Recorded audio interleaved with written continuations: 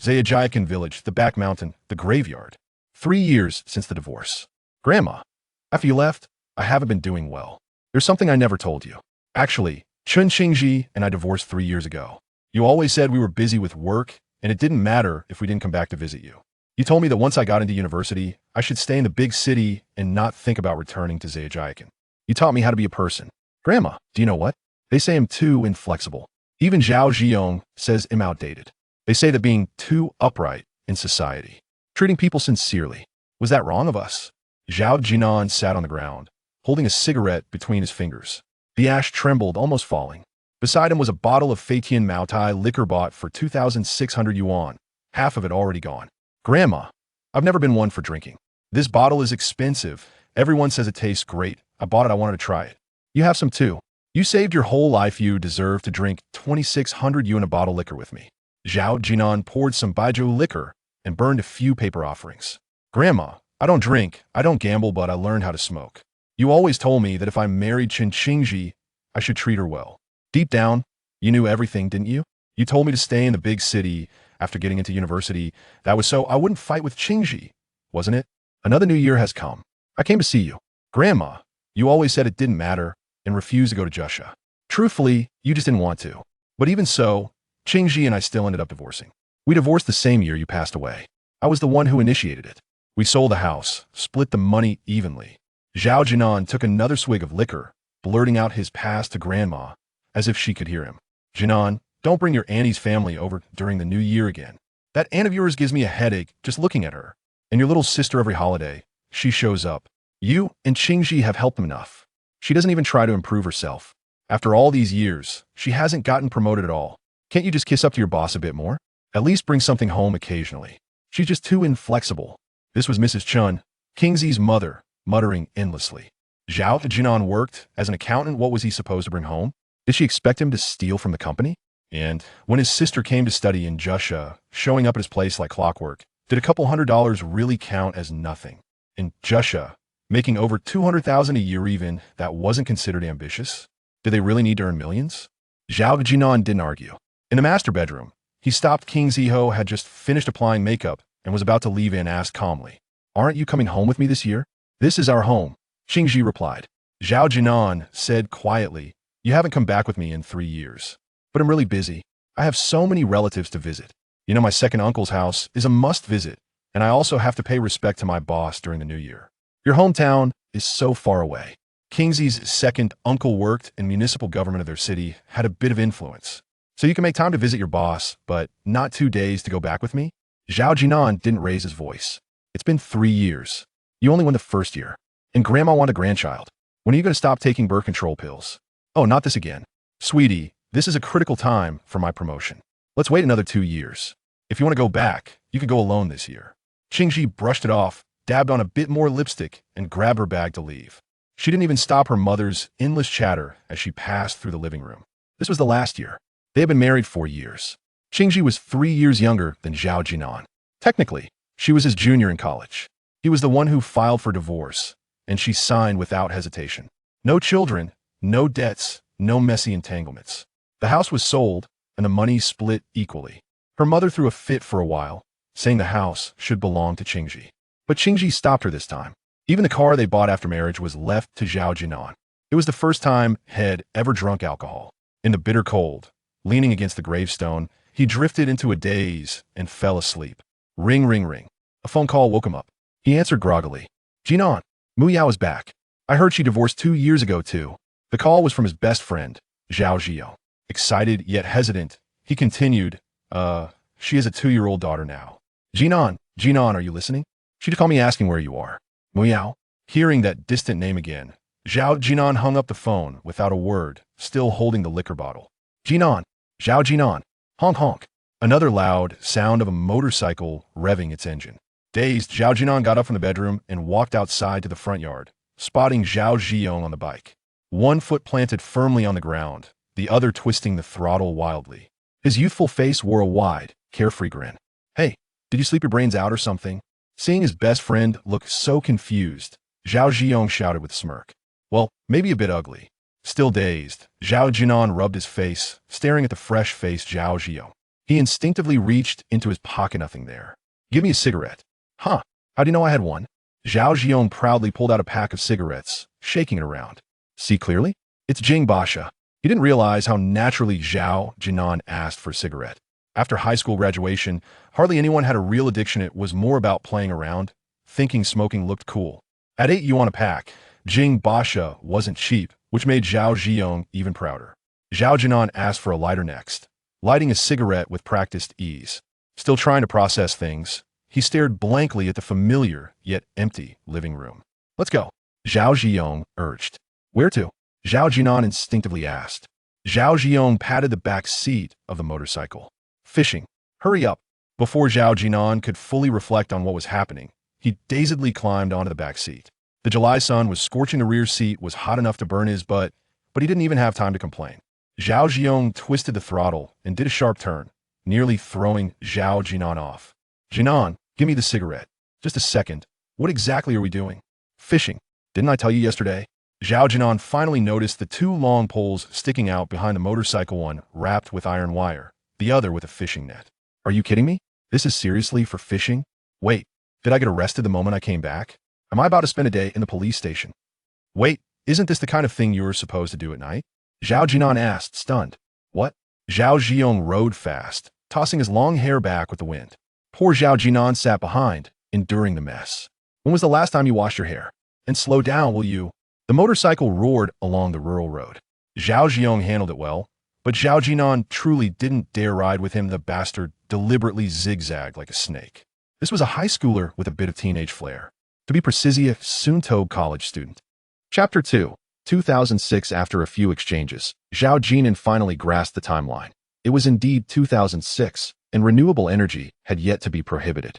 Perhaps there were documents to that effect, but in those times, relying on the mountains for sustenance and the rivers for provisions meant that no one would intervene if one were to catch a few fish in the river by their doorstep. 20 minutes later, Zhao Jin'an parked his motorcycle by the roadside, carrying the renewable energy source as he traversed a weedy path down to the river. Don't forget to bring the basket, he called out.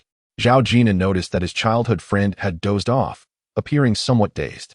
He picked up the bamboo basket and followed behind, clad in a short-sleeved shirt, wincing as the sharp grass grazed his skin. Zhao Jin'an chattered incessantly ahead. I've set a lot of fishing traps in the mountains, hoping to catch a few pheasants. They sell for a decent price. Oh, and let us not forget the wild rabbits. If we could snag a wild boar, that would cover my living expenses for an entire semester. Watching the sturdy figure in front of him, with dark skin reflecting the sun, Zhao Jin'an found himself momentarily lost in thought. He was aware that a significant portion of the money Zhao Jin'an had earned was given to him. Catching a wild boar was no easy feat, yet the proceeds from the fish caught in the river were shared generously. By the way, Jin'an, have you secured your tuition for university? Zhao Jin'an inquired. You got into the normal university. Surely your mother wouldn't deny you the funds? Instinctively, Zhao Jin'an nodded yes. She actually gave it to you? Zhao Jin'an was taken aback, noting that the school year was still quite distant. What parent would pay tuition this early? She promised, Zhao Jin'an replied, unconsciously weaving a small fib as he was still somewhat disoriented. Zhao Jin'an visibly relaxed. That's good. Then we can focus on earning some living expenses. The normal university is a 211-key institution. Your mother would certainly look after you.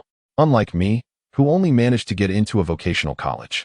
If only you could score a few more points for a 985 institution. I hear the village offers a reward of 5,000 yuan, which would be more than enough for living costs that year. Why not aim for Tsinghua or Peking University? Zhao Jin'an countered. If you get into Tsinghua or Peking, tuition, living expenses, housing, all would be covered, plus a handsome reward of hundreds of thousands. This was no exaggeration. Anyone accepted into Tsinghua or Peking University would find local government and enterprises ready to provide for them. It was rumored that there was even a cash reward of 500,000 yuan. By the way, Zhao Jin'an scratched his head before shifting the topic. Are you going to the class reunion tonight? A reunion? Zhao Jin'an, caught off guard, instinctively replied, I probably want to go. Zhao Jin'an turned around to fixate on his childhood friend, sensing something unusual about him that afternoon. Mu Yao will be there. Aren't you going? Upon hearing that familiar yet distant name, Zhao Jin'an felt as if he were plunged into a reverie. His expression momentarily faltering as memories of 3 words flooded his mind. Returning home, 2-year-old daughter. Zhao Jin'an appeared even more puzzled. That can't be right. Didn't Timu Yao agree to be your girlfriend the day after the college entrance exam? You wouldn't be exaggerating, would you? Observing his childhood friend in silence, Zhao Jin'an began to comprehend the situation at Zhao Jin'an's home. It was likely that he was short on funds. How could one possibly court a lady without money? He began to chatter in an attempt to comfort his friend. You have finally captured Mu Yao's interest. She has been accepted into Central South University of Technology. Yet you are not lacking either. In our student years, academic performance reigns supreme. Hunan Province boasts 3 prestigious 985 universities: National University of Defense Technology, Central South University, and Hunan University. It is best not to mention the National University of Defense Technology, as its admission standards rival that of Tsinghua and Peking University, making it exceedingly difficult to gain entry. The normal university is merely a 211 institution, not a 985, thus naturally falls short of the latter's standing. If you are not attending, then neither will I. After all, they frequently gather for meals. I checked online, and the normal university and Central South University share a university town, making future meetings with Mu Yao quite convenient for you. Nevertheless, since you have just begun to pursue Mu Yao, you should venture into the city during the summer to spend time with her, especially considering her numerous suitors, particularly that Chang. Utilizing his position as class monitor, he has organized this gathering. Despite his outward comments, Zhao Jin'an could discern that Zhao Jin'an was eager to attend the reunion. After the college entrance examination, aside from those preparing to retake the exam, it is generally the most exhilarating 3 months. After years of suppression, the release often leads to a revelry that has become a norm for each year's graduates. Zhao Jin'an had no intention of retaking the exam. He, along with Zhao Jin'an and Mu Yao, were in the same class at the city's key high school. It is rumored that Chang has been accepted into Fudan University, and he has been quite the social butterfly, hopping from one gathering to another, brimming with self-importance. Today he flaunted a new smartphone, and tomorrow, a new laptop, yet it was heard that last night's gathering was quite mundane. Was there anything wrong with being mundane? Not at all. Zhao Jin'an began to vent his frustrations, subtly disparaging class monitor Chang. Zhao Jin'an could tell he was defending himself, as Chang also harbored feelings for Mu Yao. This was no secret in Class 209. The issue was that Mu Yao frequently attended class reunions after the exam as well. Zhao Jin'an perceived Chang as his strongest competitor for his childhood friend's affections, fearing he might lose her to him. Fortunately, Chang would be attending university in Shanghai, unaware that the world beyond was far more captivating. There are not merely 2 men in the world, Zhao Jin'an and Chang. Wearing his canvas shoes, Zhao Jin'an ventured into the river, carrying his new energy source. He and Zhao Jin'an hailed from the same village, Zhao family village, where 90 of the men bore the surname Zhao, making it easy to trace distant relatives, albeit often with no real blood ties. In fact, if one were to scrutinize closely, Zhao Jin'an would have to address Zhao Jin'an as uncle. In these times, while the river teems with fish, they are small, rendering fishing an absurd pursuit. Few venture into the river for that purpose. If anyone wishes to add a dish to their meal, they simply cast a net into the river. It raises a question, though, why does no one seek to catch fish to sell in the city? What is the market price per pound in the city? Zhao Jin'an picked up a stone from the ground and skipped it across the water, watching it dance upon the surface more than 20 times. This spectacle elicited no astonishment, for in rural areas by the river, such a skill is commonplace. Zhao Jin'an deftly cast his fishing net, and with practiced ease, it seemed a sizable fish had been ensnared, 56 yuan worth. Zhao Jin'an nodded in understanding. At 5 yuan per jin, that would amount to only 50 yuan for 10 jin. And selling all of it was not guaranteed. How to assess such a price? It hardly seemed worthwhile compared to working elsewhere, especially since catching 10 jin of fish was no trivial feat. Zhao Jin'an recalled that in a few years, the price would soar to 25 per jin, and fish would be eagerly sought after in the city, though by then, the river would be devoid of them. If one could catch 10 jin a day, that would total 1,500 a month. During summer vacation, they could earn over 3,000. Zhao Jin'an was elated, already envisioning a splendid university life. This idea had originated with Zhao Jin'an, yet his thoughts had drifted far beyond that now. Alas, Zhao Jin'an found himself without funds. To visit Mu Yao in the city or attend class reunions required money. Why are you dawdling? Come here quickly, Zhao Jin'an urged, holding a small net filled with fish. Zhao Jin'an approached with a bamboo basket, pouring the fish into it before realizing the abruptness of his friend's tone. How could you speak like that? You should address me as uncle. Chapter 3, Sister-in-law in Xiaolan. The river was shallow, its bed clear and visible. In deeper waters, the new energy source was insufficient, making it difficult to catch fish. Zhao Jin'an, possessing considerable strength, carried the new energy source throughout, his shirt drenched in sweat. He did not ask Zhao Jin'an to switch places, finding a certain enjoyment in the task. This will soon become illegal. Someone might come to apprehend us. Zhao Jin'an stood by the shore with the bamboo basket, occasionally wading into the river to savor the refreshing coolness of summer. Jin'an, why do you have such a strong tobacco craving? This is the third one. The premium white sand cigarettes cost 8 yuan a pack, and Zhao Jin'an hesitated to indulge.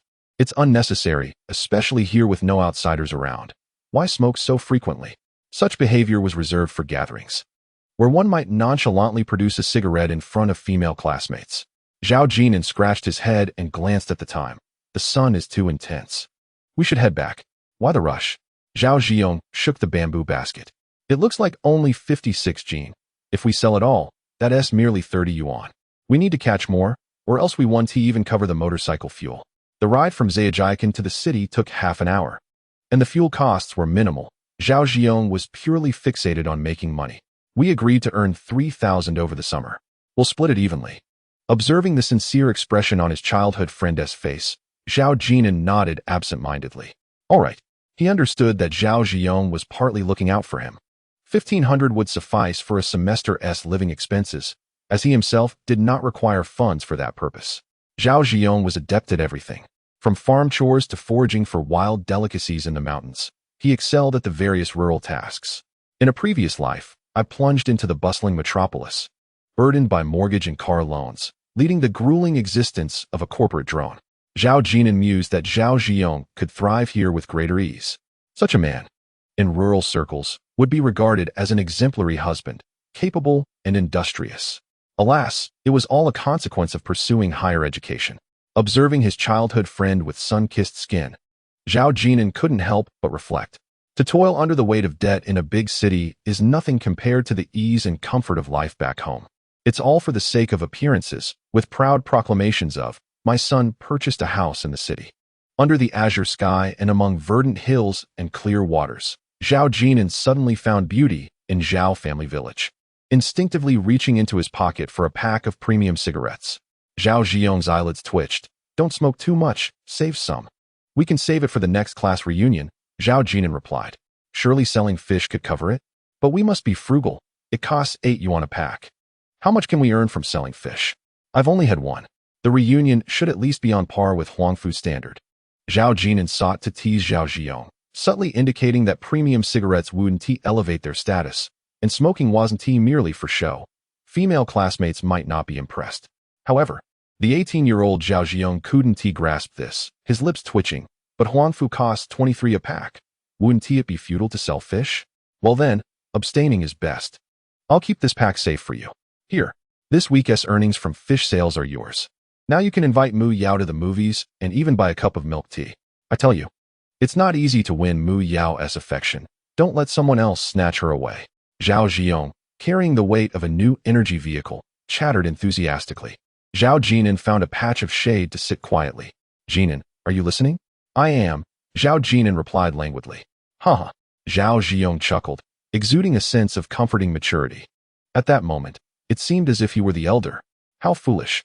Zhao Jin'an chuckled lightly, watching his childhood friend by the river, his broad back radiating warmth. Suddenly feeling the weight of the small basket filled with fish.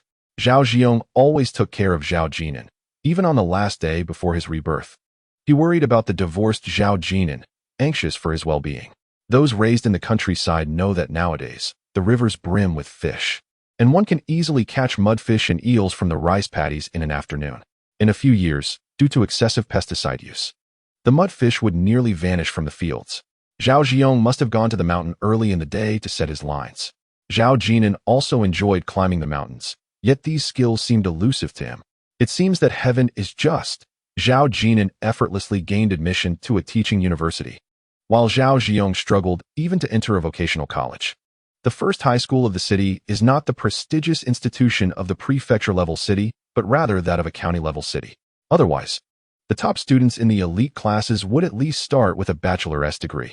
In the realm of academia, one might argue that even a graduate from Fudan University should not boast excessively, for it is well known that several students from the first high school in a prefecture-level city have gained admission to prestigious institutions like Tsinghua and Peking University. However, it is indeed remarkable for a first high school in a county-level city to achieve such feats. An hour later, a motorcycle sped along the rural path.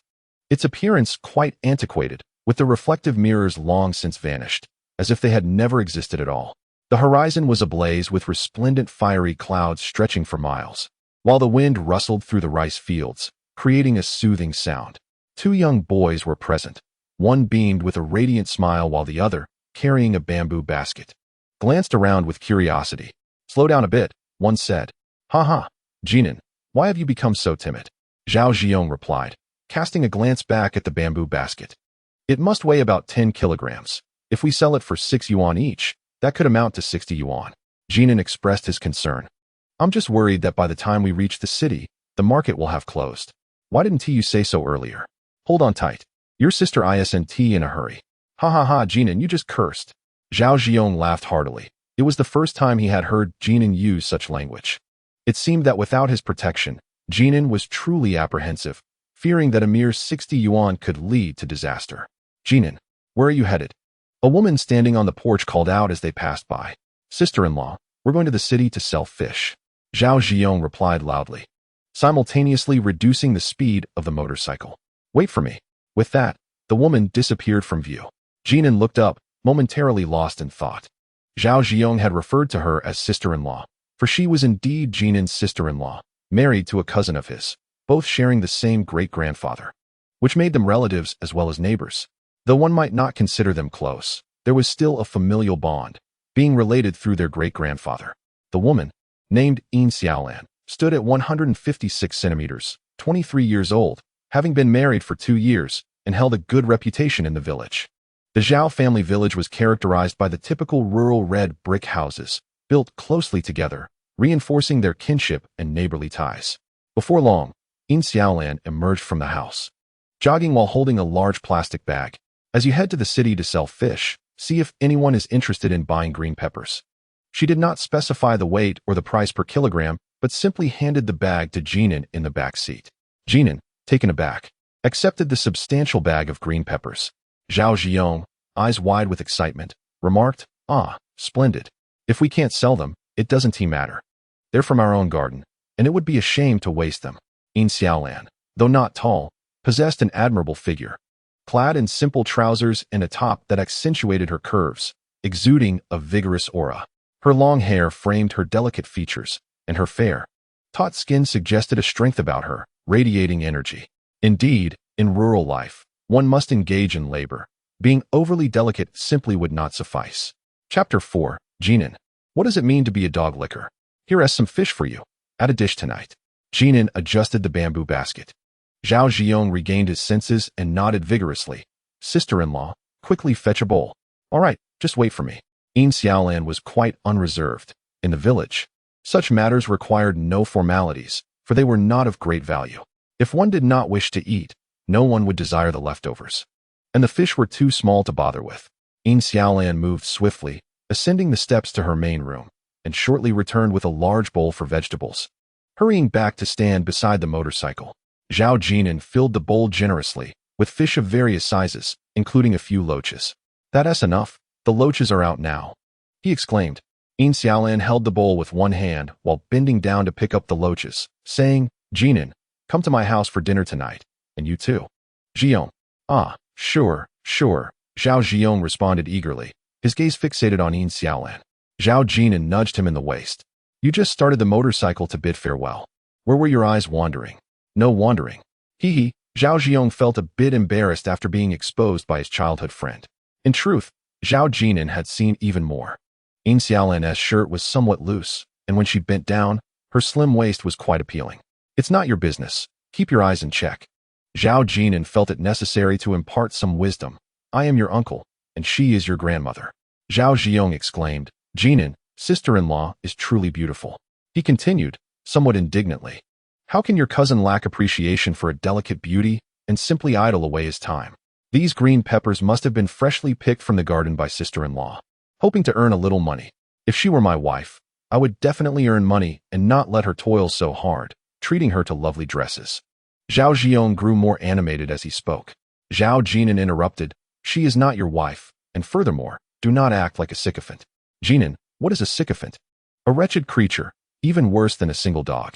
Half an hour later, the motorcycle reached the city center. Zhao Jin'an navigated through the streets, making sharp turns, and the dilapidated motorcycle felt as if it were a top-tier supercar. In that moment, Zhao Jin'an felt like a golden-haired youth, seated atop the motorcycle with Zhao Jin'an. Jin'an, which vegetable market shall we go to? The one adjacent to Xindi Square. As the clock approached 6 in the evening, Xindi Square was bustling with people, primarily due to the numerous government offices and newly constructed buildings nearby. In 2006, most who purchased properties in such complexes were affluent individuals, likely to show interest in the river fish, being less sensitive to price. In contrast, in the old city, those who frequented the markets would argue over even a few cents. Zhao Jin'an leaned the motorcycle against the roadside, balancing on one foot as he surveyed the entrance to the market. Where should we set up? There's a vendor selling grass carp. Shall we compete for his business? He has been here for many years, and customers who come to buy fish tend to gravitate towards that direction. Within the market, there are certainly no stalls, but along the road, numerous vendors have set up their stands. Local villagers display their homegrown vegetables and fruits on either side of the street. It is uncertain whether a management fee is required. Nonetheless, Zhao Jin'an picked up his fish basket, alighted from his vehicle, and settled on a step not far from the grass carp stall, calling out to passers-by. Freshly caught fish from the river, paired perfectly with homegrown chili peppers. Zhao Jin'an. He felt a tad shy about calling out himself, not expecting his childhood friend to do so effortlessly. Sitting on the step, he appeared so at ease. Beautiful young lady, for beauty and wellness, care to buy some? Zhao Jin'an. What sort of address is beautiful young lady? And do you really call a woman in her 40s young lady? This is strange. Isn't Jin'an supposed to be mute? When did he become so loquacious? Beside him, Zhao Jin'an was taken aback, slightly bewildered.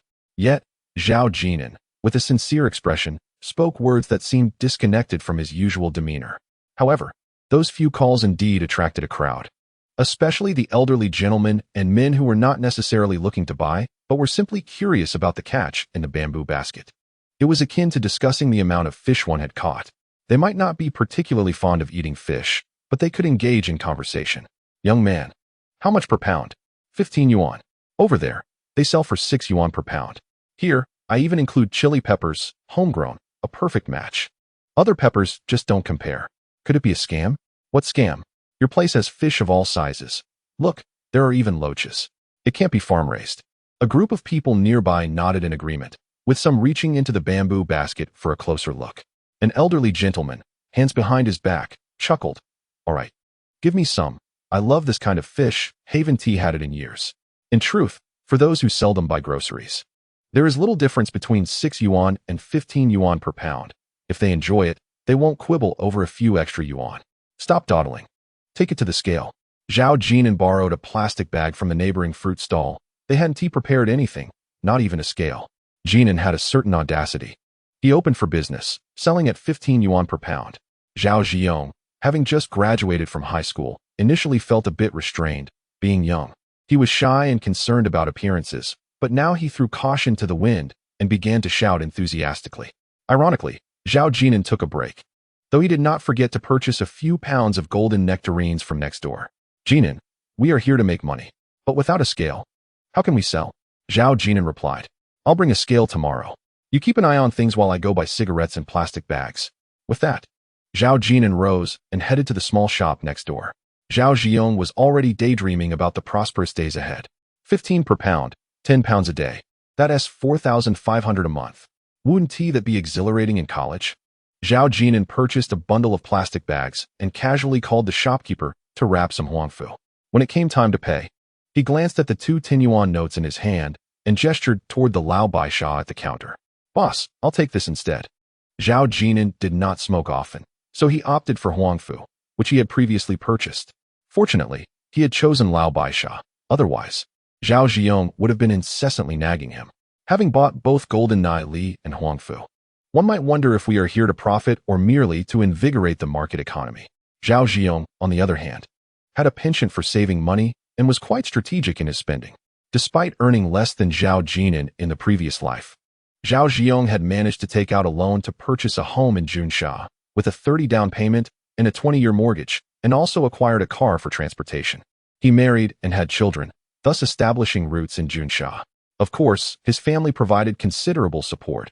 Emptying 6 pockets to buy a house is no trivial matter. Jin'an, we are about to strike it rich. At 15 yuan per pound, let us gather more tomorrow. Let us aim for 20 pounds. Zhao Jin'an exclaimed, still caught up in his excitement, thumping his chest. Don't worry, you won't have to do much. You just need to carry the fish basket. There aren't that many foolish buyers. What? Do you think we can sell for 15 yuan a pound? Even at 10 yuan, that is still 200 for 20 pounds. That is 6,000 in a month. We won't be exhausted, but we might get sunburned. And what about rainy days? The two engaged in idle chatter, one brimming with enthusiasm and the other feeling somewhat disheartened. In the distance, a group of young students approached, both boys and girls, laughing and chatting, likely returning from XIND Square. Chapter 5. Selling Fish. Mu Yao, hasn't Zhao Jin'an come looking for you? Mu Yao, clad in a refreshing light blue dress, stood at 166 centimeters, tall and graceful, resembling a flower blooming in spring. Her long, jet black hair cascaded casually over her shoulders, and she wore a pair of white sneakers, each step producing a light and lively melody. This buoyancy seemed to belong exclusively to college-bound students and those already in university. High school students hurried along, solely focused on their studies, only to fully embrace their true selves after the college entrance exams. She possessed a pair of bright, clear eyes, a quality that easily stirred a protective instinct in boys. I have found him, Mu Yao replied, tilting her head. He came to the city a few days ago. What did you two do? A girl named Yufei teased softly. Did you go to a hotel? Oh, how could that be? What do you mean? How could that be? We all graduated high school. We just went to a milk tea shop for a drink and then strolled along the pedestrian street. Mu Yao recounted honestly. Ahem. At that moment, a boy walking ahead cleared his throat. A girl named Li, as if receiving a signal, asked, so when you were at the pedestrian street, did he buy you anything? Mu Yao shook her head slightly. Nothing. How stingy. Li interjected, attempting to stir the pot. You just agreed to be his girlfriend, and he is already so miserly. As Chang strode ahead, he mentally applauded Li. He felt a twinge of anxiety upon hearing Yufei inquire whether Mu Yao had visited the hotel. If she had, it would indeed be too late. Humph. What does it matter if I agreed to you? I can still encroach upon your territory. Chang had long discerned Zhao Jin'an's familial circumstances and held a profound confidence in himself. Little did he anticipate that after the college entrance examination, Mu Yao would acquiesce to Zhao Jin'an's confession. Chang had penned love letters to Mu Yao, yet they had vanished into the depths of the ocean without a trace of response. I don't need him to buy anything, someone remarked about their boyfriend, which left Mu Yao feeling somewhat discontented. We're all students and have no money. Exactly. Yufei chimed in. She was not fond of Li's type, particularly someone in the same class stirring up trouble. What a good girl, Chang mused, reflecting on how rare it was to find a girl who was both stunningly beautiful and possessed of sound morals. He increasingly believed that Zhao Jin'an had struck gold. We are currently spending our parents' money, but Chang turned with understanding, continuing, the arcade and cinema don't cost much. We can't possibly start earning money right now. Can we? Class monitor, you got into Fudan, so your family must give you a generous allowance, right? Sure enough, someone immediately posed this question. 5,000. Chang proudly extended his hand, boasting, my dad gives 5,000, my grandpa gives 5,000, and my mom said she'd take me abroad for vacation this summer. Wow, you're going to have a blast this summer. The conversation quickly gravitated back to Chang, as they all knew his father worked at the National Development and Reform Commission. In truth, their families were relatively well off, residing in the city. Having just exited the arcade, the three girls cradled several stuffed toys, while the boys clutched bottles of cola. These were their spoils from the afternoon at the arcade. Unlike Zhao Jin'an and Zhao Jin'an, for some, even making a trip to the city was not an easy feat, let alone gathering for a class reunion every now and then. Many students at City No. 1 High School hailed from various rural towns. Their journey to the city required 2 to 3 hours by bus, and they would need to carry a couple of hundred yuan for a gathering with classmates. Occasionally visiting was acceptable, but one could not do so frequently. Mu Yao, let us go tonight. I'll cover your share. Chang's vanity was greatly satisfied as he checked the time on his phone and added, Old Tian and the others are about to arrive. We need to pick them up at the station and take them out to eat. This remark highlighted Chang's popularity and strong organizational skills. Class monitor, what about us? Are you only covering Mu Yao's share? Right. Everyone should contribute. You must cover ours too. We can't let romantic interests overshadow friendship. A jovial atmosphere ensued, with the girls linking arms and the boys draping their arms over each other's shoulders. Upon hearing the phrase romantic interests overshadowing friendship, Chang discreetly glanced at Mu Yao, aware of the term's suggestive connotations. Mu Yao frowned in refusal. No need. I said I would pay my own share. Mu Yao, will Zhao Jin'an be coming to the gathering tonight? Yu Fei inquired. Mu Yao glanced at her phone. He hadn't spoken in the group today, and his phone was switched off. That must be Zhao Jin'an, along with Zhao Ziyong. At that moment, someone suddenly pointed at two figures ahead and exclaimed, Indeed. What are they doing there? Let us go take a look. Chang scrutinized closely and waved his hand decisively. If it were a contest of looks, he truly lacked the courage to compare himself to Zhao Jin'an, for the lad was undeniably handsome. Even their strict and serious 40-year-old chemistry teacher was utterly captivated by him. This was no secret in their elite class. Teacher Chung was stringent with everyone, yet he displayed extraordinary kindness towards Zhao Jin'an. Whenever Zhao Jin'an struggled with a problem, Teacher Chung would eagerly repeat the explanation multiple times. However, now that Chang had been accepted into Fudan University, he felt a surge of superiority upon realizing that Zhao Jin'an and Zhao Ziyong seemed to be selling vegetables. Thus, the 7 students from the elite class, 3 girls and 4 boys, headed towards Zhao Jin'an. The bustling vegetable market was alive with people, with various stalls lining the sides of the road. Amidst the mingling of foot traffic and an array of less than pleasant aromas, Mu Yao recognized at a glance that the boy seated on the steps was none other than her boyfriend, Zhao Jin'an. Yet, as she approached, her steps faltered. She realized that Zhao Jin'an appeared to be selling vegetables. How could one describe this? It was akin to one's parents setting up a stall selling snacks at the school gate. Or while other parents arrived in cars to pick up their children from school, yours might be pedaling a rickety tricycle. Zhao Jin'an, what are you doing here? From a distance of 56 meters, Yu Fei shouted, We were just discussing whether you and Zhao Ziyong would come to the gathering. But Mu Yao said your phone was off. Zhao Jin'an turned his gaze towards Yu Fei, finding her somewhat familiar, though he couldn't recall her name at that moment. He didn't notice that Zhao Ziyong seemed a bit evasive, likely feeling embarrassed about being caught selling vegetables by classmates. Zhao Jin'an looked back at Mu Yao, who was half a step behind Yu Fei. He recognized her. She was the 18-year-old Mu Yao. What are you doing here? Mu Yao asked softly. Selling fish. Zhao Jin'an replied without rising, merely nodding towards the basket of fish in front of him.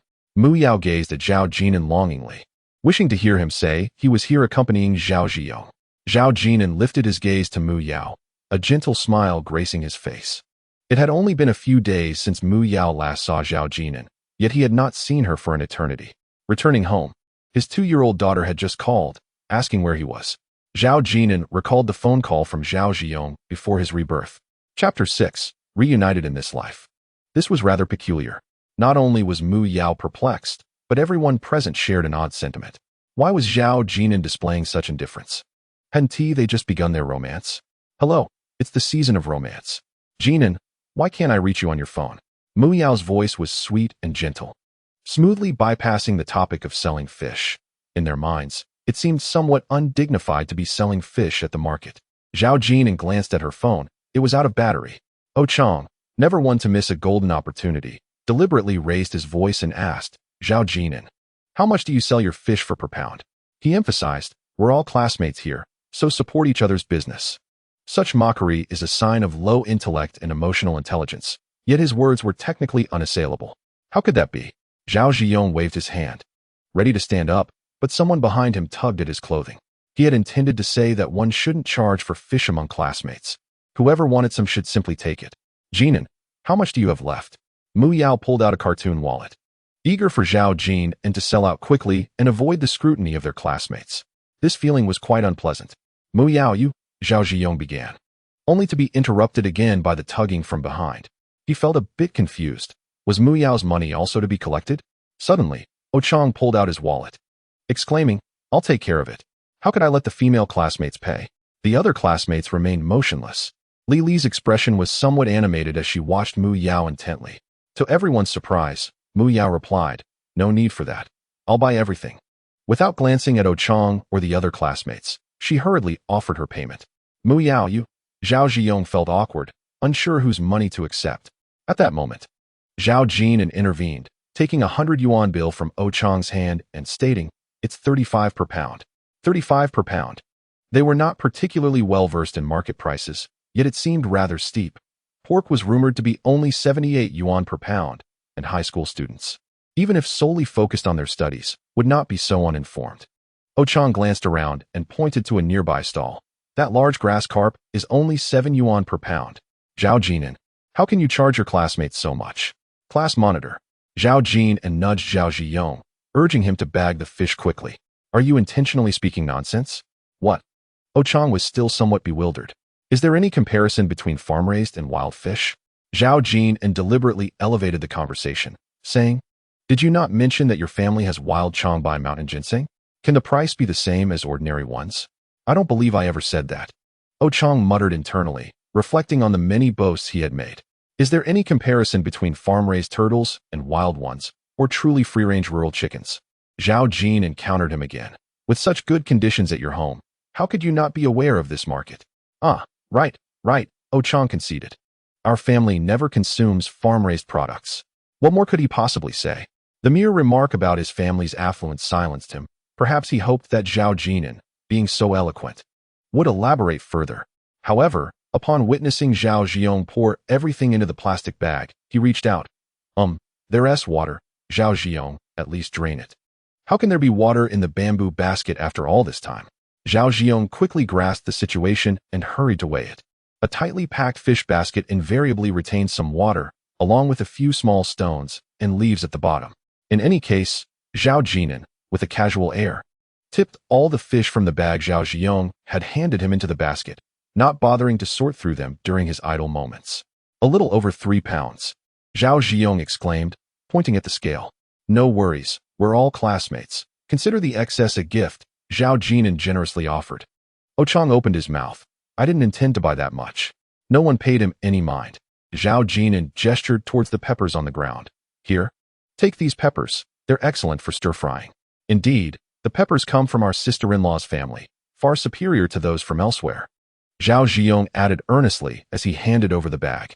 3 pounds is too much for just 3 of us at home, and we still need to pick up Lao Tian and the others." Realizing he was holding a bag of fish, Ochang suddenly remembered that he couldn't very well carry it to the restaurant for processing. He had suffered a silent loss, his words caught in his throat. After all, he had just claimed to be supporting his classmate's business. It would be awkward to refuse now. "Zhao Jin'an, are you earning tuition?" Ochang asked with a feigned grin. Zhao Jin'an nodded affirmatively. Ochang was momentarily at a loss for words. Had Zhao Jin'an denied it, claiming he was merely selling for fun, he had intended to mock him further. Mu Yao gazed eagerly at Zhao Jin'an, remaining silent. It was Yu Fei who broke the silence. "Zhao Jin'an, are you and Zhao Ziyong going to sing tonight?" She refrained from inviting them to dinner, likely considering that having sold fish to Ochang might create some awkwardness. Zhao Jin'an glanced at the restless Zhao Ziyong and replied, "We want to be going. We need to head back for dinner." "You boys plan to sing and then go for a late-night snack together to watch the World Cup," Yu Fei remarked. Well aware of Zhao Jin'an's basketball prowess as a key player in the school's team. The World Cup. Zhao Jin'an, having just returned, was whisked away by Zhao Ziyong, remaining in a daze throughout the day. Now reflecting on his year of college entrance examinations, he recalled that 2006 was the year of the World Cup in Germany. Which teams are playing? At that moment, a boy hung up the phone, announcing that Lao Tian and the others had arrived at the station. "Zhao Jin'an, we're leaving." No one responded to Zhao Jin'an's musings. A few boys exchanged greetings before departing. Seeing Zhao Jin'an and Zhao Ziyong selling vegetables to earn money, they felt even less inclined to call them to waste their hard-earned money in the city. "Jin'an, will you join us tonight?" Mu Yao looked at Zhao Jin'an with a hint of disappointment. Zhao Jin'an, wearing a warm smile, gently shook his head. "Not tonight." "Oh." Mu Yao felt a tinge of disappointment, biting her delicate lips as her expression grew complex. She glanced at Yu Fei and Li Li waiting in front, appearing somewhat hesitant. Shall I take my leave then? Ideally, when one's boyfriend visited the city during the throes of romance, one should stay to accompany him. Zhao Jin'an nodded with a smile. All right. All right. Mu Yao felt even more aggrieved. Encountering her boyfriend in the market was one thing, but his indifference today was disheartening.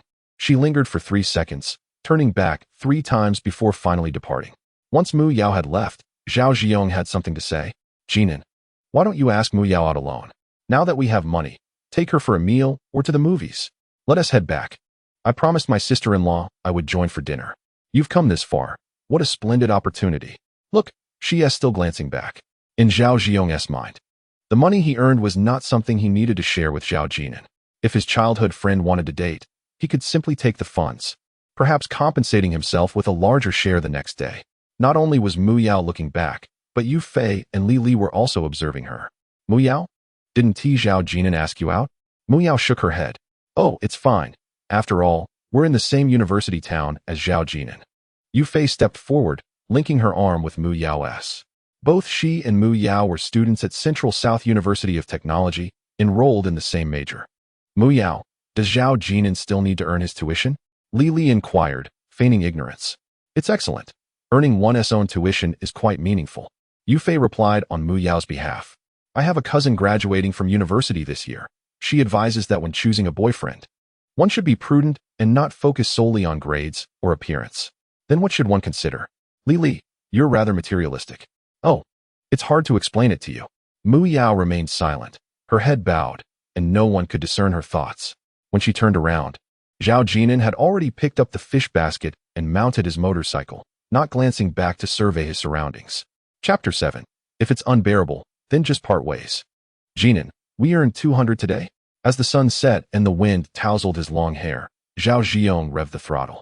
He was a member of the Love for the Dead clan, sporting blonde hair and a sideswept fringe that obscured one eye, only half revealing his face. Unable to bear the expense of a salon for a dye job, he bought hair dye himself, feeling exceptionally handsome. He also had a rather flashy online persona. Young Master Young. Coupled with today's earnings, his mood was particularly buoyant. You should get a haircut tomorrow, Zhao Jin'an suggested. Why? Do you think it looks good? In truth, even without a rebirth, Zhao Jin'an wouldn't have thought much of it. Each generation has its own era. I'll charge the battery tonight and go set the bamboo traps in the river tomorrow. By the way, I still have a few fishing nets at home. Zhao Ziyong exclaimed. Tomorrow, we'll surely catch 20 pounds of fish. Don't think it'll be that easy. Do you believe we can fetch such prices daily? Also, the class monitor won't be around tomorrow to tend to the business. Zhao Jin'an, sitting behind, felt a bit anxious and urged Zhao Ziyong to ride slower, avoiding erratic maneuvers. Haha, that is quite amusing. Nonetheless, selling 20 pounds of fish should yield over 100, right? It seems that Zhao Ziyong has developed a bit of an addiction to selling fish, earning more than 100 in a day, more than many office workers in the city. In my childhood, we would construct a fishing device known as a bamboo trap by blocking water with stones in the river and placing bamboo strips in the lower section to catch fish. The size of the fish caught depended on the gaps between the bamboo strips. Smaller fish would slip through while larger ones would be retained. Simple, yet effective. Jinan, how much do you plan to give your sister-in-law? 30. Good. I'll hold on to the remaining money for now. All right. I'm not certain how much a bag of chili might fetch, but there are at least 30, which Zhao Ziyong doesn't mind, and neither does Zhao Jin'an. If possible, he would prefer not to give Yin Xiaolan the 30 yuan just yet. His mind is currently preoccupied with the World Cup. Arriving at Zhejiakan village, it was nearing 7 o'clock. However, in summer, the sky remained bright at this hour. After turning off the main road and navigating a long, steep slope, they reached Zhejiakan. As they passed a household near the village entrance, it appeared dinner had been served. A young woman was sitting outside on a chair, presumably cooling off after the meal. Engrossed in her phone. Bolonjia, have you eaten? Zhao Ziyong slowed his pace and called out loudly. This is a common courteous greeting in rural areas. I have. Come and play with us once we finish eating. All right. Bolonjia, Jinan and I are also going to university in Junsha. I know. Congratulations to you both. Replied Zhao Bolin, dressed in a white dress, her posture rather unladylike as she leaned against the stone railing, her head lifted lazily, her voice gentle. Zhejiakan is neither too large nor too small, comprising over 600 households. Zhao Bolin is 2 years older than Zhao Jin'an and Zhao Ziyong. The village only has an elementary school. To attend middle school, one must walk together for half an hour. Thus, they would walk to school together every day during their childhood, only experiencing gender separation upon entering high school.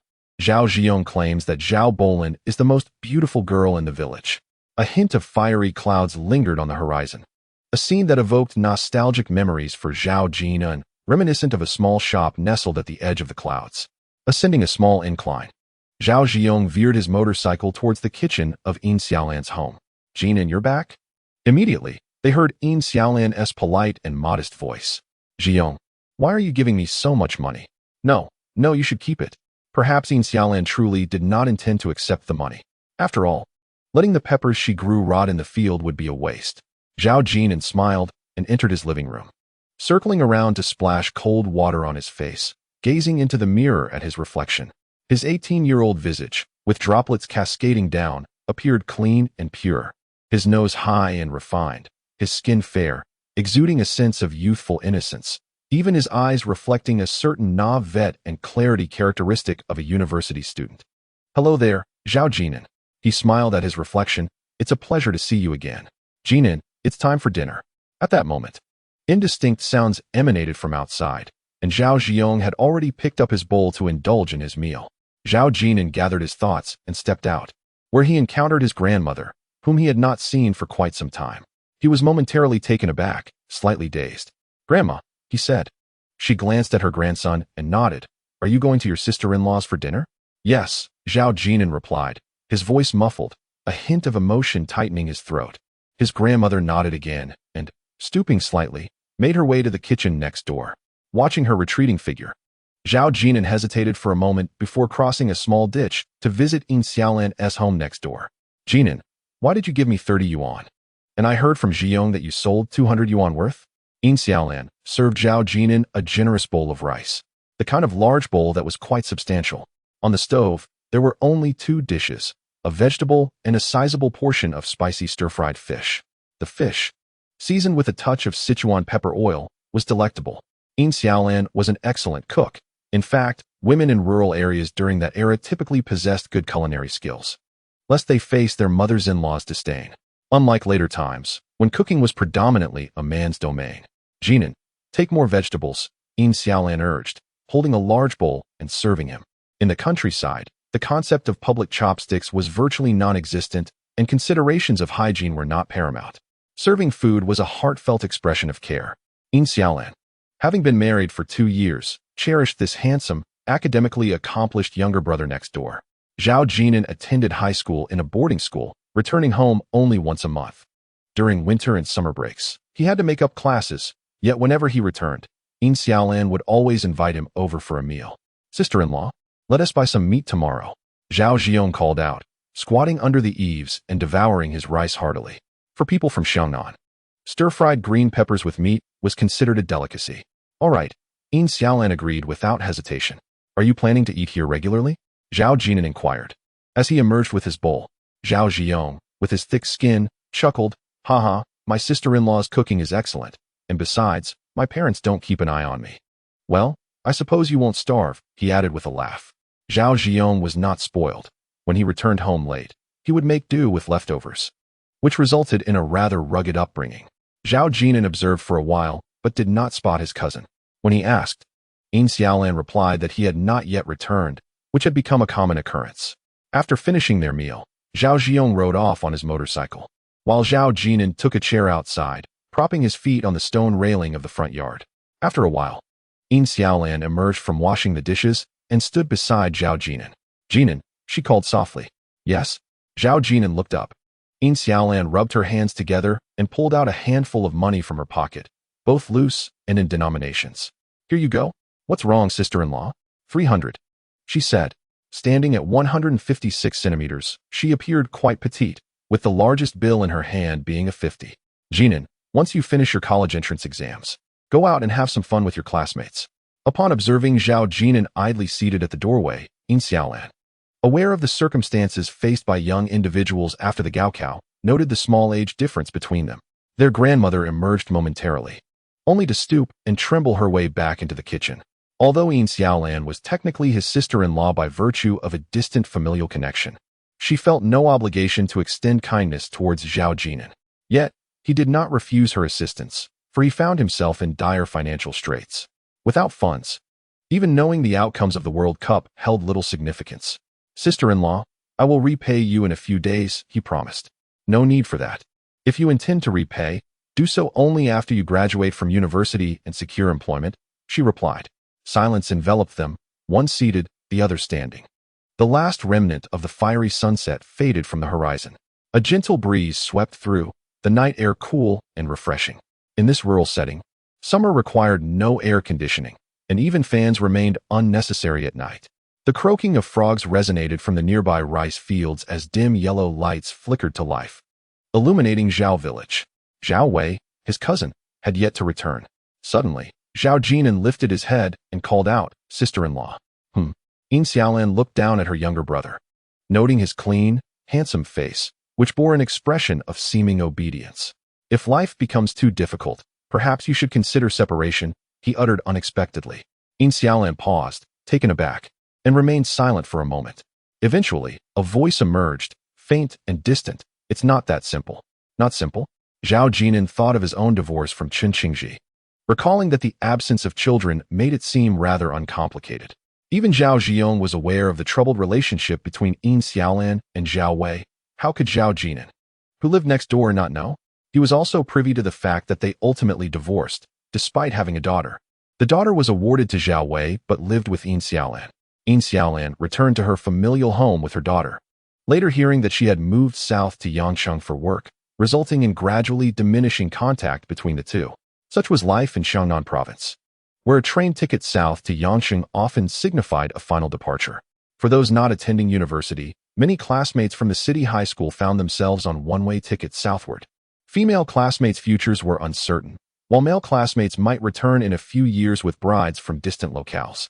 Such scenarios were preferable to the bleak possibility of not bringing anyone back at all. In these times, mobile phones offered little entertainment. Feeling weary, Yin Xiaolan leaned against the railing, finding solace in the company rather than retreating alone to a bedroom to watch television. However, maintaining a degree of decorum, she kept a respectful distance from Zhao Jin'an. "Jin'an, did your mother visit you a few days ago? What did she say?" Yin Xiaolan inquired with genuine concern. Zhao Jin'an looked up, slightly bewildered. In truth, Yin Xiaolan was asking whether he had secured funding for his tuition.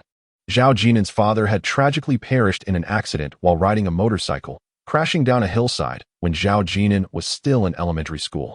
After her divorce, Mother Duan Xiaoping remarried and established a new family, making it challenging for her to send money to her son. After all, the university tuition fees amounting to several thousand yuan represent a significant expenditure for many ordinary families. It is understandable to occasionally slip some pocket money, which led Zhao Jiong to inquire. Following Yin Xiaolan's departure, Zhao Jin'an rose and headed to his bedroom. He extracted a small stack of money from beneath his pillow, counting it to reveal 880 yuan. This money was secretly given to him by Duan Xiaoping during her visit after he was accepted into the teacher's college. An amount of 1,000 yuan in total, with the pillow serving as Zhao Jin'an's secret stash. Regrettably, the principal amount remained somewhat insufficient. Zhao Jin'an closed the door behind him and recounted the money in his hand. With the remaining 150 yuan from selling fish, and the 300 yuan given by Yin Xiaolan, the total reached 1,330 yuan. The World Cup waits for no one. Zhao Jin'an lay on the bed for a while, suddenly nostalgic for the various loans from later times. Without sufficient capital, what could knowing the scores accomplish? Ultimately, he rose and exited the bedroom, making his way to a kitchen at the back of the house. "Grandma," he called out. Despite her advancing age, perhaps emboldened by familiarity to the heat, his grandmother sat in the kitchen, enjoying her meal on a sweltering summer day. She looked up at her grandson with affection. "Did you have enough to eat at your sister-in-law's?" Zhao Jin'an replied, glancing over to see a bowl of stir-fried green peppers and meat on the stove. While his grandmother's bowl contained only a small portion of pickled vegetables and the green peppers from the stir-fry. "We will no longer host banquets at our home," his grandmother stated suddenly. Zhao Jin'an nodded in agreement. "Very well." She gently caressed Zhao Jin'an's hand, smiling. His commendable academic performance and obedient nature brought her great joy. After observing her grandson for a while, She reassured him, "Rest assured, even if your mother finds it inconvenient, your grandmother can still support your university education." Perhaps fearing that her grandson might be troubled, she confidently added, "The 2 pigs I raised will be ready for sale in a month, along with the chickens and ducks. They can all be sold for money. You just need to focus on your studies at school." What more could Zhao Jin'an say? He could only nod. Nothing compared to the joy of spending time with his grandmother. Sensing something unusual, his grandmother wondered why her grandson was gazing at her in such a manner. As they conversed, she glanced outside and inexplicably remarked, "Your sister-in-law is a good woman." Zhao Jin'an responded, "Yes, I know." He truly could not comprehend why his grandmother had suddenly made such a comment. The perspectives of his grandmother's generation differed from those of his parents. While parents worry that early romantic relationships during high school might hinder their children's studies, grandmothers tend to have fewer concerns, perhaps even yearning to embrace their great-grandchildren sooner. In his previous life, his grandmother passed away before she could hold a great-grandchild, leaving Zhao Jin'an with a sense of guilt. Especially since he was already 323 at that time, and his grandmother had often expressed her wishes in that regard. Before her passing, the grandmother held Zhao Jin'an's hand, her face etched with regret as she lamented, "Qingji is a wonderful child. It seems the grandmother has been unfortunate not to witness you and Qingji's children." Qingji arrived late, having hurried back only after Zhao Jin'an informed her of their grandmother's demise. She knelt by the grandmother's bed, weeping for quite some time before inquiring, "Grandmother, do you have any money?" Zhao Jin'an then spoke up, "I will return it to you in a few days. Jion and I are selling fish." The grandmother glanced at her grandson, uttering no words as she set down the bowl and exited the kitchen, presumably to fetch some money.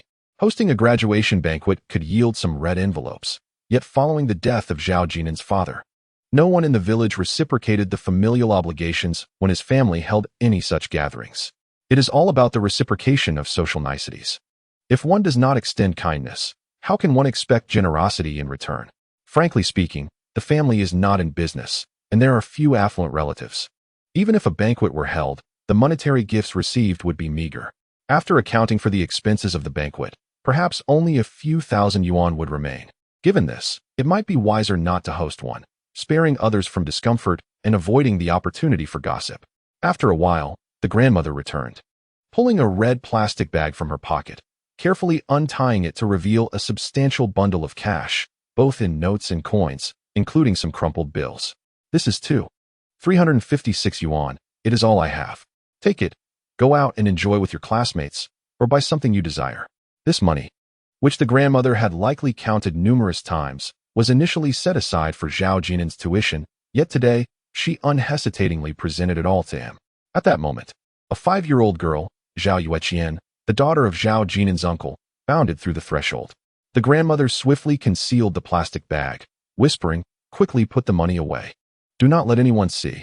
Sitting on the dirty threshold, Zhao Yueqian, whose upbringing in the countryside lacked many formalities, cheerfully proclaimed, "Brother, there are fish."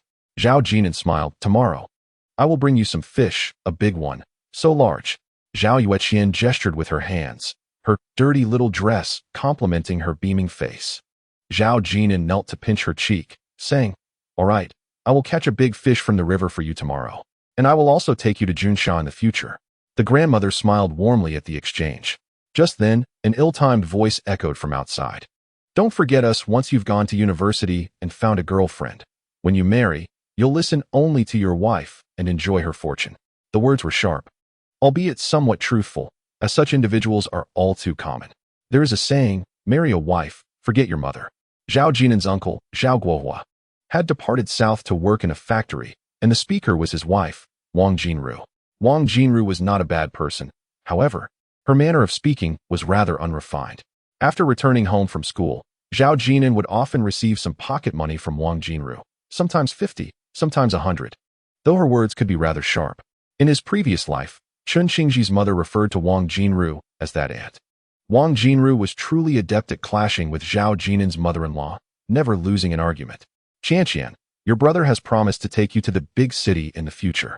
Wang Jinru squatted down, holding a bowl to feed Zhao Yueqian, the bowl filled with an abundance of meat. Grandmother was reluctant to take any for herself, saving it all for Zhao Jin'an and Zhao Yueqian. In Wang Jinru's heart, It was already quite impressive that her nephew had been accepted into a normal university.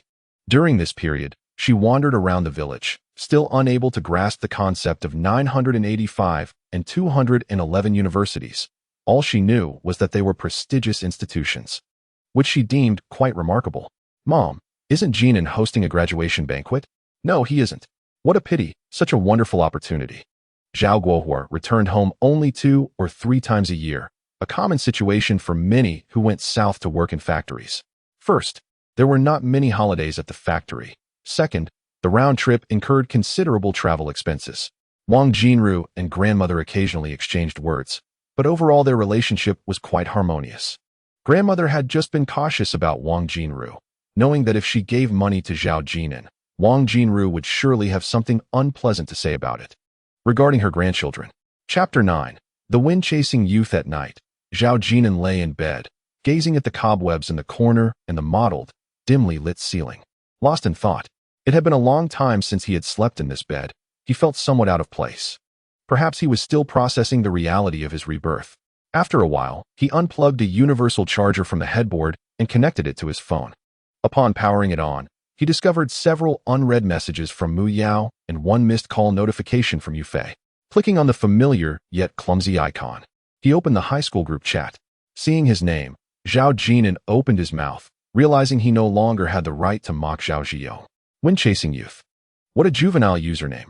Seemingly not much better than brave youth. Zhao Ziyou was engaging in lively conversation with classmates in the group, while Zhao Jin'an discreetly changed his username back to his own, choosing not to participate in the chatter as he no longer recognized anyone. In Xiaonan province, if one's college entrance examination scores were not particularly high, almost all chosen universities would be located in the provincial capital, Junsha. Students like Chang, who were accepted into Fudan University, were truly rare. Most would not consider studying out of province, especially those with less than stellar grades, as it was unnecessary. Female classmates chatted about Junsha's pedestrian streets, Jinmandi, Jintang, and Hujia, all popular shopping spots in Junsha, planning to go shopping together. It seemed they were eagerly anticipating university, dreaming of a beautiful campus life. In truth, the items sold in those places were quite inexpensive. Outside the pedestrian street, it all depended on one's bargaining skills. Suddenly, someone in the group asked, "Zhao Ziyou, didn't you and Zhao Jin'an attend the gathering?" In the chat group, none of the members attended the gathering, as the journey to the city was quite arduous. However, Zhao Ziyou and Zhao Jin'an could reach the city on a motorcycle in merely half an hour. If they rode swiftly, they could arrive in 20 minutes. Young Xiao inquired, "Did you not go? I heard you and Zhao Jin'an visited the market today to sell fish." Another member asked, "Zhao Ziyou, how much did you earn today?" This time, Zhao Ziyou hesitated to respond, perhaps feeling a tinge of embarrassment over the matter. Others likely did not intend to mock him. Their curiosity was genuine. Many classmates were engaged in agriculture at home, assisting their parents with various chores. However, one classmate seemed to stir the pot intentionally. "Zhao Ziyou, I heard that class monitor bought 100 yuan worth of fish today to support your business." 100 yuan? The class monitor certainly has a sense of loyalty, came the responses. "Indeed, I heard that the class monitor is treating us to karaoke tonight." The chat buzzed with excitement, as such news likely spread quickly among those present. Zhao Jin'an observed the messages in the group, stifling a chuckle. High school students truly are endearing. In the city, at a place called Diamond Money Cabinet, reputed to be a nationwide chain and a brand name, a moderately sized private room accommodated a group of over 10 men and women. The coffee table was laden with numerous small bottles of beer, a fruit platter, and several bags of snacks. The lighting was dim, and Li approached with her phone. "Mu Yao, look, they're discussing the fish-selling incident." Mu Yao merely glanced and turned her head away. Li chuckled softly and departed. Once Li left, Mu Yao pulled out her phone to peruse the classmates' discussions, choosing not to engage in the group chat. It was definitely Chang who spread this. Yufei scoffed, pointing at a boy nearby engrossed in his phone. Tian Yuhao is in cahoots with him. Mu Yao cast a glance at Tian Yuhao, feeling a pang of regret for not seizing the opportunity to pay earlier, allowing them to subtly ridicule her boyfriend. Moreover, she noticed Chang holding a microphone and casting glances in her direction, as if to say, "Look, your chosen boyfriend relies on selling vegetables for tuition, while I am the one supporting his business. Yufei, how could they behave this way?"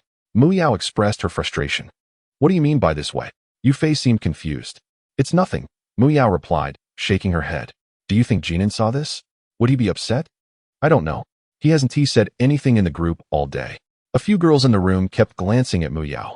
She lowered her head, gripping her phone, believing that Zhao Jin'an might feel too shy to speak in the group. Just a day earlier, he occasionally engaged in conversations with classmates.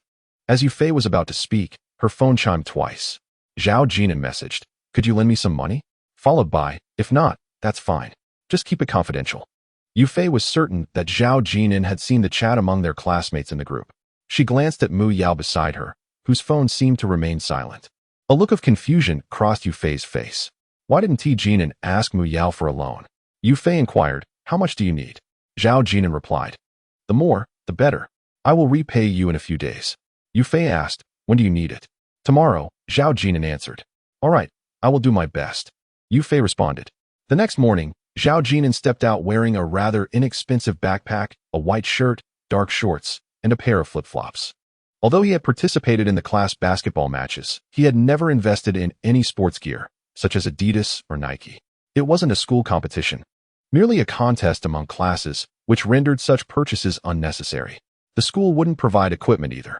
To put it bluntly, he simply could not afford it.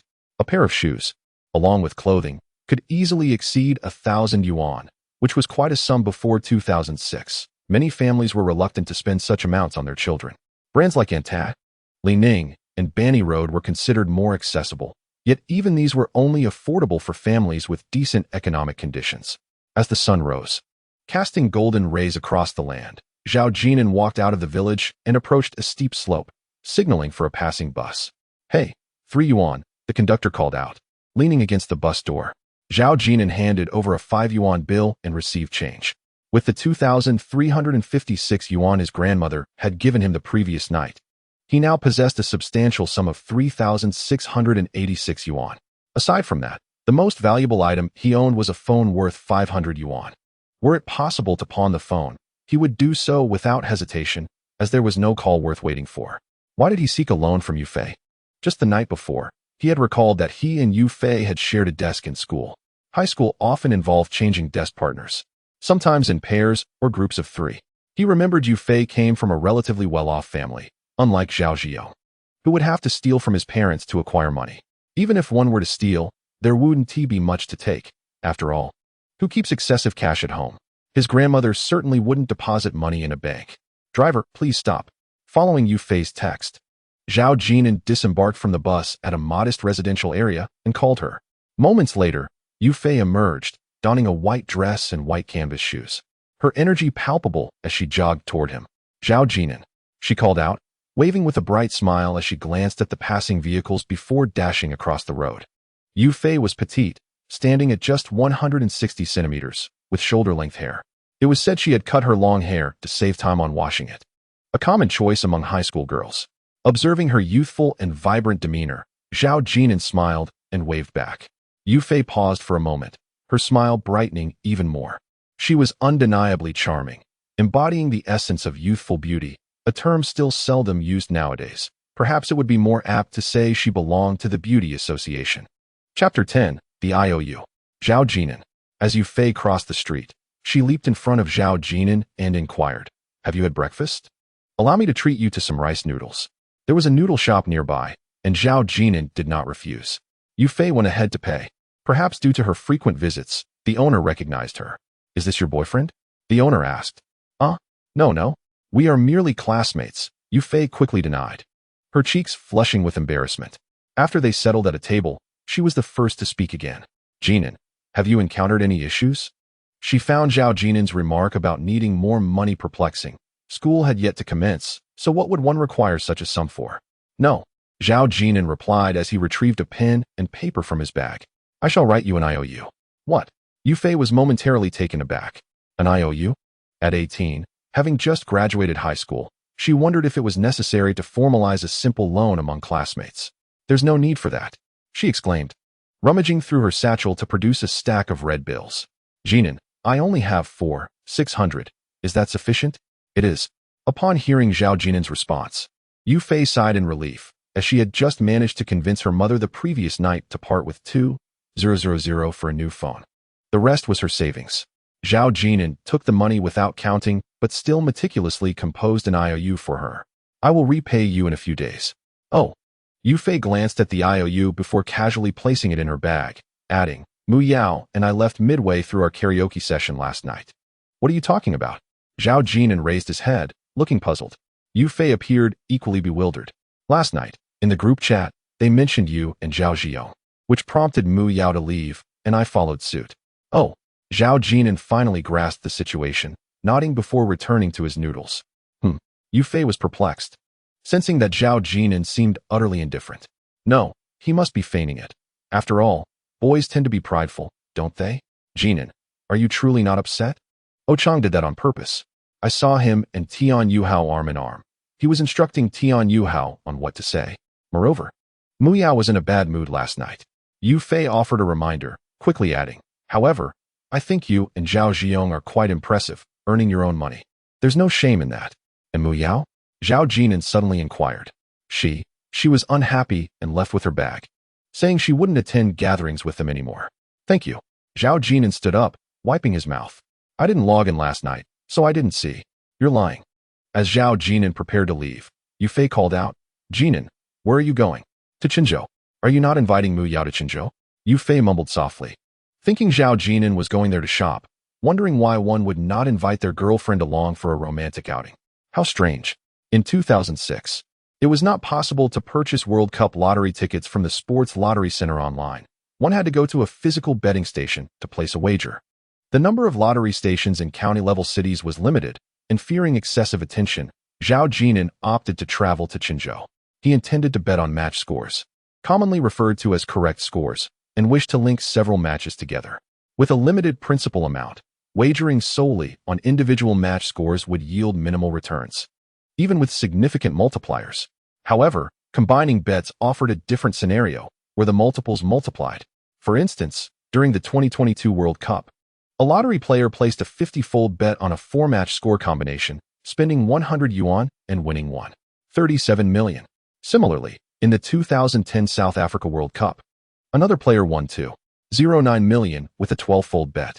This was the epitome of luck, not a drunken impulse, but sheer chance. As the bus swayed along the road, Zhao Jin'an sat by the window, repeatedly recalling and confirming the final scores of the last few matches. It was the year following his college entrance examination, and he had watched each match, remembering the scores. Now, he sought to recollect the scores within the 90 minutes of play, as betting on football operated this way, excluding extra time and penalty shootouts. He vividly remembered that year's final, where Italy faced France, culminating in a 1-1 draw, with Italy winning in penalties and ultimately lifting the World Cup trophy. Zidane was sent off with a red card for head-butting Italian player Materazzi during extra time, marking the end of Zidane's illustrious career. In a previous life, Zhao Jin'an felt regretful. Zhao Jiong had scolded the referee for quite some time. On that day, Mu Yao and Yu Fei were also present, laughing at how animated they were, questioning why it mattered who won or lost when it was not their national team. It wasn't until they reached the finals that they realized the national football team, like themselves, watched the matches on television while enjoying midnight snacks. The final match of the three Wests was Germany against Portugal, ending in a 3-1 victory. One semifinal saw Germany defeat Italy 0-0, while the other had Portugal falling short against France 0-1. Sighing at the thought, Zhao Jin'an lamented that such scores would inevitably yield low odds. He nostalgically recalled the 2014 Brazil World Cup, where Germany triumphed over Brazil 7-1 in the semifinals. Surely, those who wagered on that score must have reaped substantial rewards. An hour later, the bus arrived in Qinzhou, and Zhao Jin'an casually picked a lottery station, instructing the owner to print his combination bet for the Western matches. However, when Zhao Jin'an presented 3,000 yuan, the owner appeared momentarily taken aback. It wasn't that 3,000 yuan was an exorbitant amount. Some individuals wagered tens of thousands on win-loss bets. There were even members in their group showcasing betting slips worth hundreds of thousands, stacking up 2 yuan tickets. Yet, combination bets typically involved smaller amounts. Many merely placed a 20 or 100 yuan bet for a chance at luck, not overly concerned if they lost, emphasizing the thrill of participation. Are you certain, handsome? Once the ticket is issued, it cannot be refunded, the owner inquired tentatively. It would be a miracle if you win with these Western matches. Yes, let us proceed. As long as you don't make an error, Zhao Jin'an replied. Zhao Jin'an picked up a list and meticulously checked it before placing it all into his bag. He waved his hand and departed without uttering a word. He intended to visit other lottery stations, spreading out his bets to avoid drawing too much attention. After all, the staggering sum of 286 yuan from a combination of 686 and 600 yuan across 4 matches would certainly raise eyebrows. The odds were disheartening, offering nearly 580 to 1 for the 4-event parlay. Zhao Jin'an sought out 4 more lottery outlets, converting all the cash he had into tickets, leaving only a small amount for transportation. After toiling for most of the day and gazing at the bulging bag full of tickets, a smile crept across Zhao Jin'an's face. A single miscalculation in scores could plunge him into debt. Just then, his phone rang. It was Zhao Jin'an. Jin'an, where have you gone? Didn't we agree to go fishing this afternoon? Zhao Jin'an had spent the better part of the morning at the river, building fish traps and casting nets. And he was now eagerly riding his electric motorcycle to find Zhao Jin'an. The absence of his friend was puzzling, especially after he had pocketed 80 yuan yesterday. Although he felt a bit embarrassed last night, he still needed to earn money. Zhao Jin'an had promised his sister-in-law, In Xiaolan, to buy some meat. A man must uphold his word, particularly in the presence of beautiful women. Before long, another message from Mu Yao pinged on his phone. Jin'an, where are you? Zhao Jin'an pondered for a long while before ultimately deciding not to respond. He waved down a bus heading back. Chapter 11, McDonald's. Mu Yao tossed her phone onto the sofa, her expression clouded with discontent. Jin'an must be upset. Young girls in love can be a bit clingy. And she regretted not accompanying Zhao Jin'an yesterday, choosing instead to dine and sing with her classmates. However, wasn't he who let her go at the market? Did he not want to keep her from leaving? Mu Yao flopped onto the sofa, muttering to herself, her small fists pounding the cushions in frustration. The summer vacation after the college entrance exam felt interminably long, and she was bored to tears, yearning for Zhao Jin'an to carve out some time for her. Thoughts of him flooded her mind whenever she found herself idle. Upon returning from Qinzhou, Zhao Jin'an called Zhao Jin'an. 40 minutes later, the striking motorcycle appeared. With Zhao Jin'an balancing a fish basket, his arms darkened from a day spent in the sun. Jin'an, where have you been? He asked, noticing something peculiar. This was the only McDonald's in the city. Zhao Jin'an pointed to the McDonald's behind them. Let us buy something. Do you still have money? You have no money? Zhao Jin'an exclaimed, incredulous. You took all the money from yesterday as fish sales. Did your parents not give you anything? On the roadside. They exchanged incredulous glances. Zhao Jin'an, visibly upset, retorted, you prioritize companionship over everything else, leaving me with not even 160 yuan. He was convinced that Zhao Jin'an had spent the day in the city with Mu Yao, exhausting his funds in just one day. Zhao Jin'an retrieved 23 yuan and a lighter from his pocket. Zhao Jin'an glanced at him, his face contorted with disdain. Let us go? We need to sell the fish first. How much did you catch today? About 123 pounds, I suppose. If you had called me earlier, we should have had no problem with 20 pounds. Thus, the two mounted the motorcycle and headed towards the vegetable market. This was Zhao Jin'an's forte. He spoke with confidence. Although Zhao Jin'an was not carrying the fish basket today, Zhao Jin'an had already set up a fishing net in the river that morning, resulting in a catch even more abundant than the previous day. However, they did not encounter anyone as foolish as Ochang today, and it took them quite a while at the market to sell their catch for just 95 yuan. Zhao Jin'an even took 50 yuan to buy pork. And as he beamed foolishly while holding the meat, Zhao Jin'an felt a lump in his throat, unsure how to express his thoughts. I promised to buy something for my sister yesterday. It's grandmother, don't get the generations mixed up. Zhao Jin'an promptly corrected him, concerned that Zhao Jin'an might stray in his thinking. As an elder, he felt it was his duty to guide him. So, who are you buying McDonald's for? You're not planning to give it to Mu Yao, are you? Xiao Yueqian. Hey, if you earn some money, you should treat your sister to something nice. As for fast food chains like McDonald's, they were considered high-end in this small city back in 2006. A box meal cost only 4 yuan, with meat dishes priced at 5 yuan, while a visit to McDonald's or KFC would set one back several tens of yuan. Besides being popular among children, young couples also frequented such fast food establishments. The prices were reasonable, yet they exuded a sense of sophistication. In any case, the local McDonald's and KFC thrived in business.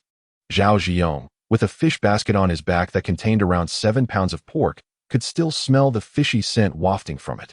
He raised his head, eyeing the exquisite images above, swallowing hard. It wasn't tea that he had never eaten there. It was just a rare occasion. Furthermore, at the tender age of 18, after a long afternoon's labor, he was already feeling the effects of fatigue. Zhao Jin'an took out all his money, 68 yuan, ordered a meal set, and added another burger. Would you like to eat here or take it away? To go. The waitress glanced at Zhao Jin'an and then at Zhao Ziyong, wrinkling her nose as she prepared to leave. Only then did Zhao Ziyong realize, looking at the fish basket on his back, that he needed to wait outside. Zhao Jin'an firmly grasped his arm, earnestly stating, "You are a consumer." Haha. Zhao Ziyong scratched his head, offering an awkward smile.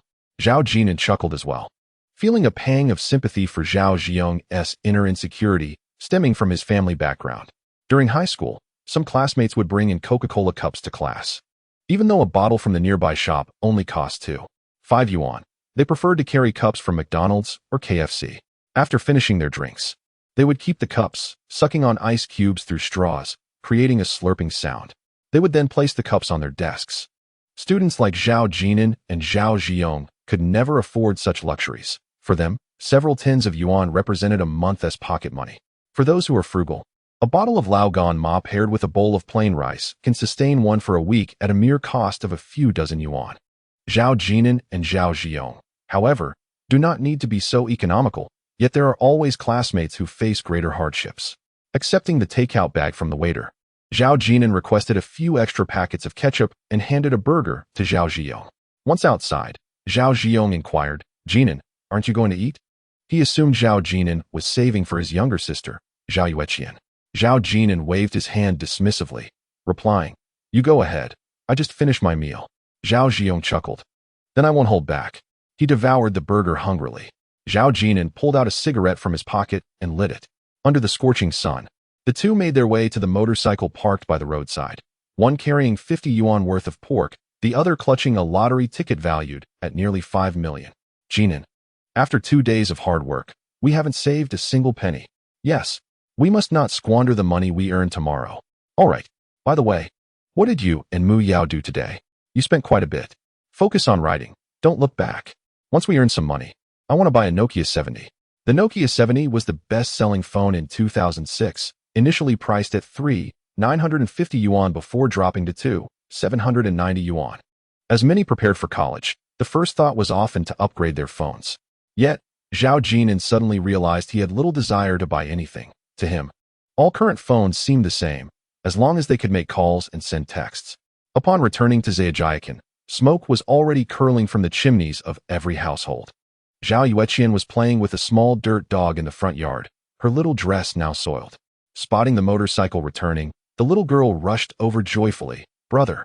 Before Zhao Jin'an could speak, Zhao Ziyong interjected, "Look what your brother brought you. McDonald's." "Ha ha ha. Thank you, brother." Zhao Ziyong feigned seriousness. "What about me?" "Thank you, brother Ziyong." It seemed that Wang Jinru had already taken Zhao Yueqian out for a meal, as the little girl jumped excitedly by the motorcycle. Zhao Jin'an handed her the bag, saying, "Here's a chicken wing for Grandma."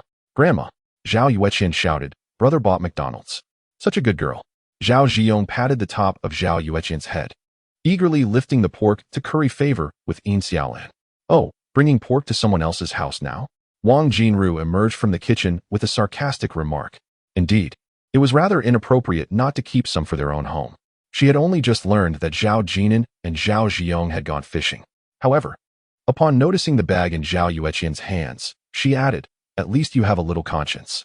Zhao Jin'an chose to ignore her comment, filtering out the unpleasantness.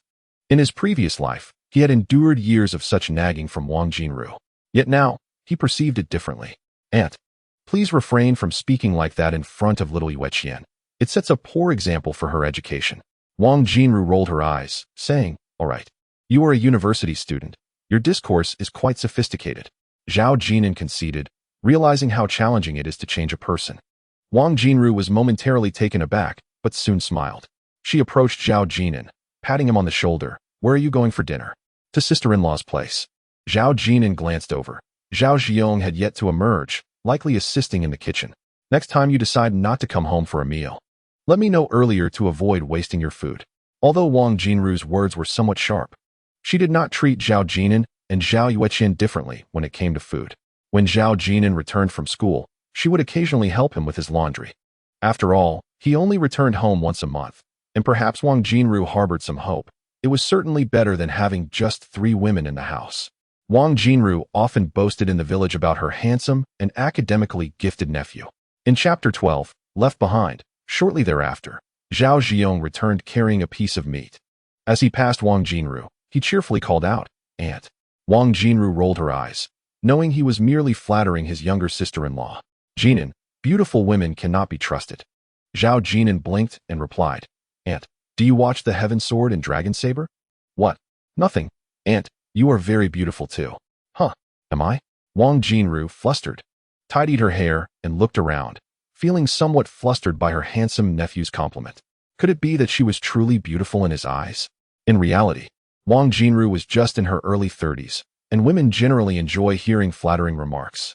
Perhaps Zhao Guohua seldom spoke sweetly. They hardly saw each other throughout the year. When did Jinan become so eloquent? Realizing this, Wang Jinru playfully hit Zhao Jinan, but it was evident she was pleased. "Jinan, just toss your clothes on top of the washing machine. I will wash them for you," Zhao Jinan remarked. He was merely speaking casually. Observing Wang Jinru's joyful demeanor, Zhao Jinan contemplated a term: left behind.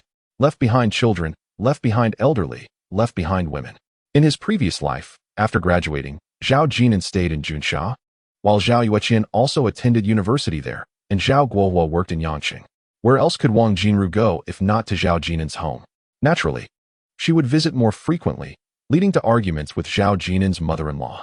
In the kitchen, one could hear the polite voice of the grandmother, who disliked owing others favors. Even when her son-in-law brought gifts during festivals, she would respond with a few courteous words. She said, "If you come for a meal, just come. Why buy meat? You can take it home yourself." Only when Zhao Jiong mentioned, "Grandma, the money is earned by Jinan and me together," did she relent. Following Zhao Jiong out, Zhao Yueqian held a hamburger in one hand and a chicken wing in the other, exclaiming, "Grandma, brother bought McDonald's. It's delicious." The grandmother, unfamiliar with McDonald's, always reserved the best for her grandchildren, unwilling to indulge herself. "Grandma, please try this," Zhao Jinan said as he offered a chicken wing to his grandmother. She gazed at her tall and handsome grandson for a moment before taking a bite. "It's sweet. How about adding some ketchup?" "Brother, let me do it." Zhao Yueqian eagerly tiptoed and squeezed a generous amount of ketchup onto the chicken wing. Grandma frowned after tasting it and declared, "It's sour. I don't want any more." Laughter echoed as the sun set, filling the yard with joy. Even Wang Jinru couldn't help but smile. Zhao Yueqian bounced with excitement, asking, "Grandma has eaten McDonald's. Did you like it?"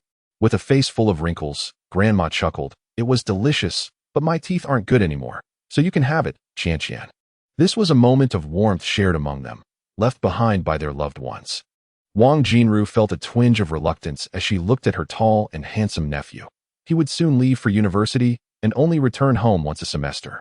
Indeed, at 18 years old, Zhao Jinan stood at 181 centimeters with fair skin, not the rebellious type, but rather calm and composed.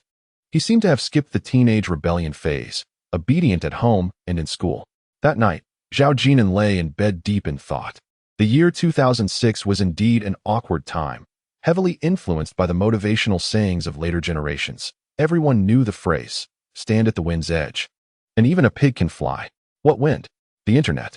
The awkward reality was that the two major trends of the internet, instant messaging and e-commerce platforms, had already taken shape. Instant messaging was a given. No one could challenge the dominance of the Penguin. According to the report released by iResearch, the number of instant messaging accounts of the Penguin reached a staggering 5.8 billion in 2006, making its social attributes irreplaceable. Unless, of course, the leadership at the Penguin made a foolish decision to charge fees. In the same year, Taobao defeated eBay in China, gaining absolute market share and establishing its leading position. There was also an impressive emerging field, short videos, though it was still premature. Early platforms like Douyu and Huya were merely transient. Only Douyin surpassed them. Zhao Jin'an flipped through his phone, using Baidu to search for some memories. In 2006, one could still use mobile Baidu, albeit with painfully slow internet speeds. He suddenly discovered that the richest person in 2005 was Huang Guangyu, who operated an appliance retail business. He recalled that he was also the wealthiest in 2008. After him came real estate, such as Vank and Wanda, and bottled water, like Waha, alternating in the rankings. Wanda seemed to have retained its title of richest for several years. Then came the reign of the internet. It wasn't until 2021 that the title was held consecutively for 3 years by Zhong from Nongfu Spring. Everyone knew that real estate was profitable. A surge in housing prices was expected in 2009, but it was surprising that bottled water, priced at 2 yuan per bottle, could also be so lucrative. As he pondered the prevailing trends, Zhao Jin'an suddenly realized his phone had run out of service. He had forgotten how expensive data charges had become. In truth, it is merely a thought, lacking in funds, resources, and connections. 36-year-old Zhao Jin'an is acutely aware of the prevailing trends and the vast opportunities that lie ahead. Yet, who among us can genuinely reap the rewards? With the advent of short videos, the potential has only expanded further, but those destined to toil shall continue to do so. His phone's inbox still holds unread messages from Shi Tiao. Mu Yao, Jin'an, will you be coming to the city tomorrow? Mu Yao, Jin'an, I apologize, I was wrong yesterday. Please don't be upset. Mu Yao, Zhao Jin'an, I am angry. And you, Fei, Zhao Jin'an, have you returned? The youthful expression of I am angry from 18-year-old Mu Yao is simply a plea for affection, a typical sentiment of a young girl in love. Zhao Jin'an refrains from responding, as his phone balance is insufficient. Exhausted from a day of labor, he soon drifts into a slumber. Early the next morning, as the sun begins to rise, he hears voices outside his window. Thank you, his uncle, comes the voice of his grandmother. Jin'an, let it be. 120 a day for half a day's work isn't too arduous. Just loading the truck by the roadside. Many are eager for the job. I specifically arranged this for Jin'an. Jin'an and Ji Yong are selling fish. It can earn a little, his grandmother continues. Selling fish nets only a few dozen a day, and it must be split between 2 people. On rainy days, there is hardly any income. This work could last over a month, just enough for Jin'an's tuition. The speaker, a well-meaning village leader, notes 120 a day was indeed considered quite high in 2006. Jin'an will not go, exclaims Wang Jinru, her voice sharp and loud. That enormous timber, do you expect Jin'an to join you in loading it? Our Jin'an is a university student. He cannot endure such hardship. Those who remain in Zhao family village rely on odd jobs for their livelihood. Timber is felled and sawed on the mountain, and loading it is laborious work. The higher the vehicle for transporting timber, the more strength is required, often necessitating a group effort. Bamboo, however, is considerably easier. 2 individuals can manage it, one below and one above. Although Zhao Jin'an must assist with agricultural tasks, such as harvesting rice and drying grain, and occasionally help his grandmother fetch water and tend to vegetables, neither his grandmother nor Wang Jinru has ever compelled him to engage in such grueling labor. Before long, the sound of a tractor echoes from the roadside, signaling the departure of the workers. Zhao Jin'an rises from his bedroom and stretches at the door. His younger brother, Zhao Yueqian, sits on a small stool at the entrance, relishing a packet of ketchup from McDonald's, reluctant to lick it off her fingers. Zhao Jin'an squats down and gently wipes her mouth. Stop eating that. If you like it, brother will buy you more. Brother, I want to play on the slide. Zhao Yueqian beams with anticipation, recalling the slide at McDonald's. Zhao Jin'an, with affection in his eyes, nods in agreement. All right. Chapter 13. Do not forcefully integrate into circles in the following days. Zhao Jin'an obediently accompanied Zhao Jiong to fish in the river daily and in the afternoons. They rode motorcycles to the market. The World Cup was in full swing, with the semi-finals and finals captivating audiences. On sweltering summer nights, the World Cup provided men with a delightful release, and even the night snack stalls in the small city of Zixing thrived. In his past life, Zhao Jin'an had eagerly watched every match after the college entrance examination, engaging in discussions with classmates the next day. However, in this life, he found himself utterly disinterested. Television dramas and novels could be revisited multiple times, but watching a game, even if he deliberately avoided knowing the outcome, lacked the thrill of experiencing it live. As for the results of the matches, there was no need for Zhao Jin'an to inquire. Countless male classmates in Class 209 were already debating them in their group chat. With just one match left to reach 5 million, that day, after selling fish, Zhao Jin'an took his 135 yuan to the lottery station, feeling confident about the final game's outcome. If it could double his funds, he saw no reason to miss the opportunity. Jin'an, are you going to place a bet on the match? Zhao Jiong asked, following behind with a fish basket as they entered the lottery station. In Class 209, several boys, led by Oh Chong, had also decided to place bets, with Oh Chong wagering the most, 500 yuan. It was perplexing, even after losing 500. The boys continued to chat animatedly in the group, as if that amount were merely pocket change, exuding an air of subtle bravado. Zhao Jin'an actually wanted to bet as well and wished to join the boys' conversation, but the thought of wagering 500 yuan was unbearable to him. Boss, Italy and France, 1-1. Zhao Jin'an said, pulling 80 yuan from his pocket and handing it to the cashier. Jin'an, are you betting on the score? Zhao Jin'an exclaimed, surprised, while others bet on the win or loss. He hadn't expected his childhood friend to bet on the score and opt for a draw. Was he perhaps too frivolous with his money? Where's your money? Zhao Jin'an extended his hand questioningly. I'm not betting, Zhao Jin'an protested, clutching his pocket, but after a moment's contemplation, he pulled out 248 yuan. Huh. I want to bet with you. I'm betting on France to win. They have Zidane. You should bet the same as me. My idol is Zidane, he added, as if idolizing someone who still enjoyed the perks of fame. Why are you so certain? Zhao Jin'an inquired. In Zhao Jin'an's mind, Zhao Jin'an's bet on the score seemed like throwing money away, but he had his own reasons. Jin'an, let's bet the same amount. If we lose, we'll have no money left. This is called diversifying investments. As he spoke, he withdrew a 20 yuan note from the cashier, claiming it was for refueling the motorcycle. Zhao Jin'an had nothing more to say. After all, with over 200 yuan at stake. He glanced at the ticket and saw that the odds for a 1-1 score were just 44, yielding a mere 900 yuan if successful. Zhao Jin'an's personality was quite admirable. He knew how to keep a safety net for himself. Diversified investments and fueling a motorcycle both reflect a psychological strategy of securing a safety net. This explains why. In his previous life, Zhao Jin'an, despite earning a modest salary, was able to purchase a home, a vehicle, and start a family in Junsha. Selling fish may not yield substantial profits, yet the earnings are shared between two individuals, and after selling the fish, they would purchase some food, making it a blend of profit and leisure. Upon exiting the lottery station, Zhao Jin'an clutched a stack of tickets, his smile stretching from ear to ear. Jin'an, you shall be joining me in the coming days, he proclaimed confidently, believing that Zhao Jin'an's investment would amount to nothing, while his own prospects appeared promising. This was not the primary point of his excitement. As he eagerly pulled out his phone to announce in the group that he had also placed a bet on the World Cup. France wins, 300. With a slight adjustment for rounding, it could easily be considered 300. Perhaps feeling that this was insufficiently impressive, he added, Zhao Jin'an bet on a score of 11. At 200. This time, it was a genuine rounding.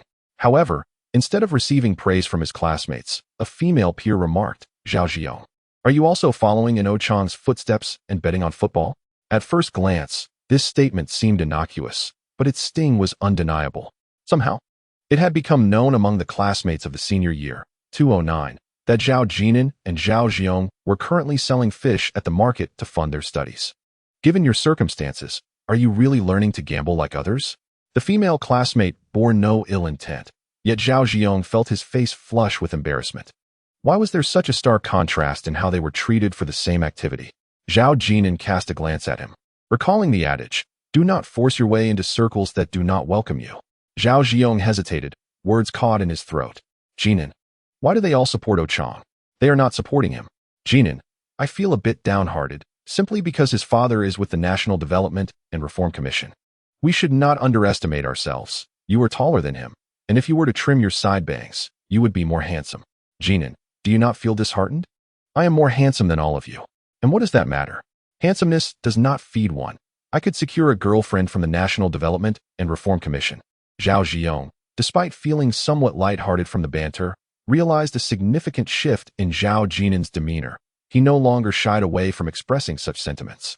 In the past, he would have responded to similar concerns with grandiose principles, advocating for diligent study and civil service as a pathway to the National Development and Reform Commission. He radiated positive energy.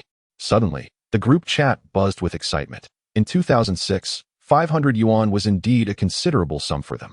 Oh Chong interjected. Do not bet on football. It is difficult to win. Just look at me. I lost 4,000, the equivalent of a mobile phone. Thus, it was evident that not everyone is cut out to be a class leader. In essence, he had offered advice and unwittingly positioned himself as the center of attention. Meanwhile, Several bewildered classmates continued to play along, inquiring how he managed to lose 4,000. Tian Yuhao, Zhao Ji'an. Have you and Zhao Jin'an been making such a fortune selling fish? Oh Chong, it's harder to win a bet than to buy fish. I only dare to try with 100. Tian Yuhao, Zhao Ji'an, are you purchasing genuine or counterfeit fish? Don't just boast in the group, show us your orders. Zhao Ji'an, why should I show you? What benefit would that bring? After saying this, he shared an image in the group and asked, Jin'an, is it like this? All right. That's sufficient. No need to engage with them. Zhao Jin'an remained silent in the group. Had it not been for Zhao Ji'an's frustration, he wouldn't have bothered to glance at the messages at all. However, there was someone with a keen sense. Yufei observed for a while and commented in the group. Isn't it just about buying a World Cup ticket? I'll go buy one too. Just like Zhao Jin'an, for 100. Jin'an wouldn't he be borrowing my money to buy a World Cup ticket? Would he? Yufei worried that Zhao Jin'an might be led astray. She sent a message to Mu Yao. Mu Yao, has Zhao Jin'an contacted you these days? Mu Yao was quite troubled. Ever since she ran into Zhao Jin'an at the market that day, he hadn't even reached out to her, let alone arranged to meet. How petty. I haven't even shown disdain for him. Mu Yao, Yufei, I want to go find Jin'an. Yufei to his home? Mu Yao, yes. Yufei, all right. I'll accompany you. I've never been there. Chapter 14, Arrival at Zhao Family Village. The next day, after lunch, two young girls, dressed beautifully, with Yufei in a light green dress and Mu Yao in white, carried their bags and wore little white shoes. After the college entrance examination, they could finally shed their drab green uniforms. The youthful exuberance of the two girls was palpable. At this age, beauty requires no embellishment. There is no need for beautification or filters. Their beauty is entirely natural. The collagen in their faces is supple, their eyes are clear, and they exude a faint, delicate fragrance of youth. Those who understand women know that, at a certain age, they lose this essence. The fragrance of youth cannot be replicated by even the most expensive perfume. Beyond the olfactory delight, there exists the innocence and romance of young girls. Mu Yao, we're almost there. Yufei leaned down, peering through the car window, her face alight with excitement, as if embarking on a journey to experience rural life. On the bus, the windows were fully open, allowing the summer breeze to flow in. The two girls had not secured seats, so they held onto the overhead handles, their hair dancing wildly in the wind. The journey from the city to Zhao Family Village took Zhao Ji'an half an hour on his motorcycle, and the bus approximately 45 minutes. There were no dedicated buses to Zhao Family Village. They could simply hail a minibus heading to the city from the roadside, as these minibuses routinely traveled to the urban area. At this time, private cars were still few, making the bus services quite popular. Inside, various dialects mingled with the sound of people speaking in basic Mandarin, creating a lively, bustling atmosphere. Mu Yao and Yufei could easily discern that they were from the city, not just by their attire, but by their very presence. Mu Yao, Zhao Family Village. In 2006, there was no station yet. Only an iron sign stood by the roadside. Driver, please stop the car. Two young girls alighted, their backpacks slung over their shoulders, and immediately spotted a long, steep slope beside the sign. Below, a picturesque vista unfolded, with rooftops dotting the landscape along a winding path, rice fields, and terraces cascading down the hillside in charming disarray. Zhao Jin'an, we have arrived at your Zhao Family Village. The two girls clasped hands as they descended the slope, only calling Zhao Jin'an upon reaching the village, unperturbed by the possibility of an empty house, as they were confident he would be home. Mu Yao, look at that mud house. My dad said they used to live in such dwellings. When it rained or blew, they would often find leaks, and the next day they'd have to climb onto the roof to collect tiles. Mu Yao, Jin'an's house is made of red bricks. Mu Yao, glancing around eagerly, quickly replied. She had asked Zhao Jin'an about it, and he had informed her that it was a two-story red brick house, albeit without tiled exterior walls. Now, in Zhao Family Village, nearly every household had constructed red brick homes, many adorned with tiles. Those without tiles likely had parents working in factories in the city, earning money to return home and either build houses or add tiles. In these times, most people did not entertain the notion of purchasing commercial properties outside for investment. Or perhaps their generation held a strong belief in returning to their roots. What about their parents' generation? Most had received little education, resulting in a disparity of information. To put it bluntly, their poverty was somewhat justifiable. Presently, The cost of building a house in the countryside could suffice to purchase a property elsewhere. At the very least, affording a down payment was feasible. Following Zhao Jin'an's directions, Mu Yao and Yu Fei meandered along the riverside path, calling out for him amidst dense thickets that obscured their view. Before long, they heard commotion from the river below. Zhao Jin'an, over here. There's a small path ahead. Come down. Okay. Zhao Jin'an warmly guided them, and the two girls emerged from the grass to the riverbank. Jin'an, how many fish have you caught? Yu Fei was captivated by the scene before her. The crystalline river, the variously shaped stones along the bank, and the shade provided by weeping willows. You must be having an incredible summer, Yu Fei exclaimed. Mu Yao, observing how Zhao Jin'an remained unblemished by the sun, pouted slightly, feeling a tinge of grievance. She stood there, poised, awaiting Zhao Jin'an's reassurance. Upon seeing the 18-year-old Mu Yao once more, Zhao Jin'an found himself momentarily at a loss for words. After all, the young girl before him was now his girlfriend. Wow, have you caught that many fish? Yu Fei marveled, counting the fish in the basket.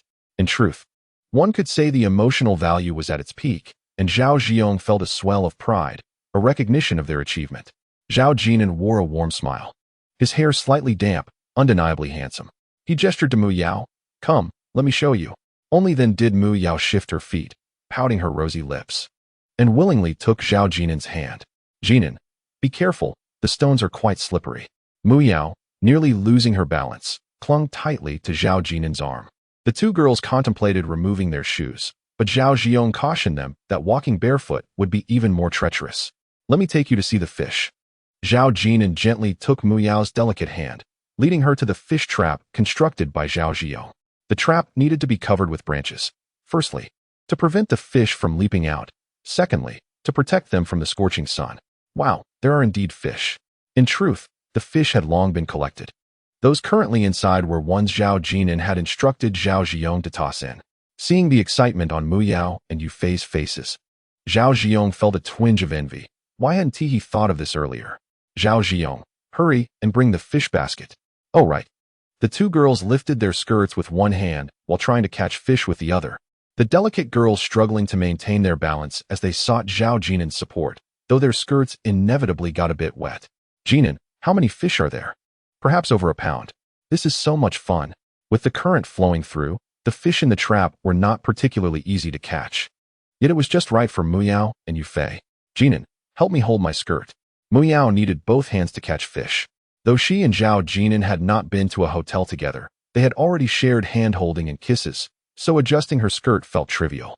Zhao Jin'an attempted to assist Yu Fei with her skirt, but was met with no such privilege.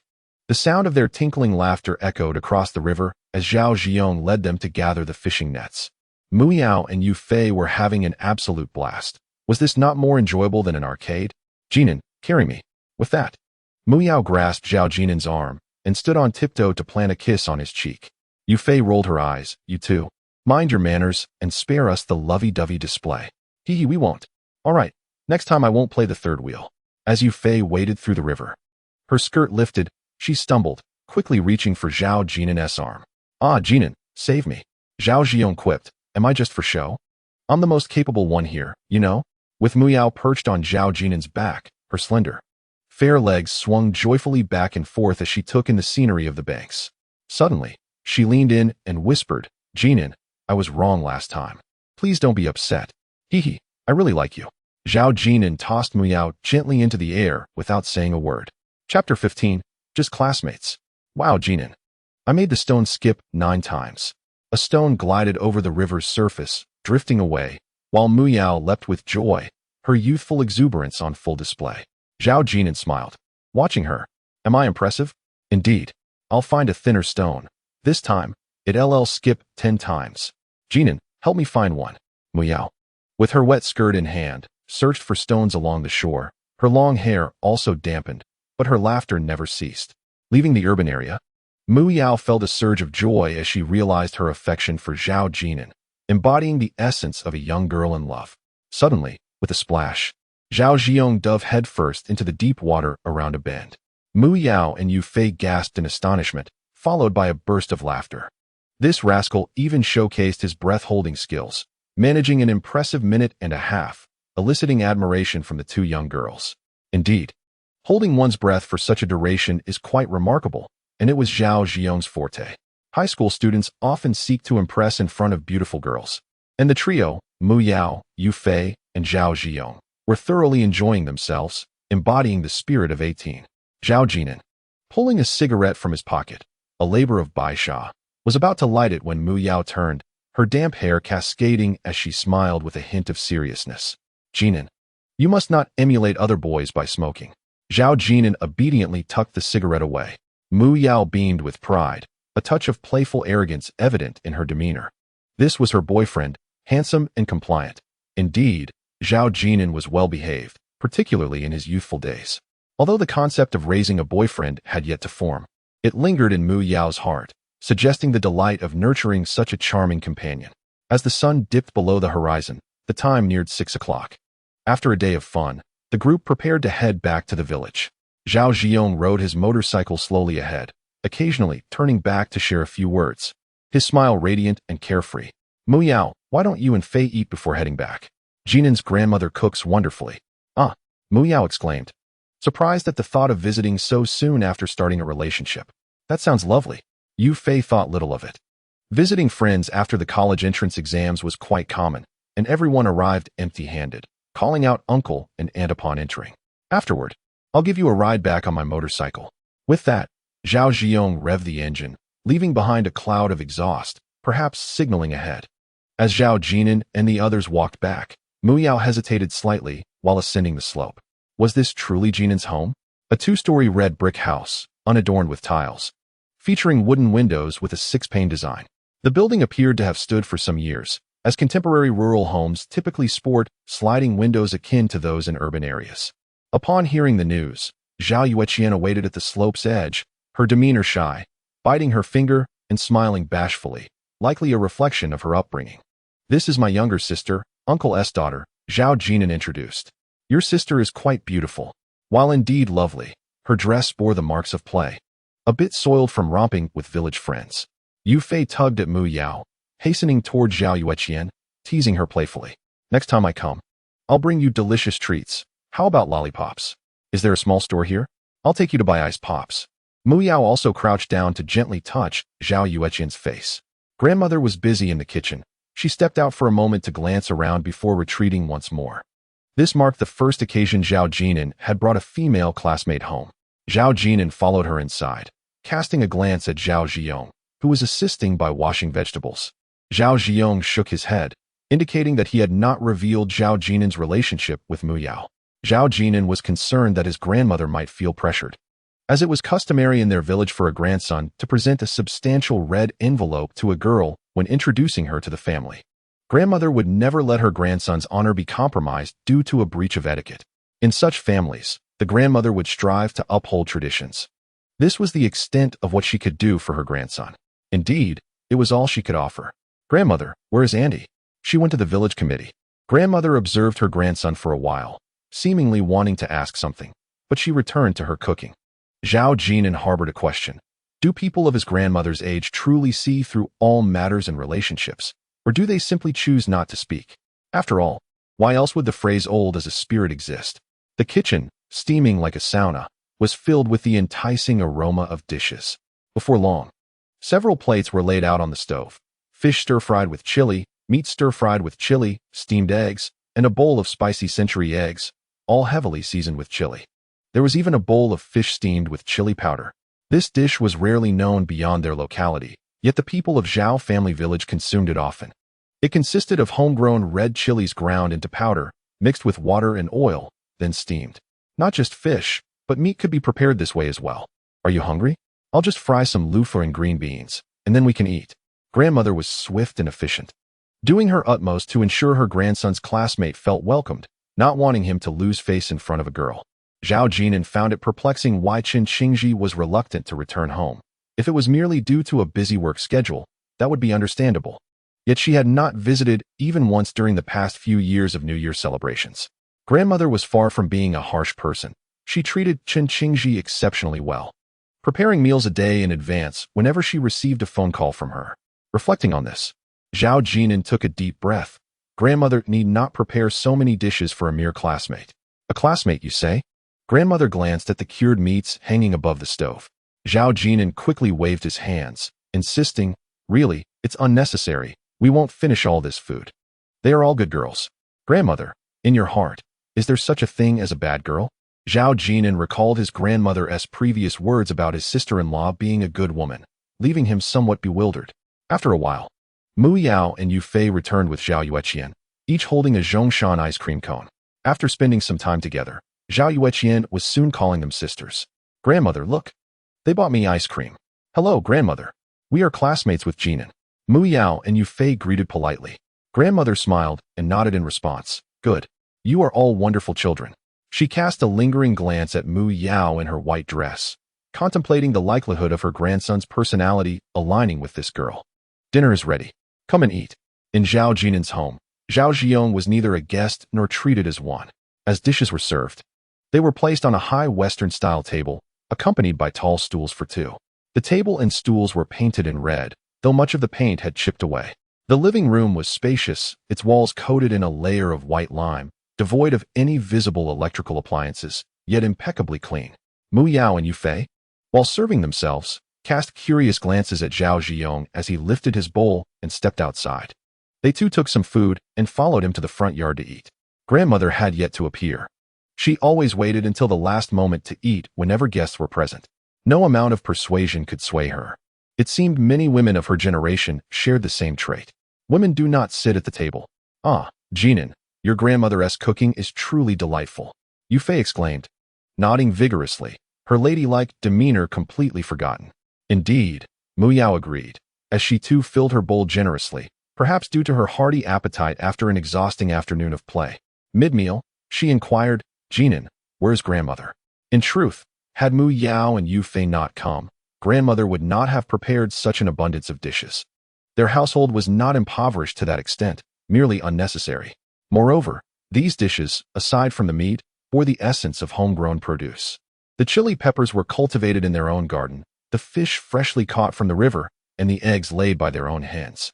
The group gathered in the front yard, chatting and eating. Primarily, it was Mu Yao and Yu Fei asking questions, with Zhao Jiong providing introductions.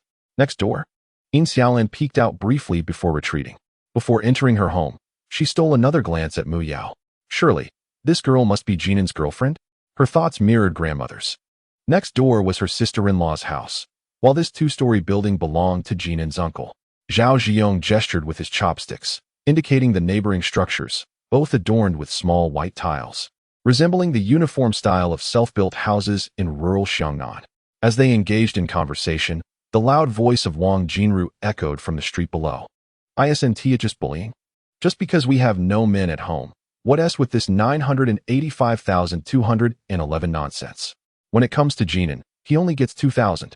She continued to rant, her voice unrelenting since returning from the village committee. She intended for the villagers to hear her. She cared little for the 985,211, simply desiring to extract more money from the village. In some rural areas, it was like this. She often proclaimed at home that if it weren't for her boldness, their family would have been bullied to death. Mu Yao and Yu Fei exchanged glances, realizing that Zhao Jiong found it difficult to introduce her now. "Aunt, could you tone it down a bit?" Upon ascending the slope and spotting the two lovely girls, Wang Jinru's words abruptly ceased. She instantly donned a charming faade. "Oh, Jinan has brought classmates home. Haha, do you have any drinks? I'll go buy some, Sprite." "No, no need." Mu Yao and Yu Fei hurriedly and politely declined. Wang Jinru was not foolish. She understood that her actions would cause Zhao Jinan embarrassment, akin to airing family grievances in public. She warmly encouraged Mu Yao and Yu Fei to take more food, to which they responded with awkward smiles, saying they had already taken some. Grandmother had yet to make an appearance. After the meal, the watermelon remained untouched in the well, and Zhao Jiong rode his motorcycle to take Mu Yao and Yu Fei home. This watermelon had been picked from the vegetable garden by grandmother while they were dining. Zhao Jinan squatted by the well, fiddling with the large, round watermelon. "Grandmother, they do not lack for watermelons. In the past, Qingji never lacked for chicken or duck meat either. Grandmother, we were wrong, yet we were not wrong. In this life, we shall not err." Only then did grandmother begin to eat, holding her bowl at the door while watching her grandson by the well.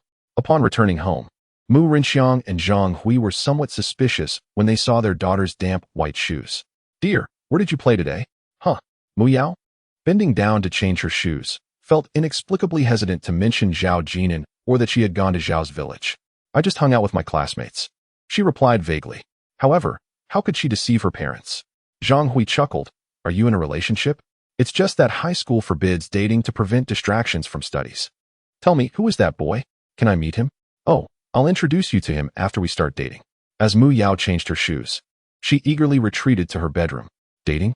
Zhang Hui and Mu Rinxiang exchanged glances, confirming their suspicions.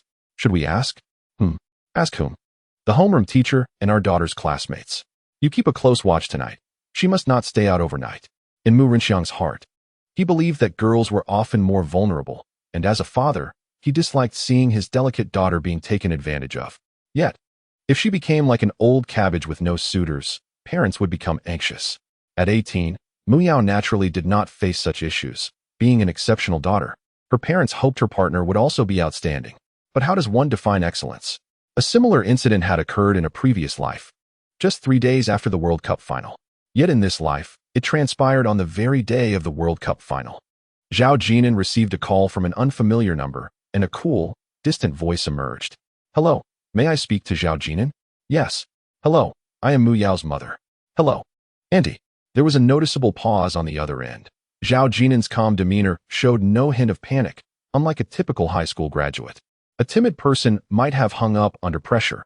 Even if they didn't, their greeting would carry a trace of nervousness. "Zhao Jin'an, do you have time tomorrow?" "Yes." "Shall we meet tomorrow?" "All right." Hanging up the phone, Zhao Jin'an sat in the courtyard, instinctively reaching for a cigarette, only to halt his motion and gaze at the faint glow on the horizon, exhaling a long sigh. So it has come to pass. A notification pinged on his phone. Unknown number. Tomorrow at 10:30 a.m. at Bont CAF. The venue remains unchanged, yet the timing has shifted. In his previous life, Zhao Jin'an and Mu Yao had been in a relationship for 2.5 years during their university years. To be honest, being in a relationship with Mu Yao was quite exhausting. In their freshman year, their bond was strong, with Mu Yao being quite clingy. Zhao Jin'an was obedient and ambitious, striving to better himself and fulfilling his role as a boyfriend. When did things begin to change? It seemed to have started in the second semester of their sophomore year, when Mu Yao became less dependent on Zhao Jin'an. One day in their junior year, she expressed her thoughts to him. "Jin'an, you are wonderful, diligent, and kind to me. I know that. However, you lack ambition." "No, not ambition. It's more about your quietness." "You are too quiet." "That wasn't quite right either." Mu Yao shook her head, perhaps unsure of how to articulate her feelings, struggling to find a reasonable justification for their breakup. Zhao Jin'an simply asked her, "Are you tired of it?" and walked away. Mu Yao shouted after him, tears streaming down her face. "See, this is how it is, breaking up like this. You are just like this."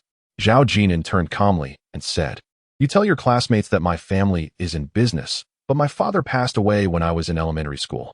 Furthermore, I work part-time to earn money, not to experience life." Those who could attend Central South University of Technology were capable of understanding many things without explicit explanations.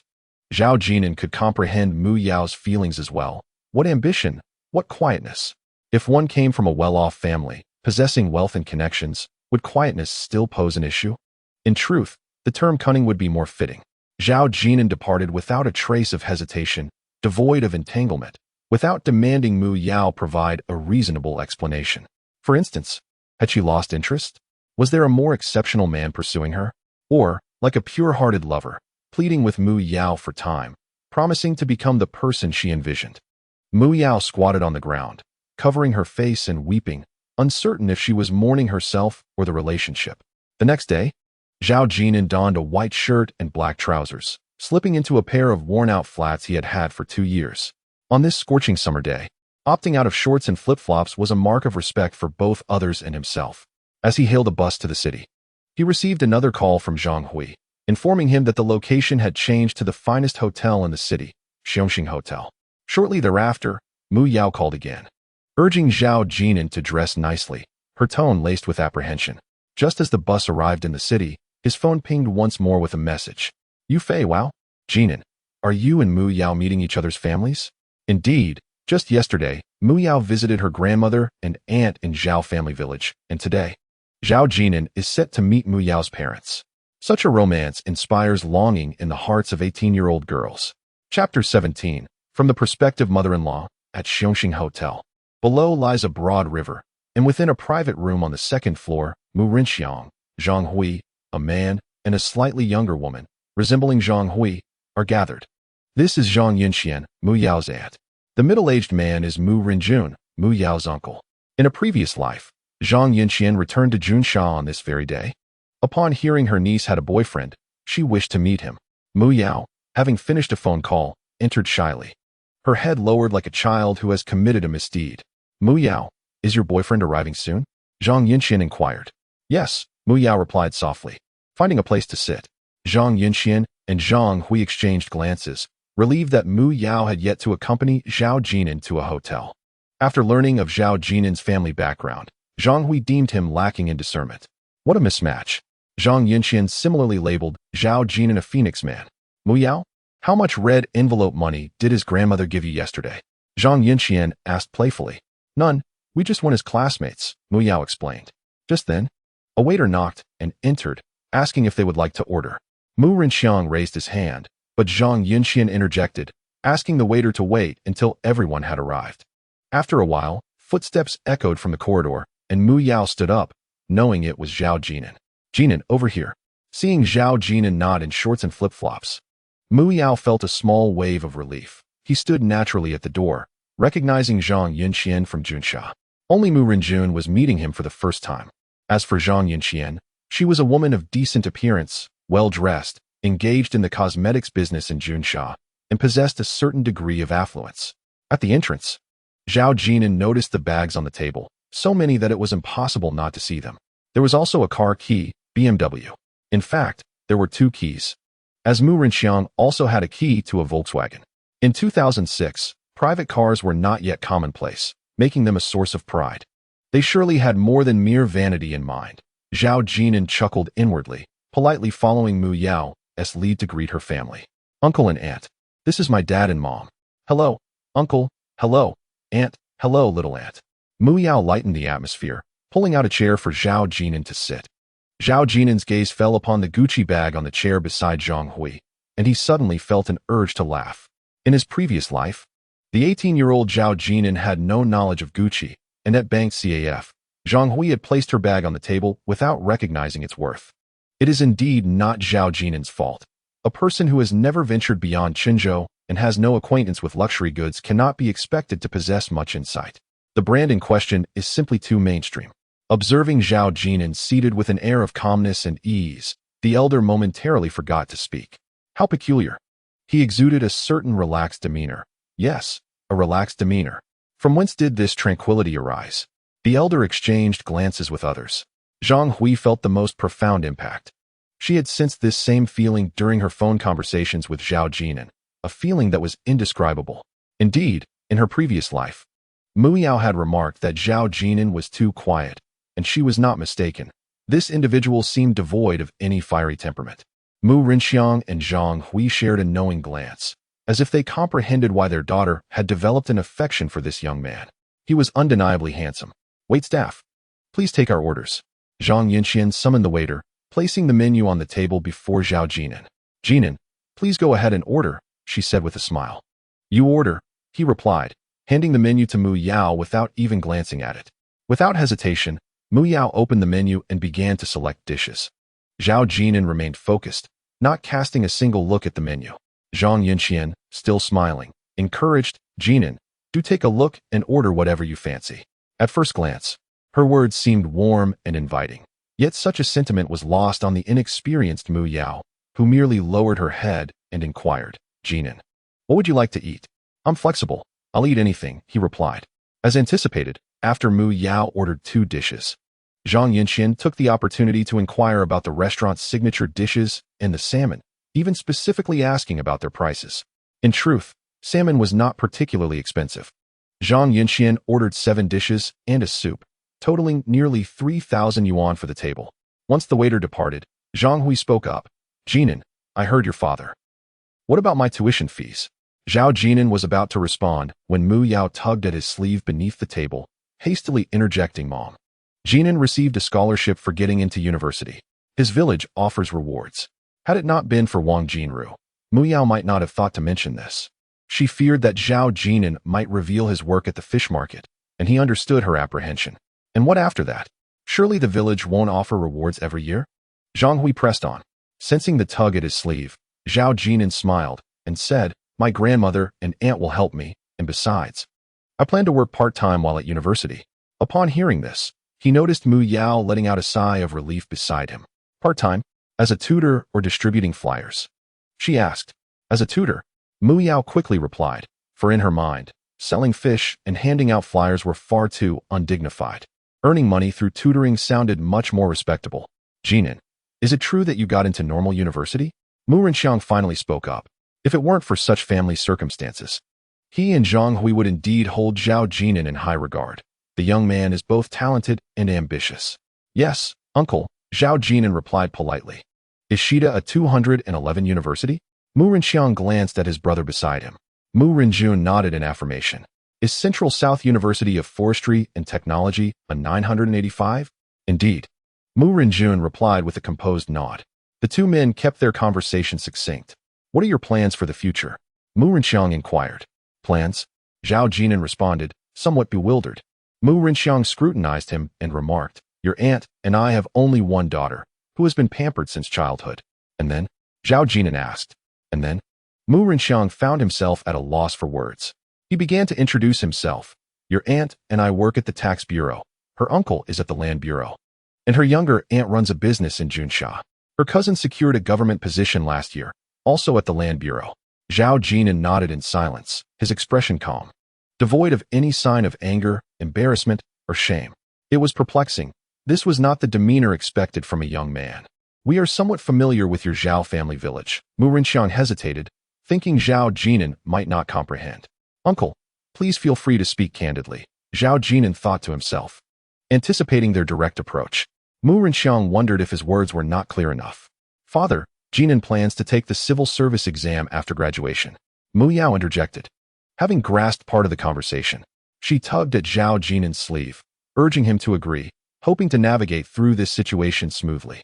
However, Zhao Jin'an candidly stated, "Uncle and aunt, I do not intend to take the civil service exam." Mu Yao was taken aback, her eyes wide as she gazed at the young man before her. This was the first time Zhao Jin'an had been disobedient. "Have you lost your mind?" "I genuinely do not plan to take the civil service exam. I do not wish to deceive anyone," Zhao Jin'an clarified. "Then what do you intend to do?" Mu Renxiang struggled to articulate his thoughts, aware that they had noticed Mu Yao's subtle gestures beneath the table. "If possible, I would like to venture into business." "You? Business?" Zhang Yunxian exclaimed in disbelief, questioning how someone as refined as Zhao Jin'an could consider such a path, perhaps as a gigolo instead. "Ahem." Mu Renjun coughed lightly to remind them. "Business requires capital. It is commendable for young people to have aspirations, but they must remain grounded in reality. Who can predict the future?" Zhao Jin'an maintained a composed tone, refraining from exhibiting any youthful bravado in response to their skepticism. Mu Renjun remarked, "The dishes have yet to arrive, and the conversation has turned awkward. Jin'an, do you have a strong desire to earn money?" Zhang Hui broke the silence. "Indeed," he affirmed.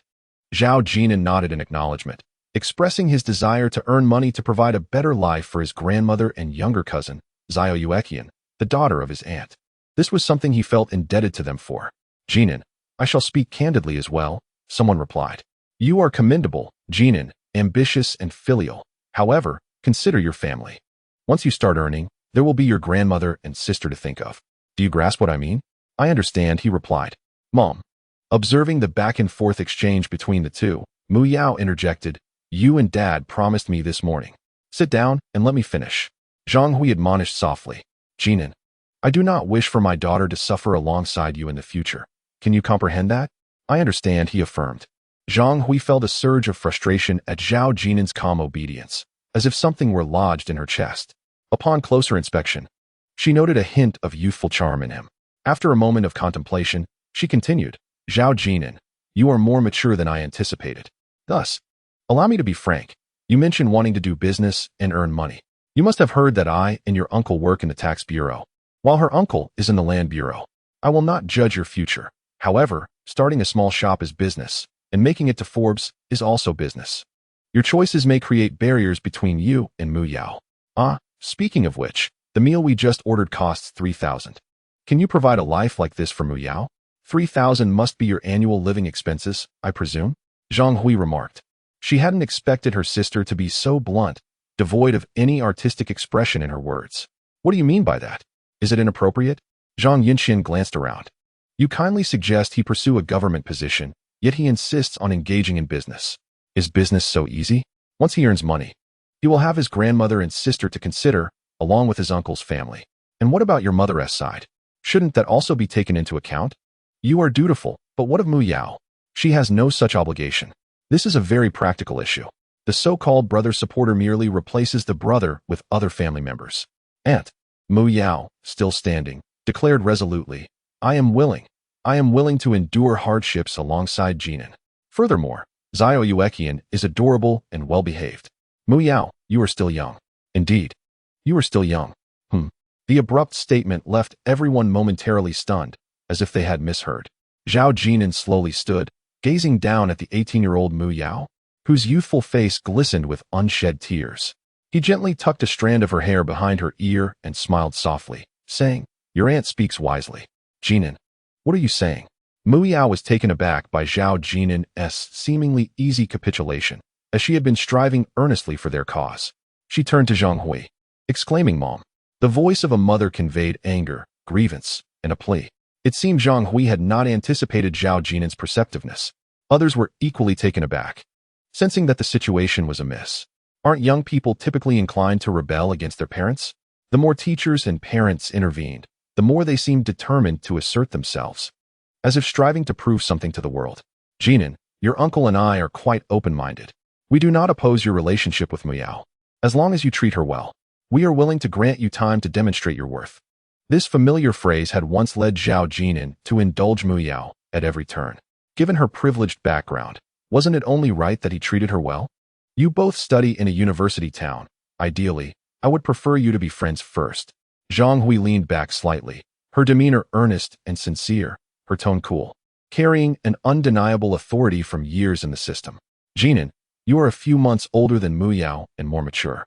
If you can care for her like an older brother, I would be very pleased. Was this an early attempt at matchmaking? From his future mother-in-law, the calculations were evident, painting a picture where Zhao Jin'an was expected to fulfill the responsibilities of a boyfriend without enjoying the privileges. Proving oneself? Perhaps in Zhang Hui's eyes, granting Zhao Jin'an an opportunity was an act of benevolence. Zhao Jin'an glanced at the others and gently shook his head. No need. I have a sister. Jin'an, why? Mu Yao, in a state of panic, grasped Zhao Jin'an's arm, misunderstanding the implications, believing her mother had given her consent. Zhao Jin'an raised his hand to caress Mu Yao's smooth cheek, speaking softly, listen to your mother and aunt. You deserve better. Also, do not make promises lightly. You are still young and it is difficult to uphold them. This was advice directed at the previous Mu Yao. No, Jin'an, I am willing to share a life with you, even if it is difficult. Mu Yao's expression was resolute, perhaps genuinely so at that moment. Zhao Jin'an replied with a gentle smile, Then why have I not seen you at the market lately? Mu Yao was rendered speechless, looking up with tears glistening at the corners of her eyes. She had indeed been deliberately avoiding the market, even taking detours when out with classmates to avoid being seen with her boyfriend selling fish. What market? Observing the puzzled faces around him, Zhao Jin'an turned and smiled lightly. Yes, I sell fish at the stall outside the market. The fish from the river at the entrance, and the village rewards are only 2,000. Is this your idea of a business? How much do you earn in a day? Zhang Jin'an scoffed. Chapter 19, The Breakup. Just then, a waiter knocked and began serving the dishes. I apologize, please excuse me, Zhao Jin'an said apologetically, as he had never intended to stay for a meal. Zhao Jin'an, I do not agree. I do not consent to this breakup. Mu Yao stood firmly in place, her expression resolute, although she had achieved the outcome she desired, and it had been much easier and better than anticipated. Zhang Hui felt a profound discomfort within. She began to doubt whether Zhao Jin'an truly cared for her daughter. Otherwise, how could he be so nonchalant? Jin'an, we've already ordered. Let us finish our meal before leaving, she suggested, perhaps out of a desire for politeness. hoping to engage Zhao Jin'an in conversation to ease her own heart.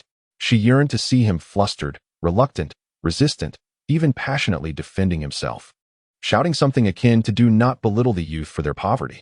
That would align more with the temperament of a young person, rather than the current situation where he simply stated he would leave without hesitation. This was all beyond her expectations, even surprising everyone present, creating an illusion akin to striking a punch into cotton, deeply unsatisfying. It is often the case that those with a strong sense of pride are the most insecure, their inner feelings being exceptionally sensitive. Zhang Yunxian spoke lightly, believing that Zhao Jin'an's decision to leave without dining stemmed from his pitiful pride, sensitive inside.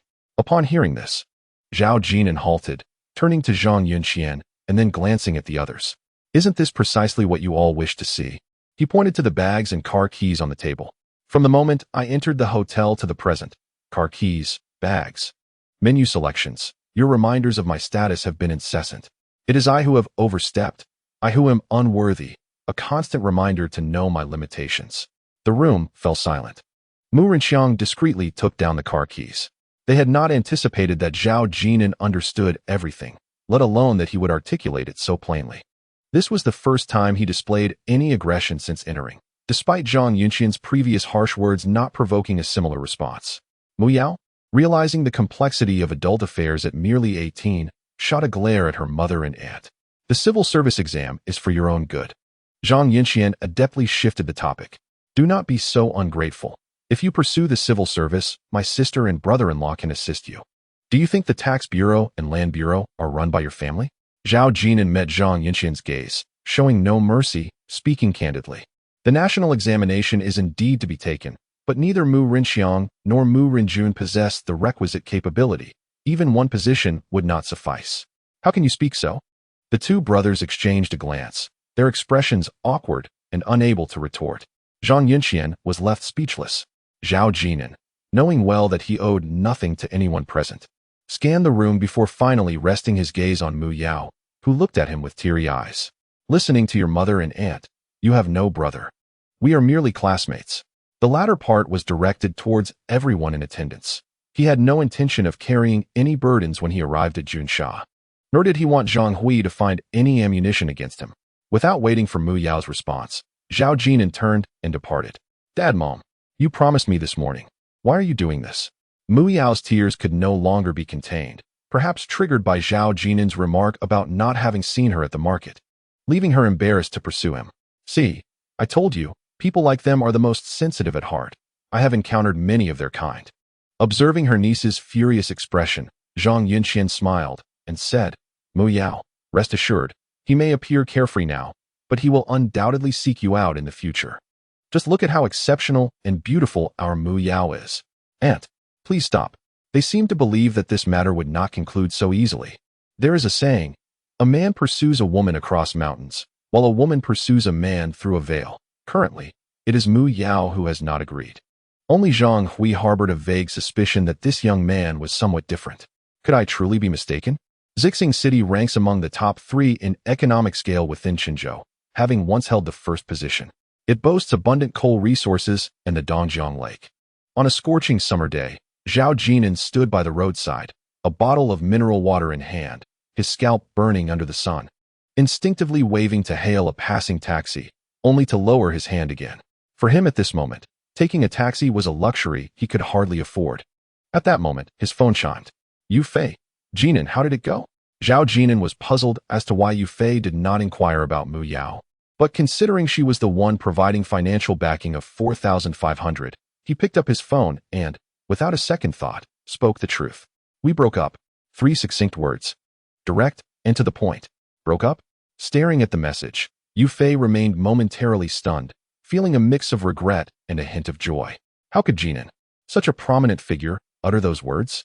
Surely, the phrase "broke up" should come from the girl. Without needing to ask further, Yu Fei sensed something was amiss.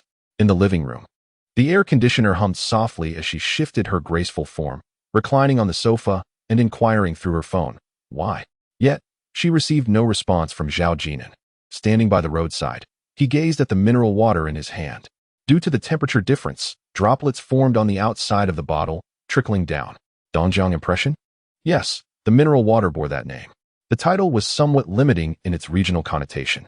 Priced at 1 yuan per bottle.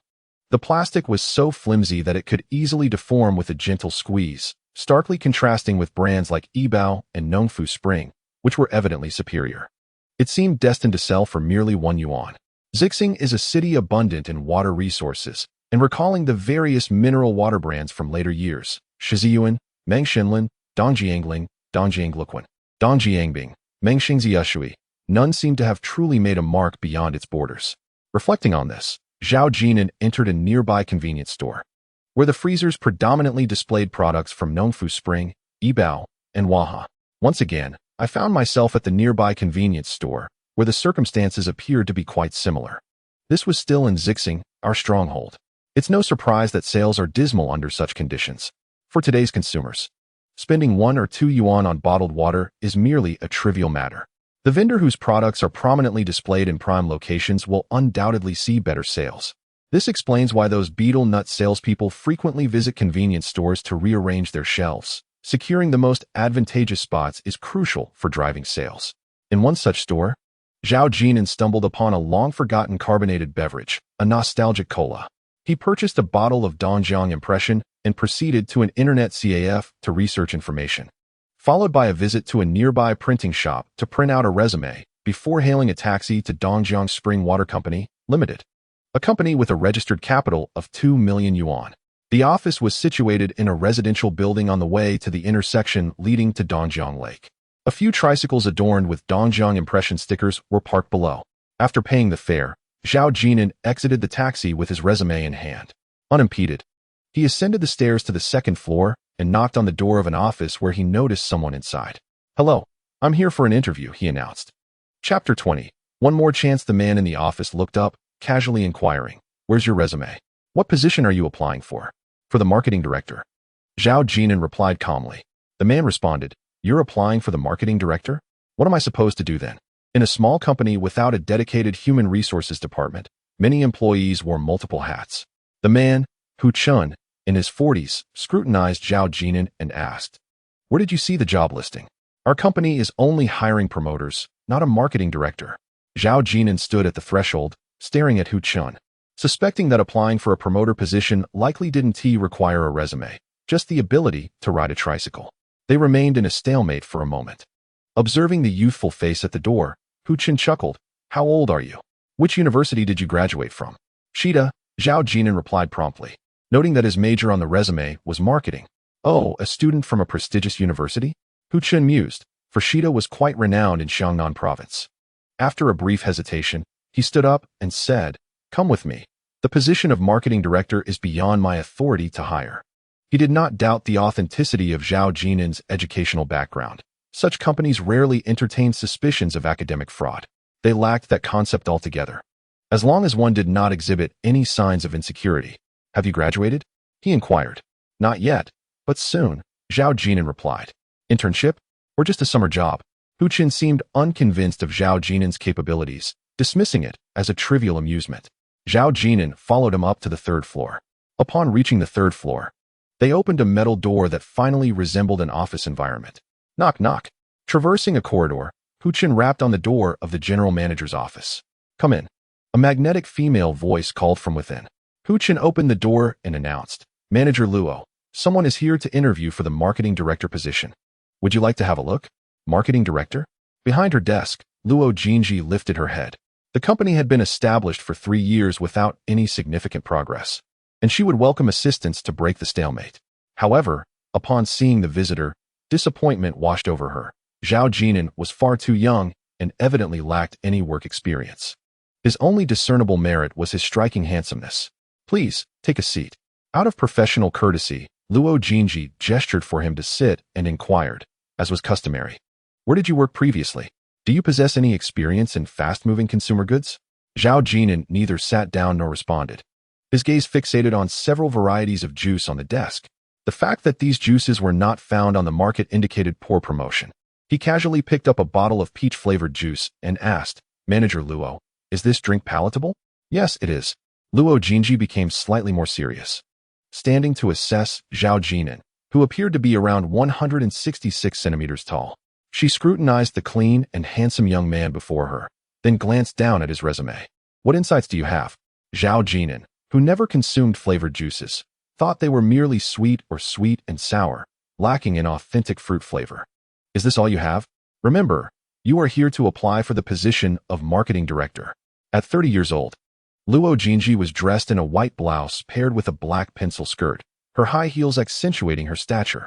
Her long hair was casually pinned up, and the blouse, tucked into her skirt, emphasized her slender waist and curvaceous figure. Zhao Jin'an had not intended to apply for the position. He got straight to the point. Manager Luo, I wish to purchase your company. Now it was Luo Jinji's turn to be taken aback. She stared at the clean and handsome young man, momentarily lost for words. Yes, he was indeed clean, a demeanor that seemed incongruous with such a proposition. Your company's registered capital is 2 million. I am willing to invest that amount to acquire it. Zhao Jin'an continued. In truth, the value of a company is not determined by its registered capital, as that can be arranged through third parties, with sufficient funds. One could easily register a capital of 50 million. Luo Jinji finally regained her composure, scrutinizing Zhao Jin'an from head to toe, noting that he possessed no valuable, branded possessions. Was this young man truly proposing to purchase her company? I'm afraid I have no intention of selling, she firmly declined. Starting a bottled water company requires only 30 to 50 million, Zhao Jin'an succinctly stated. Luo Jinji paused, then laughed. You must be interested in my water extraction permit. When dealing with intelligent individuals, there is no need for subterfuge. Everyone is astute. Zhao Jin'an nodded in acknowledgement. If you find that unacceptable, I could offer 3 million. Establishing a bottled water company hinges critically on the source of water. Nonghu Mountain Spring was founded in 1996, originally known as Zhujiang Qiandao Lake Health Water Company, Limited, with its water source located at Qiandao Lake. After years of development, it now boasts 11 major water sources nationwide. Without discussing the initial investment, over the past 3 years, my total contributions to the company have exceeded 3 million. Luo Jinji gestured toward the scenic area, stating that this location was merely for convenience. As the factory is situated within the tourist site, you must owe the bank a considerable sum, don't you? Is the pressure overwhelming? Noticing the flavored beverages on the table, Zhao Jin'an surmised that producing mineral water required minimal capital, yet developing new products invariably demanded significant funding. The crux of the matter was that these flavored juices had not gained traction in the market. Can you not engage in conversation? Luo Jinji appeared visibly agitated, her white shirt rising and falling dramatically, as if on the verge of bursting at the buttons. Zhao Jin'an's bluntness was to blame. Curiously, Zhao Jin'an did not even glance at Luo Jinji, leading her to question his sexual orientation. After all, she considered herself quite alluring among the male employees of the company. Who could resist her charm? Nevertheless, Zhao Jin'an's deduction was accurate. Had it not been for Luo Jinji's connections at the bank, she would not have secured such substantial loans. Yet borrowing from the bank still necessitated repayment. What kind of person is he? Luo Jinji pondered, perplexed. Zhao Jin'an bore no resemblance to the offspring of privilege. If he were a bureaucrat's child, someone would have alerted her beforehand, and as a wealthy heir, he lacked any ostentatious signs of affluence. She approached to peruse the resume, noting Zhao family village. Ms. Luo, there's no need for speculation. Zhao Jin'an was well aware of Luo Jinji's thoughts. Such matters were not easily concealed, and inquiries would inevitably reveal the truth. If Zhang Hui could not keep it under wraps, how could Luo Jinji? Do you possess wealth? Luo Jinji mused, questioning whether he was jesting. 3 million. Can you actually produce that? Are you selling? Not selling. Luo Jinji suspected there was more to Zhao Jin'an's words, yet his earnest demeanor provided no proof. Finally, she chuckled and added, Is the company for sale? Zhao Jin'an, suspecting that the woman before him might be teasing him, wondered if he truly appeared incapable of conducting business, as Zhang Yinxian suggested, perhaps better suited to being a kept man. It's fine if you don't wish to sell now. If you decide to, just give me a call. Zhao Jin'an spoke with politeness and sincerity. What was an entirely ordinary statement caused Luo Jinji to burst into laughter unexpectedly. Leave me your number. It's on the resume. Provide me with another. Luo Jinji extended a finger, pressing a piece of paper toward him. Zhao Jin'an obediently took a pen and wrote down his phone number and name on the table. Observing the earnest and compliant Zhao Jin'an, Luo Jinji nearly laughed aloud. She had never encountered someone who approached her with the intent to purchase her company, only to behave so dutifully afterward. There was nothing amiss, yet it felt peculiar. Ms. Luo, I've finished writing. If you decide to sell the company, please call me. Zhao Jin'an, oblivious to the underlying tension, stood up after completing his task. All right. Luo Jinji stifled her laughter. Now she understood that Zhao Jin'an's earlier question about his debts to the bank and the pressure he might be under was not an attack in negotiation. He was merely stating a conjectured fact. What was that woman laughing at? How peculiar. Zhao Jin'an, perplexed, pointed at the door, saying, So, shall I take my leave? All right.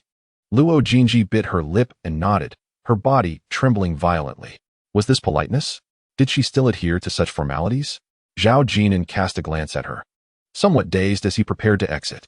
Suddenly, Luo Jinji recalled something and inquired, Zhao Jin'an, aren't you afraid of losing money by purchasing my company? Or do you possess some ingenious strategy? Zhao Jin'an shook his head. I won't disclose it to you unless your company is sold to me. This seemed somewhat reasonable. In her moment of distraction, Zhao Jin'an had already departed, and the door was gently closed behind him. Giggling, Luo Jinji finally laughed aloud once Zhao Jin'an left. She had been holding back for far too long. The reason she used the term ingenious strategy was that she did not genuinely believe Zhao Jin'an possessed any commercial acumen. At best, he had an idea he fancied as brilliant. Whether it would be effective remained uncertain. Was someone so compliant and polite truly suited for business? As she gazed at the softly closing door, Luo Jinji chuckled and shook her head, pondering if it would be better to quietly be someone else's little boyfriend. Chapter 21. Apologize to Zhao Jin'an. Why is this water extraction permit so crucial? Because Dongjiang Lake is the largest artificial lake in Xiangnan province, with a total storage capacity of approximately 81.2 billion cubic meters. Furthermore, the water quality is excellent, meeting the national first-grade drinking water standards, making it a significant source of potable water in the country. Upon descending, a small truck laden with bottled mineral water exited the scenic area. Zhao Jin'an mused that the profit margin for General Manager Luo's company likely stemmed from bottled mineral water sales. Selling water is indeed lucrative. A nefarious little workshop could easily install a filtration system and sell the water directly from the tap. The bottles could be returned and reused. His phone vibrated in his pocket once more. Zhao Jin'an picked it up to find a message from Mu Yao. There were several missed calls and unread texts. Mu Yao, Jin'an, where are you? Mu Yao, Jin'an, answer the phone. I do not agree to the breakup. Zhao Jin'an pressed the end call button and then deleted and blocked her number. Since he had clarified matters in front of her family, there was no need for further entanglement. Why had Mu Yao been so clingy during her freshman year? Firstly, young girls in the throes of infatuation tend to behave this way. Secondly, the rebellious psychology of youth is at play, much like those high school couples. When teachers and parents interfere, the more they attempt to separate the lovers, the stronger their bond becomes. Perhaps the two had exchanged vows of eternal love in a secluded grove. Conversely, the moment that constraint was lifted, their feelings began to wane. Zhao Ziyong also called, prompting Zhao Jin'an to casually flag down a returning bus to Zhao family village. A bus? In the corridor on the third floor, Luo Jinji genuinely wanted to rush down and confront Zhao Jin'an. Can you really come up with 3 million? 3 million in 2006. Zhao Jin'an had spoken so nonchalantly just moments ago. 2 million was non-negotiable, yet he raised the price by 1 million with a mere breath. In the end, he found himself without even a modest means of transportation, resorting instead to the bus. Verification of funds should have been conducted earlier. Luo Jinji suddenly broke into laughter, feeling a mischievous urge to tease Zhao Jin'an. She was curious to see how the earnest Zhao Jin'an would react in embarrassment. He had come to acquire my company. Did he not realize I would be scrutinizing him? Even without a car, one should at least take a taxi. A person is judged by their appearance, just as a horse is assessed by its saddle. Otherwise, how would others trust you? This individual is truly peculiar. Upon returning to Zhao family village, Zhao Jin'an followed the riverbank to find Zhao Ziyong, who was bearing a new energy source and carrying a fish basket at his side, evidently having made a bountiful catch. Jin'an, where have you been running off to? Zhao Ziyong inquired. Earning dozens to hundreds daily, he was brimming with enthusiasm. Yet he noticed that Zhao Jin'an seemed to work intermittently, like someone who fished for 3 days and rested for 2. With such a lucrative opportunity, why would he be so lackadaisical? What would he do if the funds for university in Junsha fell short? Realizing that Zhao Ziyong had not inquired about his relationship with Mu Yao, Zhao Jin'an understood that Yu Fei had kept her silence. He took the fish basket from Zhao Jin'an, gazing down at the clear waters. In truth, constructing a dam here would yield water quality well within standards. Yet the company would remain small. Moreover, when it rained, the river would turn murky. The water extraction permit. Zhao Jin'an was neither impulsive nor relentless in pursuit of his goals. If Luo Jinji refused to sell the company, he would not press further nor attempt persuasion. He could even forego establishing a bottled water company altogether. Perhaps it was this very temperament that led Mu Yao to remark that Zhao Jin'an was too placid and lacked ambition. In reality, he simply lacked a distinct personality, failing to assert himself in any endeavor. It was akin to the Gaokao during the final 100 days of cramming, while his classmates were fervently dedicated. Zhao Jin'an maintained his usual equanimity, with no specific university goal in mind. If he could gain admission to a 985 or 211 university, he would attend. If he truly underperformed, he would save money. Night fell, or rather, it was the early hours of dawn, with the sky turning a dim gray. Many were attempting to reach Zhao Jin'an by phone, and the chat group of Class 209 erupted in chaos. The World Cup final between France and Italy had concluded with a score of 11. Damn, Zhao Jin'an. Are you saying Zhao Jin'an bought for 11? Where was Zhao Jin'an? After a lengthy discussion in the group, they suddenly realized that Zhao Jin'an had not contributed a word. Someone called out, Zhao Jin'an, hurry up and tell us how much you bought. Another chimed in, Zhao Jin'an, where is Zhao Jin'an? Aren't you together? Zhao Jin'an replied, no, his phone is turned off. Zhao Jin'an had kept vigil through the night. Could he sleep after spending 228? He had been anxious all night, only to discover that he was the fool who missed out on a fortune. Could Zhao Jin'an sleep? This question was not solely on Zhao Jin'an's mind. Mu Yao and Yu Fei pondered it as well. Both had attempted to call Zhao Jin'an, though Mu Yao's attempts were met with silence. Zhao Jin'an, did you not watch the match with Zhao Jin'an? Some people find it hard to believe. Even those of us who did not purchase tickets are so excited. How could he possibly sleep, having never earned a dime since graduating high school, especially not from such unexpected windfalls? Zhao Jin'an replied no. He said it was too late and wanted to sleep.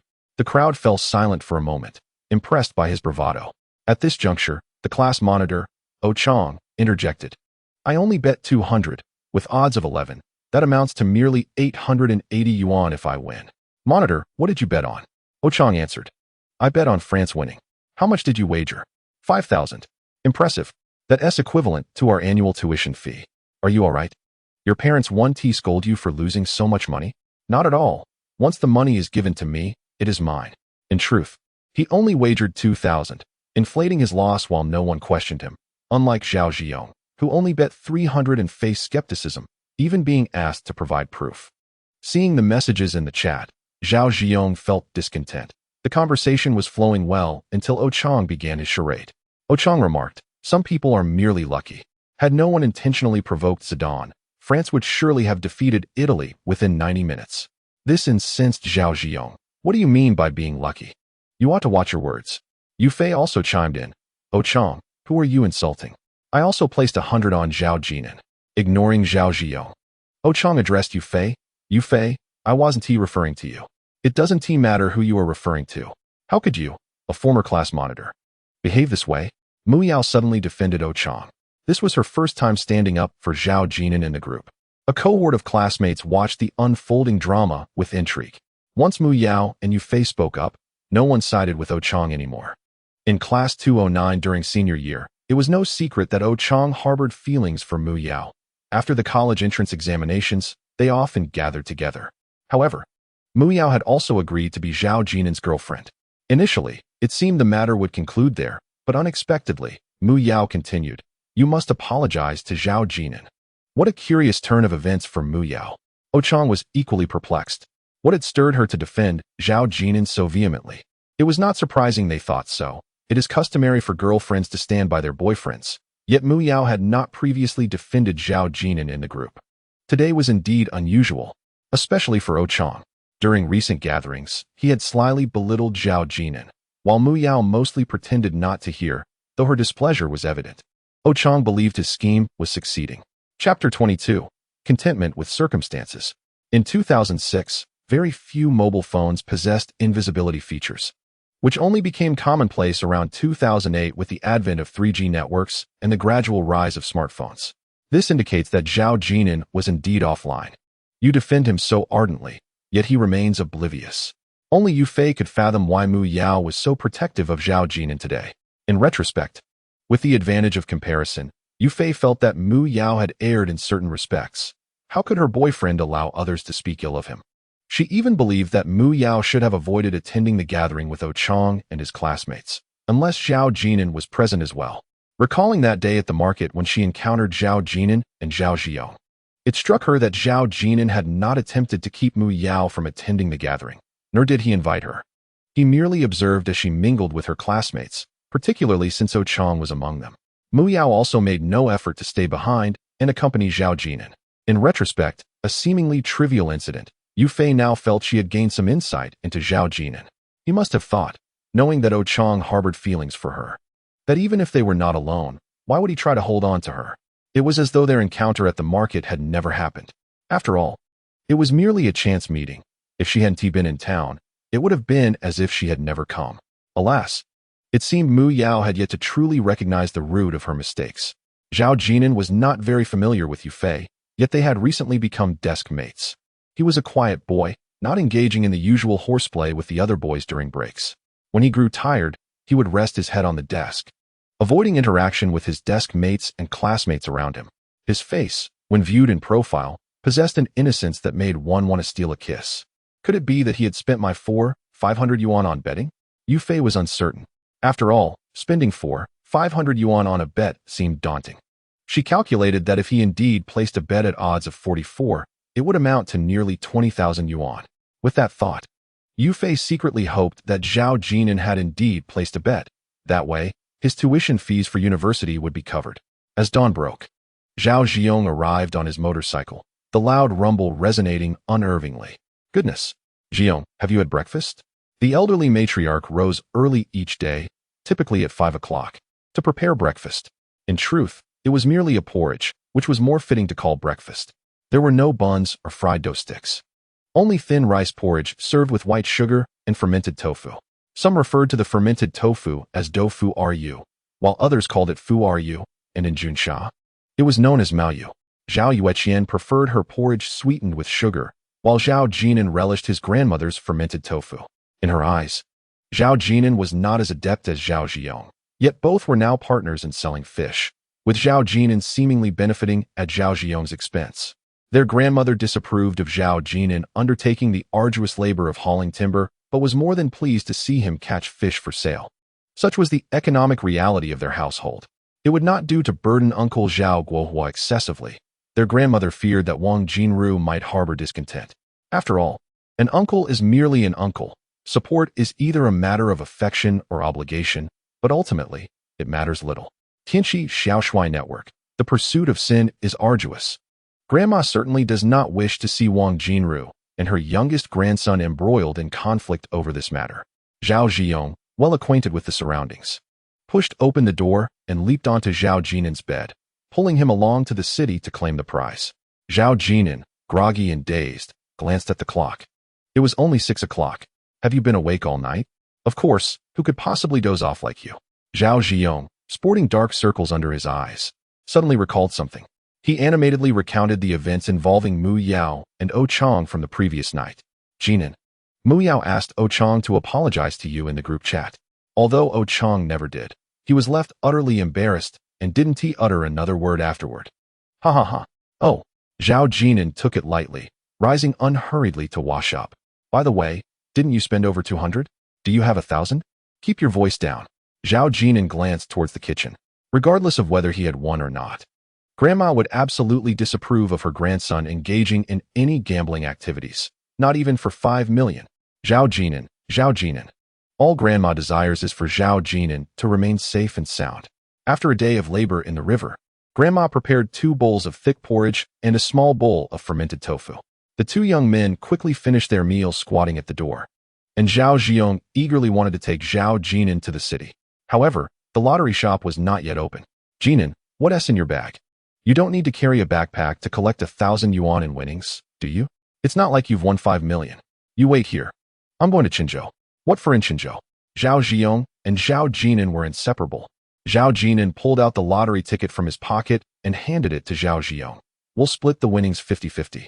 He had no intention of revealing the unexpected fortune of 5 million to Zhao Jiong. Loyalty. Zhao Jiong, clutching several lottery tickets, stationed himself at the entrance of the lottery shop.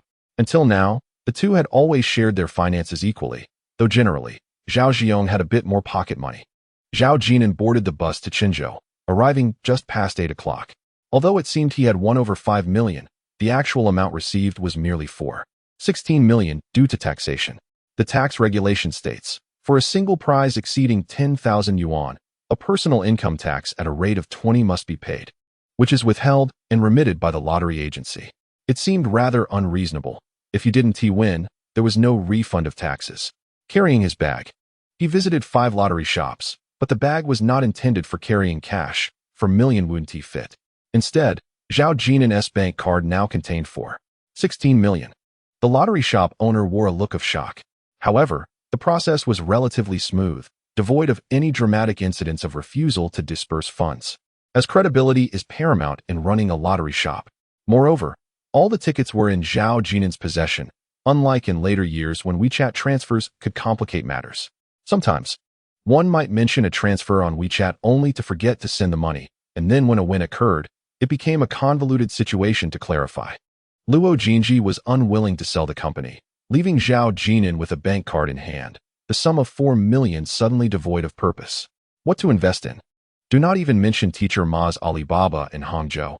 It is likely that General Lu's JD in Beijing would also disregard this trifling amount, let alone the Penguin, which had listed on the Hong Kong Stock Exchange back in 2004. Had it been 2 or 3 years earlier, the situation would have been entirely different. In the sweltering summer heat, the leaves drooped as if scorched, while Zhao Jin'an sat beneath the shade of a tree by the roadside, clasping a bottle of mineral water. There was one commendable trait about Zhao Jin'an, his ability to adapt to circumstances, coupled with an indifference to wealth. He did not experience a sudden windfall, nor did he indulge in ostentatious purchases of luxury cars or watches to embellish his image. Neither did he resort to making snide remarks about Oh Chang in group chats. Nor did he confront Zhang Hui or Zhang Yunxian to flaunt his newfound riches. He also refrained from calling Luo Jinji to plead for another chance. At that moment, his phone chimed. Yu Fei, Jinan, I bought 100 tickets and just redeemed a lottery ticket, winning 340 yuan. Zhao Jinan, congratulations. Yu Fei, since I bought it with you, let me treat you to dinner. Zhao Jinan, thank you, but no need. This individual truly excelled at declining offers. Would typing a few more words incur an extra fee for a text message?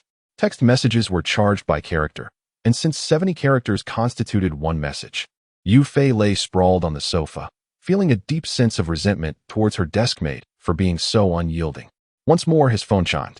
Zhao Jinan, it should be me treating you, as you lent me money. Yu Fei, Jinan, I'm not urging you to repay. Zhao Jinan, it is only right. What does that even mean? Yu Fei was exasperated with Zhao Jinan's cryptic manner of speaking. Could he not articulate his thoughts more clearly and exhibit some emotion? Reflecting on their 3 years as classmates and former deskmates, it seemed that Zhao Jin'an truly spoke very little, always responding with a smile. Never having a falling out with anyone. How utterly dull, it was thoroughly tiresome. Chapter 23. The debt. Zhao Jin'an arrived at the securities company. The lobby was filled with numerous elderly women and men sporting reading glasses. Upon witnessing such a scene, Zhao Jin'an felt assured that he was in the right place. The stock market had undergone 3 significant bull runs, and 2006 was one of them. This fact is well known to anyone with even a slight acquaintance with the stock market. In reality, 2006 merely marked the beginning of this bull market. It commenced in January with the stock index at 100 points, culminating on the last trading day. December 29th, when the Shanghai Composite Index closed at 675 points, reflecting a cumulative increase of approximately 130. The rise in 2006 represented only the first half of the bull market. By October 2007, the Shanghai Composite Index further ascended to a historical peak of 124 points. The years 2006 and 2007 heralded the most substantial bull market, without exception. In addition to the remarkable increase, the timeline was the longest, driven by robust fundamentals. In China, the elderly women in the stock market represent a particularly unique demographic. They flocked to purchase stocks in gold.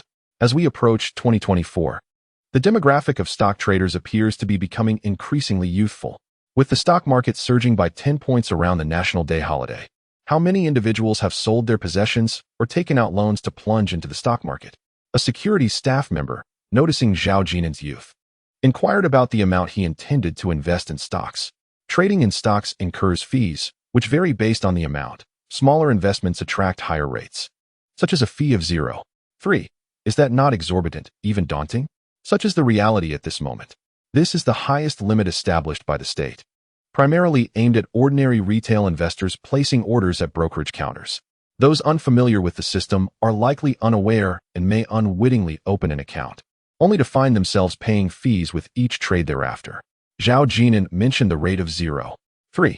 After establishing his account and gazing at the myriad of stock codes on the screen, he fell into deep contemplation. In his previous life, he had not thoroughly researched which stocks performed best in 2006. The trading hall contained only one young individual, those aged 30 to 40. With computers at home and in their offices, had no need to frequent the brokerage firm to monitor the market. An elderly gentleman approached him and recommended a particular stock. Zhao Jin'an offered a slight smile. Trust me, this stock is bound to experience a significant surge. The elder began to passionately extol his knowledge to Zhao Jin'an, discussing everything from the company's fundamentals to chart analyses with great confidence. In a bull market, everyone is a stock market guru, and the elder spoke with unwavering assurance. Should I trust you? Is there truly such a thing as a stock market sage? Can one profit by merely analyzing charts? Zhao Jin'an refrained from arguing, nodding frequently to show his appreciation for the insights. Ultimately, however, he opted for Vank. Investing in stocks is about expectations, and the real estate sector is on the verge of a bull market, with Vank currently leading the industry. While Vank may not be the hottest stock of 2006, it is certainly stable. At least, to Zhao Jin'an's recollection, it has never experienced a catastrophic failure. He retained 60,000, investing for 1 million in Vank. In truth, the fees of 0.3 and 0.03 held little significance for Zhao Jin'an. He had no intention of frequently rebalancing his portfolio, merely seeking a temporary home for his funds. Upon exiting the trading hall, Zhao Jin'an contemplated purchasing a laptop, but ultimately decided against it. Firstly, there was no Ethernet connection at home. Secondly, he found it difficult to explain financial matters to his aunt and grandmother. He could hardly fathom the chaos that would ensue should Wang Jinru learn of his 5 million lottery win. Ultimately, Zhao Jin'an went to a children's clothing store and purchased 2 small dresses for Zhao Yueqian, spending 300. Meanwhile, at the lottery store, as soon as it opened, Zhao Ziyong cashed in his winnings of 946 yuan. After waiting for Zhao Jin'an's return and seeing no sign of him, he headed back to Zhejiang alone. In Zhao Jin'an's absence, Zhao Ziyong, uncertain how to spend his newfound wealth, treated himself to an ice cream cone and filled his motorcycle with gas. On his way back, he suddenly called out, "Jin'an, I've caught 2 wild chickens. Ha ha ha, how can a mountain chicken possibly sell for 150? That's another 300. On the other end of the phone, Zhao Ziyong was exhilarated, watching his wallet swell. The thrill of making money is indeed addictive. Don't sell it, Zhao Jin'an. Possessing a fortune of 4.16 million, felt a pang of desire. It had been many years since he savored authentic game meat. What did you say? We'll keep it for ourselves, just a little feast. Zhao Ziyong, gazing at the 2 mountain chickens in his hands, paused in disbelief. Jin'an, have you lost your mind? We've 900, not 900 million. Can we really eat these mountain chickens? This is money. Encountering a generous buyer, one could potentially sell them for 200 each. This was indeed the truth. Free-range chickens at home could fetch 1 to 200 each. Mountain chickens, when met with the right person, could command even higher prices. Moreover, Grandma would be heartbroken. Such a fine delicacy should not go unsold. This statement struck a chord with Zhao Jin'an. Grandma would undoubtedly be reluctant to eat it. Then let us eat one and sell the other? Well, that sounds reasonable. We'll consume the smaller one and sell the larger. Zhao Ziyong swallowed hard. Taking a step back, Zhao Jin'an mused. As a newly minted millionaire, is it really so difficult to enjoy a mountain chicken he caught himself? Where's the logic in this? Upon returning to Zhejiang, Zhao Ziyong was already plucking the feathers from the mountain chickens. By the water tank stood Wang Jinru, in Xiaolan, and Zhao Yueqian, while Grandma busied herself in the kitchen. It wasn't my idea. Jin'an wanted to eat one. Despite Zhao Jin'an being the one who caught the chickens, he felt compelled to explain this to everyone. Hearing footsteps behind him, everyone turned to Zhao Jin'an, their attention drawn to the bag he held. I bought 2 little dresses for Zhao Yueqian. Upon hearing this, Wang Jinru's face instantly lit up. Yin Xiaolan glanced at Wang Jinru, a smile of relief gracing her lips.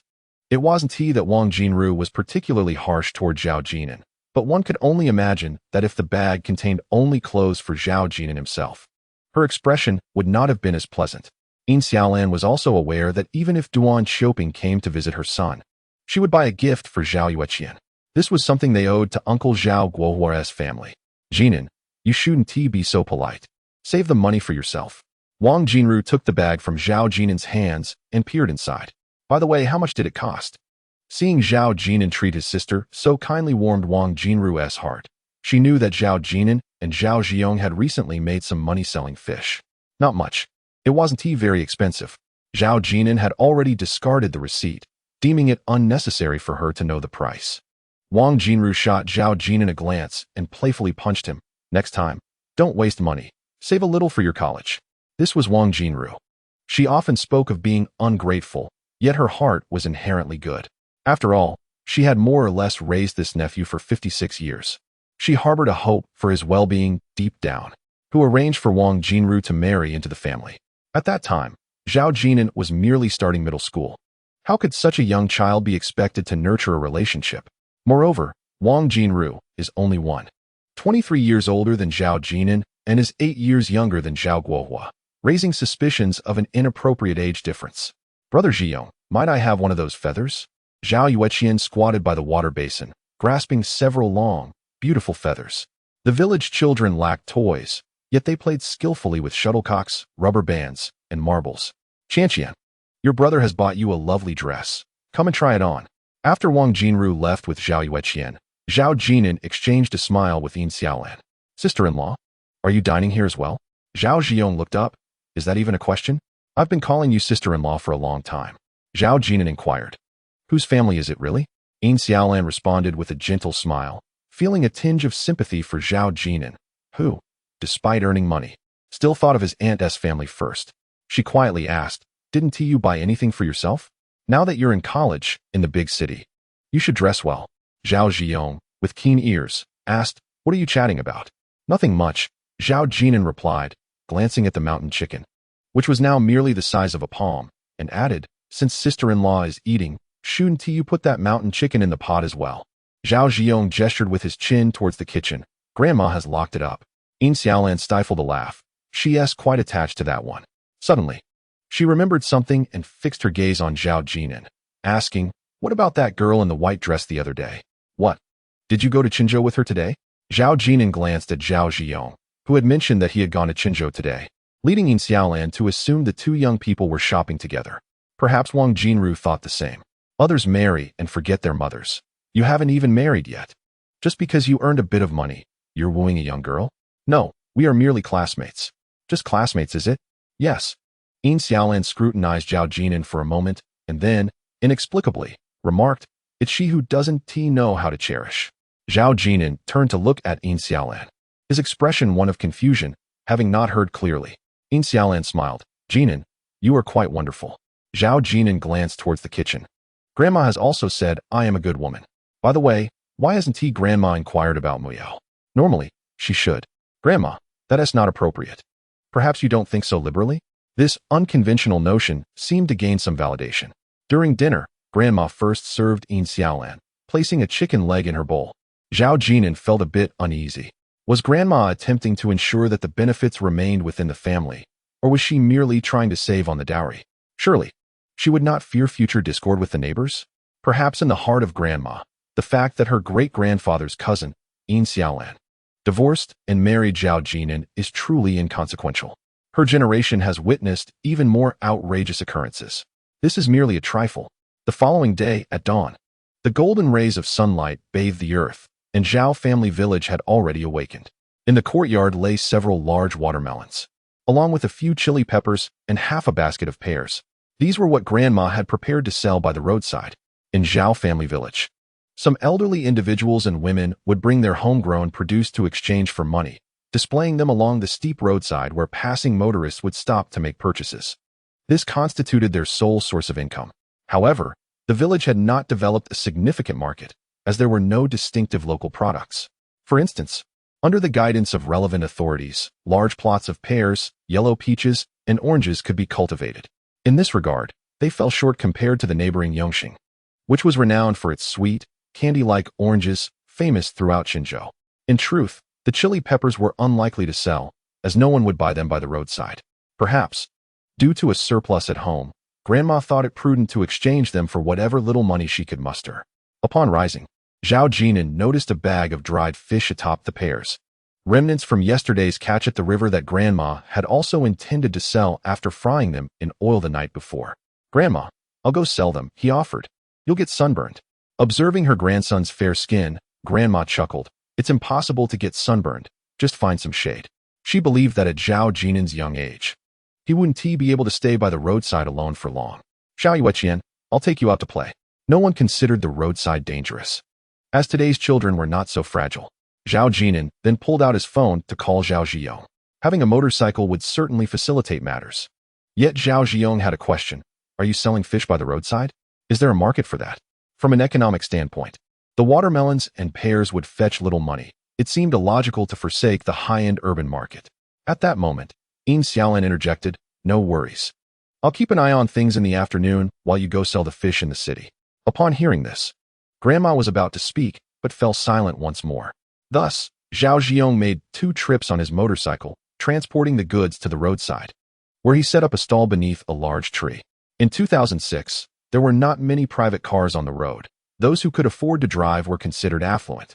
Even a Honda or Volkswagen would elicit genuine admiration, with bystanders calling out, "Boss." In a previous life, Zhao Jin'an had encountered Grandma's stall by the roadside. However, she did not often set up shop, as she was not a professional fruit farmer. Gazing at the large, round watermelons and the beautiful pears, Zhao Jin'an felt a bittersweet sensation in his heart. The finest fruits were kept for sale, all in hopes of saving a little more money. That day, Mu Yao and Yu Fei visited, and Grandma had picked a large watermelon from the field, but unfortunately, they left without even glancing at it after their meal. This was understandable. To Mu Yao and Yu Fei, it was merely a watermelon. Zhao Jin'an took a few steps and retrieved a cigarette from his pocket, igniting it. Years ago, Zhao Guoqing had ridden a motorcycle down this very path, his life lost. Though many years had passed, Zhao Jin'an felt little sentiment. Yet he pondered how his grandmother might feel, selling goods at this spot. Perhaps she found solace in secretly conversing with her eldest son, Zhao Guoqing, making the passage of time more bearable. "Jin'an, there's a ditch here. The fish won't spoil if placed within." Zhao Ziyong, adept at such tasks, assured them that if he said it was feasible, it indeed was. As he observed Zhao Yueqian dutifully squatting beside a watermelon, her fingers poking at it in anticipation, Zhao Jin'an inhaled deeply and suggested, "On such a sweltering day, let us indulge in some watermelon." Zhao Ziyong paused, then slapped his thigh, declaring, "Let us do it. It's just 50 cents per gene. If necessary, we can claim it was sold, and use the money to support Grandma." "Little Yueqian, you mustn't tell Grandma, understand?" Zhao Ziyong added, squatting down to emphasize his point. Zhao Yueqian nodded vigorously. Zhao Jin'an then pulled a 5 yuan note from his pocket. "Take little Yueqian to buy some popsicles." "Brother, we haven't sold anything yet," Zhao Yueqian reminded him with a sense of maturity. She swallowed hard, yearning for a treat. Yet feeling it was premature, they ought to sell first before indulging. Zhao Jin'an ruffled her hair, reassuring her, "It's all right. If you fancy an ice cream cone, get one. And don't forget the chips." Gulp. Unable to restrain herself, Zhao Yueqian swallowed again. What a delightful day this was. Zhao Ziyong, with a playful grin, remarked, "Jin'an, that 5 yuan won't suffice. Don't you have any money?" Zhao Jin'an inquired. He then produced a 10 yuan note for Zhao Ziyong, who accepted it and whispered, "I've saved nearly 200. Zhao Jin'an rummaged through his own pockets.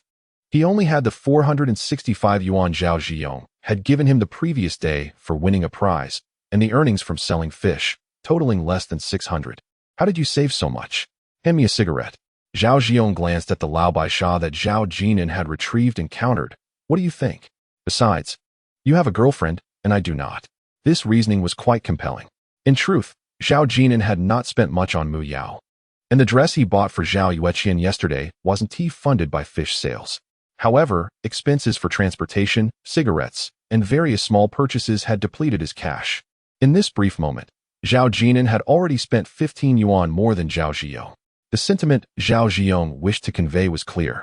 Jin'an, given our current circumstances, we should be smoking the refined Lao Bai Sha. You buy your own, don't use mine, Zhao Jin'an replied. Chapter 25, The Graduation Banquet. Thus, Zhao Jin'an occasionally set up a stall by the roadside for his grandmother.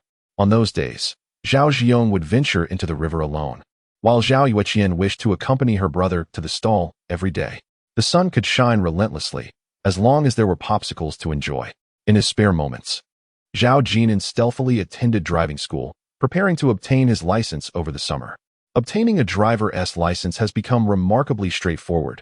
The presence of electronic surveillance is minimal, and the assessment largely rests upon the judgment of the examiner seated in the passenger seat. Zhao Jin'an attended driving school only once. The instructor remarked that further practice was unnecessary. Ascertaining the refund of his tuition, amounting to 2,600, weighed heavily on his mind. Departing the driving school with a countenance of discontent, he felt that this expenditure was indeed a misfortune. He had forgotten all about the bottled water factory. If Luo Jinji did not reach out, he would simply dismiss the incident as non-existent. Mu Yao had frequented the market several times, yet she had not encountered Zhao Jin'an. Her visits were deliberate, motivated by Zhao Jin'an's remarks on a particular day. She yearned to make amends, not wanting to be perceived as that kind of person in his eyes. Did she resent her boyfriend for losing face? Upon introspection, Mu Yao acknowledged that she indeed harbored such sentiments at the time. As time progressed, celebratory banquets for academic achievements commenced, leading Mu Yao to inquire of Zhao Ziyong whether Zhao Jin'an would host a graduation banquet. Zhao Ziyong responded in the negative. Zhang Hui and Mu Rinqiang had also indirectly probed Mu Yao about which classmates would attend her banquet and how many tables they should prepare. In truth, their inquiry revolved around the presence of Zhao Jin'an. The brief encounter with him left a profound impression on them. It seemed as if Zhao Jin'an had vanished from Mu Yao's world entirely. From the frequency and demeanor with which her daughter engaged in conversations on her phone, one could discern whether she was romantically involved. Jin'an, will you attend Mu Yao's graduation banquet? Oh, and what about you, Fei? On the roadside, Zhao Ziyong, munching on a watermelon, asked. Oh Chang invited all the classmates and the teachers in the group. He mentioned that the principal would also attend. Jin'an, do you think the principal will actually come? Could it be another of Oh Chang's boasts? Zhao Ziyong harbored admiration for the principal. Yes, he will. Bored and seeking amusement, Zhao Jin'an busied himself with braiding Zhao Yueqian's hair. Leaning against her brother, Zhao Yueqian savored her second popsicle of the day, priced at merely 50 cents. It wasn't he that Zhao Jin'an was unwilling. Rather, the little girl insisted that the affordable treat allowed her to indulge in more. Yin Xiaolan, feeling equally bored at home, joined them, squatting beside Zhao Jin'an. Chanqian, let your sister-in-law have a bite. Zhao Jin'an inquired, brother, sister-in-law? One cannot impose oneself into the role. Yin Xiaolan appeared entirely at ease, possessing a truly admirable physique. Simply put, a slender waist and ample hips. In the words of their grandmother, she was destined for motherhood.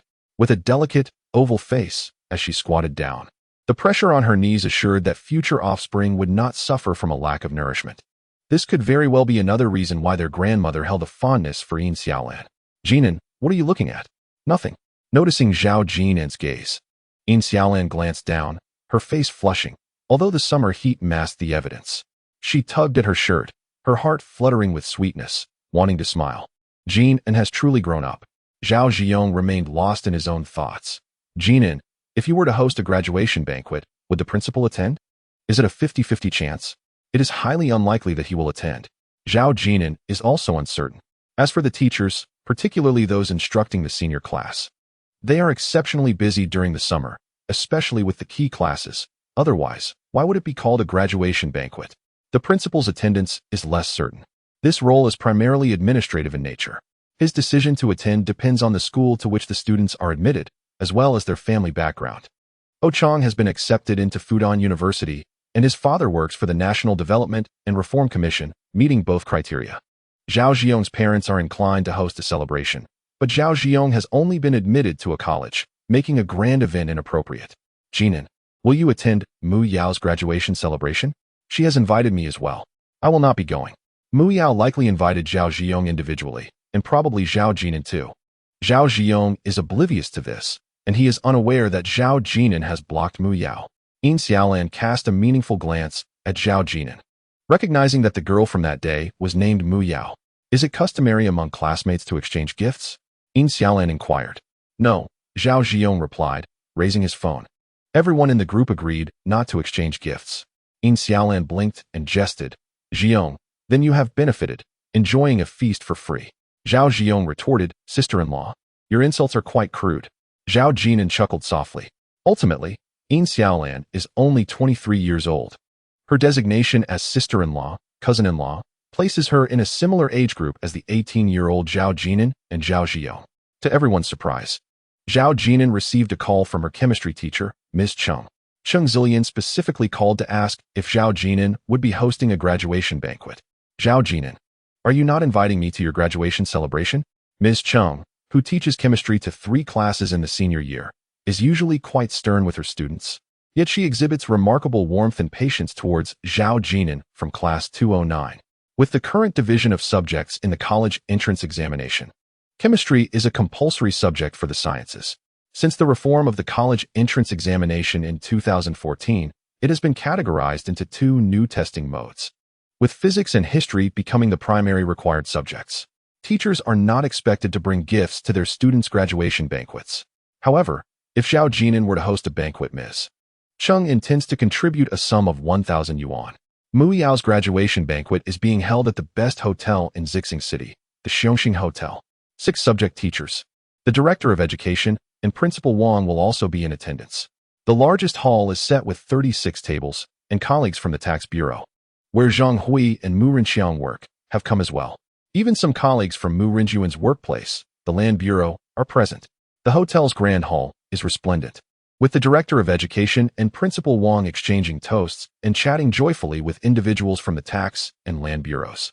In these small tier, 18 cities, such individuals represent a demographic living quite comfortably. They possess stable positions, receive retirement pensions, and even their parents benefit from retirement funds, creating a golden combination that forms a reliable and stable economic fortress. If you find it difficult to thrive in a bustling metropolis and contemplate returning to your hometown for development, I implore you to reconsider. You may discover that life in your hometown is even more challenging and exhausting. The social fabric of a small city is woven from interpersonal relationships.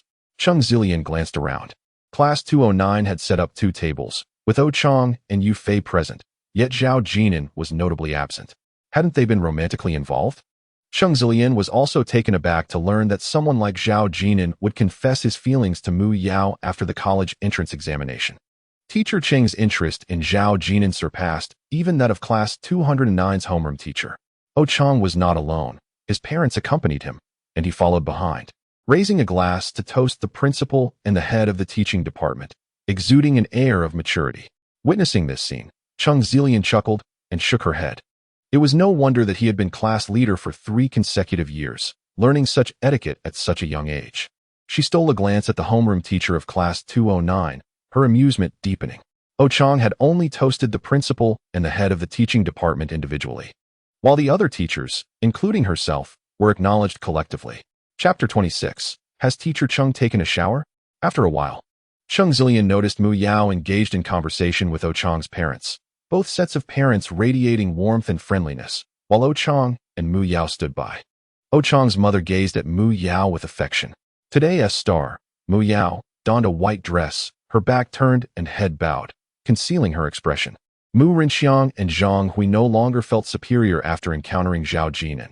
Both sets of parents were enjoying a lively conversation. Although the Tax Bureau and the Development and Reform Commission were not part of the same system, it did not hinder their interaction. Fortunately, Jin'an had not arrived.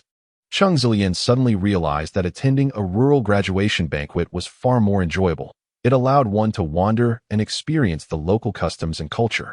Yu Fei glanced in the direction of Mu Yao, lowering her head to eat. Her thoughts mirrored those of Cheng Zilian. It was indeed fortunate that Jin'an was absent. In her previous life, Zhao Jin'an had experienced this, and Zhang Hui had deliberately encouraged Oh Chang in front of the two tables of class 209 students, praising him for being the class leader in high school and surely destined to be part of the student council in college, especially since he had been admitted to Fudan University. Ah, that Zhang Hui. Just as she urged Zhao Jin'an to treat Mu Yao well, she simultaneously praised another boy in front of her daughter and the classmates of class 209. Perhaps this was part of her manipulation of Zhao Jin'an. How was Zhao Jin'an faring? Zhang Hui believed Zhao Jin'an was doing well, at least in her previous life. In fact, the current Zhao Jin'an also appeared to be thriving. This referred to emotional manipulation or psychological control, especially in the context of romantic relationships. Zhao Jin'an was clean-cut and handsome, and he was quiet and obedient. Perhaps controlling someone like him fulfilled a certain pathological desire within Zhang Hui, the prospective mother-in-law. Such individuals are numerous. Perhaps everyone harbors a bit of this desire deep within. Or else the term would not be so prevalent. If it were not for Cheng Zilian's phone call, Zhao Jin'an would have forgotten about teacher Cheng. 3 days later, he called Cheng Zilian, intending to express his gratitude to the chemistry teacher who had taken exceptional care of him throughout his 3 years of high school. Reflecting on his past, Zhao Jin'an felt a twinge of regret for not maintaining contact with teacher Cheng after his college entrance examination. Throughout the 3 years of high school, Cheng Zilian had indeed shown him great care. If not for her being in her 40s, the classmates from class 209 would have certainly stirred with excitement. He mused about what would be appropriate to bring her, ultimately deciding on a watermelon and some dried fish, which felt just right. Though it was referred to as Municipal First High School, it was actually a public institution, the finest in Zixing City, unlike in Shin City, which boasted first, second, and third high schools. As he walked under the scorching sun to the school gate, the long-forgotten sound of the bell rang out, and he caught sight of some students. It appeared there were supplementary classes for those transitioning from the second to the third year. The security guard, dozing in the guardroom with a fan circulating the air, glanced at Zhao Jin'an's student ID and allowed him entry with a grin, revealing his yellowed teeth as he inquired, "Ah, from class 209? Which university did you get into?" Such was the nature of high school graduation. Otherwise, the guard could be as fierce as a dog. Attempting to sneak out of the school? No chance. The student ID for the public school came in 2 varieties, for boarding and non-boarding students, distinguished by their colors. Boarding students were not permitted to leave the campus freely, who would assume responsibility in the event of a safety issue. Cheng Zilian resided in the faculty building, located within the school grounds, with rumors suggesting her husband and daughter lived in Chin City. Following the threads of memory, Zhao Jin'an located the faculty building. It was a 6-story structure, an older design, somewhat quiet, presumably because teachers were absent during the summer break. Checking his messages, he noted he needed to go to Unit 2 on the 2nd floor, so he ascended the stairs with his offerings in hand. One door on the 2nd floor stood ajar. "Teacher Cheng, here." Cheng Zilian appeared at the doorway, wielding a fruit knife, and smiled at the sight of her former student. "You've tanned a bit over the past 2 months and seem more mature. Teacher, I brought you a watermelon from my family's garden. Still carrying things? Come in quickly." Cheng Zilian expressed delight at his visit, having initially planned to return to Chin City that day. "Is there no graduation banquet today, teacher?" Zhao Jin'an sought to make conversation. "How could there be one every day? You students choose auspicious days for your banquets. Besides, having a graduation banquet every day would become tiresome. After completing this year's cohort, I plan to teach only first-year students next semester. The pressure of guiding the third years is immense. It's not any easier than what you students face." As they spoke, Cheng Zilian glanced outside, closed the door, hesitated, then opened it slightly again. In the faculty building, it was rare for a teacher and a student to be alone in a room, wary of gossip. "It's hot outside. Let us enjoy the air conditioning." Cheng Zilian adjusted the thermostat a few degrees lower and moved toward the refrigerator. "What would you like to drink?" "Oh, right, you boys all enjoy cola." Turning back, she noticed Zhao Jin'an still standing. "Sit down. It's not like we're in class, and I'm going to call on you to answer questions." He touched the can of cola, realizing it wasn't tea very cold, likely just purchased. Cheng Zilian probably did not indulge in cola. "You brought such a large watermelon. How can I eat it all by myself?" she remarked, returning with slices of chilled watermelon. Standing before the coffee table, looking down at Zhao Jin'an, Cheng Zilian inquired, "What have you been busy with during the summer vacation?" "Fishing. I went to the river with Zhao Ziyong to catch fish, and then we sold them at the market. The fish you received were caught by Zhao Ziyong and me," Zhao Jin'an answered honestly. "No wonder he got a bit sunburned." Cheng Zilian nodded, choosing not to ask Zhao Jin'an why he had not attended any of his classmates' graduation banquets, and turned to head to the kitchen. Zhao Jin'an, however, remarked, You are far too lacking in effort. If you were a bit more diligent, you wouldn't be in a normal university. Just look at your class. Who doesn't push themselves in the end? You're still treating your senior year like your first and second years. Take Mu Yao and Yu Fei. For instance, they are both more industrious than you. Cheng Zilian felt a genuine sense of regret, believing that Zhao Jin'an was the brightest in class 209. If only he applied himself a little more, getting into a top-tier 985 university should be well within his reach, if not Tsinghua or Peking University. Teacher Cheng, I'm leaving. Zhao Jin'an announced as he stood up. Have I upset you with my words? Fine, let us not discuss studying anymore. You're all graduating. Cheng Zilian stood at the kitchen door, beckoning Zhao Jin'an over. Zhao Jin'an thought to himself, this can't be good. The kitchen is too hot. Come on. Cheng Zilian shot him a glare. Help me with dinner, and you can leave after we eat. Oh. Zhao Jin'an obediently walked over. Cheng Zilian chuckled softly, clearly pleased with his compliance. The kitchen was quite cramped, with an external range hood, and Cheng Zilian wore a form-fitting dark knitted short-sleeve top. The contours of her figure subtly visible, suggesting a certain fullness. As a reminder, this child has surely never lacked for food. The difference from Yin Xiaolan is that Cheng Zilian's waist, wrapped in her knitted shirt, revealed a slight softness, perhaps a consequence of age. It is quite normal for a 40-year-old woman to have a little flesh around her waist.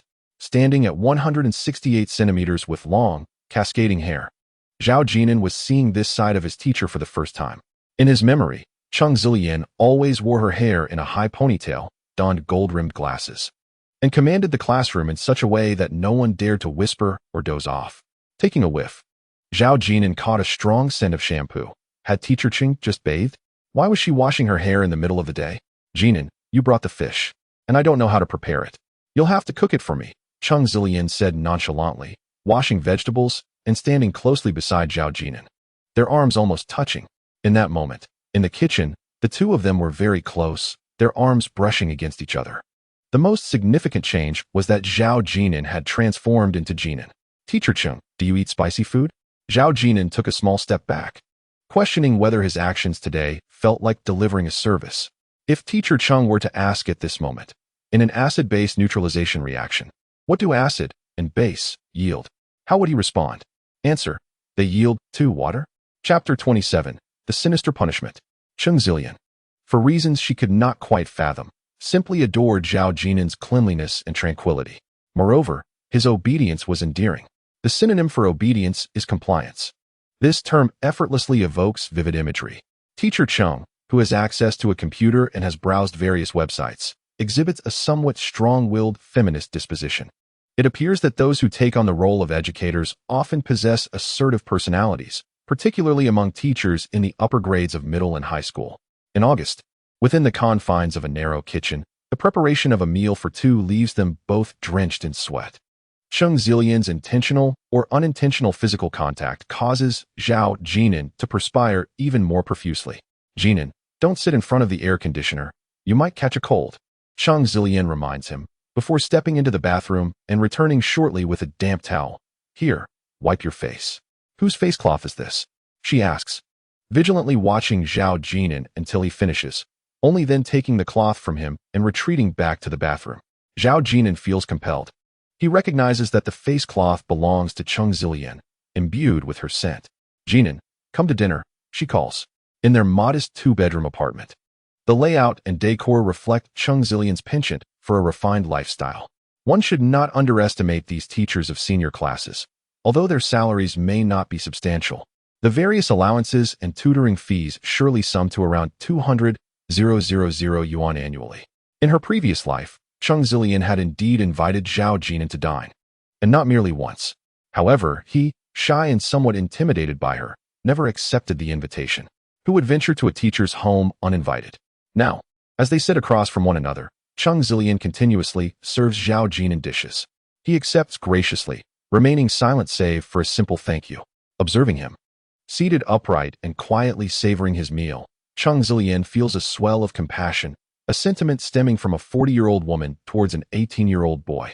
She had envisioned such a scene, anticipated that Zhao Jin'an would be this type of person, yet she did not foresee that he would be unable even to refuse her. Thus, he quietly consumes his food, his posture impeccable, devoid of any sound. She recalls her own daughter, who neglects to hold her bowl properly while glued to her phone. Picky about her food. Jin'an, is there anything you dislike eating? Perhaps cilantro? Cheng Zilian inquires out of curiosity. No, Zhao Jin'an replies, raising his head and shaking it. As if lost in thought, Grandma didn't grow cilantro. This statement resonates deeply with Cheng Zilian. She comprehends Zhao Jin'an's background and realizes he lacks the privilege to be finicky about food. Cilantro is merely a seasoning. How could one justify spending money on it? Are you very afraid of me? Cheng Zilian asks. Zhao Jin'an nods, then shakes his head, uncertain how to respond. All right, don't be so stiff. You've already graduated. And I can't punish you anymore, she says. Upon uttering the word punish, Cheng Zilian pauses, gazing at the clean and handsome Zhao Jin'an, contemplating how delightful it would be if everything could be subjected to punishment. Zhang Hui believes Zhao Jin'an to be quite admirable, while Cheng Zilian's thoughts venture further, tinged with a hint of mischief. Over the phone, she lied to her husband about attending a student-esque graduation banquet, transforming a perfectly ordinary circumstance into something more complex. In truth, nothing was planned to transpire, yet the moment she dialed the phone, she deceived her husband. As she prepared to depart, Cheng Zilian entered the bedroom and retrieved a red envelope containing 2,000 yuan, having added an extra 1,000 on a whim. This is a small token of appreciation from your teacher, Jin'an. Cheng Laosher. Zhao Jin'an was taken aback. They were not expected to present gifts at the graduation banquet, especially since he had come into money. Take it, Cheng Zilian insisted, her tone brooking no refusal as she pressed the envelope into Zhao Jin'an's hands, advising him, once you reach university, study diligently and remember to visit your teacher during the holidays. Thank you, Teacher Cheng. Zhao Jin'an accepted the envelope, turning to leave. Jin'an, Cheng Zilian called out, suddenly reaching out to touch Zhao Jin'an's cheek, pulling him into a gentle embrace. The unexpected gesture left Zhao Jin'an frozen, only aware of the softness of her touch. Cheng Zilian smiled and said, if only you were my son, Jin'an. Was that an exaggeration? Zhao Jin'an doubted the sentiment, wondering if mothers in their 40s truly embraced their sons in such a manner. Upon exiting the school, he glanced at the time. It was 8:30, and felt no stirrings within. He called Yufei and then proceeded to the bank. He borrowed 4,500 yuan from her, not returning it until after the World Cup concluded. His rebirth was his greatest secret. He feared being apprehended by relevant authorities and subjected to experimentation. Consequently, Yufei genuinely began to question his motives. Did Zhao Jin'an borrow money not for football? She did not ponder too deeply, even feeling a sense of regret for him. If only he had spent her 4,500 yuan to secure a ticket to the last match, then he would have had money. When she received his call, Yufei dashed downstairs, eschewing the usual girlish pretensions of making boys wait. Her home was one of those 6-story walk-ups. In 2006, such commodity housing was still relatively scarce.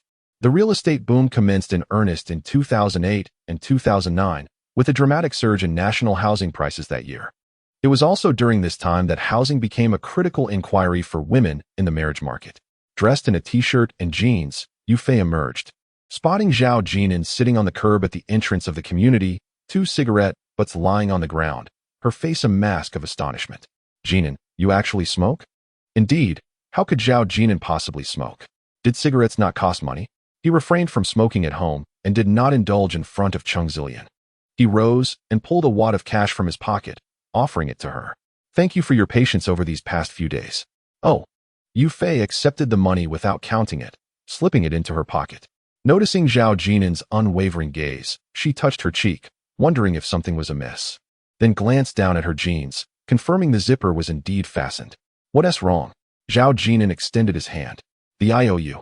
Yufei, exasperated, felt the urge to bite him. Was there truly someone so infuriating? In the beginning, when you lent me money, I didn't think it necessary to write an IOU. At 18, Yufei felt that Zhao Jin'an had tarnished the friendship between classmates, especially since they were desk mates. The IOU was at home, and I forgot to bring it. Well, I shall tear it up when I return, and I can return it to you next time. Yufei stamped her foot in frustration. But upon seeing Zhao Jin'an's serious expression, she found it rather amusing. What a genuine fellow. Hey, you promised to treat me to a meal, Yufei reminded him. Her thoughts lingering. Zhao Jin'an glanced at the time, It was 9 o'clock, and he had already eaten. You've eaten already? Yufei exclaimed. How can a guy like you make a girl happy?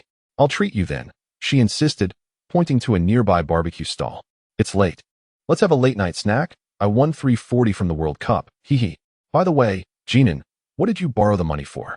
To take my driving test. To take your driving test? As they crossed the street, Yufei looked at Zhao Jin'an, puzzled as to why he would spend money on that now. So, Jin'an, do you have enough for tuition? You can pay me back later if you need. I'm all set. At the stall, Yufei ordered plenty without asking Zhao Jin'an. He rushed to pay. Jin'an, let me. Yufei insisted, pulling out her money to pay as well. Naturally, in a date, it is customary for the man to pay. The owner, a bit of a sycophant, snatched the money from Zhao Jin'an's hand, having never been influenced by short videos. Of course, Yufei was not the type to feign politeness about paying. Jin'an, have you truly broken up with Mu Yao? She asked hesitantly while gnawing on a chicken leg. Genuinely curious. Yes, Zhao Jin'an nodded, also munching on a chicken leg. You didn't come to my graduation party, Yufei said softly, glancing at Zhao Jin'an, who she doubted would not rekindle his relationship with Mu Yao once he reached university. Now, it seemed the girl's parents had intervened. Once they reached Junsha, they would likely resume their secretive conversations. Perhaps Mu Yao would seek out Zhao Jin'an again, and with his amiable nature, he would surely acquiesce to her requests. However, recalling the scene at Mu Yao's graduation party, Yufei felt a pang of sympathy for Zhao Jin'an.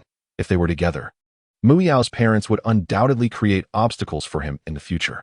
On the way back, Yufei took out her money and counted it again meticulously. 4,800? Is 300 considered interest? Chapter 28 Grandmother. Jin'an, take your sister-in-law to our home for the night. At the end of August, the day for university enrollment was drawing near, and the chat group for Class 209 was becoming increasingly lively. Some students were accompanied by their parents, while those without escorts formed groups to head to Junsha. They even began checking train schedules and booking tickets. Mu Yao was anxiously waiting for Zhao Jin'an to come online, but it seemed as though he had vanished from the group. The classmates of Class 209 had grown accustomed to his silence. Daughter, I've taken 2 days off from work, her mother said. Mom, I don't need you to send me. I can go by myself. Mu Yao was acutely aware that Zhao Jin'an would likely have no one to accompany him. She planned to ask Zhao Ziyong to purchase train tickets for the same route, intending for Zhao Jin'an to escort her to university. Setting aside other concerns, Zhao Jin'an's appearance on campus would certainly reflect well on her. What if you venture far and lose all that tuition money? Isn't your aunt in Junsha?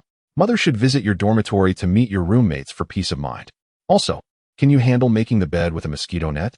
Observing her daughter's sulky expression, Zhang Hui understood everything without needing further explanation. You were present that day. You heard it all, and I never opposed your relationship with Zhao Jin'an.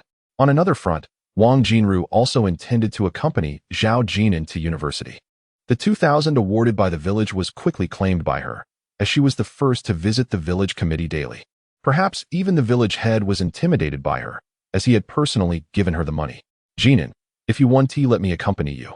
At least deposit the money in the bank and don't carry it with you. Also, your uncle has transferred 3,000. Let us visit the bank. Aunt, I've earned some money. Your earnings from selling fish are just pocket money. Fine. Just like in her previous life, Zhao Jin'an did not refuse again, keeping it in her heart. She understood that the 3,000 was borrowed from her uncle's co-workers, as his monthly salary was only 1 to 2,000, which he would send home regularly. He could not possibly withdraw 3,000 at once. Her grandmother glanced at her daughter-in-law, nodding in satisfaction without uttering a word.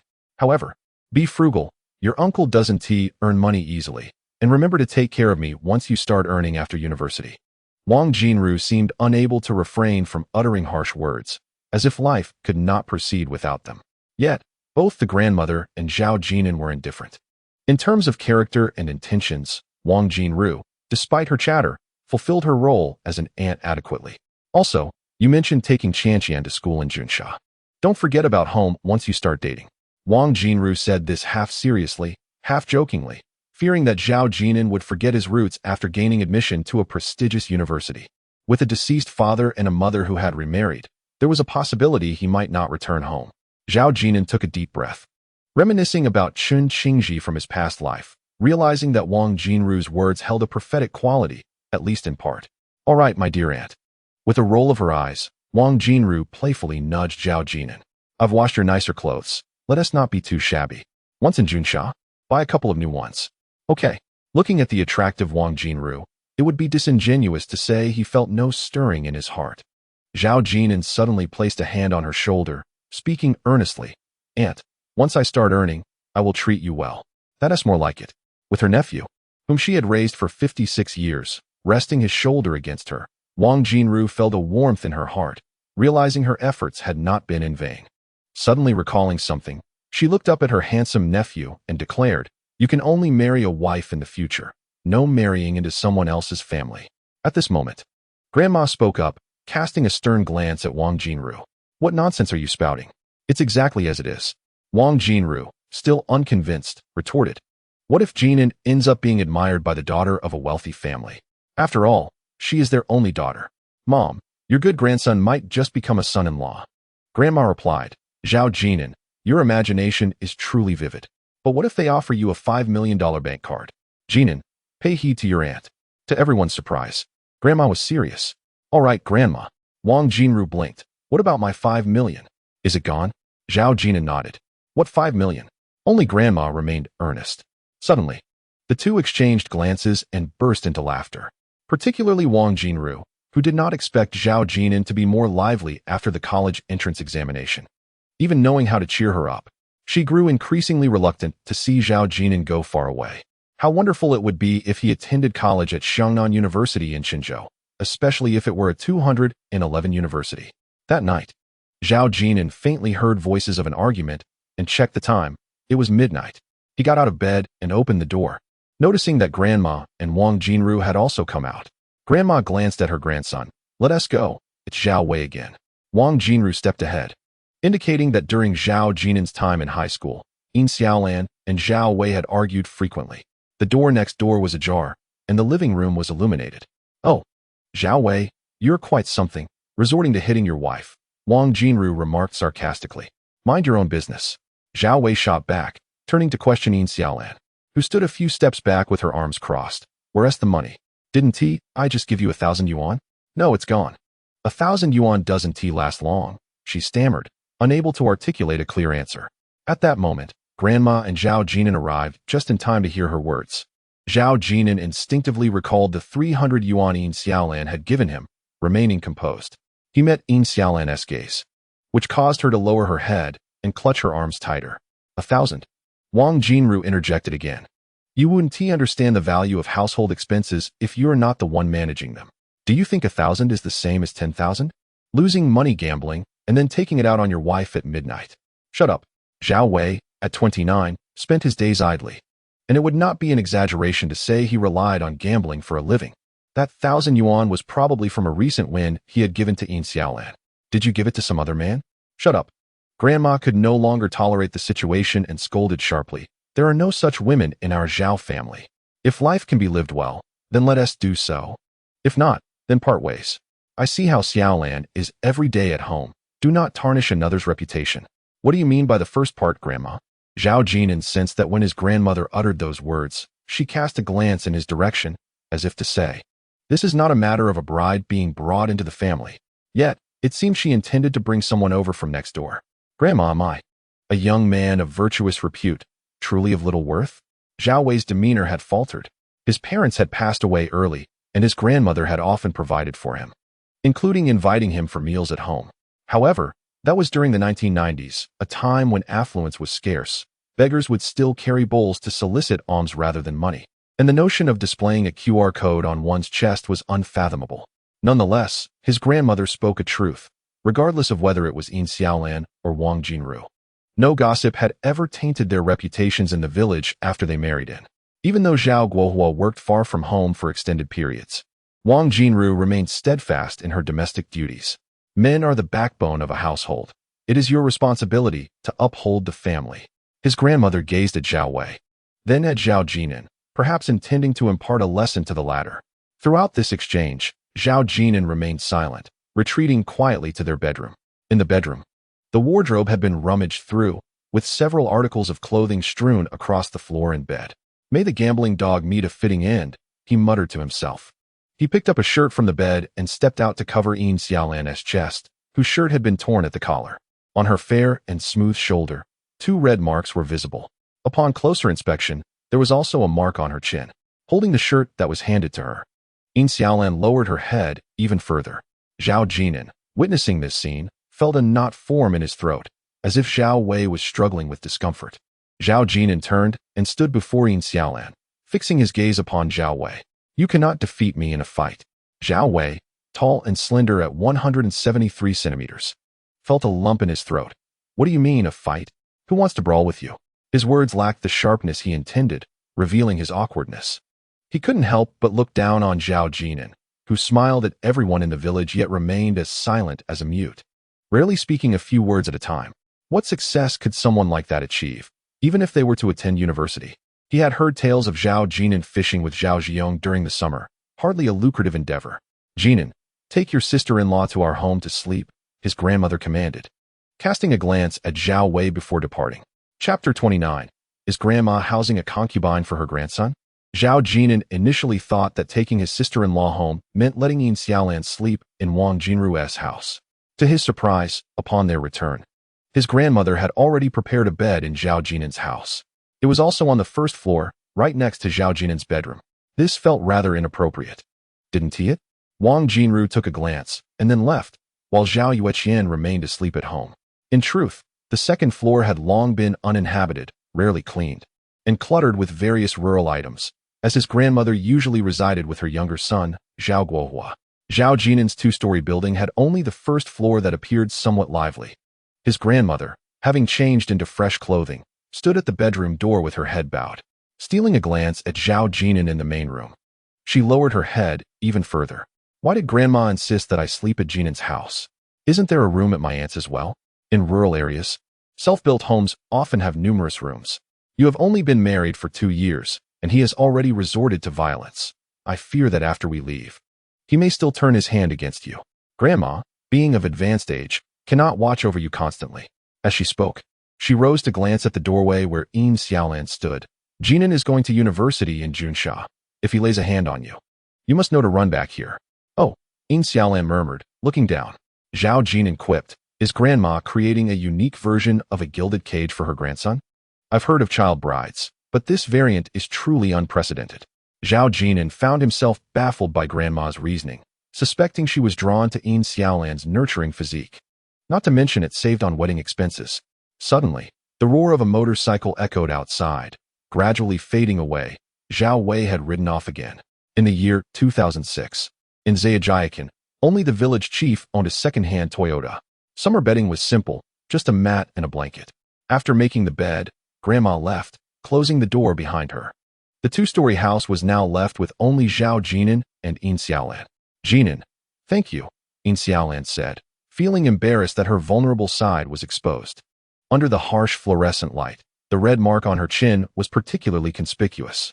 She couldn't fathom why she was so averse to Zhao Jin'an witnessing this moment. They stood 56 meters apart. Zhao Jin'an gazed at Yin Xiaolan, instinctively reaching for the cigarettes in his pocket, but eventually pulled out 300 yuan and walked over. Jin'an, it's not because of this 300 yuan, it's my own money. Yin Xiaolan hastily protested, adding, I won't take his money to give to you. What a wild man. Zhao Wei's harsh words seemed to imply that he regarded Zhao Jin'an as his own. Yet, Zhao Jin'an had only just graduated high school. He was still in the second year of high school, attending boarding school, returning home only once a month, and soon off to university in Junsha. Sister-in-law, I've earned some money. You should have a little something for yourself, Jin'an said. Yin Xiaolan raised her head to gaze at the tall Zhao Jin'an.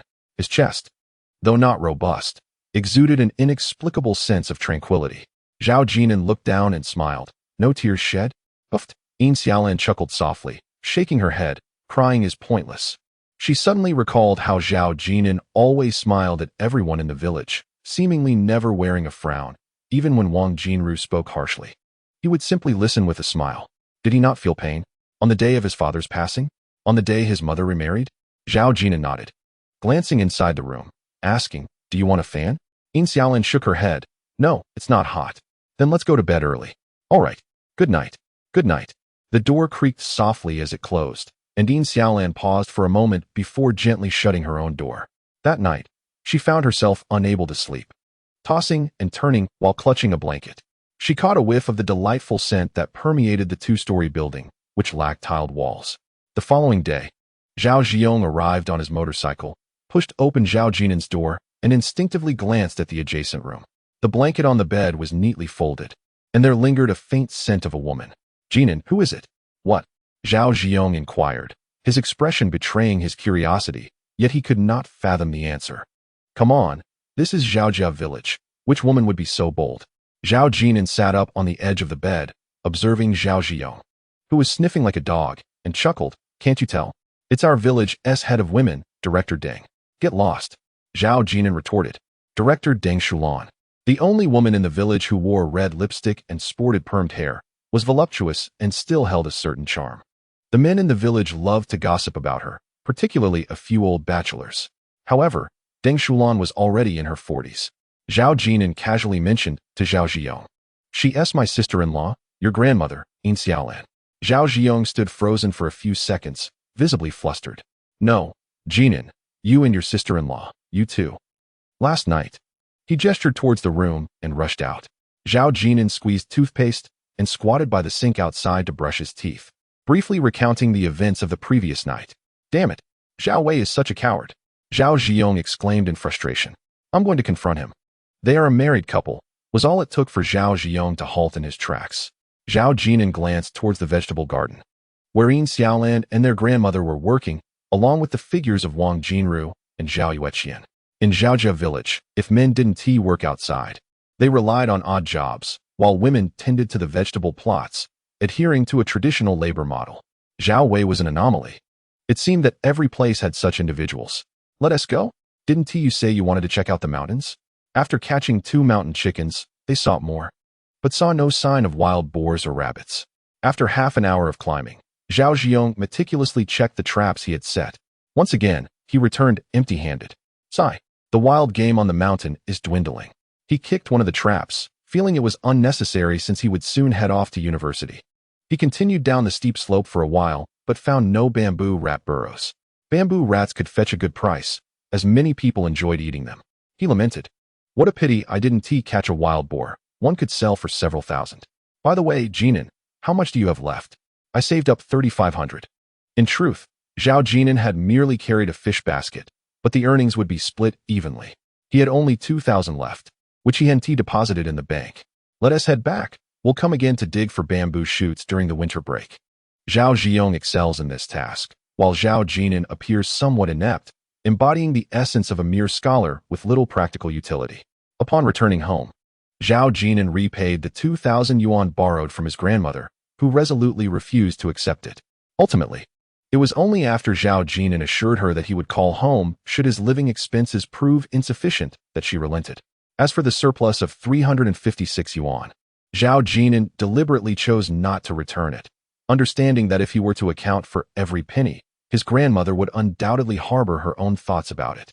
Nevertheless, any money earned from street vending was dutifully handed over to her. His grandmother was well aware that he consistently added an extra 5 or 10 yuan to the sum. Furthermore, how was it that he always managed to sell out of watermelons? She had also engaged in street vending before. Following that evening, Yin Xiaolan did not continue to stay at Zhao Jin'an's home, but whenever he set up his stall, she would come to keep him company in the afternoons. "Xiaolan, if you adore children so much, why not have one of your own?" No one whispered a word, as both Zhao Yueqian and Zhao Jin'an were nearly always present. After a few outings, several village women had grown familiar with Zhao Jin'an, as idle chatter was a means to pass the time while vending. Chapter 30. Reclusive and Withdrawn. Zhao Jin'an was not one for many words, yet they inexplicably favored conversing with him. In an audacious move, they even placed their baskets beside his. Seeking shelter beneath the shade of a tree, Zhao Jin'an found it puzzling why older women gravitated towards him, particularly those who were married. One woman, named Tian Tsuifeng, was over 50 and already a grandmother. Perhaps it was Zhao Jin'an's reclusive nature, contrasting with Zhao Jin'an, who roamed the village on his motorcycle. Not to mention, these village elders and the newlywed daughters-in-law who had recently joined Zhao's family would likely assume upon their first encounter that Zhao Jin'an was not from Zhejiang. One day, upon returning from school, Zhao Jin'an was kindly stopped by 2 young wives from the village, inquiring whom he was seeking. "Jin'an is so strikingly handsome. Just like those young women, one of them remarked. Annie, is it polite to flatter someone so? Zhao Jin'an replied.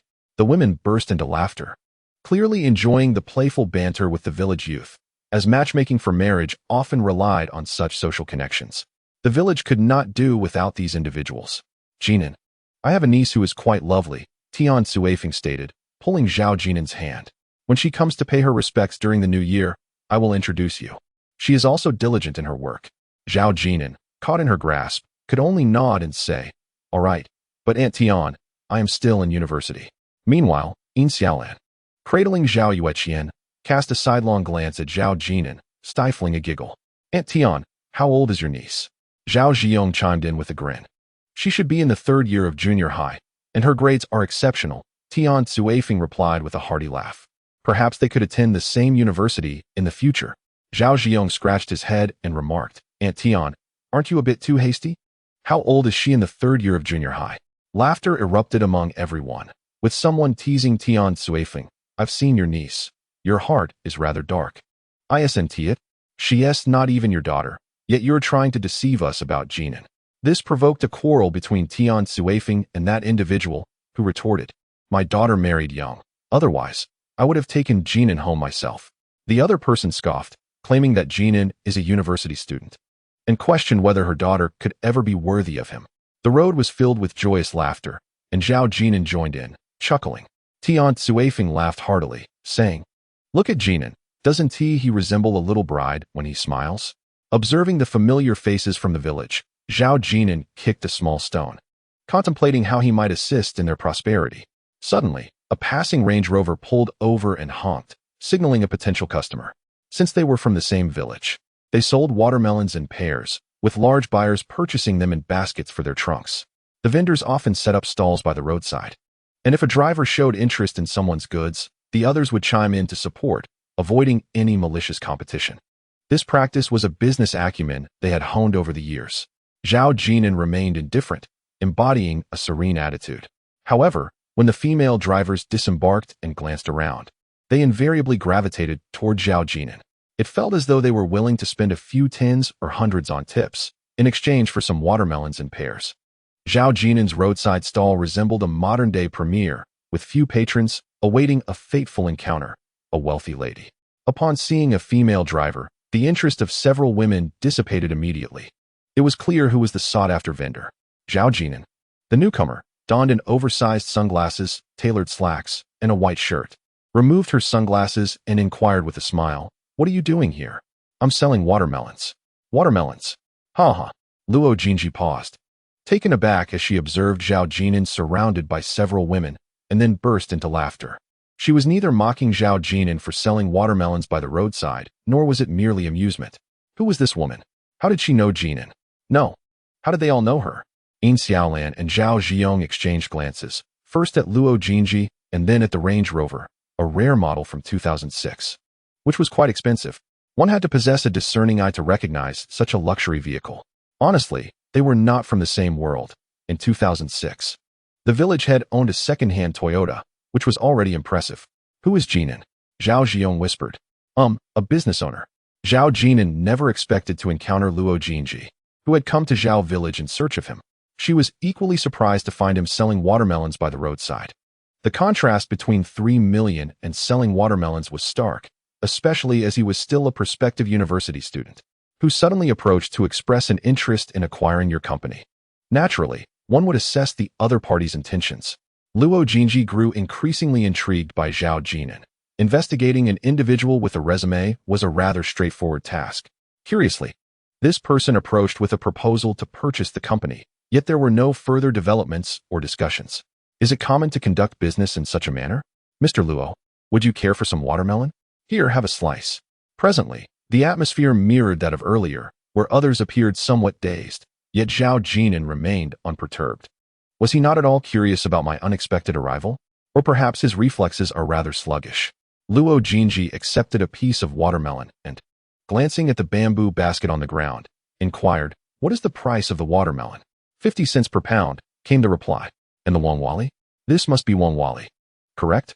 Yes, it's homegrown, priced at 1 yuan per pound. Is it sweet? Indeed, it is sweet. My grandmother cultivates it. Their exchange raised a question. What sort of inquiry is this? When a customer asks about the sweetness, who would respond with a negative? Yet, Luo Jinji focused on the latter part of the response. My grandmother cultivates it.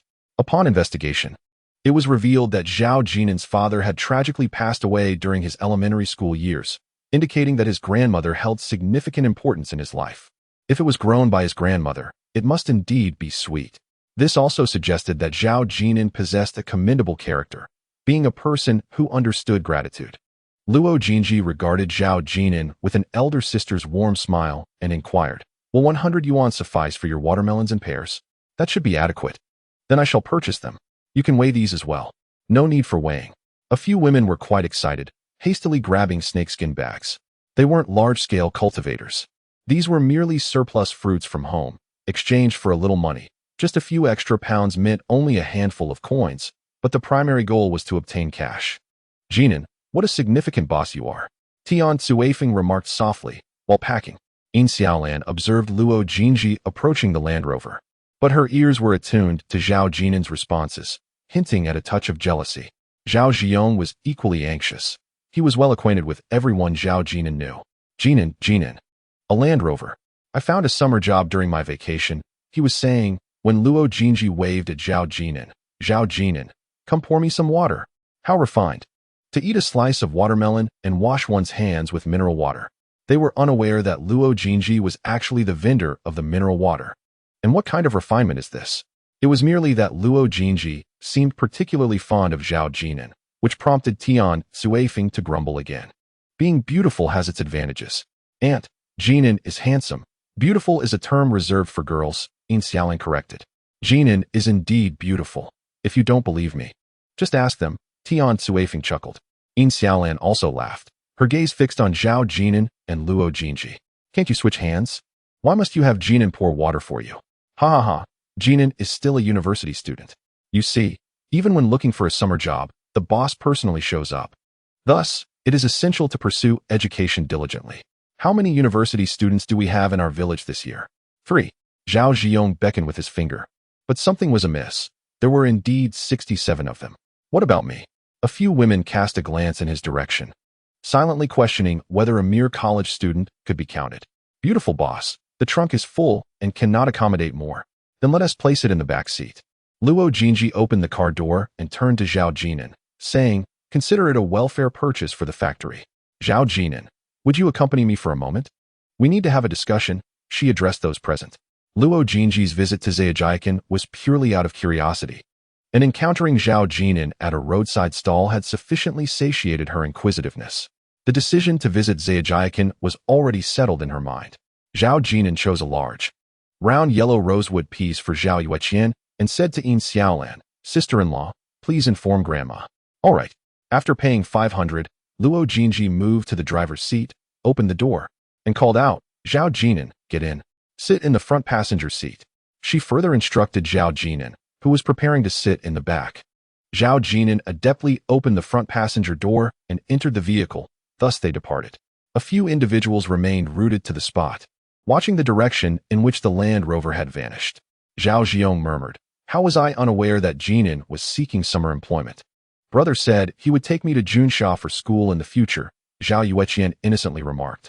Cradling the yellow rosewood with one hand and an old ice pop costing 50 cents in the other. However, summer vacation has ended. Isn't Jinan attending university?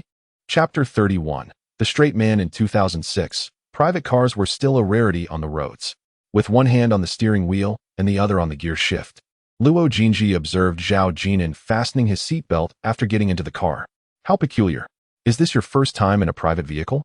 You should have the instinct to know where to insert the seatbelt even if you fumble for it. Zhao Jin'an, do you adhere to rules so strictly? Luo Jinji glanced down at the seatbelt latch. At that time, traffic regulations were not as stringent. There were fewer cameras monitoring seatbelt use in the passenger seat, and fines for noncompliance were rare. On the surface, her inquiry concerned the seatbelt, yet it implied a deeper question. Is someone so rule-bound suited for business? In this era, the express delivery industry was dominated by companies whose territories were claimed through the efforts of their owners, not to mention the various enterprises engaged in earthwork across cities. Safety first, Zhao Jin'an tactfully sidestepped the main issue. General Luo, The spot where you just parked is where my father rode his motorcycle down. Safety first? A double entendre? Luo Jinji shot a surprised glance at Zhao Jin'an, who seemed oblivious and proceeded to clarify several of his own confusions. Zhao Jin'an, why haven't you called me? You're not selling the company. What reason would I have to call you? Luo Jinji replied, feeling a surge of frustration. Is this the epitome of a straight man? Can someone like him truly find a girlfriend? Such a handsome face wasted. Zhao Jin'an spoke again. If I were to take the initiative to contact you, you would surely seize the opportunity to raise the price if you intended to sell the company. But alas, I lack the funds to afford your enterprise. Luo Jinji found herself utterly captivated by Zhao Jin'an's naivete. Zhao Jin'an, are you sharing everything with me? Even your financial limitations? How can we have a discussion under such circumstances? It is quite evident, isn't it? What is so evident? Do you not understand that the one who takes the initiative is at a disadvantage? Luo Jinji nearly burst into laughter, yet Zhao Jin'an maintained a serious demeanor. You mentioned that your company has received investments exceeding 3 million. Thus, you certainly would not sell to me at a bargain. Therefore, even if you were willing to sell, I currently lack the means to afford such a sum. And Luo Jinji became more earnest, realizing that Zhao Jin'an had a point. And there was a certain charming sincerity about him. About your Range Rover, Zhao Jin'an remarked, touching the door handle. It is nearly new, which indicates that the company's finances have not reached a point where selling shares is a necessity. Luo Jinji nodded in agreement. So, Mr. Zhao, what brings you to me today? Zhao Jin'an turned to face Luo Jinji, who wore a mischievous expression. Zhao Jin'an, if I were to sell you my company right now, could you produce 3 million? Zhao Jin'an's investigations did not reveal any purchases of the World Cup. If your company sells to me, I will transfer the funds upon signing the contract. Zhao Jin'an spoke with earnestness. Luo Jinji studied him for several seconds, suppressing her smile, then pressed the accelerator. I will take you somewhere. 15 minutes later, they arrived in the city, and after another 10 minutes driving through a scenic area, they reached a water treatment plant.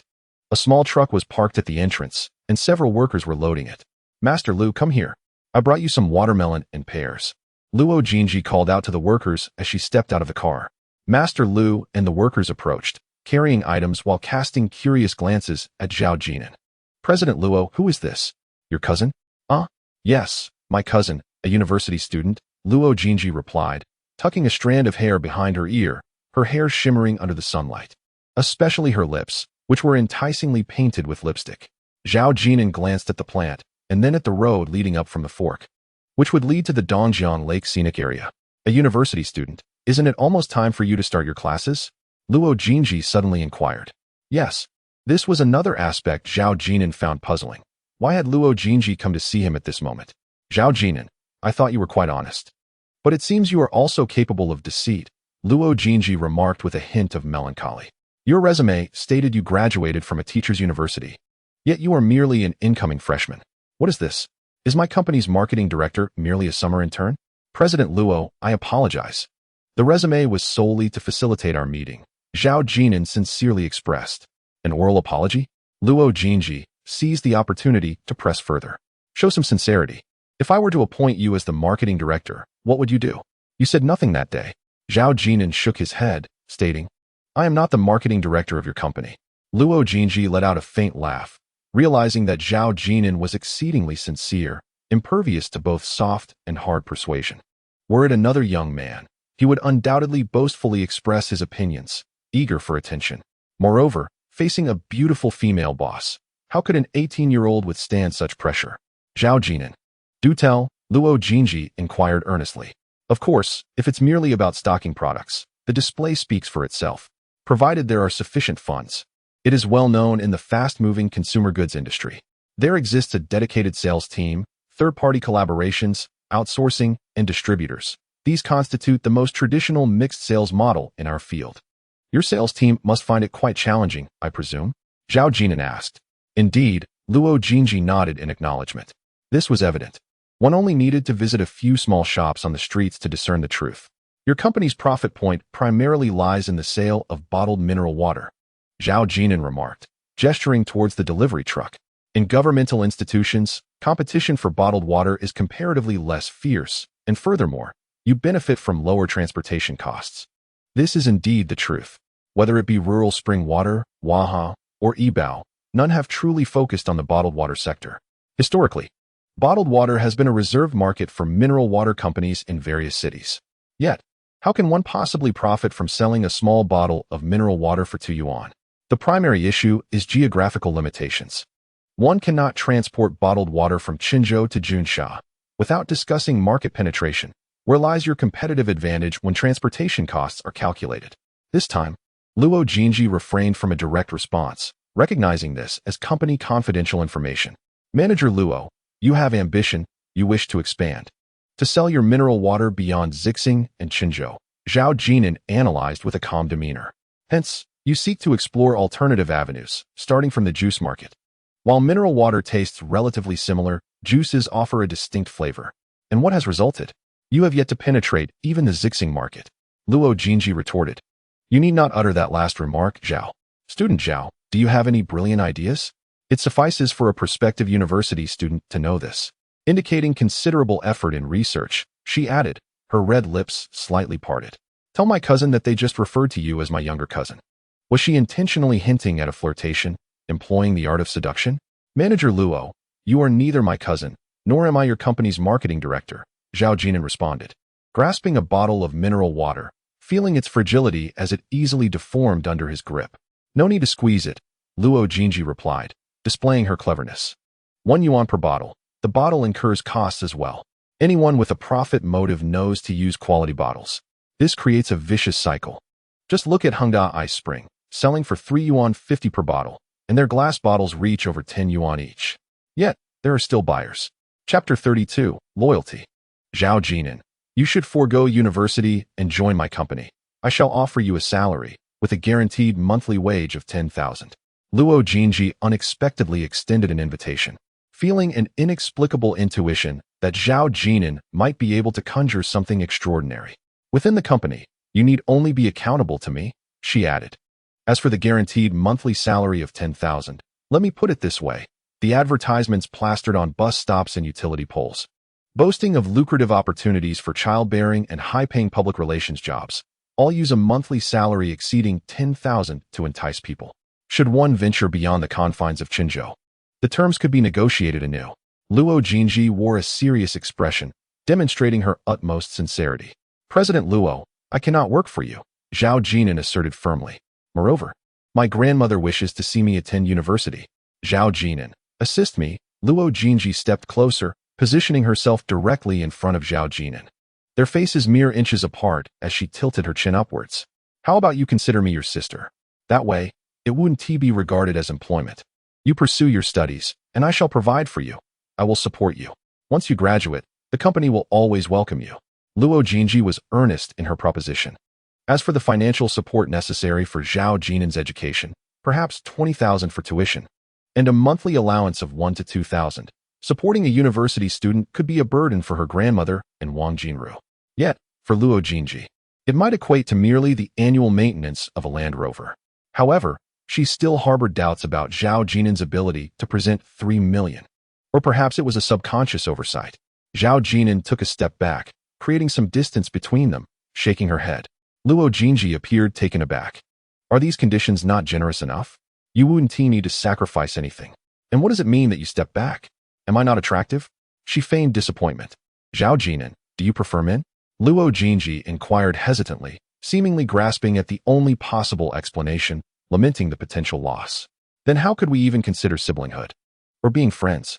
How could I possibly support you? Zhao Jin'an responded earnestly. I had a girlfriend, but we broke up not long ago. Observing the utterly serious Zhao Jin'an, Luo Jinji found herself at a loss for words. Did this ironclad individual possess no sense of humor? Had she encountered a more charming fellow, he would surely have teased. Sister Luo, you'll find out if you try. Jin'an, let us take a walk. Since you're here, let us have a look around. Nevertheless, Zhao Jin'an's earnestness reassured Luo Jinji. This person was remarkably sincere, requiring no defenses. Moreover, a water plant harbored no secrets worth concealing. The water plant was modest in size. With a company sign displayed at the entrance, Xiangnan Province Dongjiang Mountain Spring Drinking Water Company, Limited, Luo Jinji guided Zhao Jin'an through the water treatment and bottling workshops. Overall, the production process was legitimate, not akin to the dubious operations of tap water bottling. From the initial coarse filtration to refined purification, ion exchange, reverse osmosis, distillation, sterilization, and bottling, each step was meticulously executed. No wonder Luo Jinji claimed that her investments over the past 3 years had exceeded 3 million. The establishment of this water plant and the acquisition of the water extraction permit require a considerable financial investment. Additionally, there is the matter of her commitment to the development of juice beverages. Mr. Luo, how many processes does Dongjiang Impression undergo? Zhao Jin'an recalled the Waham mineral water of the future, which publicly claims to have passed through 27 processes, with laboratories utilizing their branded spring water. It depends on the perspective from which one examines it. Luo Jinji paused and stood shoulder to shoulder with Zhao Jin'an at the water treatment facility, where there was a bit of noise. From the selection of natural water sources to the protection of the source area, along with real-time monitoring of the raw water outside. There are 56 core procedures at this stage of water treatment. Coarse filtration involves sand filtration, while activated carbon adsorption removes suspended solids and impurities. Precision filtration, or ultrafiltration, intercepts small particles and colloids. Membrane filtration is a crucial step responsible for eliminating heavy metals, bacteria, and viruses, a process we refer to as purification. Following this, ultraviolet light and ozone are employed for sterilization. Lastly, mineral adjustment is performed to control the ratio, which ultimately determines the taste of the mineral water. Luo Jinji picked up a bottle of mineral water and remarked, Zhao Jin'an, while it may appear to be a simple bottle of mineral water sold for 1 yuan, it is far more complex than you might think. Zhao Jin'an nodded in agreement. Half an hour later, upon exiting the water plant, Zhao Jin'an intended to return home and expressed a desire to stroll along Dongjiang Lake, declining any offer for a ride.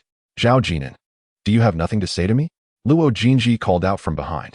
Zhao Jin'an halted, turned back, and gazed at Luo Jinji, saying, Mr. Luo, if your company does not have substantial financial resources, it would be prudent not to venture into the juice category. This market is also quite challenging, and it is nowhere near as large as that of mineral water. Focus on managing the Zixing market, your stronghold, before expanding to Qinzhou. For you, this is sufficient. This was Zhao Jin'an's counsel to Luo Jinji, emphasizing that both the development and promotion of juice require significant funds, particularly for marketing, which demands an even greater financial outlay. If Luo Jinji refrains from unnecessary ventures and secures the bottled water market in Zixing, being a small business owner would be more than adequate for her. For you, this is sufficient. Watching Zhao Jin'an ascend the slope and gradually disappear, Luo Jinji felt an urge to rush over and choke him. His silence was infuriating. At that moment, Hu Qin appeared. Mr. Luo, do you have such high hopes for him? It has been 3 years. What progress have we made? Luo Jinji cast him a glance before turning her attention back to the empty slope. Perhaps he can stir something up. Hu Qin scoffed quietly, thinking that perhaps she wished to acknowledge him as a younger brother. Currently, in the market, carbonated drinks are dominated by Pepsi and Coca-Cola, while dairy products are led by 2 giants, Ili and Mengniu. In the mineral water sector, there are 3 major players, Nongfu Spring, Waha, and Yibao. For a more upscale option, there is by Sui Mountain, and even in the affordable segment, Master Kong is vying for the lower-tier market. An 18-year-old prospective college student, indeed. On the other side, Zhao Jin'an descended the mountain, a journey that would take 10 minutes by car and half an hour on foot. The scenery along the way was breathtaking. Dongjiang Lake, rated as a 5-star scenic area, had not been visited by him for many years. Such is the nature of life. I travel to your city, and you to mine. However, it was in 2015 that Dongjiang Lake received its 5-star rating, and currently, admission was free. At the hydropower station, he picked up a stone from the ground and tossed it onto the lake's surface. Jinan, when we get married, let us take our wedding photos at Dongjiang Lake, Mu Yao had once told Zhao Jin'an. In his previous life, he had believed her words. After parting ways with Mu Yao, he never returned to Dongjiang Lake again. The teachings of his grandmother were immensely significant to Zhao Jin'an. In his heart, she was a remarkable woman. His grandfather had passed away early, leaving her to raise their children alone. Zhao Jin'an envied his grandfather, for his grandmother had dedicated her life to proving her loyalty to him. She imparted many lessons to Zhao Jin'an, emphasizing the importance of a man as the pillar of a family, the virtue of hard work leading to prosperity, and her views on love and life, which greatly influenced him. In an era devoid of short videos and with limited internet access, The 18-year-old Zhao Jin'an had never left Qinzhou. His grandmother was the guiding light of his life. These principles shaped much of his existence. Upon leaving home for Junsha, Zhao Jin'an discovered that some of his grandmother's beliefs were misguided. When one realizes that a house purchased for 500,000 after 10 years sells for 5 million, a sudden awareness dawns. Wealth is unrelated to diligence. Furthermore, relationships are not uniform. In comparison, Mu Yao was not a paragon of fidelity. Nor did Duan Xiaoping devote her life to proving her loyalty to Zhao Guoqing. There is no absolute right or wrong. 3 days before the school year commenced, Duan Xiaoping arrived, carrying her belongings. As she walked up the slope and gazed at the untiled second-floor building, she hesitated and felt a wave of nostalgia. Having left this home 6 or 7 years ago, her son was now preparing for college. Chapter 33. The Unnoticed Passage of 67 Years. She did not inform anyone in advance. Who would she notify upon returning in this capacity? She did, however, call Zhao Jin'an beforehand. He merely responded with an "oh" before hanging up. Zhao Jin'an did not specifically inform his grandmother or aunt. Though they anticipated Duan Xiaoping would return before the start of school, Wang Jinru leaned against the door, her face alight with a smile. "Oh, sister-in-law, you've come." "Jinru," Duan Xiaoping said, shaking off her thoughts and mustering a smile, hastening her steps. She could detect the sarcasm in Wang Jinru's tone, but Zhao Jin'an indeed required her care. "Where is Qianqian?" Duan Xiaoping endeavored to express her goodwill. "Isn't Qianqian starting primary school? I bought her a new backpack." "Jin'an, your mother has arrived." Wang Jinru called out loudly. Duan Xiaoping, carrying her things, made her way to the kitchen, pausing at the doorway to call out, "Mom, soon it will be time for dinner." That evening, grandmother expressed to Zhao Wei that there has never been a woman of such character in the Zhao family. Clearly, Duan Xiaoping does not qualify, having remarried only after Zhao Guoqing's passing. It is unrealistic to expect a woman in her early 30s to spend her entire life in solitude. However, to suggest that grandmother holds no resentment would also be far from the truth. Sister-in-law Yin Xiaolan was assisting in the kitchen, tending to the fire in the sweltering summer heat. Xiaolan called Duan Xiaoping as she entered, having set down her belongings at the door, ready to lend a hand. This kitchen had been established during Zhao Guoqing's time, and Duan Xiaoping was quite familiar with its layout. In those years, she had often busied herself with grandmother in this very kitchen, creating a warm and joyful atmosphere for the entire family. Zhao Jin'an resembled her mother more in demeanor. Yin Xiaolan had only been married for 2 years, while Duan Xiaoping had already remarried. Nevertheless, she had seen photographs of Zhao Guoqing and Duan Xiaoping from their youth. Zhao Guoqing, poised beside a motorcycle, exuded youthful vigor, while Duan Xiaoping, with her fashionable permed hair, radiated happiness, a picture of bliss. Their industriousness had led to prosperity. Owning a motorcycle and constructing a 2-story brick house in the 1990s was a testament to Zhao Guoqing's hard work. Although the red brick house appeared modest now, it was quite impressive back then. Recently, Tian Suifeng had mentioned to Zhao Jin'an that Zhao Guoqing was among the first in the village to become a millionaire and also referred to him as a handsome man of the village. During the meal, grandmother politely urged Duan Xiaoping to take more food, treating her as if she were more of a guest than Yin Xiaolan. Zhao Yueqian, unable to contain her excitement, dashed around the hall with her backpack, turning to Duan Xiaoping and exclaiming, "Aunt, my brother says he will take me to school in Junsha." "That sounds wonderful," Duan Xiaoping replied, affectionately patting Zhao Yueqian's head. She then glanced at Zhao Jin'an, hesitating momentarily in the presence of grandmother and Wang Jinru, before retrieving 5,000 yuan from her bag. "Jin'an, for your tuition." Though she had left the family home, Duan Xiaoping had not abandoned her concern for Zhao Jin'an. After the college entrance examination, she had even given him an additional 1,000 yuan. But this was the first time she had offered such a substantial sum in one go. Zhao Jin'an, bowing his head as he held his bowl, declined to accept the money. Yin Xiaolan, also holding her bowl, was eyeing the white rice, her eyes darting back and forth. The hall fell into a momentary silence, with no one daring to speak. Outside, birds chirped, and Duan Xiaoping had arrived just before noon, needing to return in the afternoon. Zhao Jin'an glanced at the money in her hand and said, "I have enough." Upon hearing Zhao Jin'an's response, Wang Jinru spoke up. "Sister-in-law, Jin'an's tuition is covered." The village awarded him 2,000 yuan, and his uncle transferred 3,000 yuan over. That should suffice. Then let it be considered as living expenses, she added. Living expenses are also accounted for. Jin'an and Zhao Jin'an earned some money selling fish over the summer. For reasons unknown, Wang Jinru, who usually complained about Zhao Jin'an's expenses, now appeared to deliberately refuse the money offered by Duan Xiaoping. 5,000 is quite a considerable sum, she remarked. At that moment, Grandma spoke up. You should keep this money for now. We can discuss it again next year. Jin'an, the living expenses won't exceed 5,000. Grandma did not conclude the matter definitively. Duan Xiaoping insisted for a while, glancing at the others who had withdrawn their hands. After dinner, Duan Xiaoping pulled Zhao Jin'an into the bedroom, surveying the area only to find no suitcase. Jin'an, where's your suitcase? Just a few pieces of clothing. Have you brought your university admission letter and ID? While questioning, Duan Xiaoping sat sideways on the bed, meticulously checking. Zhao Jin'an leaned against the wall, silent. Ever since Duan Xiaoping had left this household, their mother-son relationship had transformed into this. Sister-in-law, I've organized everything Jin'an needs for university.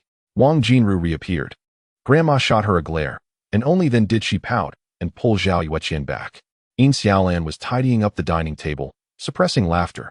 Grandma, I'll wash the dishes. She noticed that Wang Jinru seemed to be competing with Duan Xiaoping for her son's attention. Yin Xiaolan was diligent, while Wang Jinru appeared somewhat lazy.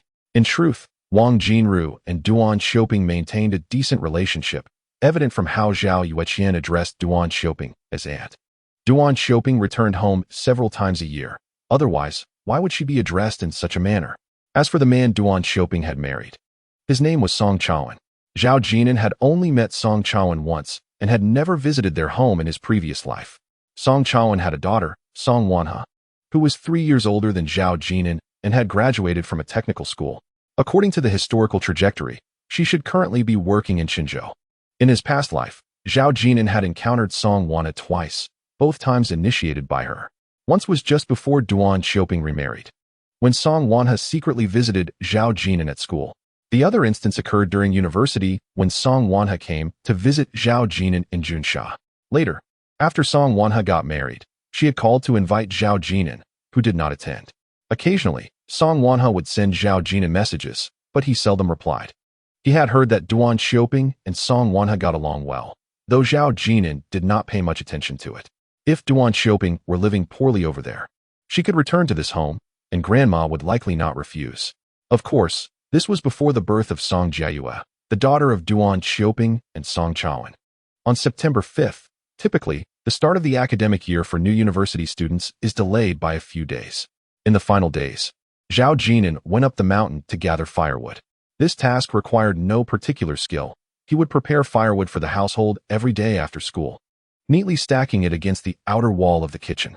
This time, he was uncertain when he would return from studying in Junsha, perhaps during the National Day holiday or the winter break. Early in the morning, as the sun began to rise over the mountains, Zhao Jin'an donned dark trousers and a white shirt, shouldering his backpack as he stepped outside. Jin'an, are you off to university? Grandma remarked cheerfully. Oh, you seem quite spirited today, sending your grandson off to college. Along the way, they encountered neighbors who were enjoying their porridge in large bowls, perhaps feeling a sense of admiration for Grandma, who had raised 4 children single-handedly. Unbeknownst to him, Suanzi has once again gained admission to university.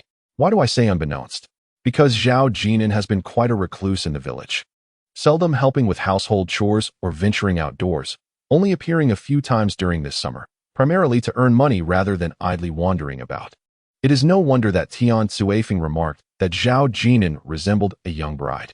Today, Grandma is indeed in high spirits, walking ahead while holding Zhao Jin'an's hand. This is her moment of glory. She may not be aware of the adage that all pursuits pale in comparison to the pursuit of knowledge, but in Xiangnan province, education is held in the highest regard, a deeply ingrained belief. Unlike in some provinces where ordinary universities are dismissed and individuals opt to engage in business ventures with relatives. Chapter 34, Two Extremes. Wang Jinru walks alongside Zhao Yueqian, easily conversing with anyone, her voice brimming with pride. Of course, our Jin'an has been admitted to the normal university. Moreover, she plans to pursue postgraduate studies and even a doctorate. Zhao Jin'an. Aunt, I just enrolled as a freshman. And you are already arranging for my graduate and doctoral studies? Jinru chuckles. In our village, There are no rewards for graduate studies. Haha. Laughter erupts, teasing her for frequenting the village committee in hopes of rewards, as if the distinctions between 211 and 985 universities are irrelevant. She merely seeks to profit from the village. Wang Jinru is unfazed and feels no shame. With a disdainful yet proud expression, she retorts, "Who cares about that meager 2,000? We can afford much more." Without a doubt, Zhao Guohua has transferred 3,000 over, and the villagers are surely aware of it. Wang Jinru is not one to perform good deeds anonymously. The village broadcast has not announced it, as she lacks the authority. Otherwise, it would have been aired thrice daily. Yin Xiaolan lags a few steps behind, gazing at the tall figure ahead, feeling both joy and a tinge of reluctance. Having spent over 3 months together, this has been the longest time she has shared with Zhao Jin'an, and the next meeting may not occur until the winter break. The group ascends a slope, where Zhao Jiong is already waiting by the roadside. His parents, Zhao Yuejin and Lu Tenghua, are also present. "Jinan, why did you arrive so late?" Zhao Jiong, carrying a backpack with a suitcase at his feet, refuses to let his parents accompany him to university. Zhao Yuejin and Lu Tenghua exchange pleasantries with grandma, while Zhao Jiong calls Zhao Jinan uncle, as his generational title aligns with that of Zhao Jinan. Thus, Zhao Yuejin and Lu Tenghua refer to Wang Jinru as aunt as well, though not in the same manner, as they are not direct relatives.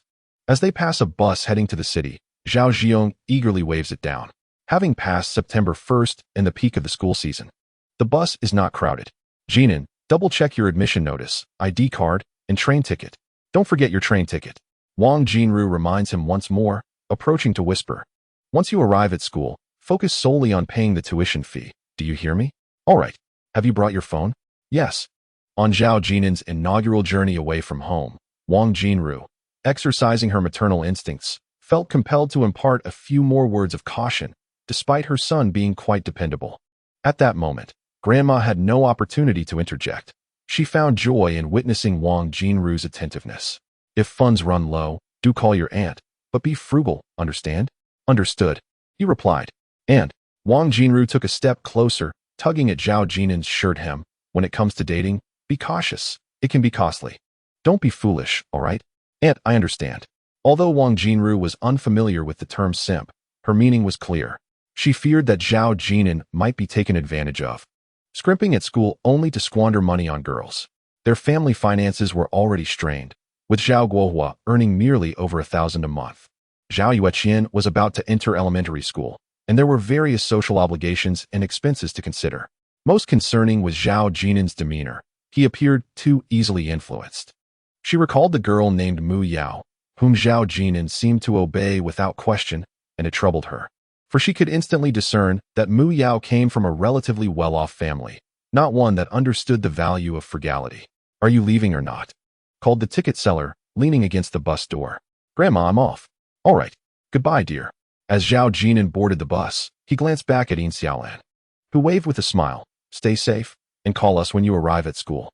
"Goodbye, sister." Zhao Jiong had already taken his seat with his suitcase, peeking out to wave at Yin Xiaolan.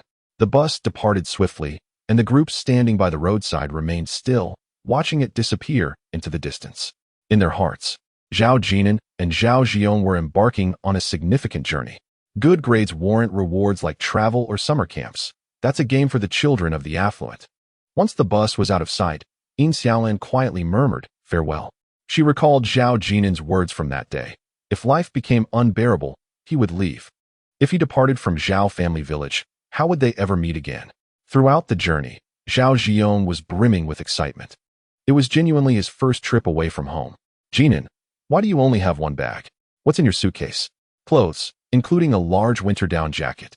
He felt envious of Zhao Jinan's single bag. In high school, uniforms were mandatory, and Zhao Jinan possessed a decent down jacket, a gift from Duan Xiaoping the previous New Year, although he chose not to bring it. Upon reaching a junction in the city, the two disembarked, waiting at the roadside for the bus to Chunjiang. There was no need to enter the city, as buses to Chunjiang passed through this point. "Zhao Jinan." Suddenly, someone shouted, "Jinan, it's Yu Fei." Zhao Jiong pointed at a passing black Volkswagen. "Isn't that Mu Yao's father's car?" The rear window slid down, and Yu Fei leaned out, calling loudly while waving at Zhao Jinan. The black Volkswagen slowed for about 2 seconds. The driver, Mu Rinxiang, glanced out the window, then checked the rearview mirror. Noticing Mu Yao leaning forward to look out. There's no room, Mu Renxiang remarked. Indeed, there is no room left. In the back seat sat 3 individuals, Yu Fei, Mu Yao, and Lu Wanjing. Lu Wanjing, who was escorting Yu Fei to school, asked innocently, "Are you classmates?" "Yes, we are in the same class," Yu Fei replied, glancing at Mu Yao without revealing too much.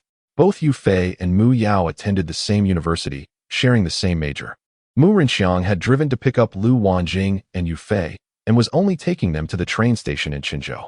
Upon arriving at Junsha train station, Zhang Yinxian would arrive in her BMW to collect them. In the passenger seat, Zhang Hui gazed out the window, her gaze lingering on Zhao Jin'an. Zhao Jin'an, sheltering from the sun beneath the trees, glanced at the Volkswagen but quickly redirected his gaze towards the bus stop, his expression seemingly calm, devoid of any sulking demeanor. He did not lower his head in embarrassment despite waiting at the roadside for the bus. In contrast, the slightly darker-skinned boy beside him appeared envious, his eyes darting away. How peculiar. Was he truly capable of letting go so easily? Zhang Hui had inquired about Mu Yao several times before Mu Yao finally divulged the truth, stating, "Zhao Jin'an has blocked me. Are you all pleased now?" Such is the nature of people.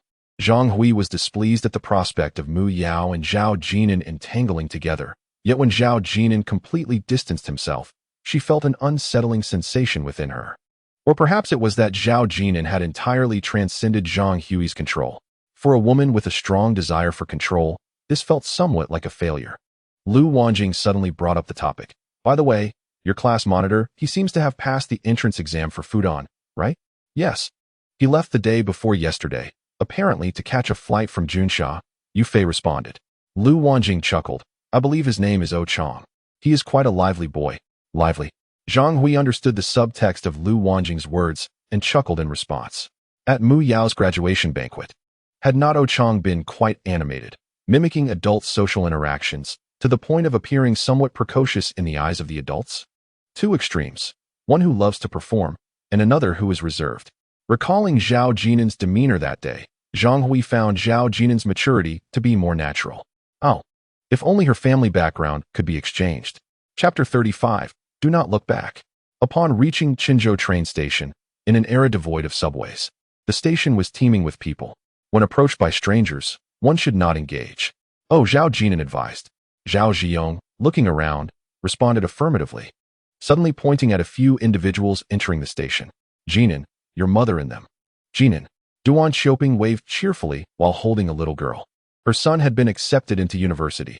Although she did not return to the village, she still came to see him off at the train station. "Jiayue, greet your brother."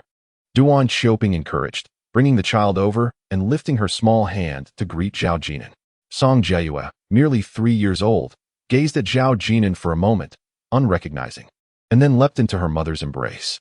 Duan Xiaoping gently prodded her petite frame, coaxing, "Jiayue, be a good girl and call your brother." Reluctantly, Jiayue uttered a faint brother before burrowing back into her mother's arms. Duan Xiaoping, with a loving expression, fanned her with a sunshade hat. Observing this scene, Zhao Jin'an withdrew a cigarette and lit it. The sight of the 2 individuals he least wished to see, Song Jiayue and Song Chaoan, was particularly unwelcome. Song Chaoan, with a buzz cut and standing at 175 centimeters, stood beside Duan Xiaoping, equally adoring as he regarded Jiayue in her mother's embrace. "So, are we here to flaunt happiness?" Zhao Jin'an silently observed, saying nothing. Zhao Ziyong, feeling awkward, glanced at his childhood friend and remarked, "Auntie, why did you bring Song Chaoan along?" He added with a playful tone, "Well, we just need Song Wan now." Auntie, Jin'an and I must catch a train." Zhao Ziyong smiled. Song Chaoan had come of his own volition, having met Zhao Jin'an only once before. He was taken aback by how much he had grown over the years and how he had been accepted into such a prestigious university. "Jin'an, this is a red envelope for you," Song Chaoan said, producing a prepared gift.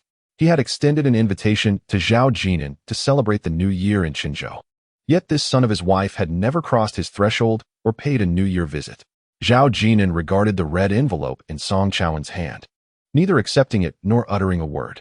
Song Chaoan chuckled awkwardly. "Jin'an, this is just a small token of my appreciation.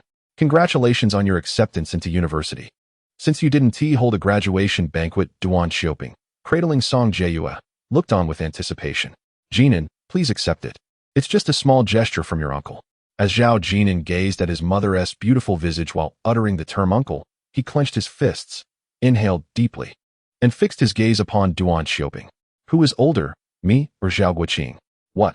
Song Chaoan was momentarily perplexed. Upon hearing the name Zhao Guoqing, Duan Xiaoping lowered her head in shame. Zhao Guoqing had treated her well, showing great affection towards his wife, and their familial relationships had flourished. Yet Zhao Jin'an continued. I have an uncle, but it is not him. It is Zhao Guohua. At this point, Song Chaoan understood. He felt a twinge of embarrassment, caught off guard. Jin'an, that was not my intention. Indeed, Song Chaoan had never considered that Zhao Jin'an would acknowledge him as a stepfather. Yet was the term uncle truly so outlandish? I'm leaving. Zhao Jin'an cast a glance in his direction, while Zhao Ziyong, smiling, trailed behind with his suitcase. Jin'an, are you all right? I'm fine. This was the first time Zhao Ziyong sensed his childhood friend appeared upset, while Duan Xiaoping hurried after them, leaving Song Chaoan standing there, still clutching the 500 yuan red envelope. He felt the hostility in Zhao Jin'an's gaze, reminiscent of their initial meeting, where the same animosity lingered. She did not wish for her mother to remarry. However, she chose not to voice her sentiments. Song Chaoan understood that the child was now in middle school, and so many years had passed. Jin'an, you haven't met Jieyue yet. Have you? Duan Xiaoping's eyes glistened with unshed tears as she forced a smile. Since the birth of Song Jieyue, Zhao Jin'an had not even made a single phone call to inquire about her well-being, nor had he shown any concern for Song Jieyue. It was only the grandmother who called, asking whether the child was a boy or a girl, and expressing her hope that Duan Xiaoping would take good care during her confinement. That day in the hospital, Duan Xiaoping shed tears of gratitude. Zhao Jin'an glanced at Song Jieyue, feeling a deep understanding of Duan Xiaoping's emotions, wishing to embrace this sister as his own. Jieyue, call me brother. Zhao Ziyong stepped in to ease the tension, affectionately touching Song Jieyue's cheek. It was also his first encounter with her. Duan Xiaoping's expression lightened considerably as she said, Jieyue, let us send your brother off to the train station. He is going to university now. No need. You can go back. Zhao Jin'an declined. Duan Xiaoping hesitated. Jin'an. Wanha and I Wanha? Are you saying that you get along well with Song Wanha? Zhao Jin'an interrupted, looking at Duan Xiaoping. After a moment of silence, he smiled and remarked, can it be the same? You cook for her and even wash her clothes, right? Yes, but can it truly be the same? One has an aunt who can care for her, while the other has lost her mother. Duan Xiaoping opened her mouth, but fell silent. Tears finally streaming down her cheeks as she gazed at her 18-year-old son. Jin'an, I'll go back now. Checking the time. Zhao Jin'an resolutely turned and walked into the train station, verifying his ticket. Zhao Ziyong, lugging a suitcase, glanced back while queuing for ticket inspection, merging into the throng in the first-floor waiting hall. Jin'an, Auntie, don't look back. Zhao Ziyong's words caught in his throat. He wanted to say that your mother was crying, that many eyes were watching. So many words were stuck in his throat, and he found himself at a loss for how to express them, longing for a picture of completeness. The waiting hall was densely packed, with no available seats. Even the aisles were crowded, filled with luggage, and some had simply taken a seat atop their suitcases. The air was thick with a cacophony of dialects and the aroma of instant noodles, not to mention the pungent scent of sweat. Fortunately, the train was only delayed by half an hour. Zhao Jin'an glanced up at the large screen and pointed to a less crowded corner. Let us go over there. Jin'an, are you really okay? I'm fine. Zhao Ziyong hesitantly followed behind, noticing how deeply Zhao Jin'an concealed his emotions. Yet, such matters felt too delicate for outsiders to comment on. Chapter 36. Not avoiding. Jin'an, I feel like having instant noodles. Zhao Ziyong, with his boisterous demeanor and hearty appetite, was drawn to the scent of noodles. Spotting a vendor selling instant noodles along with hot water, he rushed over. Taking a deep breath to steady his emotions, Zhao Jin'an pulled out his phone to inform Wang Jinru of his travel plans. After nodding in acknowledgement of her message, he assured her he would not wander off, but would remain in the waiting hall until it was time to board the train. He exchanged a few more words with his grandmother. Zhao Jin'an did not mention that Duan Xiaoping had arrived at the train station, where he also encountered Song Chaoan and Song Jieyue. Shortly thereafter, Zhao Ziyong approached cautiously, balancing 2 buckets of instant noodles. Jin'an, here, catch it quickly, it's scalding hot. Eat, I'm not hungry. At dawn, his grandmother had already risen to prepare breakfast. It wasn't tea congee, but rather a stir-fried vegetable dish. She watched Zhao Jin'an consume a large bowl, concerned that her grandson might go hungry on the journey. Jin'an, are you really not going to eat? Zhao Ziyong squatted on the ground, devouring his meal. The other bucket sat steaming atop a box. It's a bit pricey, though. Instant noodles sell for 5 yuan a bucket here. Have your parents still been giving you an allowance? No, I didn't ask for it. Zhao Ziyong stood up with the noodles and glanced at Shizhou, speaking softly. I've saved 500. That should be enough for this semester. The earnings from this life are shared equally, meaning that after deducting expenses, the two of them had made 8,000 over the course of 3 months, with Zhao Ziyong likely spending only a few hundred.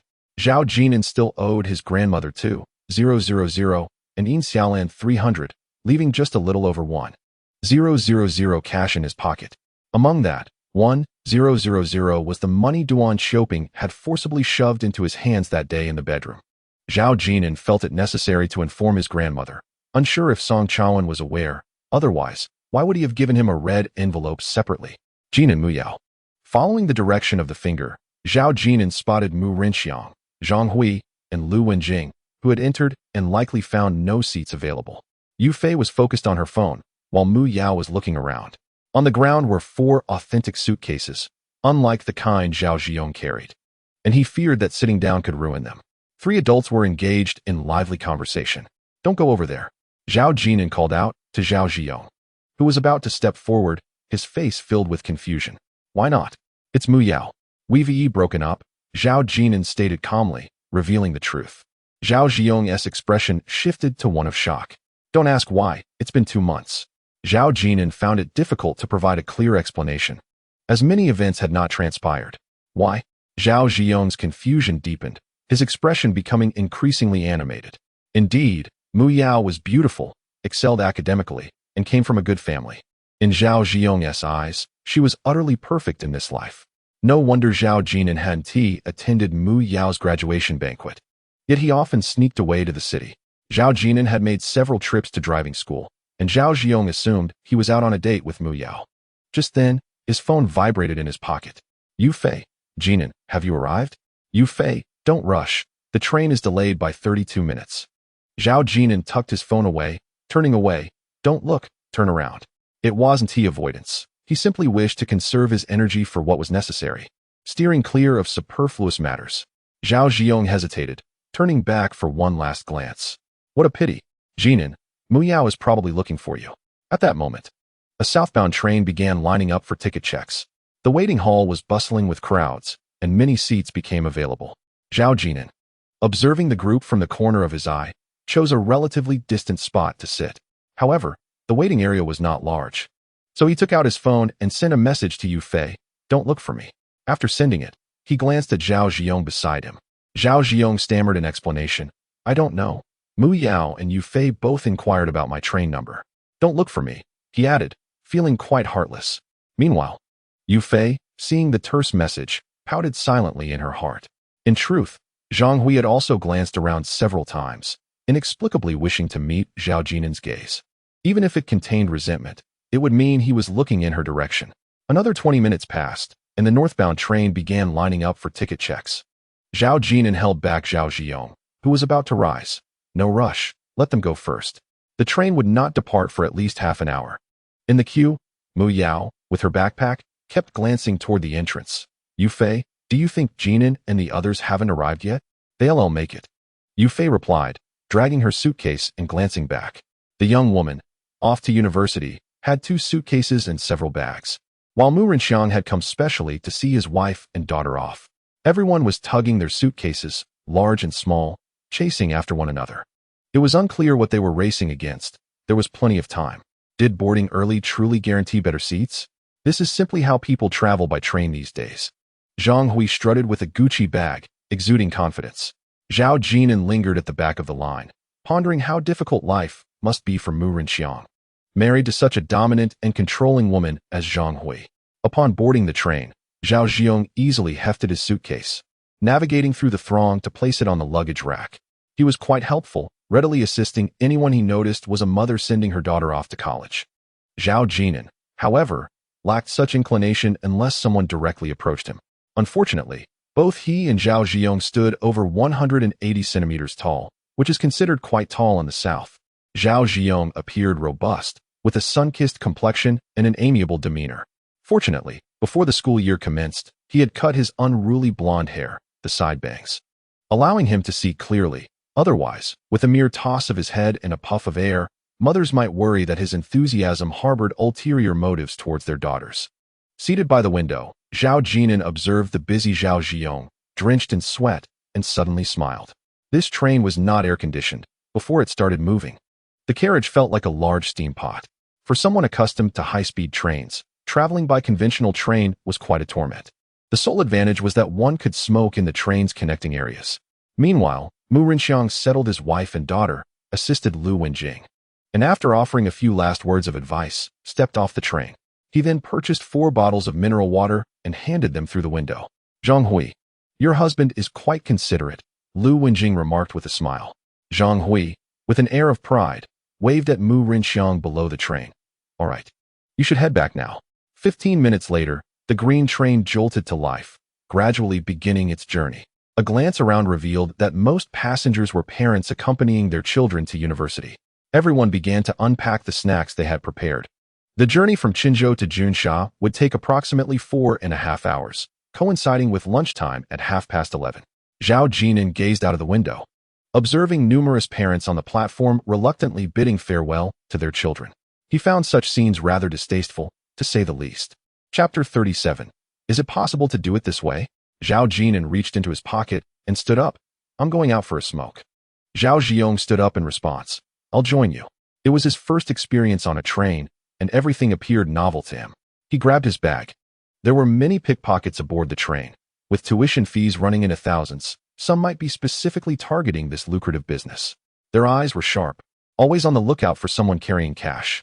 At the connecting area of the train, a few smokers had already gathered. Zhao Jin'an pulled out a pack of 4 yuan Laobatia cigarettes, while Zhao Ziyong, with a mischievous grin, produced a pack of 23 yuan Huangfu. Jin'an, smoke mine, Fuyun Wang. Huh. You're willing to buy cigarettes? Huh. When out and about, for yuan Laobatia seems a bit cheap.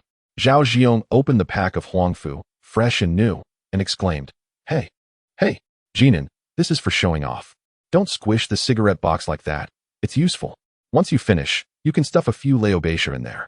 Zhao Jin'an was genuinely amused by Zhao Ziyong's antics, realizing how he could make light of the situation. No wonder in his previous life, a pack of Fuyun Wang could last him a week. There are people at the connection, Zhao Ziyong whispered. You smoke Fuyun Wang, and I'll stick to Laobatia. Here. Zhao Jin'an leaned against the gap, feeling the cool breeze, and cast another glance at the earnest Zhao Ziyong, who consistently supported him yet always deferred to him. Just a few days ago, he had even accompanied him to the mountains to gather firewood. This person would never slack off. A significant portion of the load was carried down by him. If you can't smoke, don't try to imitate.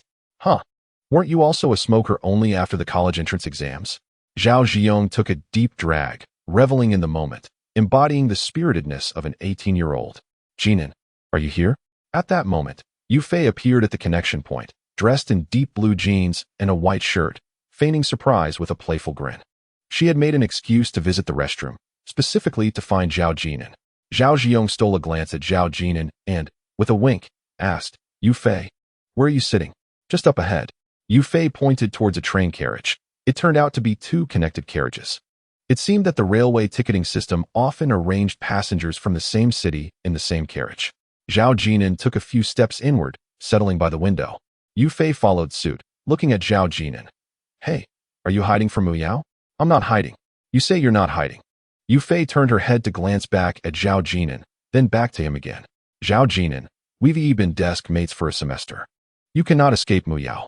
Indeed, in Yu Fei's eyes, Zhao Jin'an was excessively quiet and, when with Mu Yao, he assumed the role of the passive party. Hee. Zhao Ziyong chuckled softly, likely sharing the same sentiment. Zhao Jin'an's disposition was too accommodating, while Mu Yao exhibited a hint of dominance. They were unaware of what transpired in the previous life, oblivious to Zhao Jin'an having already endured this once before. Judging by his performance in Class 209, it was evident that Mu Yao had the upper hand over Zhao Jin'an. Zhao Jin'an, why are you avoiding me? At that moment, Mu Yao appeared. Biting her lip and fixing her gaze on Zhao Jin'an, her eyes slightly reddened. And you're smoking again. Zhao Jin'an raised his eyes and replied softly, we broke up. No, I didn't agree to that. Mu Yao sniffed, looking pitiful, her lips pouting in a display of grievance. And you've blocked me. Indeed. Who could withstand such a scene? Yu Fei and Zhao Ziyong exchanged glances, creating space for the unfolding drama, eagerly anticipating a reconciliation. However, Zhao Jin'an unexpectedly retorted. Then you also blocked me? Yu Fei's mouth fell agape in astonishment, and Zhao Ziyong's expression was equally remarkable. Is it possible to approach it this way? The two stifled their laughter, as bursting into laughter at such a moment would be rather unkind. Yet Mu Yao appeared even more aggrieved. She stepped closer, imploring, Jin'an, please don't be angry. I was wrong. I went to the market looking for you, but I couldn't find you. I'm not angry. I am serious. Zhao Jin'an replied earnestly, gazing sincerely at Mu Yao. Why don't you say the words break up? I'll listen. No, I want to say it. Shaking her head. Mu Yao tilted her delicate face upward, a few tears cascading down the corners of her eyes. Jin'an, I will never say break up to you. Never. Can we reconcile? No, I'm leaving. Zhao Jin'an tossed the cigarette but into a canister and turned to depart, not once glancing back, showing a hint of nostalgia and reluctance. Did he really leave? Yu Fei and Zhao Ziyong stared at each other, momentarily at a loss for words. Mu Yao had apologized and shed tears. Yet Jin'an simply walked away. It was astonishing. Was this still the Zhao Jin'an who was amiable, smiling at everyone, and always obedient? With so many people on the train, Mu Yao could hardly chase after him with tears in her eyes. After a while, Zhao Ziyong returned, speaking in a hushed tone, Jin'an, Mu Yao is crying. Zhao Jin'an sat by the window, gazing outside, as if he hadn't heard. University life was vibrant, yet in his previous life, Zhao Jin'an spent his time either attending classes or working part-time, revolving solely around Mu Yao. He was exceedingly busy. During his freshman year, he was once distributing flyers on the pedestrian street when he was spotted by Mu Yao and her classmates. Mu Yao had wanted to hide, but it was too late. One of her classmates remarked, Mu Yao, your boyfriend is over there handing out flyers. Mu Yao forcefully explained that her boyfriend was engaging in a social practice experience. She even pulled two classmates along to persuade Zhao Jin'an to treat them to 3 cups of milk tea, costing 18 yuan. Perhaps believing that this would validate her boyfriend's distribution of flyers as a genuine life experience. 18 yuan is hardly a substantial amount, barely enough for a movie ticket. Yet, she remained oblivious to the fact that Zhao Jin'an, participating in a work-study program, was tasked with earning only 25 yuan for half a day's labor. Originally, the pay was 30 yuan, but as those familiar with university work-study schemes know, 5 yuan is typically deducted. The bus fare from the university town to the pedestrian street costs another 2 yuan, leaving Zhao Jin'an with a mere 5 yuan after a long day's effort. Despite this, Mu Yao was still upset, and that evening she confronted Zhao Jin'an, feeling aggrieved, as if he had embarrassed her. She suggested it might be best to avoid part-time jobs in both the university town and the pedestrian street. Although Mu Yao had previously mentioned the university town, Zhao Jin'an had already made efforts to steer clear of it. However, the university town and the pedestrian street were the two areas where work-study opportunities were most plentiful. Reflecting on these past events while gazing at the scenery retreating outside the window, Zhao Jin'an felt a sense of relief and smiled. The journey from Qin City to Junsha required passing through Leiyang, Hingyang, and Zhuzhou, with the possibility of stopping at several smaller stations along the way. Upon seeing her daughter return with slightly reddened eyes, Zhang Hui sensed something was amiss but remained somewhat perplexed. She prided herself on her ability to read people. Convinced that someone like Zhao Jin'an was easy to manage, otherwise, he would not have spoken so candidly that day. Daughter, what's wrong? Didn't you go to the restroom? Lu Wenjing inquired with a puzzled expression. Yu Fei subtly shook her head, signaling her mother to refrain from prying. Zhao Jin'an's behavior today had taken her completely by surprise. Chapter 38, Zhao Bolin. By lineage, I should address him as uncle. Jin'an, I'm hungry. Hungry again? As they neared Junsha, someone pushed a food cart through the crowded throng, calling out their wares. But only when the price dropped from 12 yuan to 5 did Zhao Ziyong feel inclined to spend. That guy named Jin'an is so handsome. A girl across the way had been eyeing him the entire time, mustering her courage to strike up a conversation. Zhao Jin'an merely smiled back or turned his gaze to the window, feigning sleep with his eyes closed. Don't rush, take your time eating. Zhao Jin'an had only taken a few bites of rice before picking up a chicken leg to offer to Zhao Ziyong. Hee hee. Zhao Jin'an looked up and chuckled. Jin'an, aren't you going to eat your chicken leg? Here, have some. Zhao Jin'an replied. I'm your uncle, so it's only right to dote on my nephew. The chicken leg isn't appealing anymore, Zhao Jin'an remarked, expressing his annoyance at the generational hierarchy that felt out of place outside the village.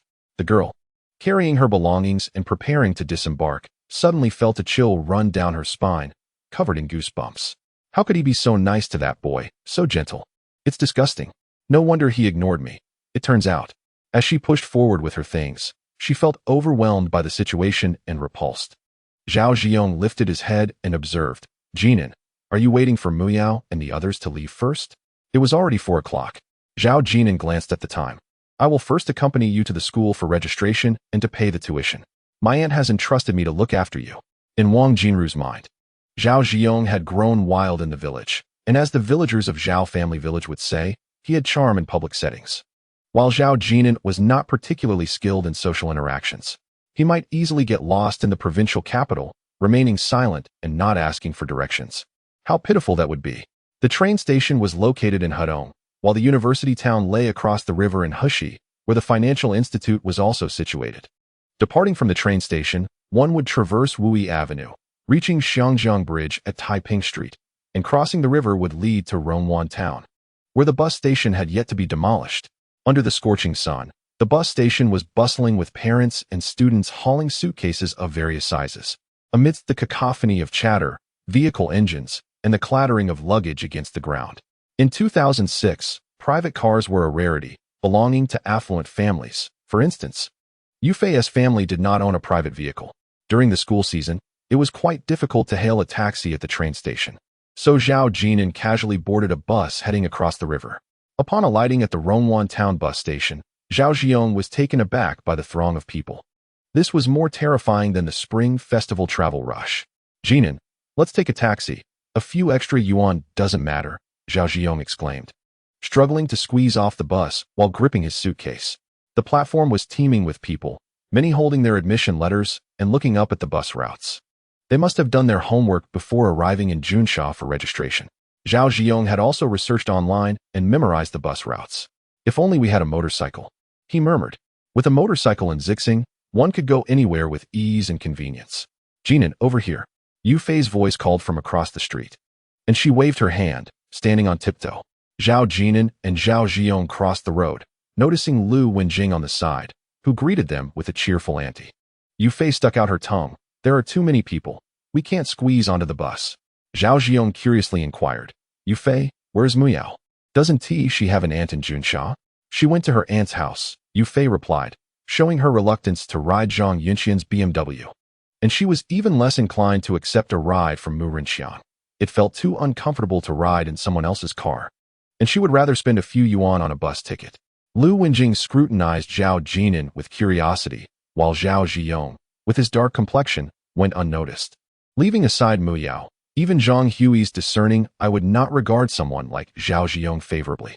Yufei and Muyao were classmates as well as good friends, and Lu Wenjing had interacted with Zhang Hui on several occasions. She had some understanding of what kind of person Zhang Hui was. Jin'an, let's share a taxi.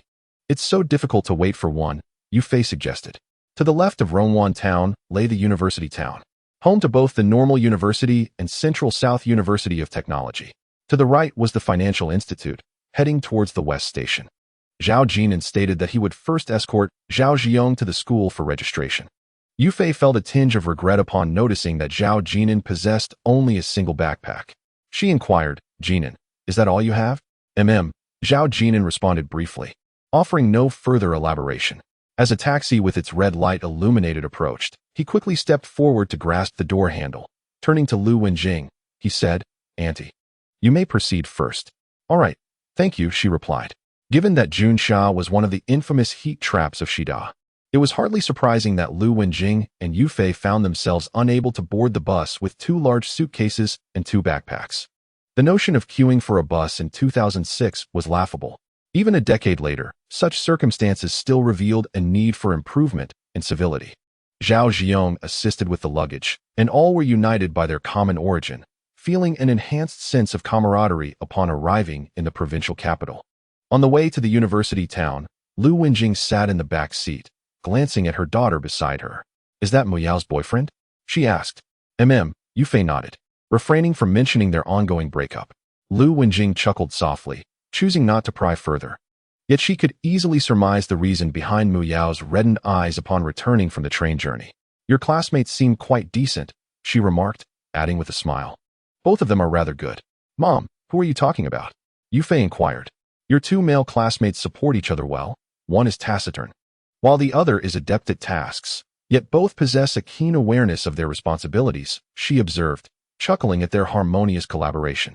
Meanwhile, Zhao Jin'an watched as Zhao Jin'an paid the tuition and collected bedding, preparing to leave after escorting him to the dormitory. Jin'an, won't you say something to me? Zhao Jin'an pressed. Say something? Observing the reluctant expression on Zhao Jin'an's face sent a shiver down Zhao Jin'an's spine, igniting an impulse to flee. You always say something at the beginning of the semester, Zhao Jin'an reminded him, noting that they had rarely been apart, having attended the same class from elementary through high school. After a moment's contemplation, Zhao Jin'an attempted, study hard and strive for progress? Not just progress, but aim to become a useful person, Zhao Jin'an corrected.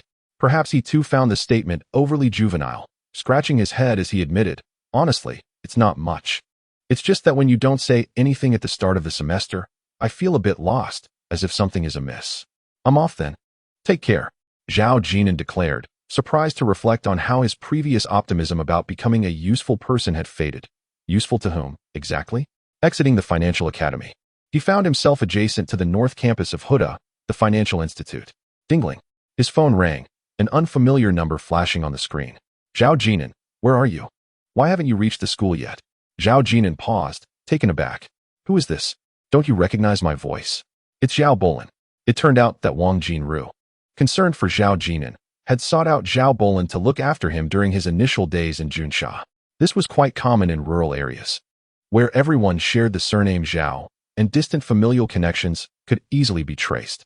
Zhao Bolan, now a third-year student at the normal university, feels at ease with Zhao Jin'an, Wang Jinru, and her grandmother at home, as her major aligns perfectly with her studies. After half an hour, Zhao Jin'an meets Zhao Bolan at the business school. There is a noticeable difference between Zhao Bolan in the village and at school. She wears denim shorts that reveal her long, fair legs and has applied a light touch of makeup. Accompanying her is a companion, likely a roommate, who sports similarly short shorts and casual sandals with a slight heel, indicative of a seasoned student. Hey, Lon, is he your fellow villager and junior? Upon seeing Zhao Jin'an approach, the girl's eyes light up. Wow, he is quite handsome. Really? Just a bit handsome? Zhao Bolan rolls her eyes, a hint of pride in her tone. I asked you to accompany me, yet you came reluctantly. Haha, Lon. I was mistaken. You are my absolute favorite. Behave yourself. This is quite embarrassing. We are from the same village, and I would have to address him as uncle according to our generational hierarchy. Uncle? Greetings, uncle. In Zhao family village, the generational titles are indeed quite elevated. There are individuals in their 40s who must refer to the 18-year-old Zhao Jin'an as grandfather. It's considered acceptable for Zhao Jin'an and Zhao Bolan to address him as uncle. Zhou Chuxin, I implore you to maintain some decorum. Do not behave like an uncouth individual. How will I face anyone in the village again? We are not freshmen. We are third years and should be beyond such childishness. Do not think that only upperclassmen drool over beautiful juniors. Those senior girls are even more fervent. Zhou Chuxin grips Zhao Bolan's arm, her eyes sparkling with excitement. Stop shaking me. Zhao Bolan lowers her voice, smiling with an air of composure. Zhao Jin'an approaches with a backpack slung over his shoulders, stopping in front of the two. His voice is gentle. Zhao Bolan, I appreciate your assistance. He refrains from calling her sister Bolan like Zhao Jin'an, as that would confuse their generational titles. Zhao Bolan is momentarily taken aback. At first glance, Zhao Jin'an indeed exudes a certain authoritative air akin to an uncle. Hello, Junior. I'm Zhou Chuxin, Lon's roommate. Zhou Chuxin beams, deliberately extending her hand for a handshake. Zhao Jin'an hesitates for a few seconds before lightly grasping her hand and then releasing it. Hello, Senior. Thank you. Such politeness. Zhou Chuxin laughs. You seem so well-mannered. It is apparent that she has discovered something amusing. Zhao Bolan shoots her a glance, somewhat speechless, as she can discern what her roommate is thinking just by her expression. However, Zhao Jin'an is indeed both handsome and well-behaved. Well known in the village for his docile and considerate nature, a fact Zhao Bolin is aware of. Oh dear, he is too easily bullied. If he encounters a scheming girl, Zhao Jin'an stands at 181 centimeters, yet he somehow projects a rather vulnerable impression, which Zhao Bolin finds perplexing. She checks the time and urges, Jin'an, have you gathered all your things? The workday is nearly over. We must hurry to pay the tuition fees. Your aunt has called several times already. Right. After we pay the tuition, senior, I will treat you to a meal. At this moment, September, the hottest of months, coincides with the back-to-school season. The university town of Junsha is devoid of walls. Some institutions lack even the semblance of gates. And the picturesque campus scenes often depicted in films are nowhere to be found. Instead, a palpable social atmosphere and vibrant commercial spirit permeate the area, particularly along Lushan South Road. On both sides of the street, an array of clothing stores, bubble tea shops, snack stalls, and the now exceedingly profitable internet CAFs thrive. It is said that obtaining a business license, akin to an internet CAF permit, costs around 800,000 yuan, and one must navigate connections to secure it. In a previous life, Zhao Jin'an frequented this place, not as a consumer, but as a part-time worker. There exists a notoriously infamous street known as Degenerate Street. How renowned is it? Class 209 had already begun discussing their plans to visit even before arriving at Junsha. However, Zhao Jin'an rarely ventured there, as Mu Yao often went with classmates. With the guidance of two seasoned upperclassmen, Zhao Bolin and Zhou Chuxin, Zhao Jin'an swiftly completed his registration process. Feeling a sense of relief once the payment was made, Zhao Bolin made a phone call home, marking the completion of her task. She moved a few steps away, speaking softly into her phone. What uncle? This ISNT the village. All right, I understand. It was likely her parents had instructed Zhao Bolin to look after the newcomer. Zhao Jin'an. Zhao Jin'an, also called Wang Jinru. His grandmother did not own a mobile phone, and from the sound of it, both she and his grandmother were at Zhao Bolin's house.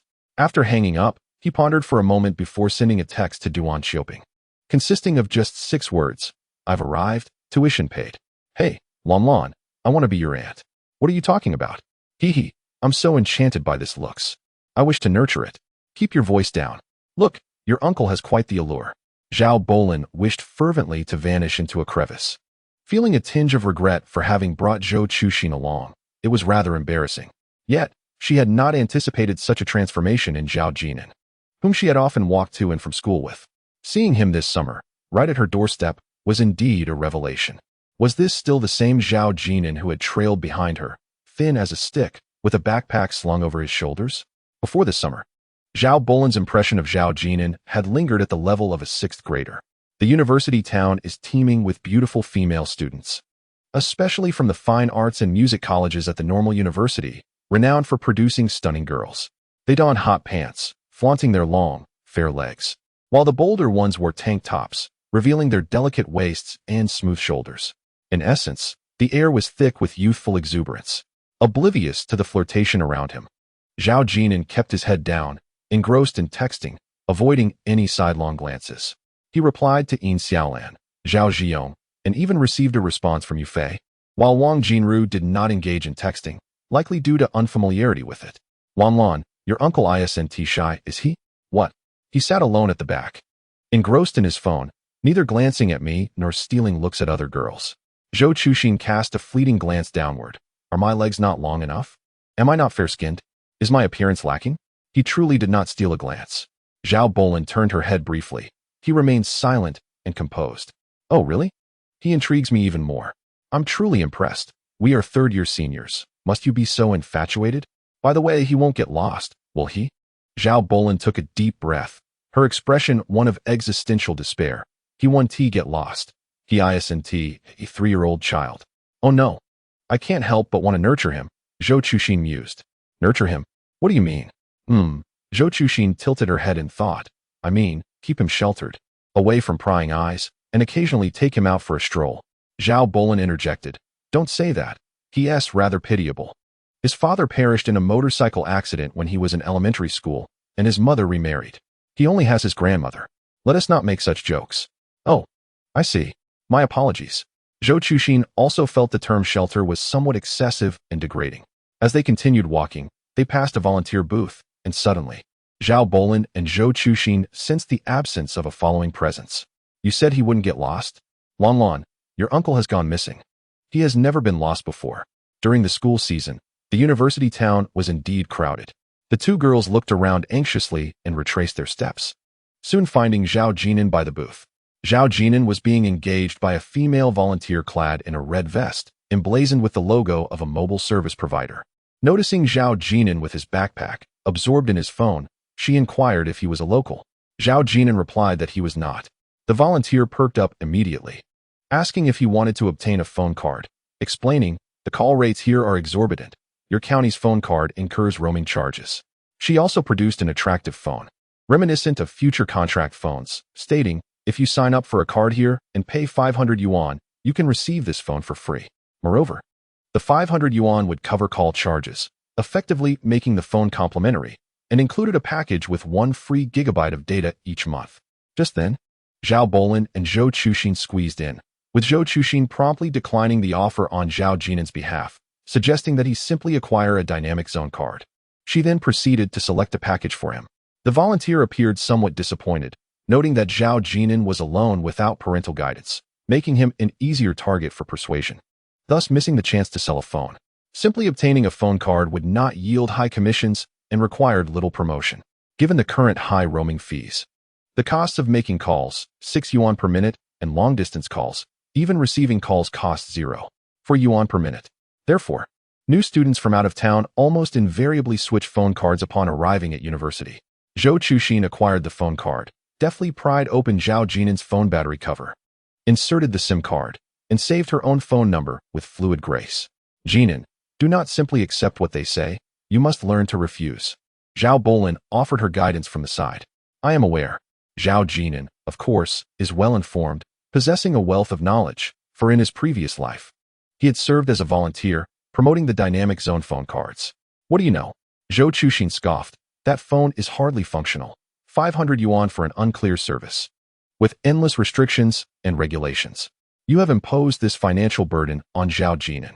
Upon learning about Zhao Jin'an's family background from Zhao Bolin, Zhou Chuxin's protective sisterly instincts surged. 500 yuan. Have you no conscience for deceiving Zhao Jin'an out of that amount? However, when the topic of money arose, she hesitated, mindful of Zhao Jin'an's feelings, and chose to remain silent. Zhao Jin'an gazed at Zhou Chuxin and smiled gently. Senior, you are a good person. Zhao Bolin exclaimed, what? A good person? You truly are my uncle, my dear uncle. Zhou Chuxin retorted, a good person card?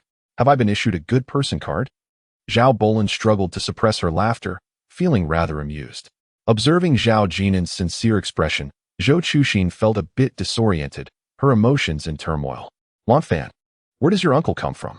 Zhao Bolin stifled her laughter, declaring, you are a good person. I do not wish to be a good person. Zhou Chuxin felt on the verge of madness. The first? Zhao Bolin inquired. Zhou Chuxin nodded. Indeed, it is far too generous. It is merely a compliment. There is no ulterior motive, Zhao Jin'an reassured her. He then lagged behind, engrossed in sending text messages to those in his contacts, even calling Wang Jinru to inform her of his new phone number and to ensure she saved it. Aunt, I understand. Yes, I won't run around carelessly. Such a well-behaved boy. Listening to the conversation behind her, Zhou Chuxin thought the term kept was rather apt. With such handsomeness and good behavior, it would be a waste not to keep him close. Zhao Bolin also perked up her ears, smiling silently. Chapter 40, The Woman in the Wheelchair. In the cafeteria, Zhou Chuxin eagerly swiped her meal card, though it had one downside. She always seemed to take advantage of Zhao Jin'an, whether pulling his arm or linking it with hers. She would exclaim, Jin'an, why are you avoiding me? With the attention of the other girls upon them, Zhou Chuxin wore a look of pride, as if Zhao Jin'an were her boyfriend. Don't I smell delightful? I just took a shower. Dressed in a short-sleeved shirt, her skin indeed appeared smooth. Zhao Jin'an replied rather sternly, Senior, you have only swiped for 6 yuan. That is quite the undue advantage. Isn't that for spicy hot pot? Zhou Chuxin chuckled, balancing her tray while laughing heartily. Zhao Bolin also laughed, pulling Zhou Chuxin aside. All right, stop acting like a flirt. Jin'an, what else would you like to eat? Feel free to use my meal card. That is enough. Zhao Jin'an set down his tray and went next door to purchase 3 cups of chilled mung bean soup for 6 yuan. As Zhao Jin'an arrived, he found himself in a humorous predicament, Having been urged by Zhao Bolin and Zhou Chuxin to spend a mere 6 yuan despite their concerns about his limited monthly allowance. It had been quite some time since he last checked his securities account. Moreover, Zhao Bolin's niece was quite amiable. In his previous life, Zhao Jin'an had only limited interactions with Zhao Bolin, who, having just 1 year left in her university studies, was soon to marry and relocate to Hubei province. Upon exiting the cafeteria, Zhou Chuxin and Zhao Bolin accompanied Zhao Jin'an back to his dormitory. Throughout their journey, Zhou Chuxin enthusiastically elucidated the layout of the university town, detailing the route from the cafeteria to the bus station, her chatter never ceasing. She then inquired if Zhao Jin'an had a girlfriend. Pondering briefly, he replied in the negative, followed by an admission that he had recently ended a relationship. Zhao Bolin, taken aback, lifted her gaze in astonishment. This person had a girlfriend in high school? Yet Zhao Jin'an exhibited no desire to elaborate, merely stating the outcome with an impassive demeanor, as if recounting a mere fact. Was it not his first love? Should he not feel sorrow? Sharing a glance, Zhou Chuxin and Zhao Bolin decided to shift topics. Upon arriving at the foot of the dormitory building, Zhao Jin'an indicated that they need not escort him further. Suddenly, Zhou Chuxin stepped forward to embrace him, exclaiming, "Jin'an, you must take care of yourself." Zhao Jin'an stood bewildered, thinking how overt this display was. Teacher Chung gave me 2,000 for a hug, and you offer yours for free? Truth be told, Teacher Chung was more substantial in her gestures. Zhao Bolin stifled a laugh as she pulled Zhou Chuxin away from taking undue advantage. Zhou Chuxin then raised her phone, encouraging Zhao Jin'an to call her should anyone bully him. How audacious of a third-year student. "Jin'an, shall we take our leave?"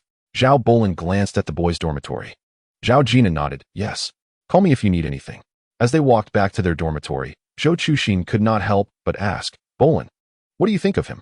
Zhao Bolin reflected, "I don't recall ever seeing him frown. Perhaps he feels he lacks the right to be sad." Zhou Chuxin, a fellow high achiever, grasped the underlying sentiment that it was not merely about romantic relationships, but rather an attitude towards life itself. "I often walked to school with him, but we hardly spoke," Zhao Bolin reminisced. "He would just follow behind with his backpack, especially during our long half-hour trek after finishing 5th grade. Zhou Chuxin blinked, "Of course. He is your uncle. What could he possibly discuss with you? You're insufferable." "Haha, I am your aunt," Zhao Bolin retorted. Zhao Jin'an, choosing not to ascend the building, turned and took a taxi towards the banks of the Xiang River after Zhao Bolin and Zhou Chuxin departed. He followed the course of Shaoxiang Road, seeking a familiar location.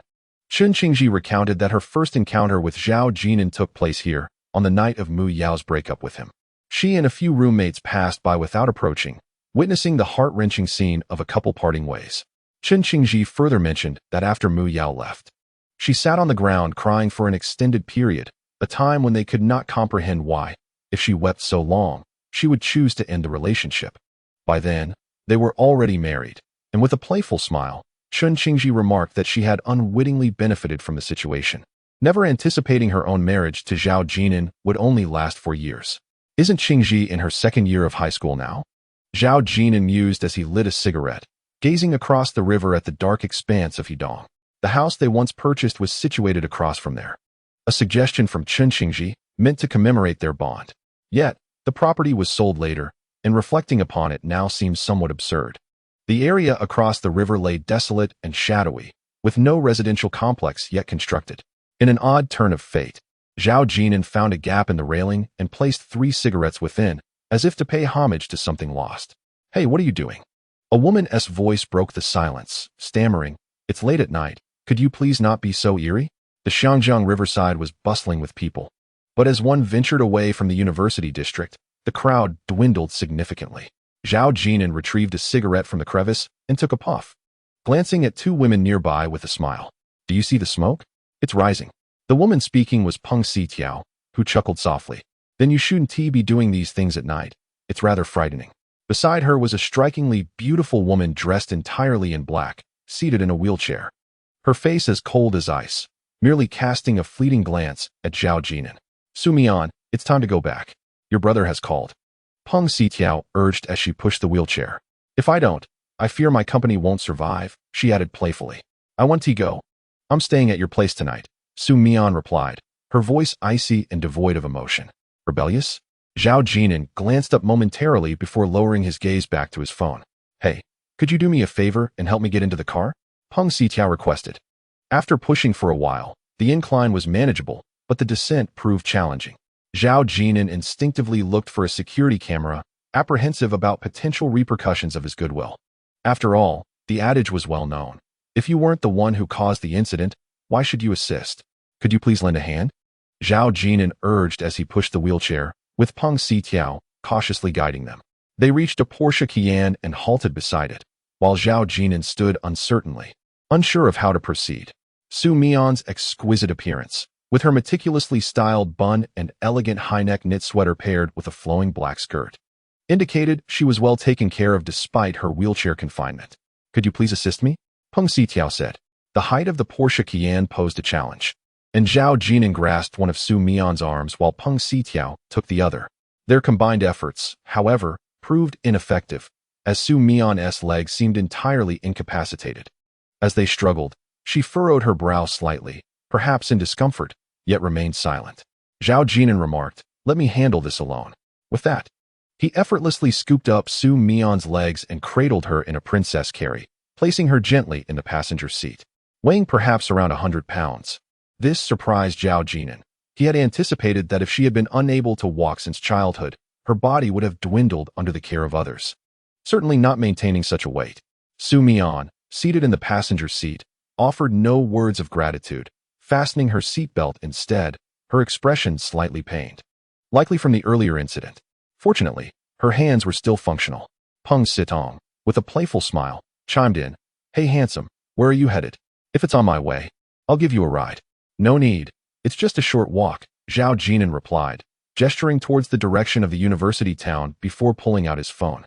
With a backpack slung over his shoulder, he set off towards the school. A Porsche whizzed past him, honking its horn and flashing its hazard lights, seemingly in appreciation. "Su Mian, you should stay at my place tonight. If Mayor Su gets angry, you must try to calm him down." Peng Sitong laughed as she drove. "I'm quite intimidated by your brother. By the way, when are you returning to Kyoto?" "I have no desire to go back," Su Mian replied, slightly tilting her head to gaze into the rearview mirror, where Zhao Jin'an could be seen, head bowed, walking alone. Upon returning to campus, Zhao Jin'an purchased a straw mat and collected a set of army green bedding from the dormitory office, balancing the bedding in one hand and the mat in the other. He ascended to the third floor, the clock striking 9:30 p.m. At this hour, it was uncommon for parents to be in the dorms, tidying up for their sons. They either left the same day or checked into nearby hotels. Upon reaching the third floor, he found the corridor crowded, and raised voices echoed from somewhere nearby. "What is your problem?" A boy, chewing betel nut, pointed at several upperclassmen clad in basketball jerseys. "The ball hit me, and I didn't demand compensation. So consider yourself lucky. How dare you ask me to go retrieve it?" The boy's indignation was palpable, his local dialect unmistakable. The upperclassmen, clearly in their final years, had just encountered first-year students who had only recently registered. Dribbling and passing the ball down the hall, one had accidentally struck the boy, sending the ball tumbling down the stairs. The first years, inexperienced and easily intimidated, found themselves facing off against 4 upperclassmen. The atmosphere grew tense, with onlookers witnessing the awkward standoff. Zhao Jin'an recognized the agitated boy as Chun Zhe. He also knew the 2 individuals lingering at the entrance of dorm 303, Lu Chuanfeng and Gu Chaoqing. They stood idly by, offering no support to Chun Zhe, who glanced at them, receiving only a half-hearted step forward in response. Zhao Jin'an was not one to seek confrontation. Unlike the protagonists in novels, he did not possess the emotional intelligence to diffuse such situations. His grandmother had taught him that their family should steer clear of trouble. "Please make way," he said, a calm authority in his voice. Zhao Jin'an entered the dormitory with a load in hand, choosing to ignore the commotion around him. However, his actions provided a means for both parties to retreat gracefully, causing everyone to shift slightly. "Tch."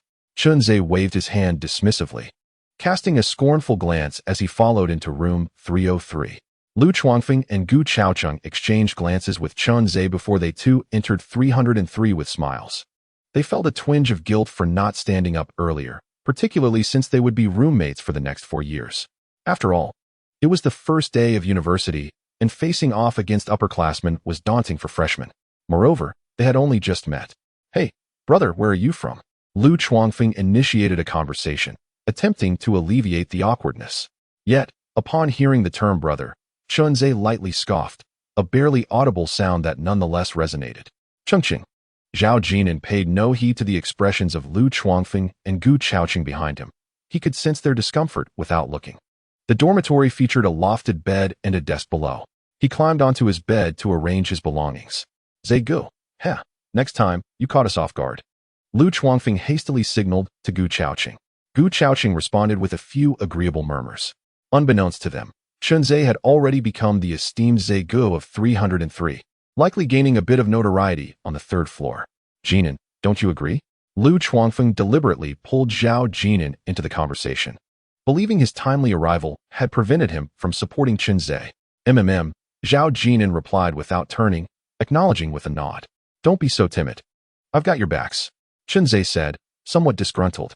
Ah, yes, indeed. Zhe Gu, Lu Chuangfeng, and Gu Chaoqing chimed in, eager to curry favor. Only then did Chunzhe's expression soften slightly. With Zhao Jin'an's arrival, the 4 members of room 303 were finally gathered. Chunzhe began to distribute cigarettes, and upon noticing the exquisite cigarette case, Lu Chuangfeng inquired, these must be rather expensive, right?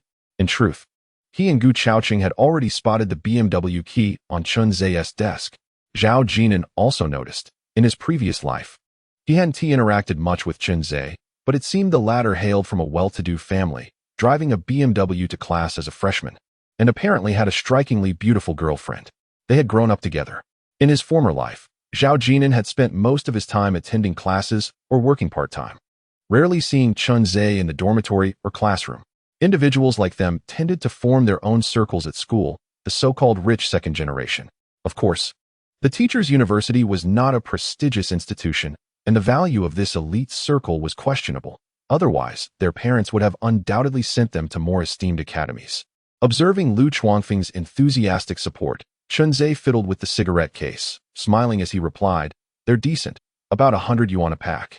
Goodness, 100 a pack? That's 10 yuan a cigarette. You call that decent? Lu Chuangfeng scrutinized the cigarettes, clearly skilled at providing emotional value. How about some betel nut? It's not such a big deal. Nowadays, betel nut is only sold for a couple of yuan a pack, not 50 or 100. Shall we give it a try? Lu Chuangfeng was welcoming to all. Gu Chaoqing expressed that he did not smoke, but in the spirit of local customs, he accepted a betel nut. Chunzhe, holding a cigarette, tapped the edge of Zhao Jin'an's bed, inquiring with the cigarette and betel nut, how about it? Zhao Jin'an took a cigarette, but declined the betel nut. Suddenly, Gu Chaoqing's face flushed, and he rushed to the trash can to expel the betel nut. Lu Chuangfeng burst into laughter, admitting it was his first time consuming betel nut as well. You're quite something, Gu Chaoqing retorted, feeling a burning sensation in his chest. Many first-time betel nut consumers react similarly. Lu Chuangfeng realized he misspoke, walked over, and patted Gu Chaoqing on the shoulder, saying, brother, don't take it to heart. University is not like high school. People come from all corners, with diverse dialects and customs. Upon entering university, one truly becomes an adult, leaving their hometown behind.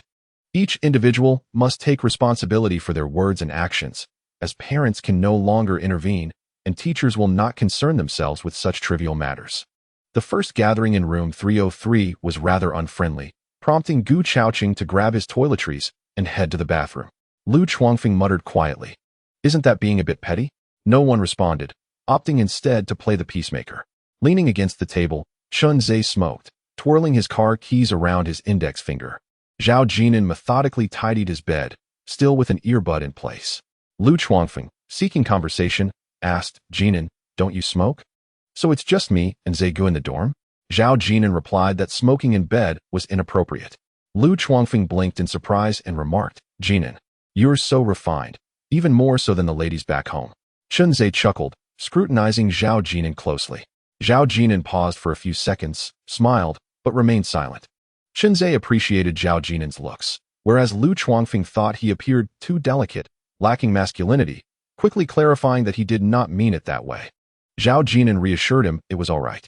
Unexpectedly, Lu Chuangfeng became more animated, glancing at the bathroom, saying, haha, Jin'an, you have quite the temperament.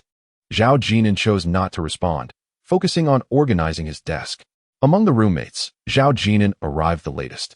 and his bed and desk were cluttered with remnants left by the previous senior, which needed clearing. The rest was manageable. But he dreaded the possibility of finding suspicious crumpled paper on his bed. Boys shower quickly. Gu Chaoqing emerged, towel drying his hair while holding shampoo, body wash, and facial cleanser, and opened a cabinet to put his belongings away. You even locked it? Lu Chuangfeng blurted out, scratching his head. I forgot to buy some. Could you lend me yours? This put Gu Chaoqing in an awkward position. He was torn between offering it or not, glancing at his 3 roommates. It's fine. Use mine, Chunze interjected, suggesting that he also felt Gu Chaoqing was being overly miserly. Haha, Zhe Gu is generous, Lu Chuangfeng flattered. Gu Chaoqing placed his belongings heavily on the table and sat silently in his chair. Oh. The dynamics in room 303 seemed to have begun with Chunze on the first day, and without Lu Chuangfeng and Gu Chaoqing stepping up to support him. The atmosphere turned rather sensitive. However, Zhao Jin'an remained unaffected. After tidying up his desk, he announced his intention to step out for some supplies. Jin'an, you can use mine first. It's no trouble, Chunze generously offered, twirling the car keys on his finger. Zhao Jin'an replied that he did not require body wash or facial cleanser, but rather was going out to purchase toothpaste and a toothbrush. Did he not need body wash at all? After Zhao Jin'an left, they realized he had only brought a backpack, leaving behind a suitcase and other essentials. In truth, Lu Chuangfeng had never used facial cleanser either. He merely wanted to avoid appearing rustic in front of his more meticulous roommates. Chunze glanced at the 2 remaining roommates. In the entire dormitory, he found himself somewhat intrigued by Zhao Jin'an. Despite Zhao Jin'an's plain attire, Gu Chaoqing donned decent clothing. While Lu Chuangfeng seemed keen on taking advantage of others, did he not notice the misspelled letter on his Adidas? Chapter 42. A Classmate's Mother. Meanwhile, Zhang Hui and Zhang Yinxian, accompanied by Mu Yao, finished their meal and returned to the school dormitory at 10 o'clock. After the afternoon check-in, having not met any of her daughter's dormitory mates, Zhang Hui made a special trip up. This time, all 4 girls from room 406 were gathered. Zhang Yinxian strutted in, her slender fingers adorned with a BMW key, confidently clicking her heels. It seemed she aimed to elevate her niece's status. Zhang Hui, carrying a Gucci bag and a tote of snacks, greeted them warmly. Hello? I am Mu Yao's mother, and I brought some treats for you. Thank you, Auntie, the 3 girls politely responded. They glanced at Mu Yao, then at Zhang Hui. Unlike many parents from rural backgrounds, Zhang Hui's demeanor revealed her long-standing presence within the system. The essence of her poise was difficult to articulate, yet undeniably palpable. Though she smiled, her expression conveyed a professional coolness and distance, in contrast to the simple, earnest smiles of rural parents, which often carried a hint of eagerness and uncertainty. No need to be polite. These are local specialties from Qinzhou, Donjiang fish and Linwu duck. Zhang Hui placed the items on the table. Since this is Mu Yao's first time away from home, I hope you all can support and accommodate one another. Yet, no one moved to take anything. The 2 girls merely nodded in agreement. One girl, freshly out of the shower, glanced at Zhang Hui and Zhang Yinxian while drying her hair, then continued with her task. At that moment, Zhang Yinxian spoke up. It's a bit spicy, but Donjiang fish and Linwu duck cost several dozen yuan per pound. Would you care to try some? What did she mean by emphasizing the price? Haha, I don't eat spicy food. Thank you. The 2 girls shook their heads, smiling awkwardly, avoiding eye contact entirely. The girl drying her hair cast a glance at Zhang Yinxian, then at her outdated bag and car keys, which were not top tier. She then turned her gaze towards Mu Yao and decided to head to the balcony to continue drying her hair. Zhang Hui shot an irritated look at Zhang Yinxian, fully aware of her sister's nature. After a while, she pulled Mu Yao into the corridor outside. Mom, what's wrong? Mu Yao asked. From now on, make an effort to befriend someone named Shinzian, Zhang Hui advised. Why? Mu Yao inquired. Don't question the reason. I will be spending the night at your aunt's place. And you'll be in the dormitory. It's not ideal to be isolated on your first day. This was Zhang Hui, perceptive enough to notice Shinzian's commendable demeanor and favorable family background. Some truths were difficult for her to share with her daughter, such as the significance of academic pursuits versus the cultivation of social connections. This could be termed as having vision or perhaps being somewhat snobbish. Individuals like Grandma and Wang Junru were oblivious to such matters.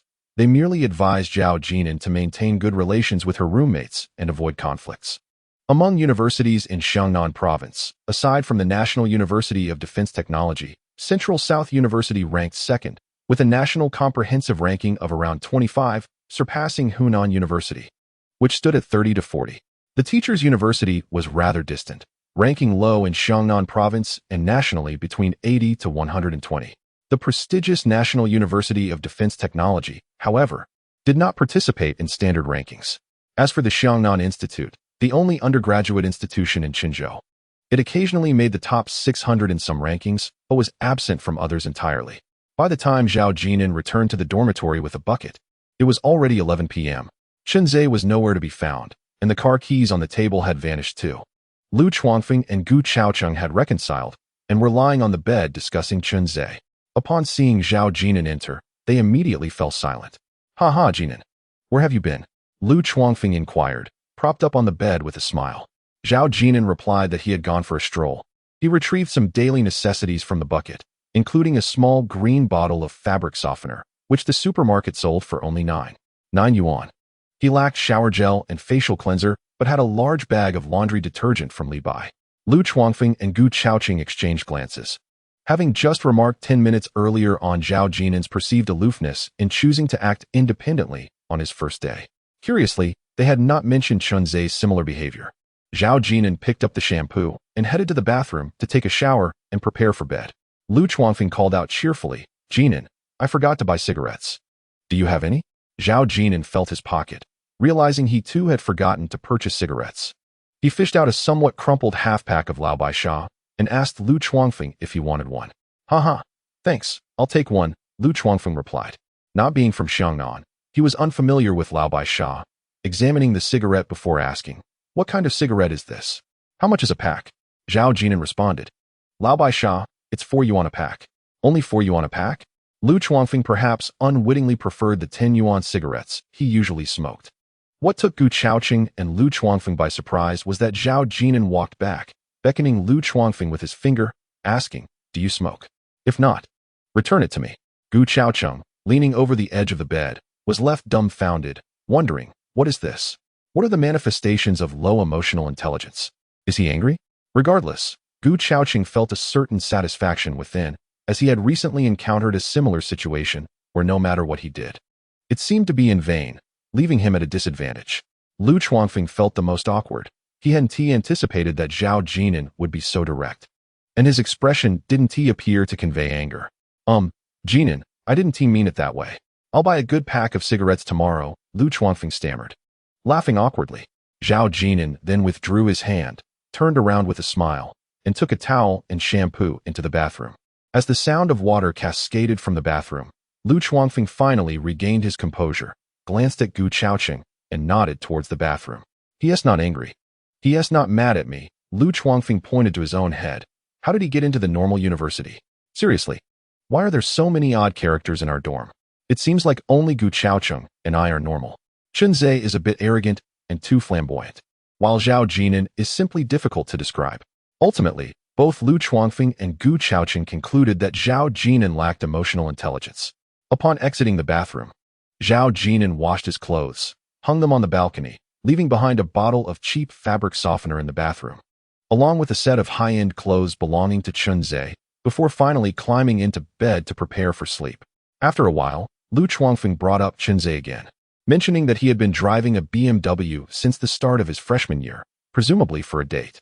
His tone exuded envy with a hint of bitterness, almost implying that Chunzhe was too showy. He also remarked on how young and beautiful Chunzhe's mother appeared, having driven him to the dorm in a luxury car, suggesting she must be involved in a significant business. They speculated it might be related to foreign trade. Gu Chaocheng occasionally chimed in with Lu Chuangfeng, engaging in a lively discussion about the topic, questioning whether she could be a stepmother, as she appeared too youthful. Lu Chuangfeng insisted she couldn't be, as he had observed 3 distinct crow's feet. "Jin'an, you arrived late. Chunzhe's mother truly exudes femininity. That figure." As the aunt climbed onto the bed to tidy up Zij's bedding, Lu Chuangfeng and Gu Chaocheng seemed to linger on the subject, yet refrained from being too explicit about their classmate's mother. If she were Chunzhe's biological mother, a woman over 40 could only be described as voluptuous, elegant, mature, and sensual. Zhao Jin'an hadn't expected Lu Chuangfeng to be so observant, yet it indirectly confirmed that Chunzhe's mother had an alluring effect on these college students' hormones. It was quite audacious. The two 18-year-old boys continued their conversation, eventually drifting to the wildly popular Supergirl from 2005, a talent show initiated by Junsha. Zhao Jin'an remained silent throughout. In his previous life, he had never seen Chunzhe's mother. The descriptions from Lu Chuangfeng and Gu Chaoqing likely centered more on her charisma. Wealthy women have the means to adorn themselves, naturally possessing an aura. Zhao Jin'an recalled the woman he had embraced that evening, Su Mian, who wore a Patek Philippe on her wrist. Lu Chuangfeng sighed as he collapsed onto the bed, expressing a desire to embark on an entrepreneurial venture during his university years. Zhao Jin'an, intrigued, raised his ears in curiosity, wondering if perhaps the script had been miscast. Chapter 43, The Information from the First Night. It then dawned on him that Lu Chuangfeng had previously engaged in selling instant noodles, cigarettes, beers, and prepared foods in the dormitory. In the university, there exist individuals who procure goods from the convenience store, marking them up by 50 cents to sell to their dorm mates, thus creating a market once the dormitory doors are locked. Some classmates even made purchases during the day, and with a simple phone call, Lu Chuangfeng offered delivery services. This phenomenon may well be one of the reasons for the rise of platforms like Meituan and Ele.me. However, Lu Chuangfeng's stint in this endeavor was brief, and the reasons for his cessation remained unclear. After a long day of travel, it wasn't long before the sounds of snoring filled room 303. Lu Chuangfeng had journeyed from northeast China on a green train for approximately 30 to 40 hours. Gu Chaoqing hailed from Xiguang, and Zhao Jin'an had assumed his own rudimentary Mandarin was less than proficient. Unexpectedly, Gu Chaoqing's Mandarin was even less refined, as he had scarcely spoken throughout the day. The moonlight streamed through the window of room 303, illuminating the table where a few betel nuts remained, while the cigarettes had been taken by Chunzhe. Zhao Jin'an had managed to catch a brief nap on the train, but was unable to find sleep after tossing and turning. He picked up his phone to peruse his messages. Zhao Ziyong had sent numerous texts, sharing that he had gone out for late-night snacks with several roommates, and had consumed a few bottles of beer, indicating his swift adaptation and satisfaction with university life. There were also several messages from Zhou Chuxin, the last of which inquired whether Zhao Jin'an was adjusting well and if he missed home. Zhao Bolan had sent a solitary message asking if Zhao Jin'an was getting along with his roommates. Yu Fei's messages began in the afternoon, resembling a travel report, stating that she had not been assigned to the same dormitory as Mu Yao. Another message appeared from an unknown number. Jin'an, have you settled in? This is Mu Yao, and this is my new phone number. Followed by another. Jin'an, do not block me, or I will genuinely be upset. It seemed Mu Yao had obtained his number from Yu Fei. After reading the messages, Zhao Jin'an promptly blocked Mu Yao's number. Yin Xiaolan had sent several messages, all expressing her concern as a sister-in-law. Zhao Jin'an replied with, "Sister-in-law, I am doing well." To his surprise, his phone chimed almost instantly with Yin Xiaolan's quick response. "Do not only report good news and hide the bad. Are you in the dormitory?" Zhao Jin'an replied, "Yes. I am in the dormitory, lying on my bed." Yin Xiaolan advised, "Now that you are in university, focus on your studies and do not neglect your education for part-time work. If money is tight, just let me know." This reply took a bit longer, suggesting that Yin Xiaolan had chosen her words carefully. She had no substantial source of income, and even if Zhao Jin'an were to inquire about living expenses, it would not be appropriate to approach her, as there were others like his grandmother, Duan Xiaoping, and Wang Jinru, whose positions were more legitimate. Indeed, logically speaking, Duan Xiaoping should precede Wang Jinru. Zhao Jin'an simply responded, "Okay."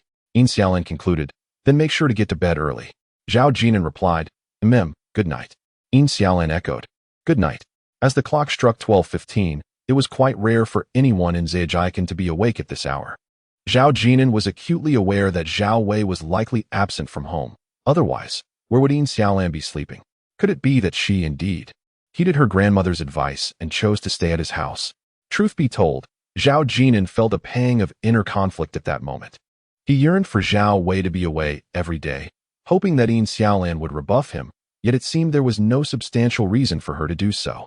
Moreover, would Yin Xiaolan truly deny Zhao Wei? A few messages appeared abruptly on his phone. An unknown number. "Jin'an, this is Song Wanha, the daughter of Song Chaoan. We have met once before. I didn't expect you to be in university. How are things going there?" Another unknown number. "Jin'an, my father means no harm. He is a good man." During the day, Song Wanha, having returned home from work, inquired about her father. Song Chaoan recounted his encounter at the train station, implying that Zhao Jin'an had not reciprocated his sentiments. In a previous life, Song Wanha had approached Zhao Jin'an, who had just entered junior high, across the playground, saying, "Your mother is going to marry my father." Zhao Jin'an, gripping the iron railing, remained silent.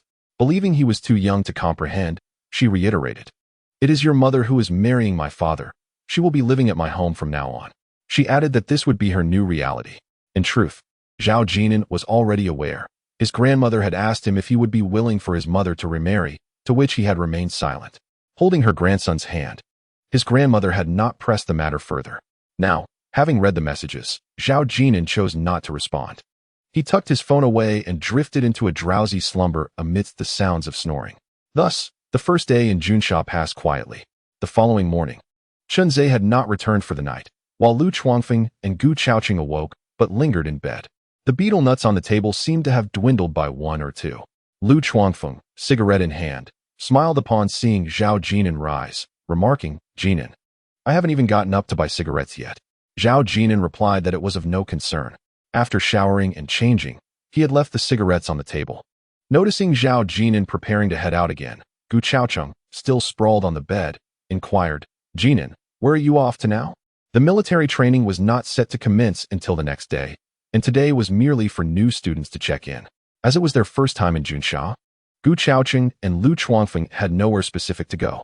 Moreover, the other dorms were engaging in collective activities on their first day, establishing strong bonds of brotherhood. While their room 303 felt as though it was already on the brink of disbanding. Gu Chaoqing pressed on, "Our dorm hasn't even selected a leader yet."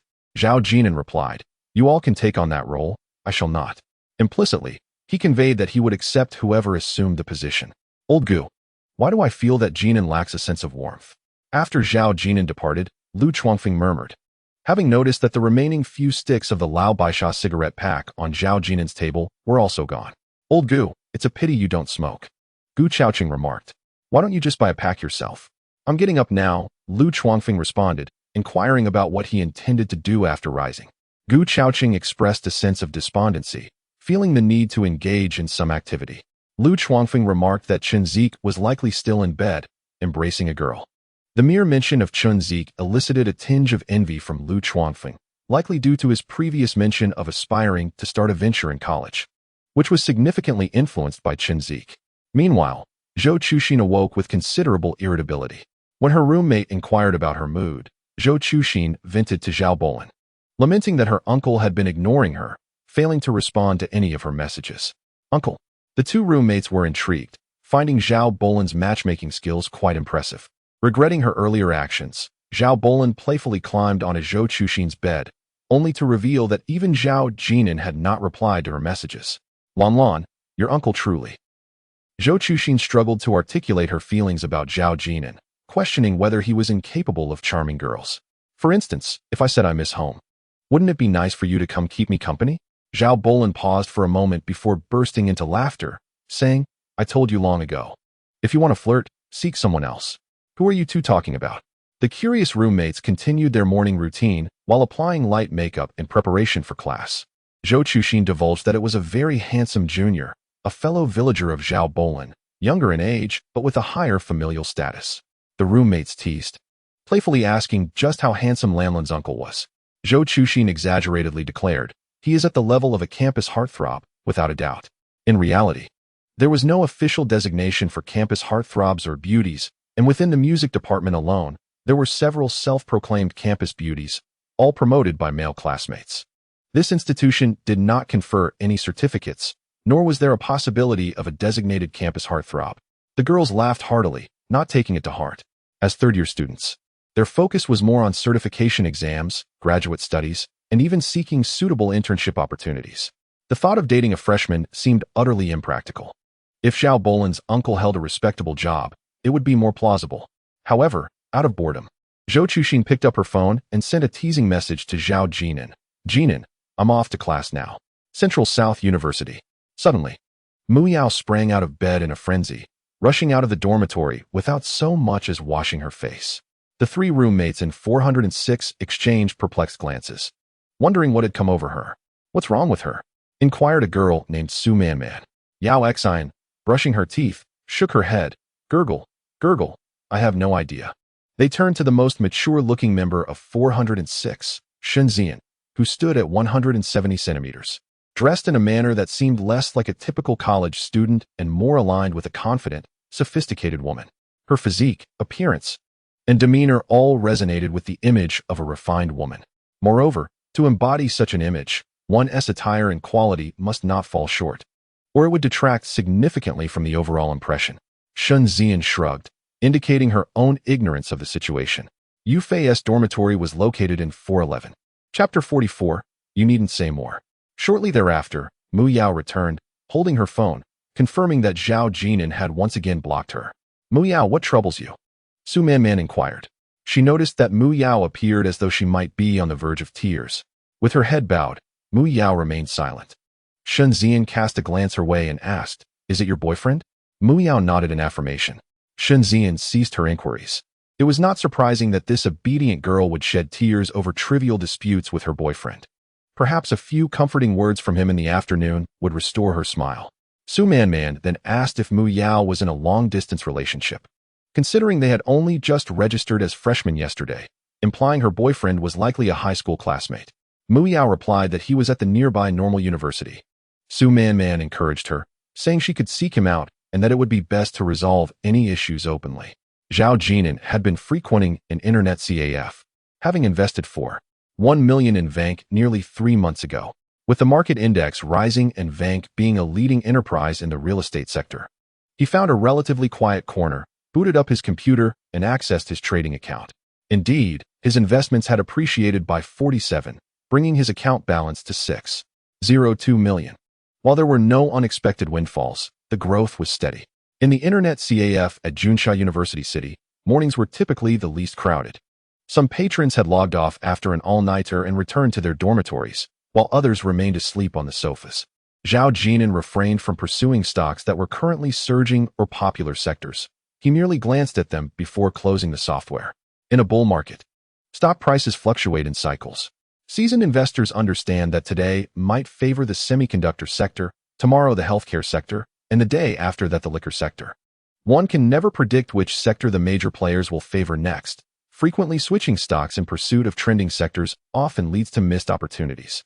The sounds of keystrokes echoed in the CAF, likely from someone engrossed in Dance Dance Revolution. Among the games, this one demanded the most from the keyboards. However, the majority of male players were engaged in World of Warcraft. As the era of private servers for Legend began, many also played Dream of the Red Chamber, Mario Kart, and Bubble Trouble. These games attracted a considerable number of female players, especially Dance Dance Revolution. Another game, Journey, had left a significant impression on Zhao Jin'an during his previous stint as a part-time worker at the internet CAF.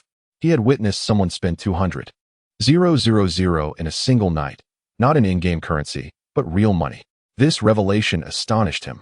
The idea that someone could spend such an exorbitant amount on an online game in one evening was beyond his comprehension. In 2006, the salary level in Junsha was merely 6,200, with 3,000 being the benchmark for a white-collar worker.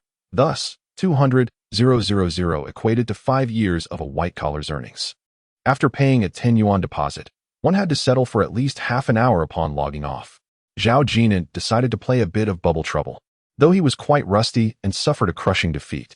A benefit of working part-time at the CAF was the opportunity to play games during quiet hours. Zhao Jin'an would watch movies or indulge in Bubble Trouble. Mornings involved cleaning, during which he would often find lighters and unfinished cigarettes, and occasionally money or phones. Though the latter two had to be handed over to the owner, as patrons frequently returned seeking their lost items, and the CAF was monitored by cameras. After settling his bill and leaving the internet CAF, Zhao Jin'an made his way to Decadent Street, wandering aimlessly. He no longer needed a part-time job, as he had 602 million in his securities account. Additionally, he possessed 1,000 yuan in cash and a bank card with a balance of 58,000 yuan. Originally, he had 60,000, but he withdrew 2,500 when he lent money to Yu Fei, and with the extra 2,000 given by Cheng Zilian, it balanced out perfectly.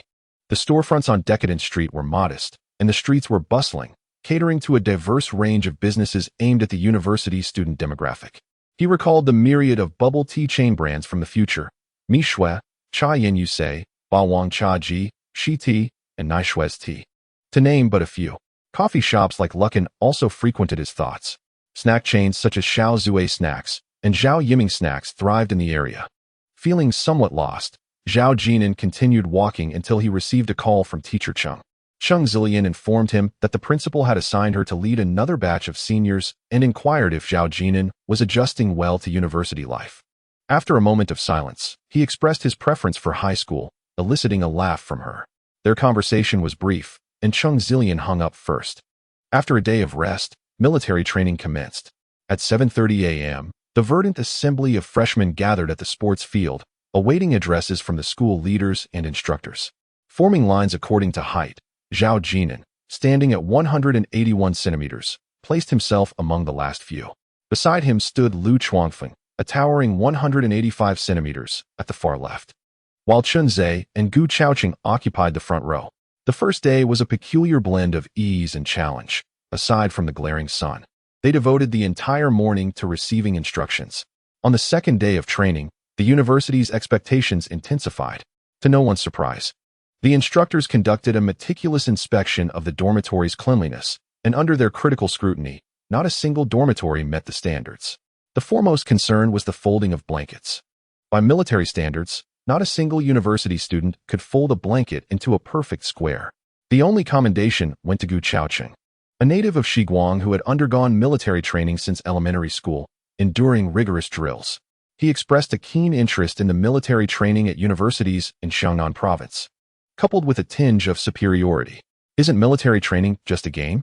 Zhao Jin'an mused, having watched videos of military training from Shiguang province on short video platforms. They were undeniably intense and hardcore, in stark contrast to the more relaxed atmosphere of military training in other provinces. Isn't it absurd to be so strict? Chunze lamented, utterly exhausted, imploring, "Old Gu, could you help me fold my blanket? I won't be using it during training. I'll just display it on my bed." Lu Chuangfeng also sought Gu Chaoqing's assistance, offering a bottle of cola as payment. In September, universities in the college town were all engaged in military training. The sound of whistles echoed continuously. They practiced standing at attention, marching, and in the evenings, gathered in circles to sing songs. The school even organized viewings of the currently popular television drama Soldier Assault. Throughout these experiences, Zhao Jin'an found the enjoyment outweighed the hardships. Despite being utterly exhausted, Chun Zhe would still mysteriously vanish for a while each evening with the car keys in hand. Central South University. 3 girls from room 406 lounged on the balcony, gazing at the BMW below. Su Man entered, and as she faced the curious glances of her 3 roommates, she lifted a bag and waved it slightly. "Sunscreen. Wow, 2 girls in our dorm have boyfriends now," Yao Xian teased. Man, you've been quite secretive, haven't you?" Su Man smiled gracefully, neither confirming nor denying, and explained. "We used to be neighbors. Her mother is quite fond of me, and the sunscreen was a gift from her." "Oh, childhood sweethearts. And her mother likes you? That's even better." Yao Xian continued, her enthusiasm unabated. "Are you hiding him from us because you fear we might steal your boyfriend? When will you introduce us?" Yao, don't you have a boyfriend too? Let us meet them both. Ziyan and I are quite curious," Yao Xian added. Su Man casually placed the sunscreen on her bed, looking relaxed as she replied, "Sure, they both attend normal university." Mu Yao stared off in the direction the BMW had departed, remaining silent. Shenzian glanced at her and remarked, "It's getting late. We should shower and sleep early. Tomorrow will be another exhausting day." Girls differ from boys. They cherish their beauty and, no matter how tired they may be, insist on showering and smelling delightful before sleep. Yao Xian persisted in her gossip with Su Man, inquiring about everything from the car model to the nature of her boyfriend's family business and why his mother favored her. Su Man responded nonchalantly. Having just arrived, Mu Yao had yet to assimilate into the dynamics of room 406. The next day, during military training, she sought out Yufei from room 411. Yufei remarked, "Mu Yao, your dorm has such high beauty standards. Shenzian is stunning and tall. And Su Man is beautiful as well." After a moment, Mu Yao replied, "Su Man already has a boyfriend." "Really?" Yufei observed and analyzed. "Then she must be texting him right now." Mu Yao nodded, saying, "Her boyfriend's family is quite wealthy. They drive a BMW." "Really? What do they do?" Yu Fei asked, her face registering surprise. She instinctively assumed he must come from a privileged background. In 2006, owning a BMW was a symbol of affluence, let alone a crown, which was already impressive. Mu Yao clarified that he was a freshman and also attended normal university. Isn't that the same school as Zhao Jin'an? Yu Fei inquired. Mu Yao affirmed with a nod. Subconsciously, she felt a bit of avoidance. Su Manman's boyfriend had driven a BMW to deliver sunscreen, while Zhao Jin'an had spent his summer selling fish at the market. This sentiment felt akin to ordering takeout, only to discover the delivery person was her own boyfriend. Originally classmates, Yu Fei and Mu Yao shared military training. Yu Fei studied Mu Yao for a moment before saying, "You know, I think you're even more beautiful than Su Manman." "What are you implying?" Mu Yao looked at Su Manman, and Yu Fei hesitated before continuing. "The boys in our class keep saying that Shun Xian is a goddess, but they also think you're very pretty, just a matter of height and style." Finally, Mu Yao turned her gaze towards Yu Fei, who was stammering, and before she could finish, Mu Yao interjected, "Don't say it." She understood what Yu Fei was about to express. Chapter 45. Jinan, what are you doing with that iron railing? In the accounting class, there are 28 girls and 18 boys, under the guidance of instructor Lu Hui. Recently graduated from Daxiyuan, Lu Hui takes a stroll around the playground each day, mindful of his first professional endeavor, striving to avoid any missteps. He has discerned that Chun Zhe is the class's troublemaker. After reviewing all the academic records, one detail struck him as peculiar. Zhao Jin'an, who is considered a student from a disadvantaged background, was smoking. Disperse, disperse. You few are hiding over there smoking again. During a break in military training, Chun Zhe produced a pack of blue fu, surrounded by a few boys indulging in cigarettes. Jinan, want one? Zhao Jin'an has already been moderating his smoking intake, limiting himself to a pack every 2 days. Haha, Zegu, pass me one, Lu Chuanfeng chimed in. But you didn't even buy any. Chun Zhe feigned disdain, yet still handed over a cigarette. The group of smoking boys laughed heartily. Gu Chaoqing, who doesn't smoke but enjoys the camaraderie, remarked, Lao Lu, you're the vice class leader and our dormitory head in 303. Just buy a decent pack of cigarettes. Under the scorching sun, in the shaded corner of the playground, the boys from the accounting class exhaled clouds of smoke. Occasionally, a few smokers from the second accounting class would join in, and Chun Zhe was generous, sharing as long as he had cigarettes on hand. They affectionately called him Zegu, and he became the unofficial leader of the accounting department. How delightful, Lu Chuanfeng expressed, taking a deep, satisfying drag. This is youth, indeed. In the prime of our lives. Zhao Jin'an leaned against the iron railing, gazing at the playground bathed in sunlight, where other departments and classes were engaged in training. The sounds of slogans and cheers resonating, evoking a sense of exhilaration. Jinan, why are you gripping the iron railing? Isn't it hot? Gu Chaoqing noted that whenever Zhao Jin'an came to smoke, one hand would clutch the railing, which seemed odd considering the sweltering heat. Nothing, Zhao Jin'an replied, releasing his grip, only to find himself unconsciously reaching for it once more. He would never forget that summer, the summer when Song Wanha came to find him, announcing, Your mother is marrying my father, and we will all be living in my house. At the tender age of 11, Zhao Jin'an clung tightly to the iron railing, despite the heat and pain, remaining silent. At that time, Song Wanha likely did not wish for Song Chaoan to remarry either. It was later that Duan Xioping won over Song Wanha, prompting her to refer to Duan Xioping as Annie. Now in college, he still finds himself meddling in affairs. Hearing Lu Hui call out, Chun Zhe muttered a curse but then, with a grin, approached Lu Hui to share cigarettes. This fellow changes his demeanor rather swiftly. Before long, Lu Hui was laughing and joking with Chun Zhe. Damn, even the instructor favors the wealthy. Lu Chuanfeng grumbled with indignation. He had initially been the class leader, having received over half the votes, but Lu Hui designated a student named Wang Xuan, who had only missed the 303 votes by 4. On the day of the school registration, Wang Xuan had assisted Lu Hui, leading to Lu Hui's unexpected suggestion for him to run, and Lu Chuanfeng found himself on stage. It was merely a matter of timing. Upon entering university, everyone appeared rather shy.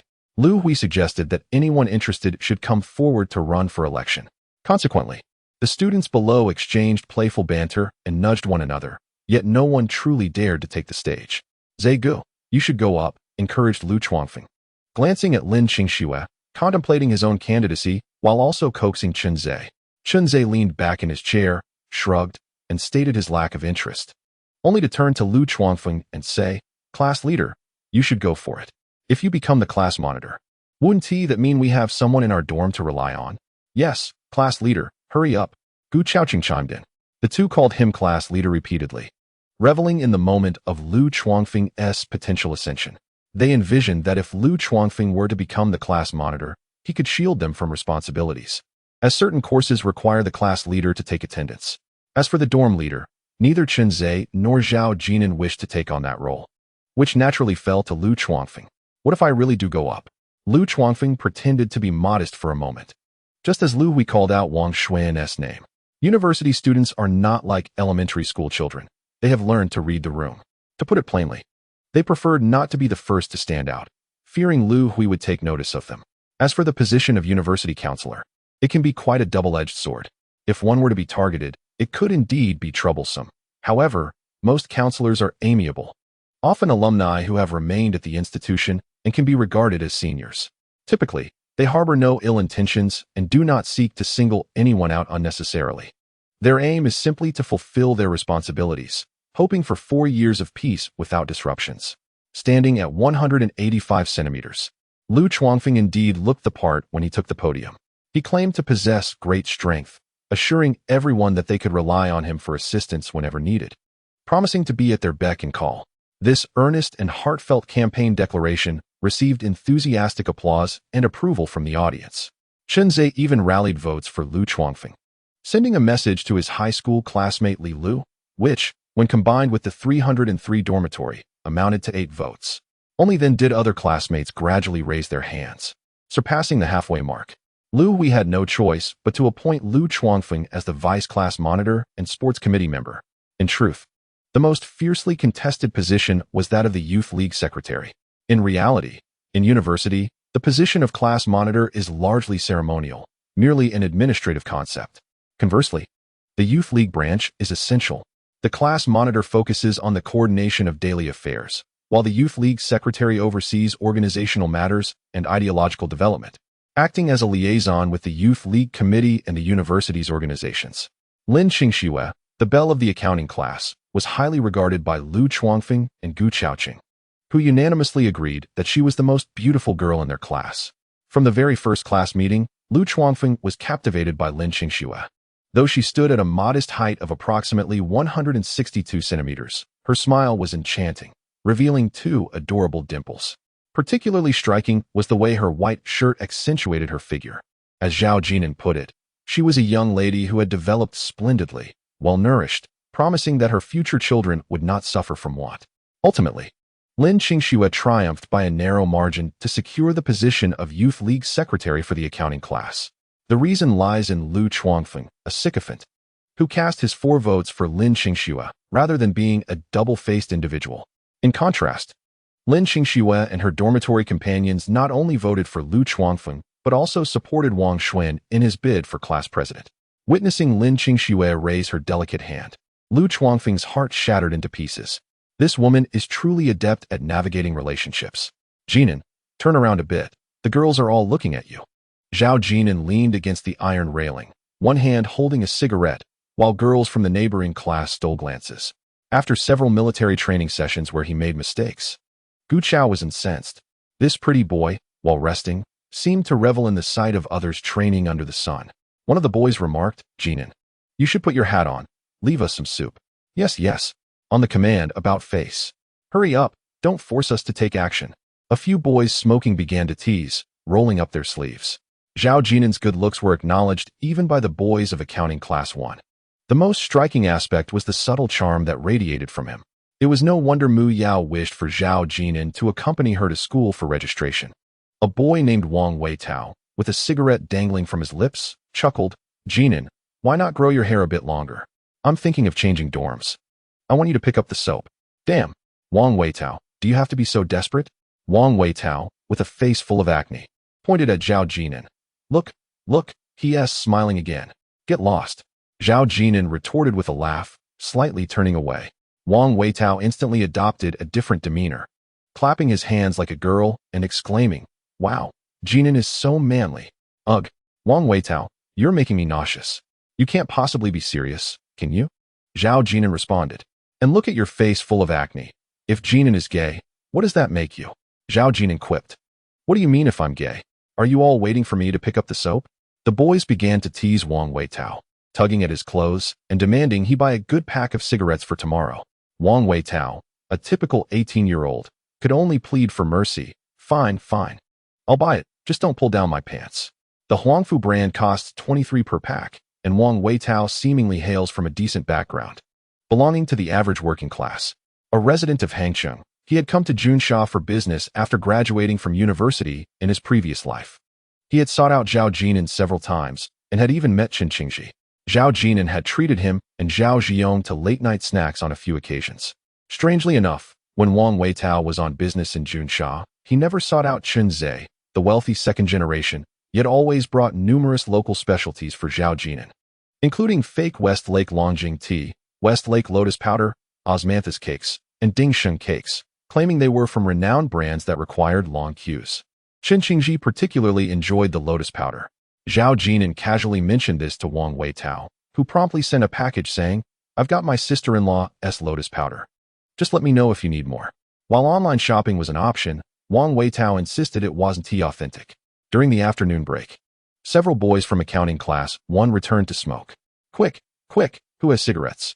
Zhao Jin'an leaned against the iron railing and said, Go ahead, draw from me. He produced a pack of Huangfu cigarettes, his hand instinctively grazing the iron bars. Lu Chuangfing took it, exclaiming, Hey, Jin'an has switched to cigarettes, no longer the Lao Bai Sha. The vice squad leader noted that he was the only one without any. After a brief survey, Wang Weitao also grabbed a cigarette and handed it to Zhao Jin'an, while teasing Lu Chuangfing in passing. Such is the life of university students, taking turns. However, apart from Chunze, everyone else purchased cigarettes worth merely a few yuan. Given that their monthly living expenses amounted to 350 yuan, Chunze procured a cigarette too. He had heard Lu Chuangfing mention it on the first day of school. Zhao Jin'an smoked the 4 yuan Lao Bai Sha, and he even took the last few. Chunze was somewhat surprised. Wasn't he supposed to be the 8 yuan Jing Bai Sha? Frankly speaking, judging by Zhao Jin'an's demeanor, his family background seemed quite favorable. Chapter 46. The dormitory full of oddities. Here, amidst the clouds of smoke, no one felt disturbed. They refrained from smoking in the crowd, avoiding the hazards of secondhand smoke. Not far away, beneath the shade of trees, numerous barrels of bottled mineral water bore class labels. The class monitor, Lin Qingxue, along with 2 girls, was serving the water using disposable cups. One girl approached with a cup and said, Zhao Jin'an, this is yours. Zhao Jin'an accepted the cup and expressed his gratitude. The girl smiled and introduced herself. I'm Tang Xiaoqing. Li Lu, holding a disposable cup, lagged behind, her gaze fixed on Tang Xiaoqing. Lu Chuangfing teased softly, Jin'an, you're quite fortunate. Noticing that neither Li Lu nor Tang Xiaoqing matched Lin Qingxue's beauty, he felt unconcerned enough to jest. Wang Weitao and several other boys chimed in. Tang Xiaoqing was the first to serve you, while we have to fetch our own. Zhao Jin'an replied, It's merely a classmate serving a cup of water, everyone gets one. Chunze held a disposable cup, the first filled for him by Lin Qingxue, which made Lu Chuangfing slightly envious, though he was reassured by the knowledge that Chunze had a girlfriend. Gu Chaoqing interjected, I didn't tea. I was closest and still had to wait in line. After a day of military training, on the way back to the dormitory, Lu Chuangfing remarked, Zhe Gu, you have a girlfriend, Lin Qingxue is mine. A brother must not betray another's wife. And Jin'an, you have both Li Lu and Tang Xiaoqing. The dormitory head had already allocated the assignments. As for the spindly Gu Chaoqing, he was entirely overlooked. You can catch up later, was the sentiment. Chunze felt a lump in his throat, thinking Lu Chuangfing truly lacked worldly experience. He had driven to Central South University, with Lu Chuangfing and Gu Chaoqing tagging along. Zhao Jin'an opted out, choosing instead to dine with a few others from Wang Weitao's dormitory. Chunze was well known among the accountants of the Baoma class, and even the instructor Lu Hui was aware of him. On the way to Central South University, Lu Chuangfing commented on how Zhao Jin'an was too much of a lone wolf, always preferring to act independently. Gu Chaoqing from the back seat remarked that they were not elementary school children, always needing to be in pairs, even to go to the restroom. Chunze drove while making phone calls, and upon hanging up, steered the car toward the direction of the Central South cafeteria. At the fork leading to the cafeteria, Su Man ended a call, stating that she was waiting for someone. A boyfriend? Three young women paused in their steps, filled with curiosity, as they had only glimpsed Chunzei's figure from the balcony. Su Man smiled lightly, neither affirming nor denying, merely stating that they would arrive shortly. As the moments passed, Shenzhen began to feel a hint of peculiarity, unable to pinpoint what felt amiss. Yu Fei remarked that Mu Yao was more beautiful than Su Man. Yet, in truth, Su Man was also quite lovely, embodying a gentle demeanor. Over time, Shenzhen perceived Su Man as a considerate and empathetic girl. The girl from room 406 donned military training attire, while Mu Yao's mind wandered, longing for home and for Zhao Jin'an. She envied Su Man, pondering why her mother and aunt did not favor Jin'an. Moreover, it seemed Su Man had everything going for her. Her boyfriend's mother adored her, and her family was affluent. Soon, Chunzei arrived, alighting from the vehicle with a bag in hand. Man, the weather is about to turn chilly, he remarked, his gaze flitting between Mu Yao and Shenzhen. Mu Yao appeared innocent, while Shenzhen exuded an elegant aura, looking stunning even in military gear. Chunzei mentioned bringing Lu Chuangfeng to broaden his horizons, momentarily taken aback himself. Wow! Lu Chuangfeng and Gu Chaoqing stepped out of the car, equally astonished. Stop staring. Others have boyfriends, Su Man softly interjected as she took the bag from him. Both have boyfriends? Mu Yao inquired. Mu Yao does. As for Shenzhen, I'm not sure, Su Man replied. Hello, Chunzei greeted with gentlemanly grace, casting an extra glance at Mu Yao. Hello, the three girls responded cheerfully from a distance. Mindful that a roommate's boyfriend should not be treated too coldly, Shenzhen observed Chunzei and Su Man, deeming them a suitable couple. Mu Yao felt a sense of balance restored. Chunzei, Su Man's boyfriend, was not as handsome as Zhao Jin'an, standing at 175 centimeters. Chunzei's height was quite standard for the South, and he possessed an appealing appearance, though his cheeks bore the marks of long-term betel nut chewing, a common trait in the region. In their minds, cigarettes and betel nuts were inseparable, with even some women partaking. Su Man glanced at Chunzei and asked, Do you have a roommate? He didn't come, Chunzei replied. Surely you haven't formed cliques already, isolating others? Su Man, a high school classmate of Chunzei, adopted a sisterly tone in her admonishment, having noticed his furtive glances at her roommate without displaying anger. Isolate him? He*s the one isolating us. Chunzei pondered for a moment before laughing. By the way, he*s quite handsome. Li Lu had her eye on him since the first day of school. Su Man was taken aback. We just started university. Isn't that rather soon? Meanwhile, Mu Yao, faced with Lu Chuangfeng's foolish grin, subtly turned away, exhibiting a hint of disdain. Shenzhen, however, was more composed, offering a slight smile as she greeted, hello. Unbeknownst to them, Lu Chuangfeng genuinely exhibited social awkwardness, pulling out his phone to ask the girls for their numbers, suggesting they could support each other in the future. Was momentarily taken aback. How embarrassing. Chunzei hurried over. At this juncture, it was inappropriate to intervene, so he suggested that everyone exchange contact information, thereby alleviating the awkwardness. By the time they returned to the dormitory, it was already 10 p.m. Chunzei continued to chastise Lu Chuangfeng. Could you refrain from being so obstinate? Gu Xiaoqing also chimed in. Old Lu, do you not harbor feelings for Lin Qingxue? Lu Chuangfeng retorted that Shenzhen was far more beautiful than Lin Qingxue and reminded Chunzei that he had Su Man and should not compete with him for Shenzhen's affections. Chunzei expressed his helplessness, stating that girls like Shenzhen were notoriously difficult to pursue. Why is that? Lu Chuangfeng countered. Shenzhen just smiled at me. Chunzei replied, you might as well pursue Lin Qingxue. She could be a better match for you. Gu Xiaoqing found Mu Yao quite attractive, but on the way there, Chunzei mentioned that Mu Yao already had a boyfriend. The three of them were in high spirits and even arranged for their next gathering. With Chunzei and Su Man as intermediaries, the three girls from room 406 felt obliged to accept the invitation. Although they had little expectation as they were not particularly interested in Lu Chuangfeng and Gu Xiaoqing from room 303. By the way, where was Zhao Jin'an? Chunzei picked up a towel and headed to the bathroom, discovering a bottle of 9 yuan green bottle of laundry detergent lying in the corner. He glanced at Zhao Jin'an, who was idly occupying himself in the dormitory. He picked up the detergent again, realizing it was likely only Zhao Jin'an who used it. There he was, standing at the balcony door, engrossed with the laundry powder he had purchased. Gu Xiaoqing, standing before the mirror, noticed this and nudged Lu Chuangfeng. Lowering his voice, Have you not bought any laundry powder either? Are you using Jin'an's? Lu Chuangfeng peered into the mirror, where he could see Zhao Jin'an, and exclaimed, "No way. I've only used it 3 times. Can that even be detected?" Gu Xiaoqing shot him a glance, remarking, "Who knows how much you pour in one go?" Chunzhe stifled a laugh and said to Lu Chuangfeng, "Dorm leader, have you not yet purchased shampoo?" "Huh, I forgot. I'll buy it tomorrow." Lu Chuangfeng chuckled awkwardly and confessed to Zhao Jin'an, "Jin'an, I forgot to buy laundry powder. I used yours last night. Once I get mine, you can use it too." Zhao Jin'an turned around, saying it was no problem, still clutching the laundry powder. Lu Chuangfeng responded, "Is it really no problem? Could you be any more obvious?" Chunzhe nearly burst into laughter. The dormitory was simply a realm of joy. Lu Chuangfeng pointed to the laundry powder in Zhao Jin'an's hand and asked, "So Jin'an, what are you doing with that?" Zhao Jin'an glanced down and replied, "I'm just checking the ingredient list." The 3 stared at him in bewilderment. They were accounting majors, not food science majors. What was he researching? How exceedingly dull. Zhao Jin'an paid no heed to their comments.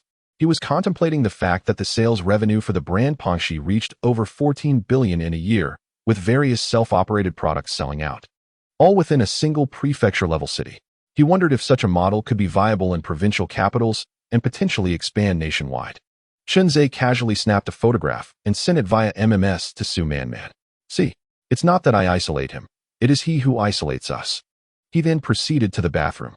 Zhao Jin'an was deeply engrossed in thought, contemplating how, if he could emulate Pengshi, the land of Zhao village could be fully utilized, yielding vegetables and fruits with established markets. With over 600 households, Zhao village was characterized by vast land and sparse population. Naturally, Zhao Jin'an was no saint capable of enriching his fellow villagers, yet he could manage to set the selling price just slightly above the market rate. After his bath, Chunzhe climbed onto his bed, opened his laptop, and logged into Su Manman's profile, which was pulsating with activity. "Manman? Who's this?" "Zhe Xiao, the person you claimed I was isolating. What do you think?" Li Lu took a liking to him on the very first day. "Manman, what's he doing? What's in his hand?" "Zhe Xiao, laundry detergent," with a grin. He.s. examining the ingredient list. "Our dormitory is filled with oddities." "Man, it's only the beginning of the semester. Don't speak ill of your roommate. You'll share a dorm for 4 years. This isn't high school where you return home after classes." "Zhe Xiao, no wonder my mother adores you. You remind me of her." "Zhe Xiao, huh? I like you too," heart emoji. Su Manman ceased her replies, instead magnifying the photograph on her computer.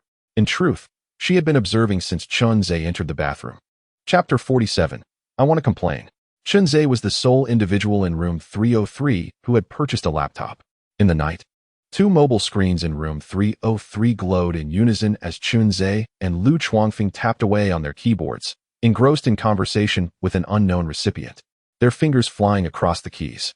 Suddenly, with a thud, Lu Chuangfeng sat up in bed, excitement illuminating his face. "Shunzian replied to my message." Chunzhe was surprised. Could it be that a girl like Shunzian genuinely harbored feelings for Lu Chuangfeng? He inquired what Shunzian had said. Lu Chuangfeng, brimming with enthusiasm, raised his phone. "I told her I'm the dorm leader and class monitor and plan to join the student council. She said that's wonderful and that I'm very ambitious." "Is that all?" Gu Xiaoqing asked eagerly, yet with a hint of envy. "We're still chatting." Lu Chuangfeng resumed typing, though he did not mention that he had sent Shunzian over 10 messages, of which she had only responded to this one. Gu Xiaoqing remarked, "Lu, aren't you the vice monitor?" Lu Chuangfeng ignored him. After all, the vice monitor is still a monitor, unlike the rest of you who hold no titles. In reality, Lu Chuangfeng was messaging Lin Qingxue, who had responded to him a mere 5 minutes prior. "I'm going to shower and sleep now." The dorm leader of room 303 was merely maintaining appearances. After a moment of contemplation, Gu Xiaoqing hesitantly picked up his phone to attempt sending a message to Mu Yao. "Are you there?" The long, dreary night felt interminable. Gu Xiaoqing didn't particularly favor girls like Shunzian. It wasn't that he disliked them, but rather he felt that Mu Yao and Su Manman embodied the essence of university students far better. As for girls like Shunzian, Gu Xiaoqing felt he could not handle. At Central South University, in dormitory 406, Mu Yao glanced at her phone and remarked, "These boys are truly boring. Su Manman and Chunzhe have added me." Shunzian chuckled and added, "Manman, Chunzhe has added me as well." It seemed necessary for them to inform their roommate about their boyfriends. Yao Xian picked up her phone and sighed. These boys are so superficial. No one wants to chat with me. Her intention was to alleviate the awkwardness, as they assumed Su Man would be upset and would immediately call Chunze to question him. What is your intent in adding my roommate? Would be a normal reaction. However, Su Man sat on her bed, casually holding her laptop, and said generously, he mentioned to me that he wanted to add you all. Wow, Man. Is Chunze keeping you in the loop? Yao Xian found the pairing of Su Man and Chunze rather delightful. One was affluent, while the other was gentle and gracious. Su Man smiled warmly but remained silent, not texting Chunze or inquiring about anything. In dorm 406, aside from Yao Xian, Mu Yao, Shenzian, and Su Man all possessed laptops, alongside 3 other essential items for college students: laptops, phones, and other necessities. Zhao Jin'an was lost in his own world, imitating the popular character Pang Shilai. From the vegetables and fruits of Zhao family village to daily necessities, he recalled that Pang Shilai's self-branded shampoos, laundry detergents, cooking oils, soy sauces, and beverages were all sold out. Should he establish a factory or set standards and let others produce? Regardless of how the world changes, these are essential commodities. Only the channels of purchase evolve. While everyone focuses on technology, the common people are concerned with their daily meals. Maintaining good health is paramount. A crucial aspect for Pang Shilai: quality control. If Zhao Jin'an were to establish a factory, he pondered on the Fortune 500 companies, particularly Johnson & Johnson, one of the most comprehensive healthcare enterprises globally. Dabao honey, originally sold for just a few yuan a bottle, was Wang Jinru's sole skincare product, initially a domestic brand. It was later acquired by Johnson & Johnson, indicating its profitability as Wang Jinru purchased it. As his thoughts wandered, Luo Jinji suddenly announced her arrival in Junsha, inquiring if Zhao Jin'an had time. She mentioned that she had rented a warehouse in Junsha and intended to set up an office as a base, indicating her aspirations to penetrate the Junsha market and radiate throughout the entire Xiangnan province. After a day of military training, Zhao Jin'an returned to the dormitory with his classmates from the accounting class. Wang Weitao stuck close to him, causing Zhao Jin'an to feel a bit suspicious. This rascal doesn't actually intend to wait for me to drop the soap, does he? Move away. Zhao Jin'an expressed his disdain, while Wang Weitao remained tenacious. Hearing the commotion, Chunze, walking ahead, turned back with a smile, commenting on their camaraderie. Unexpectedly, Lu Chuangfeng voiced, somewhat teasingly, Jin'an, are you playing both sides? Incorrect, it's all ages. Wang Weitao corrected loudly. Zhao Jin'an. Suddenly, a group of female university students clad in form-fitting athletic were approached, their laughter resonating in the air. Lu Chuangfeng found himself momentarily paralyzed, his eyes widening as he struggled to swallow. He remarked on the audacity of these young women, donning sheer black and flesh-colored tights, exclaiming that he had never witnessed such boldness before. Could you not speak so loudly? They can hear you. Chunze responded, somewhat exasperated by Lu's behavior. These upperclassmen are dancers. They are simply wearing their practice attire. However, that girl in the flesh-colored tights appears almost as if she is not wearing anything at all. Lu Chuangfeng whispered, pointing surreptitiously at one of the girls. Chunze couldn't help but glance over, and indeed, the dancer's physique was remarkable. But you shouldn't point. Chunze felt a sense of embarrassment being seen with Lu Chuangfeng and quickly distanced himself. In truth, Lu Chuangfeng's reaction was not entirely unfounded. After all, a 20-year-old female student in practice attire could easily evoke comparisons to the yoga pants that garnered countless likes on social media, with some accounts even amassing millions of followers. Zhao Jin'an observed Wang Weitao, who, despite his acne-ridden face, was also captivated by the scene, which eased Zhao's mind. Otherwise, he might have questioned why Wang Weitao had been so kind to him during his previous life when he visited Junsha for work. The group of girls, oblivious to the admiration from the younger males, giggled amongst themselves, clearly dismissing the first-year students in their military training uniforms. Just then, a white Land Rover approached from behind, causing everyone to halt in their tracks, and the vehicle curiously came to a stop as well. Luo Jinji, clad in a sophisticated tailored outfit, exuded both elegance and confidence, her oversized sunglasses completing her look. As she stepped out of the car, she smiled and called out, Zhao Jin'an, having just returned from military training to the dormitory. A significant number of her classmates from the accounting department were present, their eyes widened in curiosity, brimming with gossip. Who is that? Who is she? Lu Chuangfeng felt a surge of urgency. This woman was not only beautiful, but also affluent. Old Gu, what kind of car is that?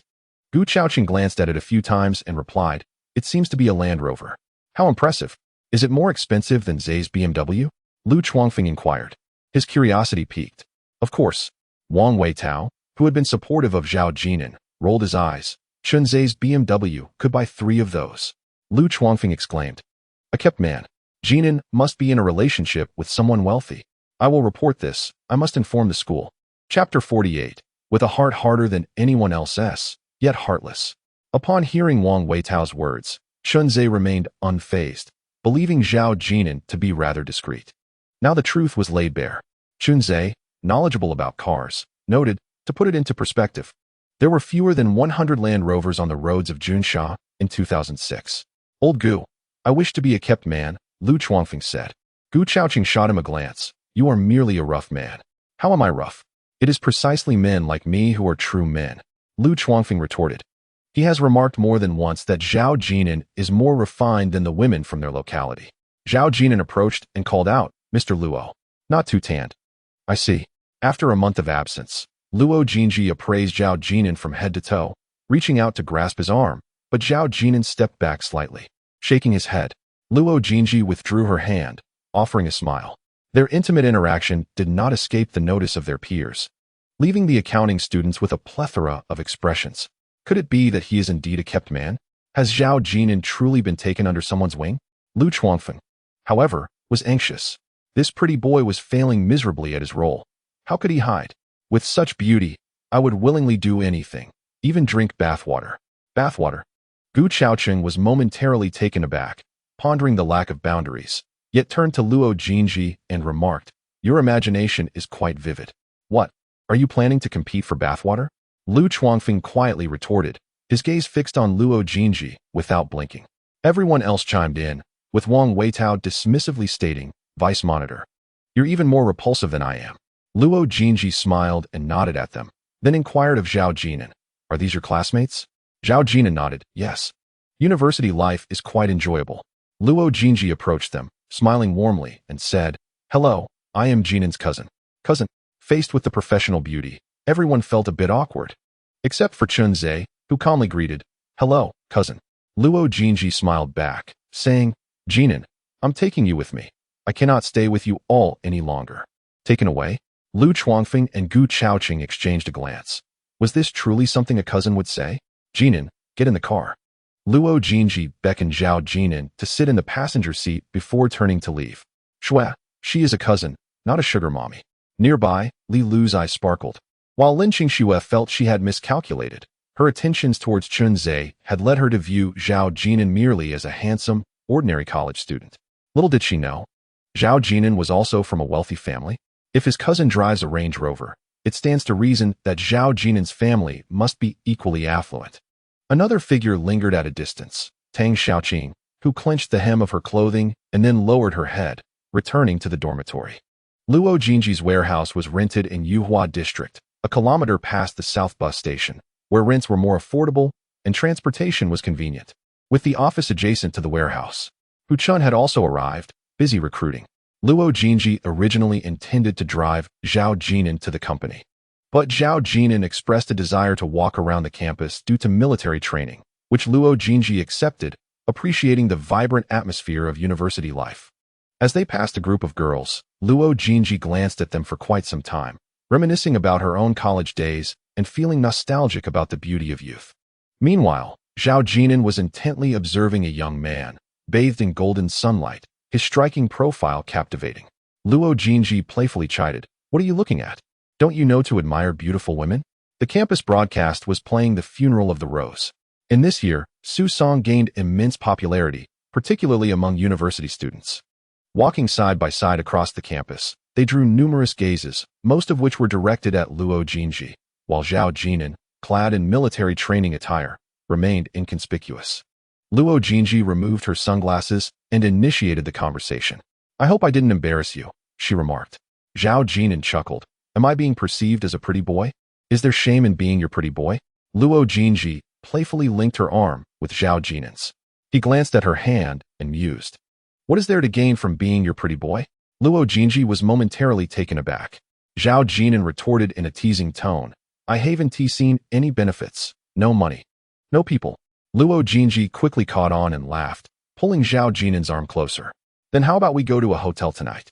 You can have me. Zhao Jin'an replied. You give yourself to me? Or am I giving myself to you? My first kiss is still intact. Understanding dawned on Luo Jinji, causing her to laugh uncontrollably. Then shall I give you a generous red envelope? She quipped. But seriously, did you come to me to discuss selling shares? Is it forbidden to seek you out unless shares are on the table? Seeing Zhao Jin'an's gaze fixed on her, Luo Jinji adopted a serious demeanor. Jin'an, why are you so focused on my company and Dongjiang Lake? Starting a bottled water company only requires a few 100,000. Zhao Jin'an explained. Because Dongjiang Lake is a valuable asset. Indeed, while there are many water sources nationwide, Dongjiang Lake is the finest in Zixing. Zhao Jin'an's thoughts wandered to his grandmother and aunt, a lingering obsession in his heart. Luo Jinji nodded thoughtfully. Jin'an, I cannot remain in Junsha for long. Why not come to the company when you have time? It's not about running errands. It's about brainstorming and gaining experience, and you would only be accountable to me. What do you think? Zhao Jin'an shook his head in refusal, expressing his desire to venture into entrepreneurship. Having been reborn, it seems illogical to work part-time for someone else. Noticing Zhao Jin'an's determination, Luo Jinji pointed towards a nearby milk tea shop. Jin'an, could you buy me a cup of milk tea? She was the only one aware that Zhao Jin'an might possess a fortune worth millions. After purchasing the drink, Luo Jinji took a sip and asked, how much? At least 67, Zhao Jin'an replied. The absolute controlling stake is 50, but for special matters, a controlling interest of over 2/3 is necessary. For instance, amendments to company bylaws. Changes in registered capital, mergers, splits, or dissolutions require a 2/3 majority vote. Thus, one must hold more than 66. 67.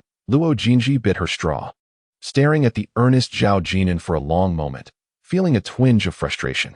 Jin'an, I consider you like a brother, and this is how you treat your sister? 67, and it's a minimum? The company is practically yours. As her agitation grew, Luo Jinji bit her luscious lips and playfully struck Zhao Jin'an with her bag. I thought you would only ask for 10. You truly are greedy. Should the company thrive, would I neglect you? Zhao Jin'an replied with utmost seriousness.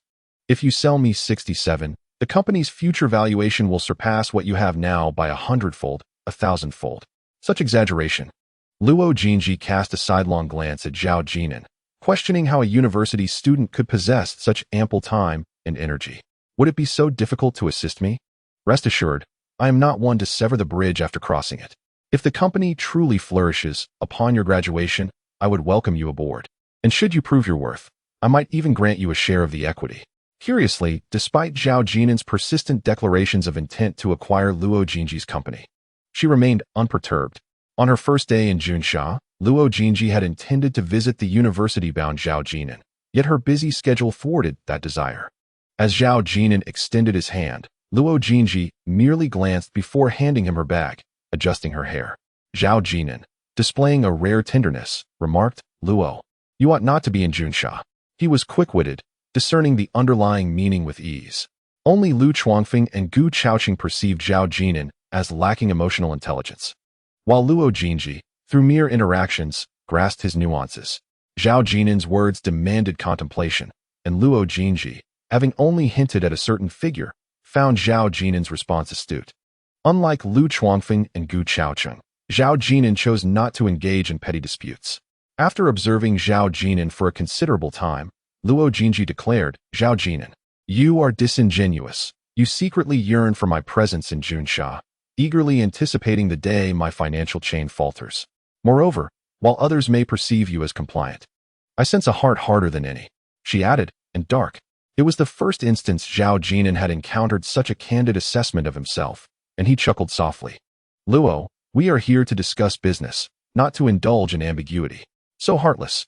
Luo Jinji muttered in response. Chapter 49. Such a division is quite fair. Heartless? Zhao Jin'an recalled his previous life as separation from Mu Yao and his divorce from Chen Qingji, realizing that decisiveness was crucial. He addressed Luo Jinji. Trust me just this once. On what grounds should I place my trust in you? Luo Jinji queried, glancing at her cup of milk tea. You intend to purchase my company. Have you ever proven your worth? Shall we draft a gamble agreement? Zhao Jin'an proposed. If there are no significant developments within 3 years, I will return all the shares I acquire from you at no cost. At this, Luo Jinji became serious, studying him intently before taking a deep breath and replying. I shall consider it. Starting from scratch is undoubtedly challenging, and Zhao Jin'an required assistance at school. Luo Jinji requested Zhao Jin'an accompany her on a stroll around the campus, where they refrained from discussing work. Instead, they engaged in conversation about his university life, eventually delving into topics about Zhao's family village. An hour later, as Luo Jinji drove away, she warned Zhao Jin'an, should the day come when you cannot produce the funds, watch how I will torment you. That gamble agreement is akin to a bond of servitude. In the afternoon military training session, the gaze of both Lu Chuangfeng and Chun Zhe towards Zhao Jin'an had shifted noticeably. During a break, Zhao Jin'an took out his phone, leaning against the iron railing, and absent-mindedly began to fidget. Jin'an, hand me a stick, Lu Chuangfeng approached, requesting a cigarette. He mentioned he would buy a good pack of cigarettes tomorrow, but had yet to see any. When Zhao Jin'an offered him a laborious Baisha cigarette, Lu Chuangfeng exclaimed, Jin'an, why are you still smoking this? Zhao Jin'an merely smiled and withdrew his hand. Lu Chuangfeng immediately adopted a fawning expression, exclaiming, oh, I was merely joking. There's no need to take it so seriously. Zhao Jin'an chuckled softly, replying, if you won't buy cigarettes, at least purchase a lighter. Lu Chuangfeng laughed heartily, ha Jin'an, you ought to speak less. Were these words uttered by another, Lu Chuangfeng might have taken them to heart. However, coming from Zhao Jin'an, he understood that anger would only be directed at himself, ultimately harming his own well-being. The crux of the matter lay in the fact that Zhao Jin'an was likely unaware of having incited his ire.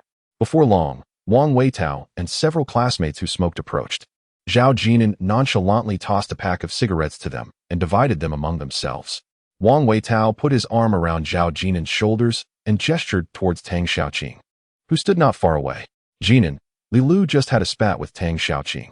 No, it's more accurate to say that Li Lu accused Tang Xiaoqing of being overly enthusiastic.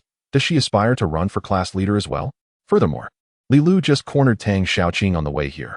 Tang Xiaoqing poured a glass of water for Zhao Jin'an, and it appeared that Li Lu was somewhat confrontational towards her. Li Lu, a local from Junsha, had attended high school with Chun Zhe and shared a room with Lin Qingxue. Now that university had commenced, Tang Xiaoqing, an outsider, stood beside the water barrel, looking somewhat out of place and helpless. At a height of 152 centimeters, the military training uniform seemed a tad oversized on her. Tang Xiaoqing merely wished to assist the class. She was not exclusively pouring water for Zhao Jin'an. Zhao Jin'an glanced at the cigarettes, choosing to remain silent. Jin'an, in truth, Tang Xiaoqing has a rather lovely face. Wang Weitao hesitated, wanting to express that Tang Xiaoqing appeared somewhat disheartened. Just then, the instructor unexpectedly emerged. A whistle lodged between his lips. Gather, quickly.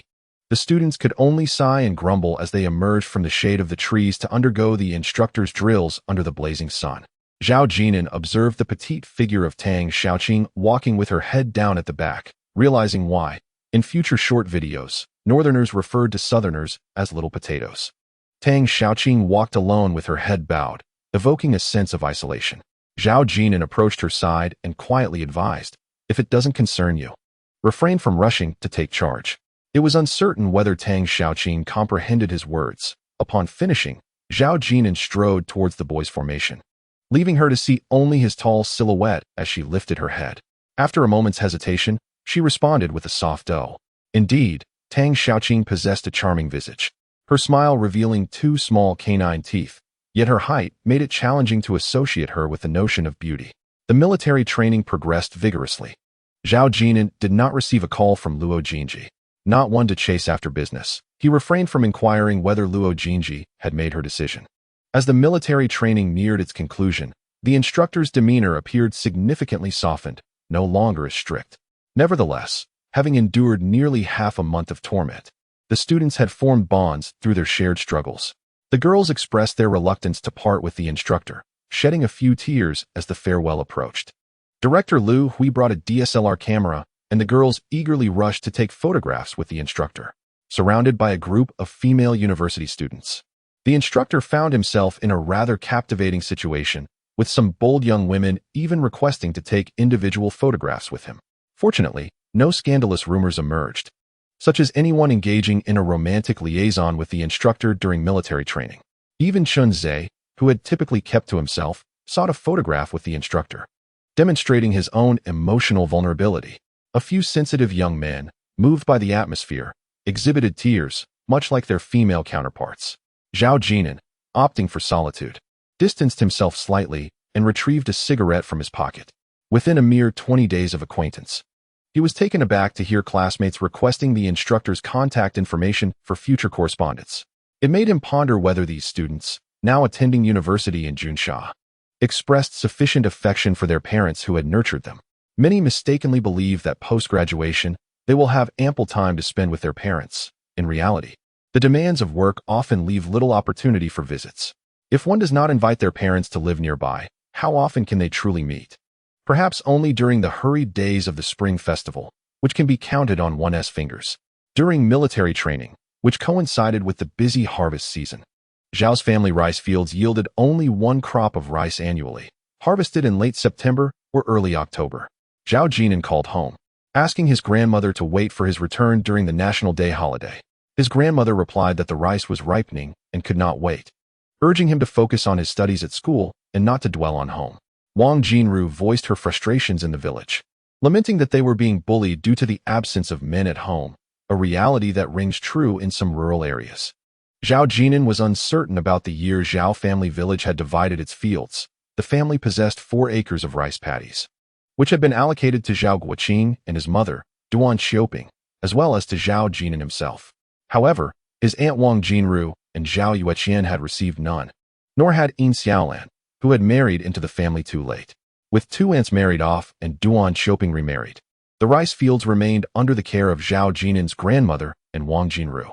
During that time, policies dictated that land ownership would remain unchanged for 50 years.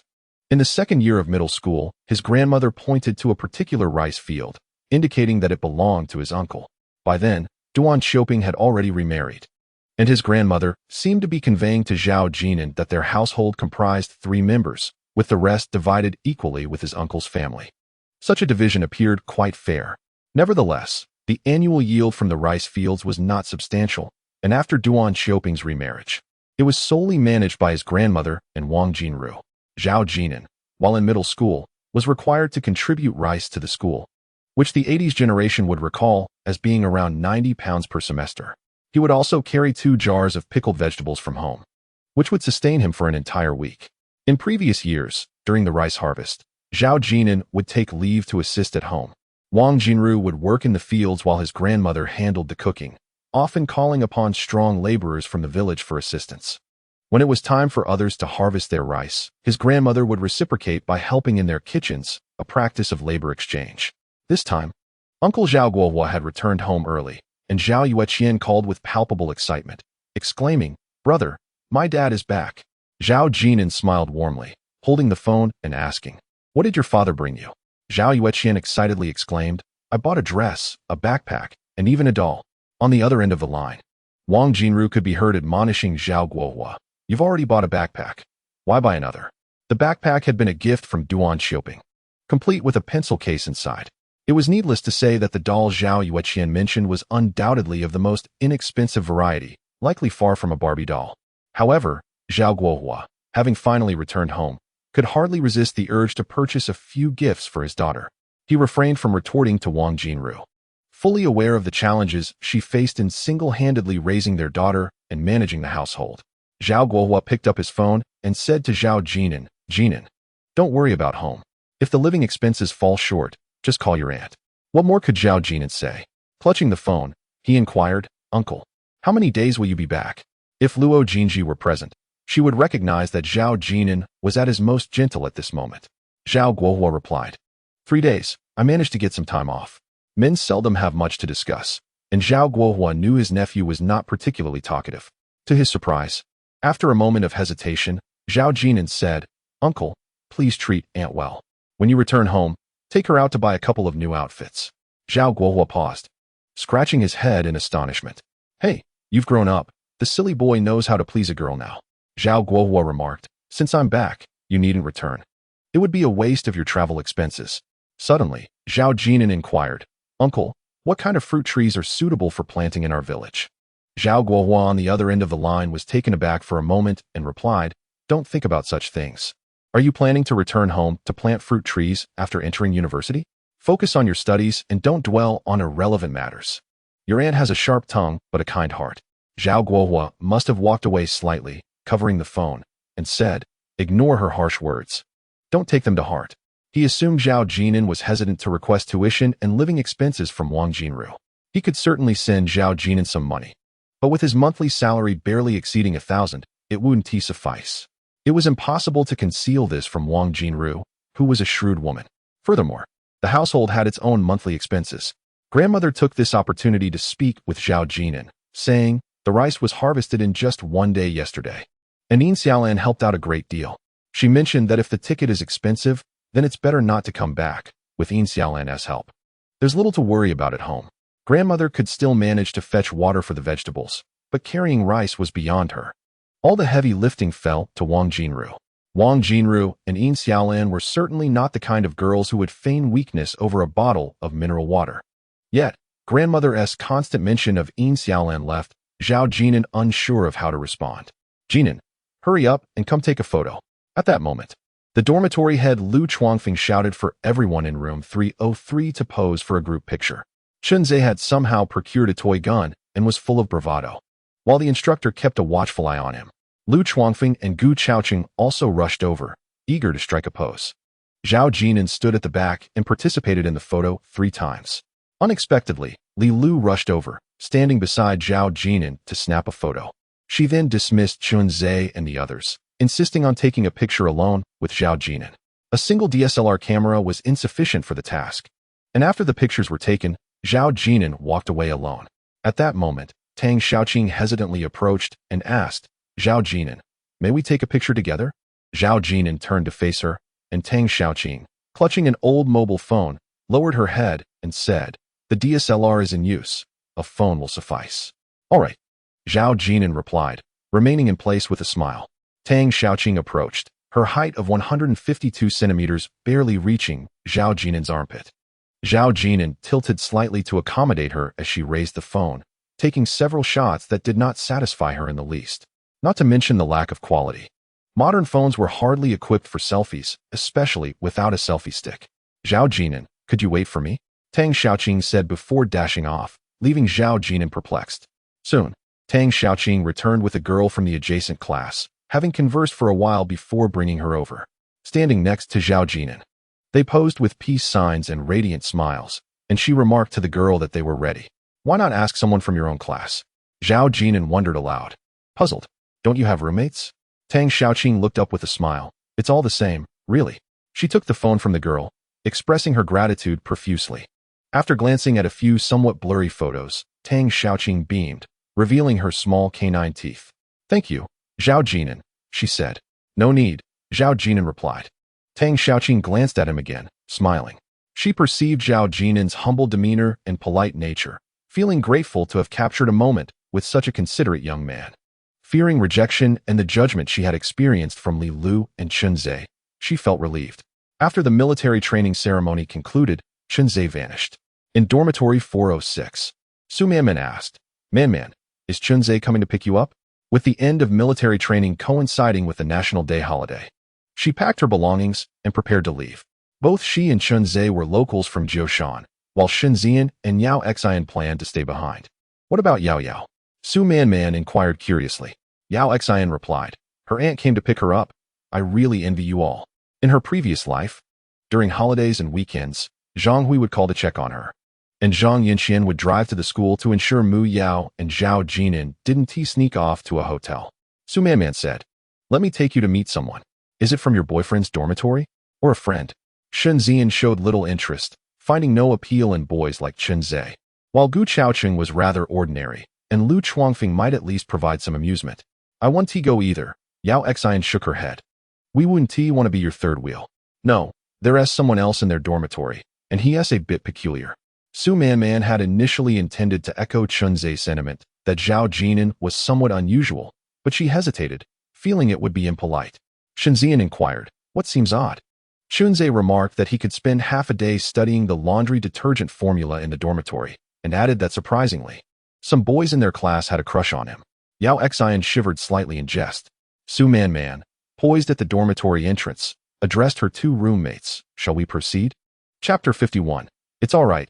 He was merely inebriated. By the time Su Man and the others descended, Chunzhe had already parked his car beneath the girls' dormitory. Man. Chunzhe is quite obedient, Yao Xian teased softly. Su Man, clad in a pair of jeans and a simple shirt, smiled without uttering a word. Shunzian observed that in her interactions with Chunzhe, Su Man embodied the role of an elder sister, while Chunzhe, though exuberant in front of others, was notably compliant with her. Mu Yao and Yao Xian seemed to exhibit the most youthful demeanor. Shunzian and Yao Xian naturally settled into the back seat, with Yao Xian fondling the BMW's interior. She glanced at the poised and graceful Su Man in the front passenger seat, further enchanted by the couple. Just as Mu Yao had surmised, Su Man appeared to have it all: a future mother-in-law's favor, a wealthy family background, and an obedient boyfriend.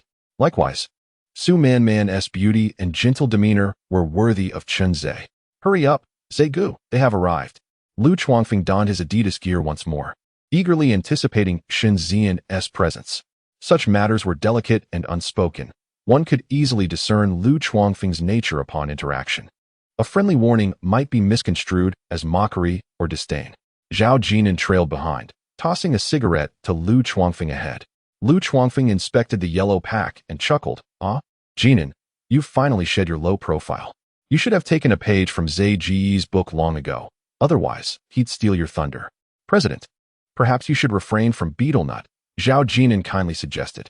Lu Chuangfeng replied, I only indulge because Zhe Ge bought some. Zhao Jin'an chose not to press further, recognizing that even a single piece of advice was a gesture of camaraderie.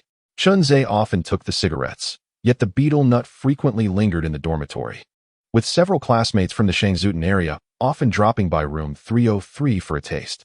Currently, betel nut was inexpensive, priced at merely 1 or 2 yuan per package, leading to an addictive habit. In the future, it could sell for 50 or even 100. Frankly, this expenditure could rival that of smoking, constituting a significant financial burden. At the cafeteria entrance, Yao Xian pointed at the lagging Zhao Jin'an, asking, Who is that? Is it him? Chunzhe, are you suggesting he has admirers? Chunzhe chuckled and nodded. Su Man instantly recognized Zhao Jin'an from the photograph Chunzhe had sent her, which she had discreetly tucked away among her files. Shunzian was intrigued, pondering what type of boy could attract other boys' affections.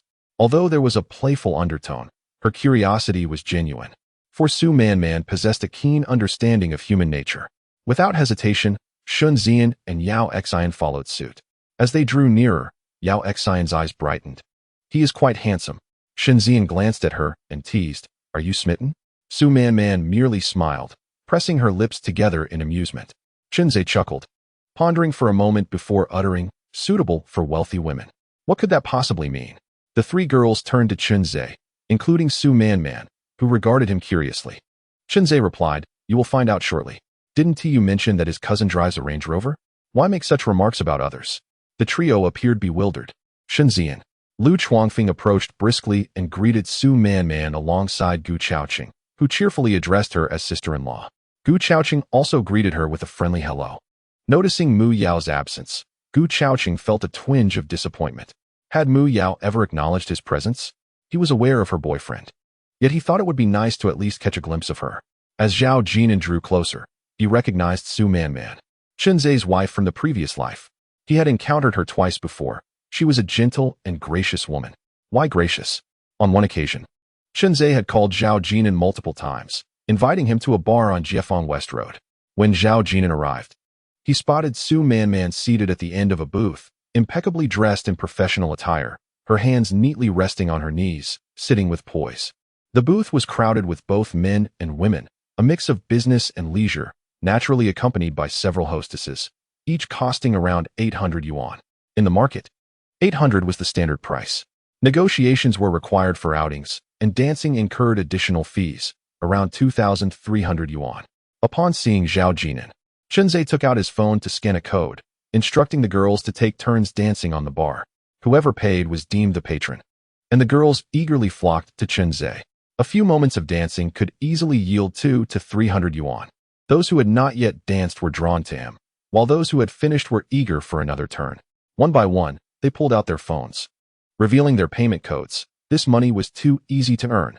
Zhao Jin'an approached Chunzhe, whispering, "Your wife is here. Take it easy." Unexpectedly, Su Manman patted Zhao Jin'an on the shoulder and said, "It's all right. He's just had too much to drink." The bar was rather noisy. Su Manman understood the conversation between Zhao Jin'an and Chunzhe. By that time, they were already married.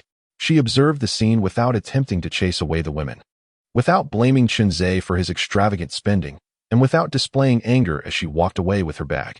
Finally, at 3 a.m., they exited the bar, with Su Manman driving Chunzhe home.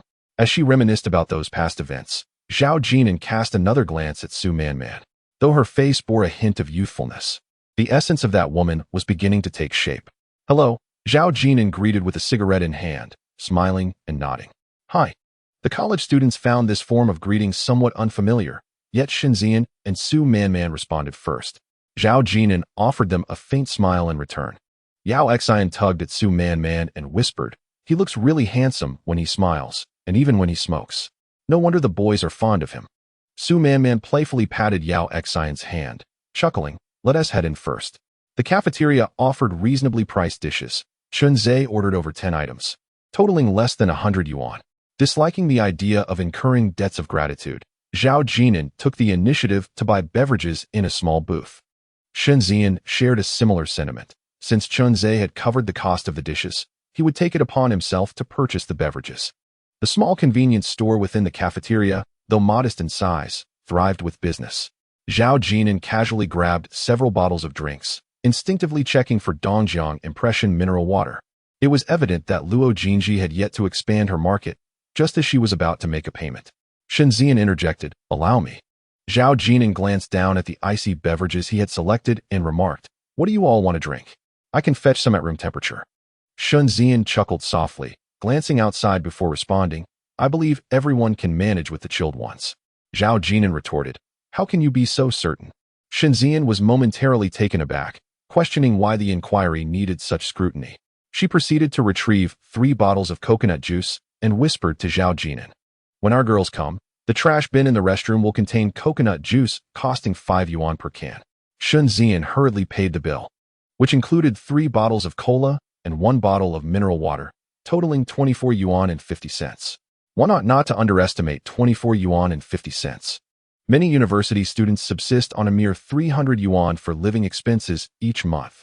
Lu Chuangfeng suggested, "We should indulge in some wine, considering we just finished military training today." As Chunzhe stood up, Su Manman interjected, "But you need to drive later." "Ah, right. Perhaps wine can wait for another occasion." Chunzhe sat back down, seemingly under Su Manman's firm influence, which prompted Lu Chuangfeng to jest about Chunzhe's future apprehension of his wife, accompanied by exaggerated winks. Yao Xian queried, "Is it really so bad to be afraid of one's wife?" The couple, Chunzhe and Su Manman, appeared destined to marry soon after graduation, as rooms 303 and 406 had seemingly conferred upon them the titles of husband and wife. Su Manman did not respond to the term wife, nor did she dispute it. Zhao Jin'an glanced at Su Manman in surprise. Was her aversion to letting Chunzhe drink due to her not yet having obtained her driver's license? Sitting next to Chunzhe, Su Manman turned to Zhao Jin'an, and Yao Xian playfully blinked at her, asking, "Zhao Jin'an, do you also think it is undesirable to be afraid of one's wife?" Zhao Jin'an replied, "Isn't it a bit premature to discuss such topics? Come on, share your thoughts," they urged. They failed to discern Zhao Jin'an's suitability for a wealthy partner. As noted by Chunzhe, the singular point in her favor was her table manners. She never rotated the serving platter, holding her bowl and only selecting food from her immediate vicinity, avoiding the middle of the dish with her chopsticks. This was a lesson from her grandmother, who advised against making noise with chopsticks when visiting others, and to never stick chopsticks upright in a bowl of rice. Under the watchful eyes of Shenxian and Yao Xian, Su Manman turned to observe Zhao Jin'an, who contemplated. There was nothing wrong with being afraid of one's wife, as long as she was understanding and adept at managing the household. Chunzhe lifted his drink and said, "Jin'an, let us toast." Su Manman regarded Zhao Jin'an for a moment before slowly turning her head away. Shenxian nodded in agreement. Lu Chuangfeng, sensing the atmosphere shift, chuckled and said, No wonder Li Lu and Tang Xiaoqing from our class are fond of you, Jinan. Who are Li Lu and Tang Xiaoqing? Yao Xian inquired. Lu Chuangfeng spoke at length, extolling the virtues of Li Lu and Tang Xiaoqing, even mentioning how they had taken photos together during military training, occasionally casting glances at Shenzhen. Zhao Jin'an understood. He shared the same sentiments as Chunzhe, realizing that Lu Chuangfeng aspired to pursue a girl like Shenzhen, yet lacked the qualifications to do so. Observing Zhao Jin'an's silence in the face of Lu Chuangfeng's boasts, Shenzhen and Su Manman exchanged glances, noting his lack of rebuttal. Su Manman conjectured that Zhao Jin'an was not interested in someone like Li Lu, hence he felt no need to argue. Chapter 52, Weakness. Upon exiting the cafeteria and approaching the BMW, Zhao Jin'an glanced at his phone and announced his intention to return to the dormitory. Lu Chuangfeng walked alongside Shenzhen, sharing his ambitions for university, buoyed by Shenzhen's compliment. This was commendable. Ambition was a virtue. Shenzhen, however, merely listened with one ear, allowing the words to drift out the other while maintaining a facade of attentive respect, her fundamental principle of conduct. Lu Chuangfeng felt triumphant, believing he had captured the goddess's favor. Unlike Mu Yao, who openly displayed disdain if uninterested, Lu Chuangfeng had sensed her disapproval that day. In truth, Shenzhen found Lu Chuangfeng's enthusiasm amusing, though she suppressed a smile. Shenzhen produced the car keys with a beep. Su Manman grasped the door handle, glancing toward the direction Zhao Jin'an had departed, suggesting, "Let's take them back to the dormitory." Shenzhen replied, "No need, we can walk. It's a good time to digest." Gathered by the BMW, Lu Chuangfeng suddenly proposed, "How about we organize a social gathering between our two dorms?" Gu Chaocheng, eager to see Mu Yao, readily agreed. This time, Shenzhen did not dismiss the idea. Nodding in acceptance, Su Manman, initially the least enthusiastic, also consented, declaring it perfect. Lu Chuangfeng reveled in his cleverness, cheerfully telling Chunzhe, "Zer, since you know the university town so well, let us avoid the cafeteria for the gathering. I will handle the arrangements." Chunzhe signaled his agreement. Shenzhen glanced at the two, stating, "Agreed." Lu Chuangfeng had initially hoped for Chunzhe to secure a more upscale venue. It was a free opportunity to draw closer to Shenzhen. Chunzhe, too, contemplated arranging a high-end location to showcase his undeniable charm and financial prowess in front of Shenzhen and Mu Yao. However, Shenzhen discerned Lu Chuangfeng's modest background. Recognizing that Gu Chaocheng and their dorm mate Yao Xian were of average means, while Zhao Jin'an's situation remained somewhat ambiguous. Although his cousin drove a Range Rover, it held little significance as they were not siblings. A small restaurant would suffice, Shenzhen thoughtfully suggested. Indeed, Gu Chaocheng and Yao Xian concurred, expressing that there was no need for extravagance. On the way back, Su Manman sat in the passenger seat while Chunzhe drove. With a cheerful smile, he asked, "What do you think? Aren't you curious why he was lost in thought with a packet of laundry detergent?" Su Manman remained silent for a moment before responding. "He seems quite normal." The relationship between Chunzhe and Su Manman was such that they both understood each other's thoughts. Chunzhe had just stolen a few glances at Shenzhen, and Su Manman chose not to comment. Let him look.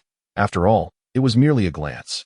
Chunzhe suggested, "Let's go to my house. My mother texted me saying she made soup for you." Su Manman gazed out the car window and replied, "I won't go." Chunzhe scratched his head, saying, "That won't do. We must go now." At Chunzhe's home, Yang Shumi had prepared a bedroom for Su Manman.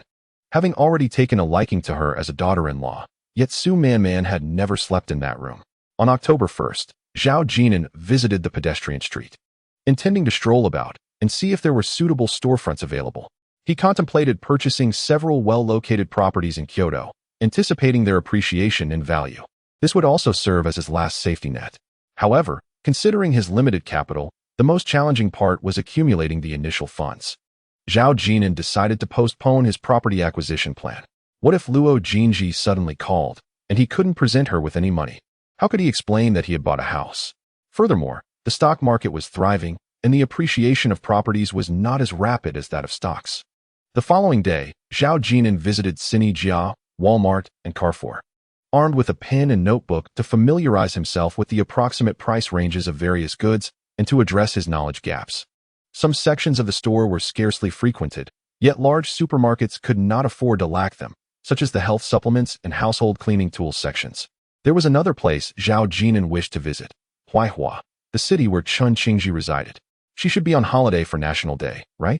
Zhao Jin'an concocted a reason for not going. In his previous life, he had divorced. He hadn't given it much thought, but occasionally, during the 4 years of marriage, he would lie in the dormitory at night and ponder visiting Chun Qingji, who was now 156 years old. When he first met Chun Qingji, she was already 256. In October, the evenings began to grow slightly cooler. Instead of taking a taxi back to school, Zhao Jin'an walked from Wui Square across to Hushi. The river breeze was refreshing as he took out his phone, where 2 friend requests awaited his approval. Man Tingting. Hello, Zhao Jin'an. I'm Su Man. Shunzian. Hello. Shunzian's online name was simply her real name. Upon reaching the center of the bridge, Zhao Jin'an lit a cigarette. There were no fireworks at the Orange Isle. In his previous life, Muyao had taken Zhao Jin'an to see the area numerous times, and he had accompanied Chun Qingji there as well, but with Chun Qingji, there was no need to come to the Xiang River. They had already purchased a riverside property. Do you have a cigarette? Suddenly, a voice interrupted, addressing Zhao Jin'an. A man with a bit of stubble, one pant leg rolled up, appeared to be in his 50s. Noticing Zhao Jin'an's gaze, he rummaged through his pocket and said, "Thanks. Do you have a lighter?" Zhao Jin'an extended the lighter towards him, but the man, searching his pockets, indicated that he had no cigarettes. Zhao Jin'an suspected he might not even possess a lighter. This individual had been standing approximately 45 meters away. When Zhao Jin'an arrived, he had already been there. Gradually, people passed by behind him, including those on electric scooters and bicycles. The man lit a cigarette and expressed his gratitude, returning Zhao Jin'an's lighter. Observing the man's hands, Zhao Jin'an noted the dirt and remarked, "It seems you have been working hard." The man chuckled awkwardly, "Just a bit dirty from work." "Not just a bit, I presume." Zhao Jin'an replied. The man opened his palm and smiled. "I served a few years in the army." 5 years? Zhao Jin'an inquired. The man laughed, his demeanor somewhat fierce yet endearing when he smiled. "You've been standing here for quite some time," Zhao Jin'an noted. "You've been here for 25 minutes as well." The man retorted. He avoided mentioning half an hour. Zhao Jin'an took out his phone to check the time, surprised, then composed himself to ask, "Do you wish to jump?" "I don't want to, nor can I," the man replied, inhaling deeply from his cigarette, as if he had found a confidant. With a smile, he spoke of his daughter's illness requiring medication, asserting he could not jump, and there was a hint of pride when he mentioned her. "Does it require a significant amount of money?" Zhao Jin'an inquired. The man nodded and shook his head, explaining that it was not a serious illness but required long-term medication, mentioning something about chronic myeloid leukemia, which Zhao Jin'an did not comprehend. Observing the man's stern expression, Zhao Jin'an asked, "Could you take me to see her?" He was aware of his own vulnerabilities. Wang Jinru often worried about him being bullied, and he had frequently quarreled with Zhao Jin'an's mother-in-law in his previous life. The man, puzzled, asked, "What do you wish to see?" Zhao Jin'an offered him a cigarette and asked, "How much do you need in a month?" After a moment of hesitation, the man extended 4 fingers, indicating 4,000. Zhao Jin'an breathed a sigh of relief, grateful it was not 40,000, and replied, "Let us go."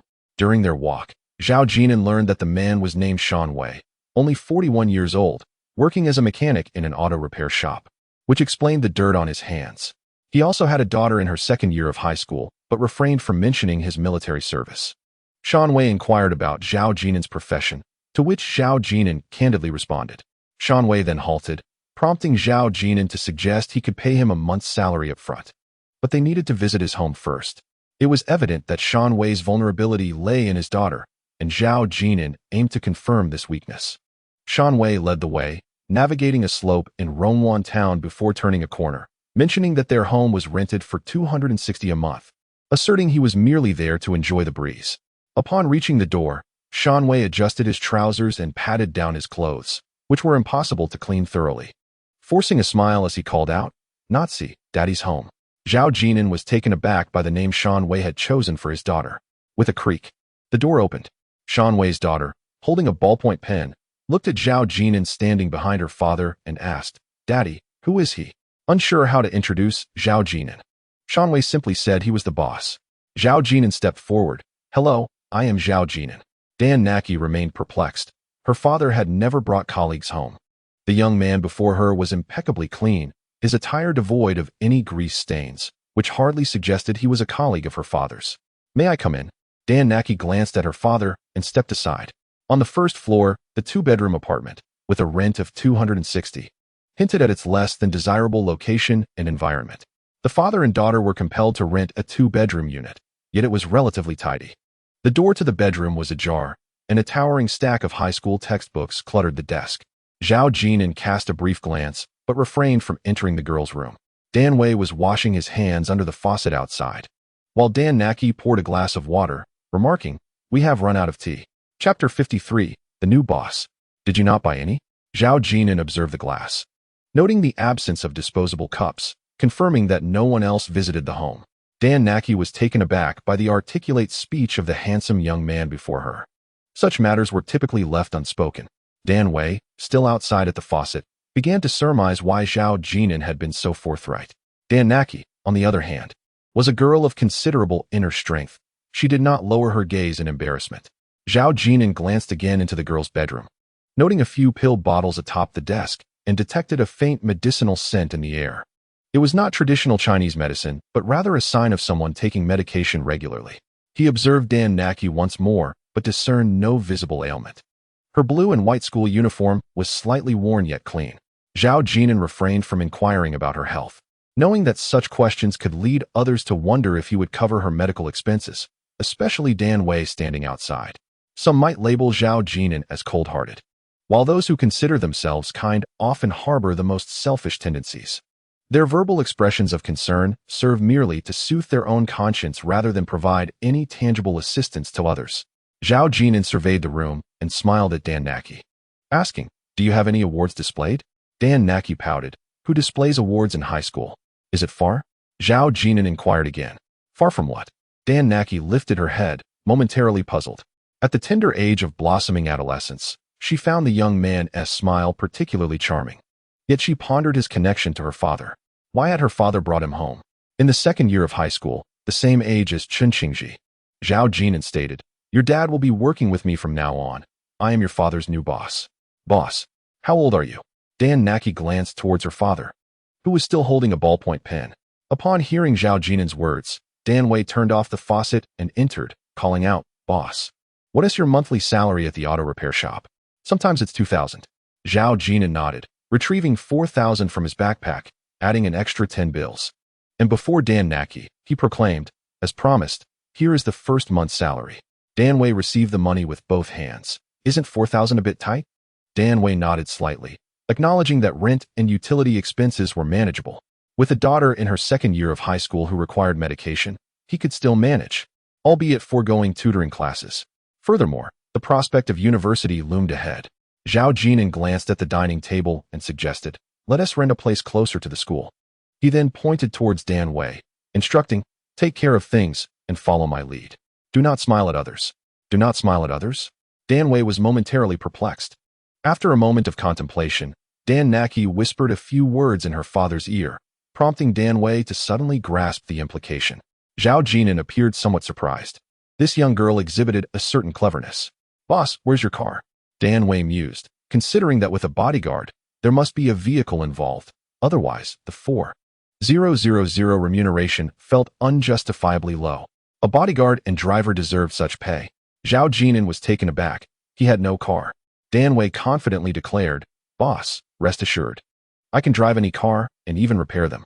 Zhao Jin'an, reflecting on his capital, replied, "Let us start with an Audi A6. "An Audi A6? Now?" Dan Naki was equally bewildered. "Do you not have a car, or is there so much at home that you can't decide which one to drive? Understand vehicles?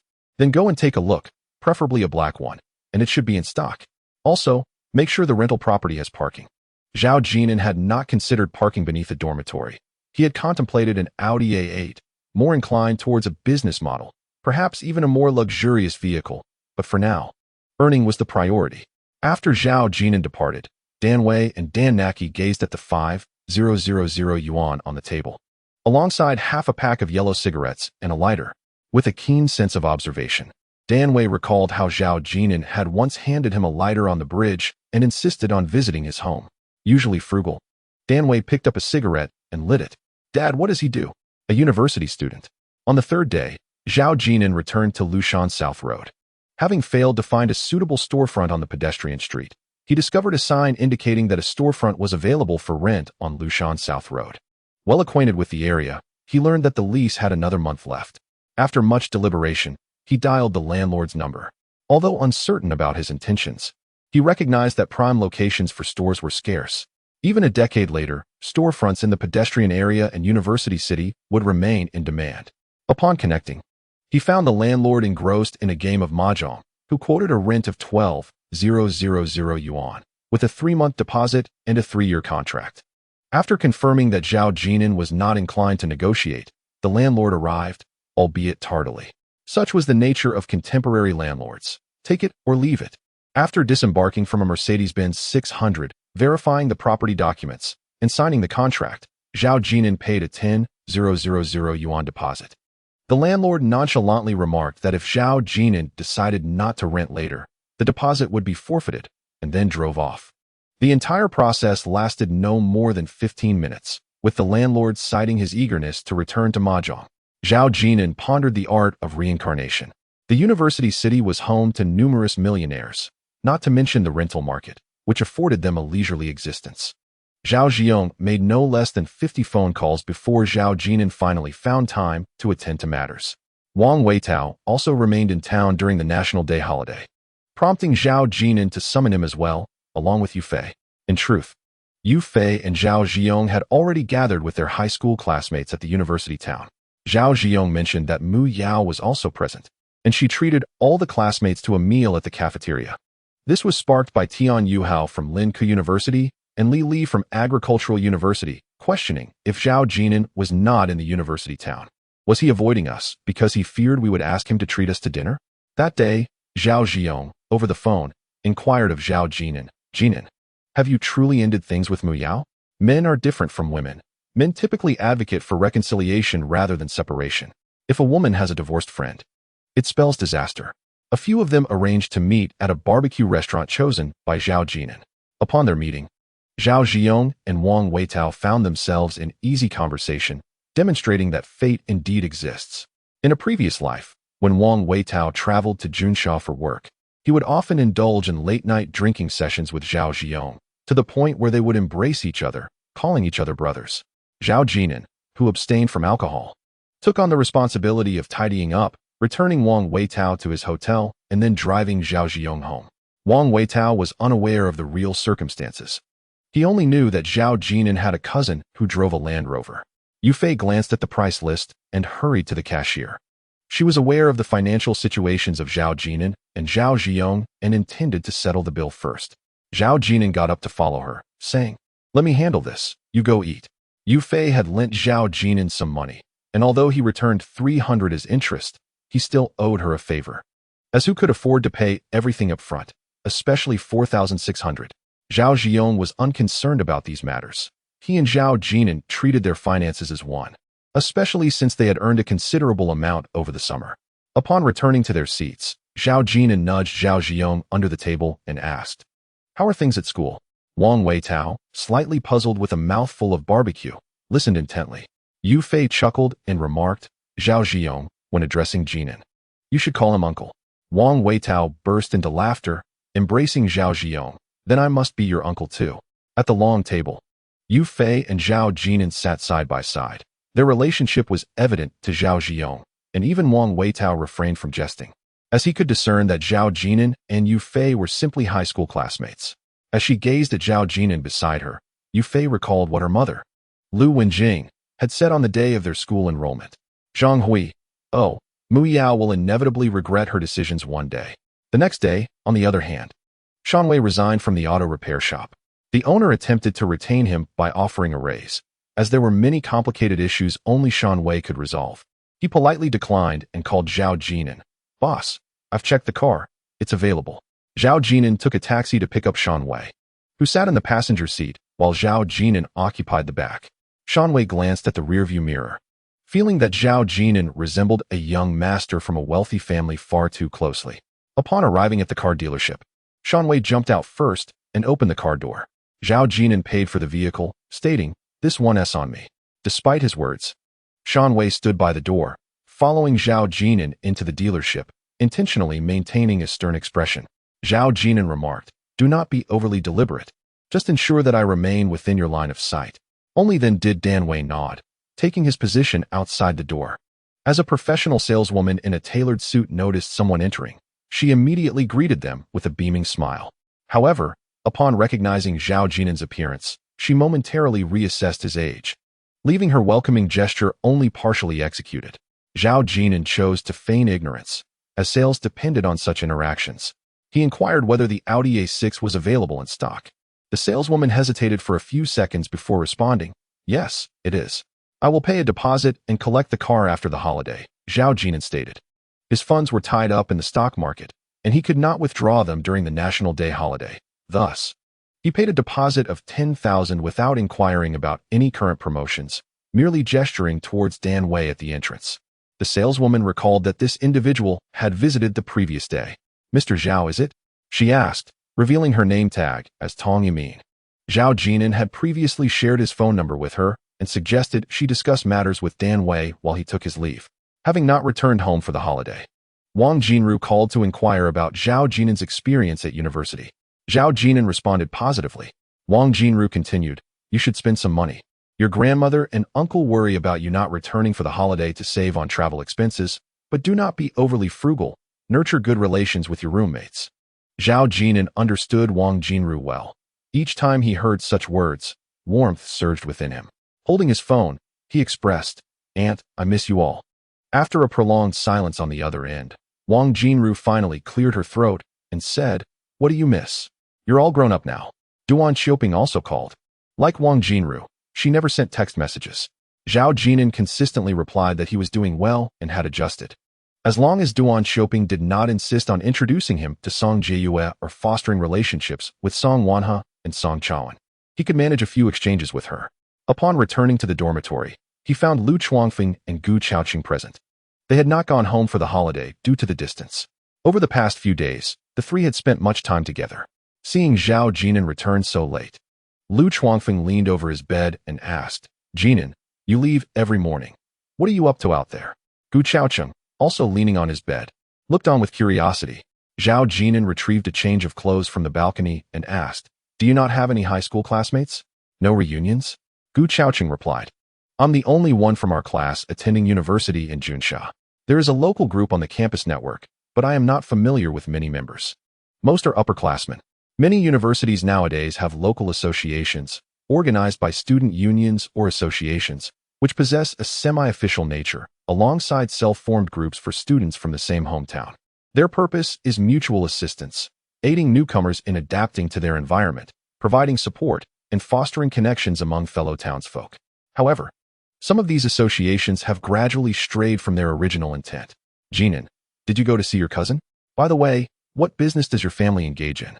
Unbeknownst to him, Lu Chuangfeng and Gu Chaoqing had unwittingly categorized Zhao Jin'an and Chun Zhe as a type of individual, second-generation wealthy, seemingly idle, and they spent considerable time speculating about him in the dormitory.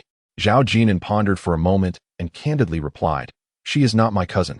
We are from the same place, and my family is not engaged in business." To his astonishment, his honesty was met with disbelief. After completing his evening routine and climbing into bed, he was taken aback by Lin Xingshue's sudden warmth. Previously, she would only inquire about his whereabouts every few days, usually in the late hours of the night. Having purchased a laptop, Zhao Jin'an logged in that day, and the avatar of Bingxin Shuyan flickered incessantly. She messaged him, "Are you there? Zhao Jin'an, I haven't gone home either. Li Lu has returned, and I am all alone in the dormitory, feeling quite bored." Such suggestive remarks were one thing, but then she sent a photograph of herself in a nightgown post-bath, tantalizingly revealing.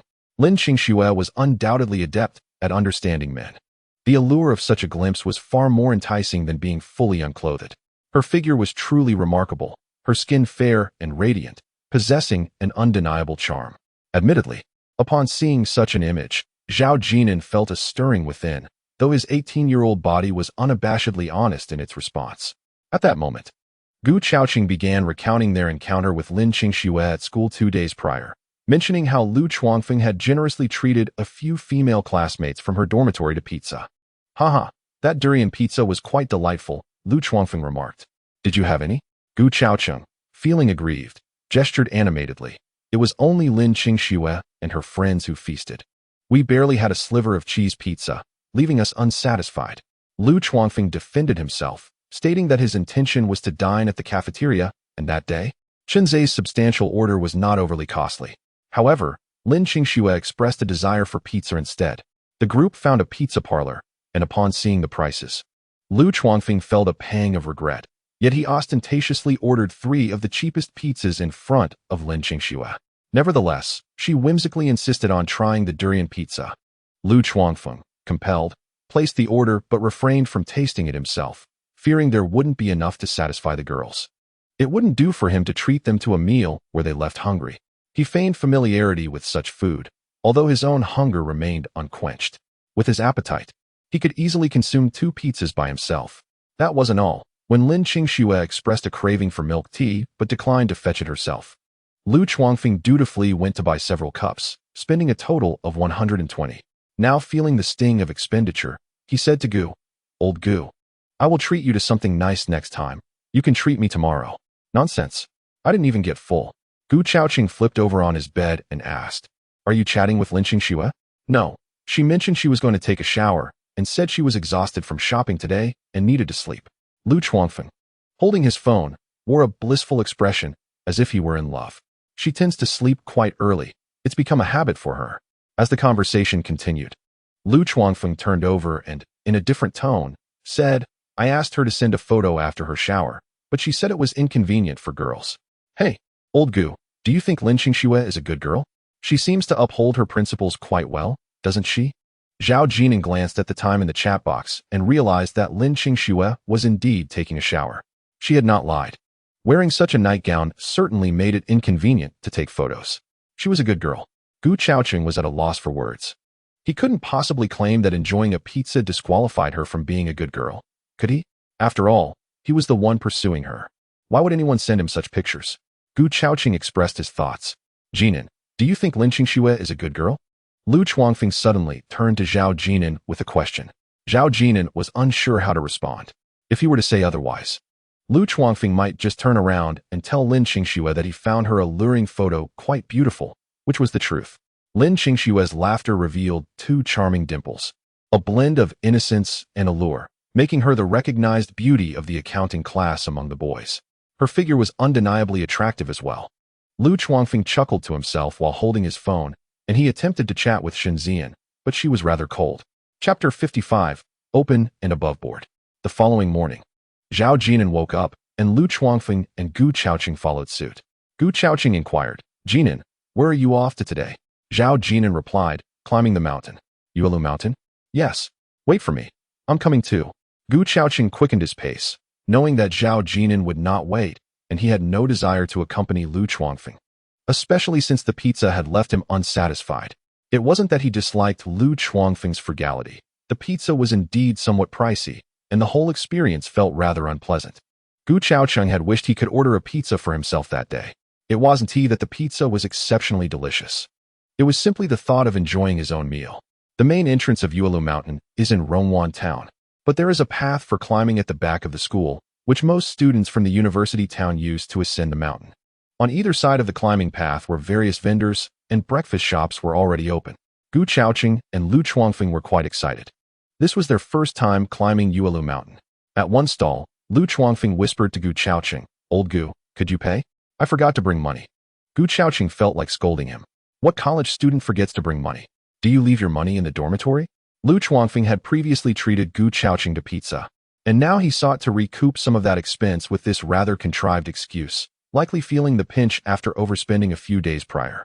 In 2006, how much allowance did a college student receive in a month? Lu Chuangfeng probably didn't have much, around 300 to 400 perhaps. He had already spent 120 that day.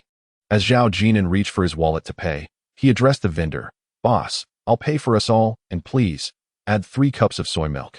Zhao Jin'an wasn't pitying Lu Chuangfeng. He understood that pursuing a girl required some financial readiness.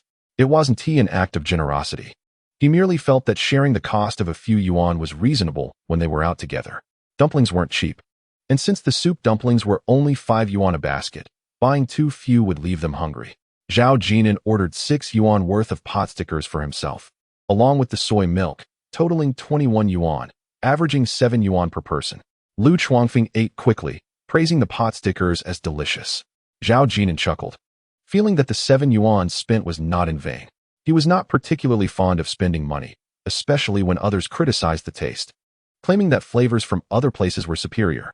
Lu Chuangfeng appreciated this aspect of Zhao. Gu Chaoqing remarked, "Jin'an, I shall treat you to lunch." Zhao Jin'an replied nonchalantly, "It's nothing." Subsequently, the trio embarked on a hike, which was more akin to a leisurely stroll. The paths of Yuelu Mountain were broad, accommodating 2 lanes, and were not steep, winding around the mountain. Many individuals frequented this locale for morning runs, while others rode bicycles uphill. In Junsha University Town, 2 prime spots for morning jogging were identified: Yuelu Mountain and the scenic riverside promenade along the Xiang River, with the school playground ranking 3rd. Observing the multitude of cyclists ascending the mountain, Lu Chuangfeng expressed his envy, declaring his desire to purchase a bicycle. Gu Chaoqing then interjected, "Those bicycles are not ordinary. They are mountain bikes, rather pricey. Do you think they are like your typical 2/8s? They range from 1 to 2,000, with the more expensive models exceeding 10,000. Can you afford that? Is it truly that costly?" Lu Chuangfeng was somewhat skeptical of Gu Chaoqing's assertion and turned to Zhao Jin'an for confirmation. Zhao Jin'an responded, "There is no need for such extravagance. A bicycle costing a few hundred yuan would suffice." He pondered whether he was being overly lavish with his Audi A6 and driver. Uffed. Lu Chuangfeng gazed at a group of athletic students cycling up the mountain and proclaimed, "I could reach the summit on my 2/8s just as swiftly, perhaps even faster." "What a boast," retorted Gu Chaoqing. "Their bicycles conserve energy and have adjustable speeds." The banter between Gu Chaoqing and Lu Chuangfeng continued, each stubbornly defending their position. Ultimately, they suggested a friendly competition to see who could ascend faster, though the absence of 2 bicycles rendered it mere verbal sparring. University students often engaged in such light-hearted debates. Zhao Jin'an found amusement in their exchange.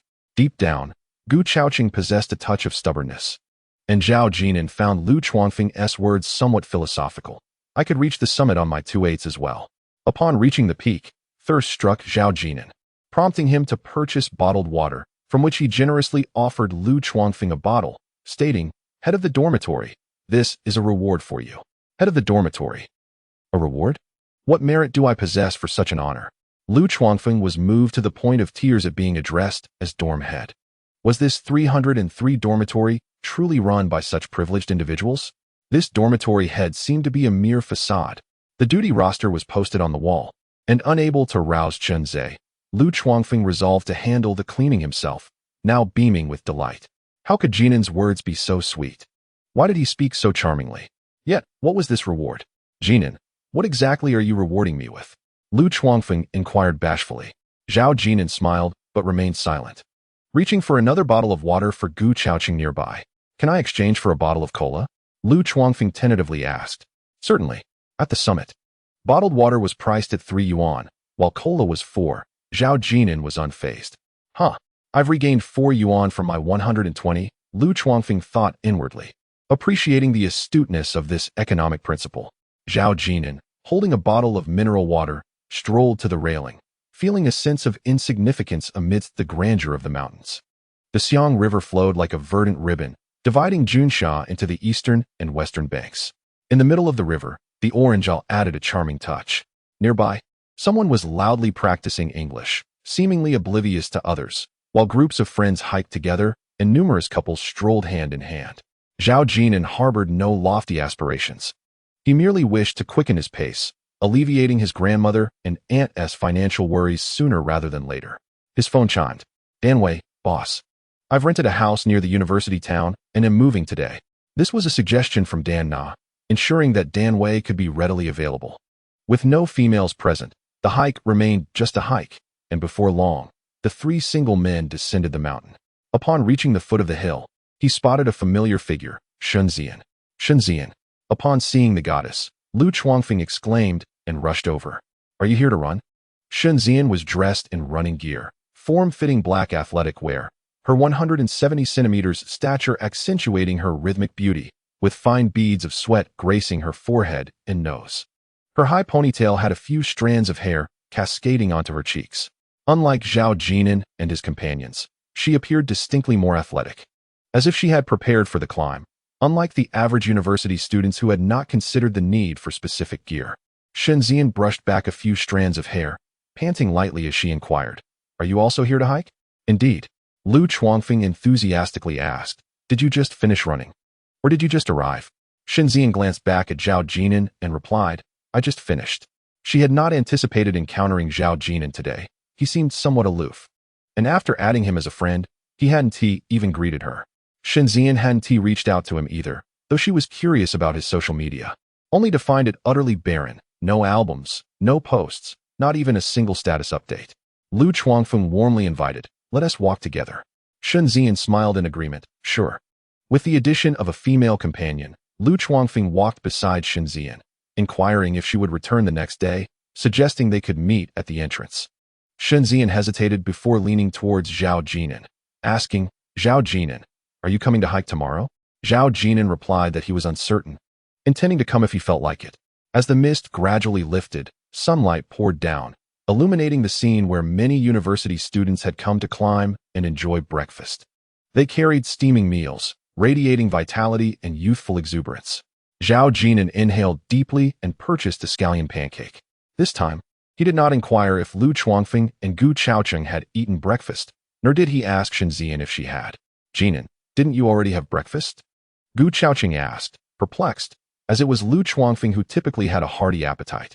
By the roadside, Zhao Jin'an held the scallion pancake, commenting on its deliciousness with a sunny smile, leaving Gu Chaocheng momentarily speechless. Suddenly, he awoke from his reverie, realizing, "No, it's not that. Am I like Wang Weitao?" Shenzian quietly observed Zhao Jin'an, then suddenly shook her head and let out a soft laugh. Lu Chuangfeng glanced around, noticing a kiosk at the intersection that exclusively sold ice cream. Such establishments were typical of KFC and other urban delights. "Shenzian, I shall procure ice cream for you." In the presence of his goddess, Lu Chuangfeng stepped out with cash in hand. Priced at 3 yuan each, it was a reasonable indulgence, especially from KFC. Gu Chaocheng, in disbelief, followed closely, gritting his teeth. "I want some too." "You need to pay for yourself. You still owe me a proper meal."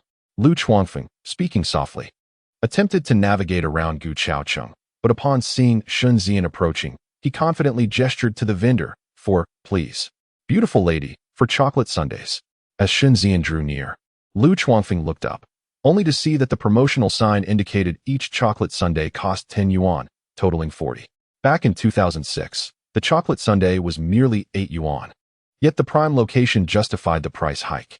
40 yuan vanished, leaving Lu Chuangfeng lamenting the extravagant spending habits of these young women. At that moment, he resigned himself to paying, thinking it would be embarrassing to purchase just one for Shenzian in front of her. To his surprise, Shenzian produced 4 10-yuan notes, preemptively covering the cost. "Shenzian, why are you paying? It's not right for the ladies to foot the bill." Lu Chuangfeng stammered, genuinely not intending to delay. Shenzian smiled, "It's fine, I'll treat you all the same." Lu Chuangfeng, not wanting to appear disingenuous, insisted, "Then I shall treat you next time." Gu Chaocheng chimed in, promising to treat as well. Shenzian graciously accepted, taking 2 sundaes and walking over to Zhao Jin'an, inquiring, "Where are you all headed later?" Zhao Jin'an replied that they were returning to the dormitory. After a moment's contemplation, Shenzian stated, "I shall also return to the dormitory." Observing Zhao Jin'an, she felt a bit at a loss for words and asked, "Will you enjoy your ice cream?" She recalled a day in the cafeteria when Zhao Jin'an had bought cola for the boys while she herself had settled for a bottle of mineral water, leading Yao Xin to question her choice, to which Zhao Jin'an had responded that she did not consume carbonated beverages. Standing at the roadside, one at 181 centimeters and the other at 170 centimeters, Lu Chuangfeng and Gu Chaocheng remained at the kiosk, while Zhao Jin'an gazed across the street. And Shenzian turned her attention to her.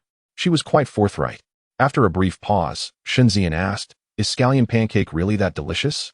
Zhao Jin'an nodded affirmatively. Struggling for conversation, Shenzian remarked, "Then I shall buy one as well." When I went out for my morning run, Yao Xin was still asleep in the dorm.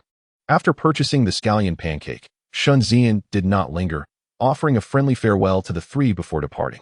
On their way back to the dormitory, Gu Chaocheng remarked on Shenzian's beauty, teasing Lu Chuangfeng about his apparent lack of social grace around women, and jokingly questioning if Shenzian was a good girl. Lu Chuangfeng, unexpectedly silent, had only last night been inquiring if Lin Qingxue was a good girl. The stark contrast between Lin Qingxue and Shun Ziyan was undeniable. Lu Chuangfeng found himself unable to ascertain who was better, as the feelings each evoked were simply too disparate. Gu Chaoqing explicitly indicated his favorable opinion of Shun Ziyan. However, Lu Chuangfeng found it difficult to articulate his feelings. Interacting with Lin Qingsno brought economic burdens, while his relationship with Shun Ziyan seemed to impose a subtle psychological strain. Lu Chuangfeng, feeling somewhat despondent, inquired, "Old Gu, Shun Ziyan must come from a wealthy family, right?" After pondering for a moment, Gu Chaoqing replied, "Indeed. It should be quite substantial." Lu Chuangfeng then turned to Zhao Jin'an, who professed ignorance. "Jin'an, could you fetch me a cigarette?" "Haha." Lu Chuangfeng extended his hand. Unable to bear the sight any longer, Gu Chaoqing interjected, "Old Lu, can't you buy your own pack of cigarettes?" "Haha, I'll buy some later." Lu Chuangfeng chuckled as he produced a lighter, seemingly back to his usual self. Meanwhile, Shun Ziyan returned to the dormitory with breakfast in hand, prompting a startled exclamation from Yao Xian, who was perched on the edge of her bed. "Wow, Ziyan, you're too kind." In the boys' dormitory, anyone who brought breakfast was akin to a benefactor. However, upon noticing that Shun Ziyan had yet to eat, Yao Xian found it peculiar. "Ziyan, are you just now having breakfast?" she inquired. "Yes," Shun Ziyan replied, having purchased 2 scallion pancakes, curious if they were indeed as delectable as rumored. They seemed rather ordinary to her. She wondered why he savored them so much. Chapter 56. Your energy does not align with Zhao Jin'an, does it? Reflecting on Yao Xian's demeanor towards Zhao Jin'an the other day, Shun Ziyan casually asked, "Have you added Zhao Jin'an? Have you chatted with him?" It was a light question, seemingly without weight. Yao Xian confirmed she had added him, but admitted, "I haven't initiated a conversation." "Why not?" Shun Ziyan continued to draw her out. "That day, you were practically swooning over him, as if you could devour him whole." "I would indeed like to," Yao Xian replied with a hint of melancholy. "But I am self-aware. Someone like him does not belong to me." Shun Ziyan was somewhat taken aback. Yao Xian's words implied that he was not dismissing her, but rather acknowledging a disparity. "You see, in our dormitory," Yao Xian elaborated, "there are Man and Chun Zhe, along with you and Mu Yao. To illustrate, my situation with Zhao Jin'an resembles Lu Chuangfeng pursuing you. It's evident that Lu Chuangfeng harbors feelings for you. Would you ever accept his advances?" Shun Ziyan chuckled softly, just as she was preparing to change clothes, suddenly realizing, "What did you mean by someone like him?" "Consider this," Yao Xian said. Her interest piqued as she rested on her bed. Chun Zhe mentioned that he suits a wealthy woman, and after some contemplation, I found there is merit in what he said. "Are you suggesting he is fit to be a trophy boyfriend?" Shun Ziyan remarked, as she removed her fitted top, her fair skin subtly revealing graceful contours from behind, perhaps hindered by the remnants of fatigue from running. "Not precisely that type of trophy boyfriend. I can't quite articulate it." Yao Xian pondered. "I've genuinely thought about the kind of girlfriend he would be suited for.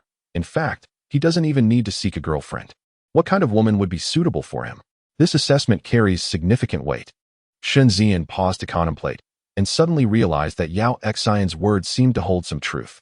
It was not merely about Zhao Jin'an seeking a girlfriend. Rather, it was about what kind of woman would truly complement him. "Ziyan, I imagined our dormitory," Yao Xian remarked. "First, I must exclude you and Mu Yao, both of whom possess such admirable qualities. I considered Mu Yao, but she does not seem appropriate. I also envisioned you alongside Zhao Jin'an, only to discover that something felt amiss. Ziyan, I am not suggesting that you and Mu Yao are unsuitable. Rather, it is the magnetic fields between you and Zhao Jin'an that do not align." "Magnetic fields?"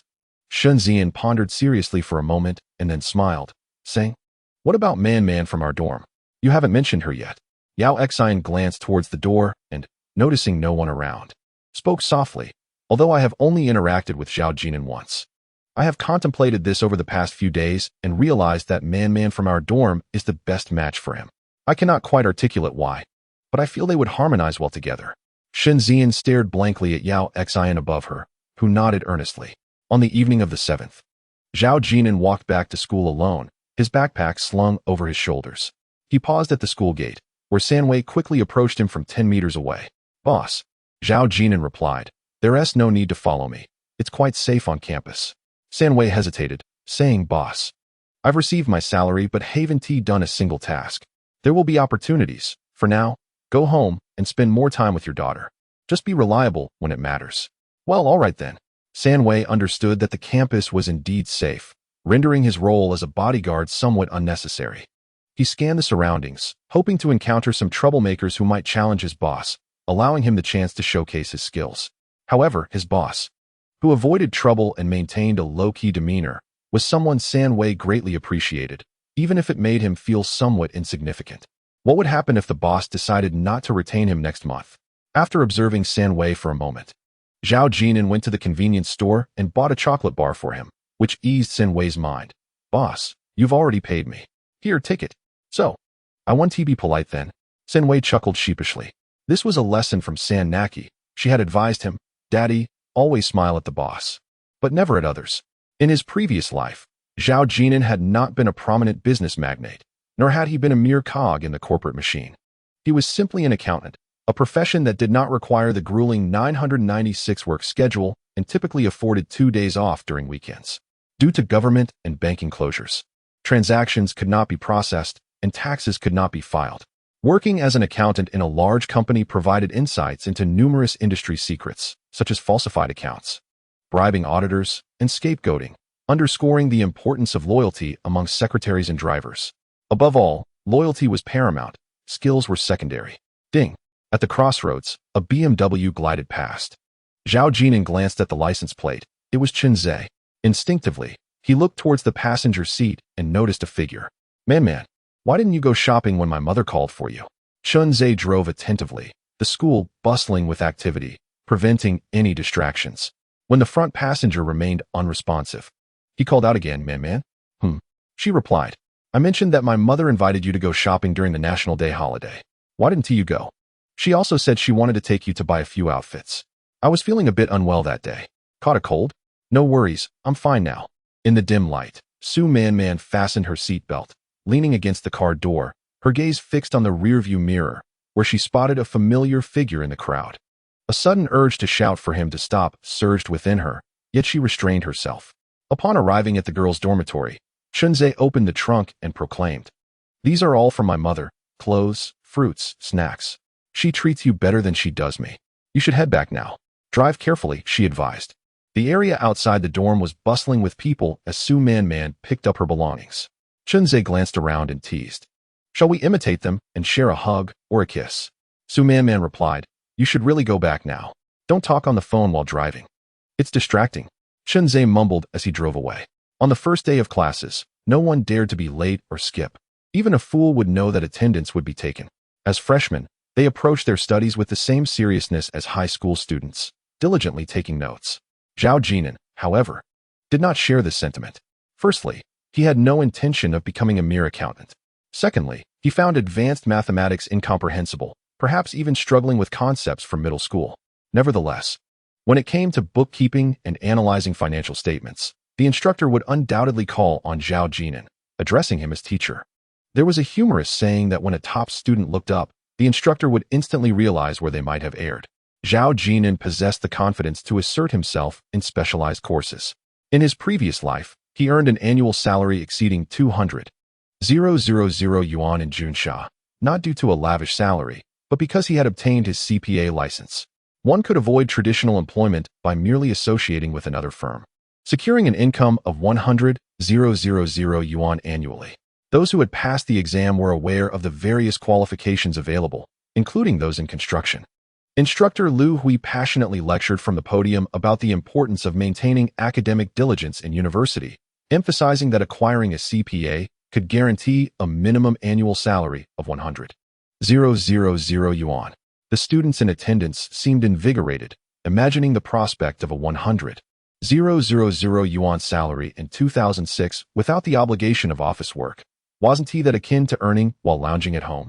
However, Lu Hui neglected to mention the difficulty of obtaining such a certification or the low pass rate. He certainly did not inform these freshmen that truly skilled accountants often pursued further education in the Telenkio prison. In other words, in the accounting profession, one could hardly be deemed a competent accountant without having experienced Telenkio, which represented the pinnacle of accounting accolades. The CPA was merely a junior qualification in comparison. Chapter 57. It appeared there were no girls around the boss. Zhao Jin'an glanced at the class representative, Wang Xuan, seated in the front row. Wang Xuan was the only student from Class Accounting 1 who had undergone training in Talankio. Rumors circulated among classmates that Wang Xuan had taken the fall for someone else and emerged financially liberated. Chen Qingji's mother, Zhao Jin'an's mother-in-law, Peng Yongli, often remarked that Zhao Jin'an lacked adaptability, asserting that he did not desire to exchange his freedom for wealth. To put it bluntly, once one is confined, whose wealth is it, and whose wife is it? Furthermore, upon release, can one genuinely secure that wealth? Zhao Jin'an concluded that accounting is a perilous profession, unless one aspires to be merely a junior accountant. In 2006, the most formidable of the post-80s generation took the stage and, on October 9th, announced the successful completion of their first underground nuclear test. This event sent ripples through the international community, provoking vehement condemnation and resulting in the United Nations Security Council passing a resolution for sanctions. News outlets reported incessantly, and the university's student body engaged in lively discussions, with some proclaiming the onset of a Third World War, while others remained skeptical. Opinions varied widely. Some viewed it as a positive development, calling it a brotherly nation, while others deemed it unfavorable, asserting that nations are driven solely by self-interest. In an era devoid of smartphones and trending short videos, today's university students maintained a keen interest in current affairs. Lu Chuangfeng chuckled, saying, "A war 1T devalue currency, right? I still have money left to spend. I plan to indulge in 2 extra chicken legs tonight." Gu Chaoqing added, "Indeed, in prosperous times, antiques thrive, while in tumultuous times, gold prevails." Old Lu, since money seems useless, you're treating tonight. Lu Chuangfeng retorted, "Get lost." Chen Zhe interjected, "Old Lu, why fret over your meager funds? By the way, where's Jinan?" The incident had a tangible impact on the university town, as local merchants experienced a surge in business, seemingly providing students with a justification to splurge. However, for Zhao Jin'an, the ramifications were quite direct, as the stock market plummeted that day. Yet, he was aware that this bear market was far from over. He sold a portion of his stocks and, over the weekend, took a taxi to the car dealership with Dan Wei. Unlike his previous visit, Tong Yimin greeted them with enthusiasm. She inquired about Dan Wei, who merely stated that he was Zhao Jin'an's boss. Tong Yimin felt disheartened by Zhao Jin'an's indifference. He had never responded to the daily greetings she sent. Now, with 2 buttons of his shirt undone, he avoided her gaze. He was no longer a boy. He certainly had options. It was evident that he was surrounded by women, as he promptly signed and paid without a second glance at Dan Wei, who stood aside, not taking a seat on the sofa. Tong Yimin quickly deduced that he must either come from a successful father or a prosperous grandfather. Unlike the ostentatious nouveau riche who flaunt their wealth in showrooms, the young man before her was quiet and reserved, resembling the aristocratic scions often spoken of by others. Moreover, it was noteworthy that, in his mind, Dan Wei was meant to remain standing. Despite her warm invitation for him to sit, he remained silent, and thus, Dan Wei did not take a seat. This was the unspoken etiquette. Dan Wei inquired about the mid-range and high-end models, neglecting the basic option. The top model, priced at 828,000, was out of reach. Zhao Jin'an opted for the 306 high-end model, costing 580,000. Upon departing the dealership, Dan Wei finally assumed the role of driver, while Zhao Jin'an settled into the rear right seat, engrossed in his phone. From the perspective of international business etiquette, the rear right seat is designated for the distinguished guest, typically where the boss would sit, while the front passenger seat is usually occupied by a secretary, assistant, or someone of lesser status. "Boss, shall I drive you back to your dormitory?" asked Dan Wei, maintaining a steady grip on the wheel as he glanced at the rearview mirror. Zhao Jin'an looked up and replied, "No need. If I don't require the car, you may take Sen Naki to school." Dan Wei hesitated. "Boss, isn't that inappropriate?" "It's all right," Zhao Jin'an said, returning his focus to his phone. Luo Jinji had returned to Zixing and inquired if Zhao Jin'an needed help with anything. If so, she would stop by Zhao's village before arriving. The Junsha market hadn't been established yet. Why had she suddenly returned to Zixing? "Boss, I've moved. If you have time." Dan Wei trailed off. "All right," Zhao Jin'an replied. Dan Wei stole another glance in the mirror, puzzled. He had yet to see the boss's girlfriend, and it seemed there were no young women in his vicinity. How peculiar. With the bosses standing, wouldn't young girls be flocking to him? As he turned the steering wheel, he surveyed the Audi A6 interior and then the empty passenger seat. lost in thought. Upon reaching the vicinity of the university town, Zhao Jin'an rolled up the window, prompting Dan Wei to do the same after checking the rearview mirror. Dan Wei's rented apartment was on the first floor. Though somewhat aged, it was tranquil, with a small open area that was ideal for parking. The outdoor faucet connected to a hose allowed for car washing. Perhaps due to his profession, Zhao Jin'an noticed an array of tools in the living room upon entering. The scent of medicine was absent, replaced instead by the smell of diesel. "How much is rent here?" he inquired. "It's a bit expensive, 600, Dan Wei replied. "Naki, the boss is here," he called out. With a creak, the bedroom door swung open. San Naki, a student dressed in a blue and white uniform, held a ballpoint pen and, unsure how to address Zhao Jin'an, simply flashed a smile. "Oh, I bought some tea leaves," she noted before heading to brew tea. Dan Wei then asked, "Boss, are you staying for a meal? I can cook." San Naki chimed in, seemingly determined to ensure Zhao Jin'an stayed for dinner. Zhao Jin'an had anticipated this visit. He retrieved a gift he had prepared earlier, a book to assist with her English studies. "Who buys books for learning English?" San Naki questioned, accepting the gift and attempting to express her gratitude with, "Thank you, Jin'an-ji." Zhao Jin'an smiled, recalling the times when Chun Qingji playfully called him old man. Now that she was already a second-year high school student, San Naki, interpreting Zhao Jin'an's smile as acquiescence, headed to the kitchen with Dan Wei, who appeared to have anticipated her actions, retrieving various ingredients from the refrigerator. Both father and daughter were adept cooks. "Dad, let me help," San Naki insisted, nudging her father aside. Dan Wei scratched his head. "Naki, he is your father's boss." San Naki understood and chuckled at her father's words. Dan Wei, growing increasingly perplexed, reconsidered the absence of young women around the boss, observing his daughter's unusually spirited and cheerful demeanor. The boss certainly had an appeal to young girls. The father and daughter swiftly prepared the meal. Shan Wei emerged with a smile, saying, "Boss, it will be ready shortly." In the past, when I was busy at work, it was not she who stayed at home and cooked for herself. Her culinary skills are quite impressive. Zhao Jin'an nodded, finding nothing unusual about this. Just then, his phone rang. Lu Chuangfeng inquired, "Jin'an, where have you run off to?" "We agreed to gather with Su Man and the others tonight." Chunzhe merely provided the address before driving off to pick up Su Man and her friends. Lu Chuangfeng and Gu Chaoqing had been waiting in the dormitory for quite some time, without seeing Zhao Jin'an, and asked Chunzishuan where he was. Chunzhe replied that Zhao Jin'an must know, urging them to inquire with him. "What is the big deal? You've made 2 trips. How much gas could that possibly consume?" After hanging up, Lu Chuangfeng added, "Jin'an is also at fault. He vanished after making plans." Gu Chaoqing remarked, "Perhaps Jin'an has completely forgotten." Lu Chuangfeng responded, and Gu Chaoqing chuckled, saying, "Old Lu, think about it carefully. We've been together for over a month. Do you really believe Jin'an keeps anything in mind?" He reminded, "Look at how you borrow his cigarettes and use his laundry detergent. Has he ever held it against you?" Lu Chuangfeng was taken aback, pondering that it indeed seemed to be the case. Meanwhile, Shan Wei looked at the table laden with dishes and said, "Boss." As Dan Nachi also emerged from the kitchen, Zhao Jin'an replied, "You all go ahead and eat. I will join you later." "Boss, I can drive you over," Shan Wei offered, taking the car keys, assuming Zhao Jin'an wouldn't drive. Zhao Jin'an did not decline. Chapter 58.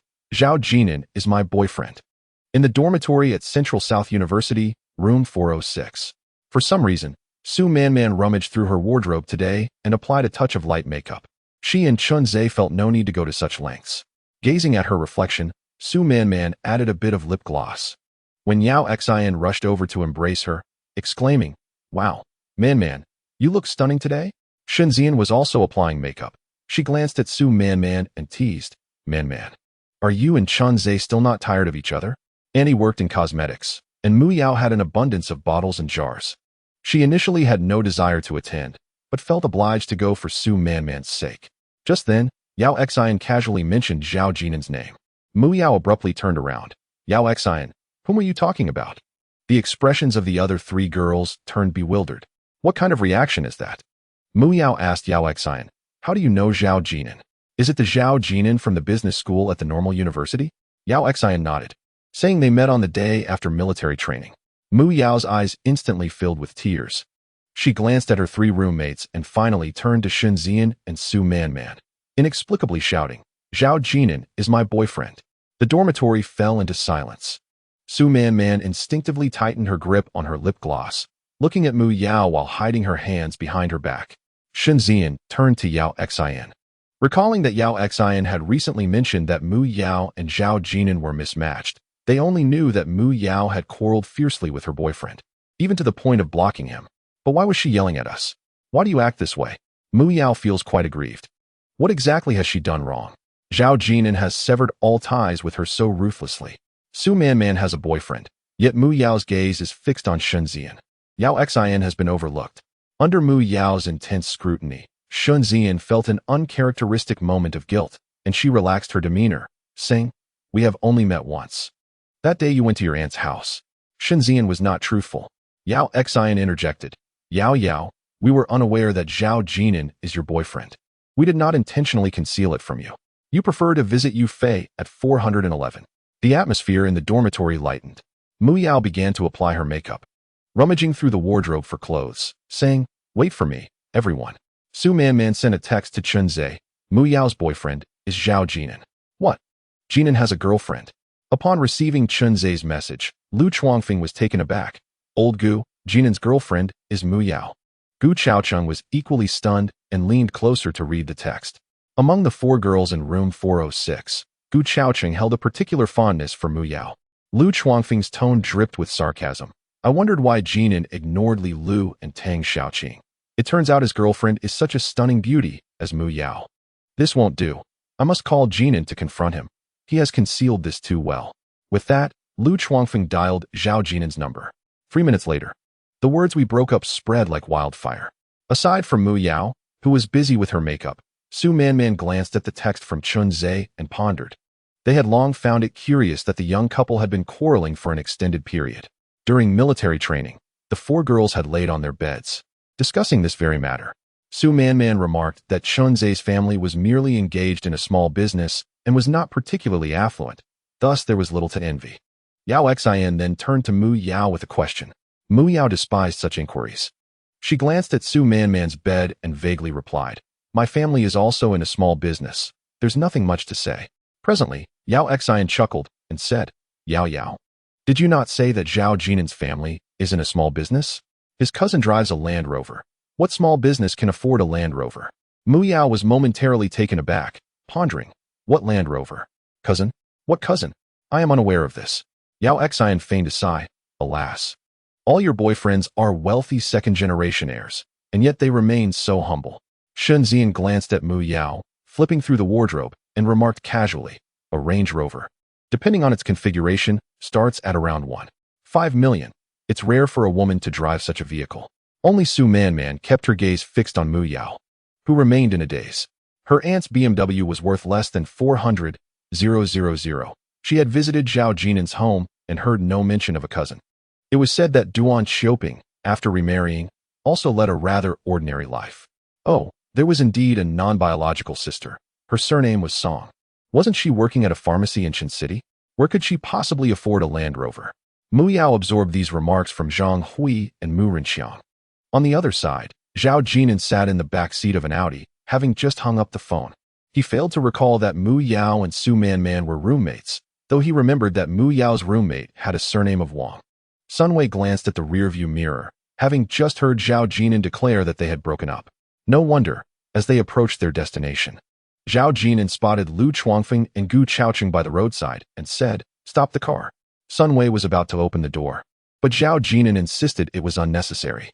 As Zhao Jin'an approached from a distance, Lu Chuangfeng greeted him with a punch, exclaiming, "Dude, Jin'an, your girlfriend is Mu Yao. By the way, is it true you two have broken up? How could you let her go?" Sunwei trailed them from a distance of 450 meters. Gu Chaocheng stared at Zhao Jin'an in silence, unable to comprehend why he would end things with someone as stunning as Mu Yao. Chunze had been pondering the matter throughout the journey, comparing Mu Yao with Su Man, and determined that Mu Yao's youthful vivacity was perfectly suited for romance, while Su Man seemed to lack some of the playful spirit typical of young girls. Once they got into the car, Mu Yao eagerly asked, "Chunze, did Jin'an leave?" "Rest assured, the 3 of them are on their way," Chunze replied. He cast a glance in the rearview mirror, utterly baffled. How could someone as beautiful as Mu Yao be so readily discarded? Was being handsome truly a license for indulgence?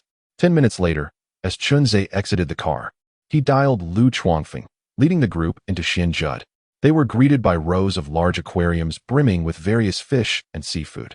Mu Yao and Su Man exhibited little reaction, while Yao Xian quietly inquired, "This place won't be too expensive, will it?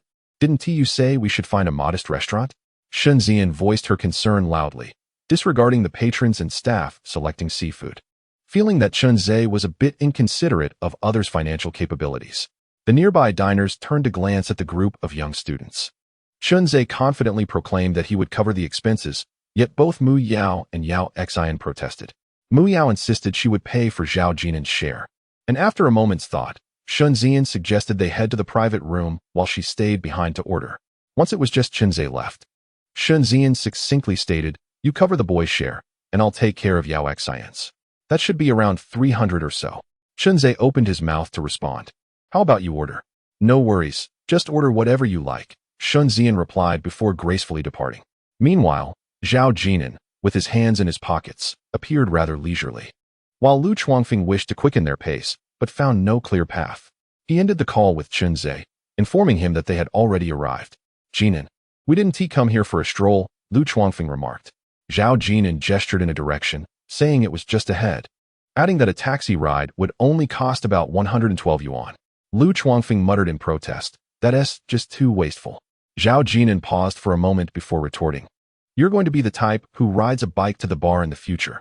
Xianjud was ablaze with lights, faint shadows of patrons visible within. The atmosphere was lively with the clinking of glasses and the scent of smoke and food wafting through the air. Close to the Xiang River, the establishment boasted 3 levels, all adorned with expansive floor-to-ceiling glass windows. In reality, this is not merely a business for university students. It features seafood, and if Chunze orders an abundance of it, a table of 400 yuan would surely fall short. Additionally, the private room has a minimum consumption requirement. I am uncertain about the prices of seafood in coastal cities, but it is certain that in Junsha, anything associated with seafood will not come cheap. Lu Chuangfeng and Gu Chao quickened their pace as they advanced, with Lu Chuangfeng commenting, "Jin'an, why don't you purchase a car like Zego? Just look at how popular he is with the girls thanks to his BMW." Lu Chuangfeng added that if his family were that wealthy, he would buy a car even better than Chunze's, clearly expressing his envy towards Chunze. Yet, who doesn't harbor a bit of envy? Zhao Jin'an replied, "My family is not affluent. We are even poorer than yours." "How is that possible?" Lu Chuangfeng burst into laughter, exclaiming that wealthy people always feign poverty, citing a person from his village who, despite being quite well off, incessantly claims to be broke, fearing someone might ask to borrow money from him. "Jin'an, I think you should take a page out of Zhe Ji's book." Just then, they arrived at their destination. Chapter 59, The Spectrum of Humanity. Upon entering the hall, Gu Chao and Lu Chuangfeng were momentarily taken aback, their thoughts mirroring those of Yao Xian, pondering whether the expenses might be a bit steep. Zhao Jin'an inquired with the waitress about the location of the Furong private room, and the waitress gestured towards the 3rd floor. Gu Chao and Lu Chuangfeng exchanged glances and ascended the stairs, while Zhao Jin'an followed behind, sending a text to Dan Wei to return first. Upon opening the door, they heard Chunze's voice asking, "Why didn't you take a taxi?" "Where's Jin'an?" There was also Mu Yao's voice, accompanied by the sound of chairs being shifted. Lu Chuangfeng and Gu Chao exchanged glances and promptly seated themselves as the conversation ceased. Yao Xian grabbed a handful of sunflower seeds from a dish on the table. Chunze joined in. "Is there none left?" Lu Chuangfeng held the dish and called for the waitress. "Bring us more. We're about to enjoy the show." As soon as Zhao Jin'an entered, Mu Yao dashed over, wrapping her arms around his, her coy voice sending shivers down the spines of everyone present. Mu Yao looked up at Zhao Jin'an, her rosy lips pressed into a thin line, the corners of her mouth slightly turned down, and her bright, clear peach blossom eyes glistened with a hint of moisture, giving her an air of innocence and grievance. "Oh no, Zego, I don't want to eat anymore." "Me neither, I'm full." Lu Chuangfeng and Gu Chao could no longer contain themselves, whispering their complaints. Zhao Jin'an smiled and nodded at the 3 girls at the dining table, greeting them. "Hello?" "Another hello?" "It feels like we're meeting for the first time," one of them remarked. "Hello," Shen Zian replied generously, urging them to sit down, as they had been waiting for them. Su Man also smiled and nodded. Zhao Jin'an stole a glance at Su Man, who, just like that night in the bar, sat upright with poise, exuding politeness and grace. Mu Yao clung to Zhao Jin'an's arm, pulling out a chair and saying, "Jin'an, you sit here," before happily taking a seat next to him. Chunzhe initiated the conversation by inquiring about their choice of alcohol, whether they preferred white spirits or beer, mentioning that red wine would also suffice. Zhao Jin'an replied that they could drink without him, as he abstained from alcohol. "Really, Jin'an? A man like you doesn't drink?" Lu Chuangfeng exclaimed, suddenly realizing the situation and insisting on white spirits. Upon hearing this, a nearby waitress promptly approached with a menu, presenting the prices: over 600 for Matai, over 600 for Wuliangya, 700 for Guijiao, 300 for Jiananchuan, and 500 for Shui Jingfang. She asked Lu Chuangfeng which type of white liquor he preferred. Lu Chuangfeng, taken aback by the enthusiasm, wondered if they had erguo too instead. 100 for a bottle. If the ladies don't drink, that's nearly 200 per person.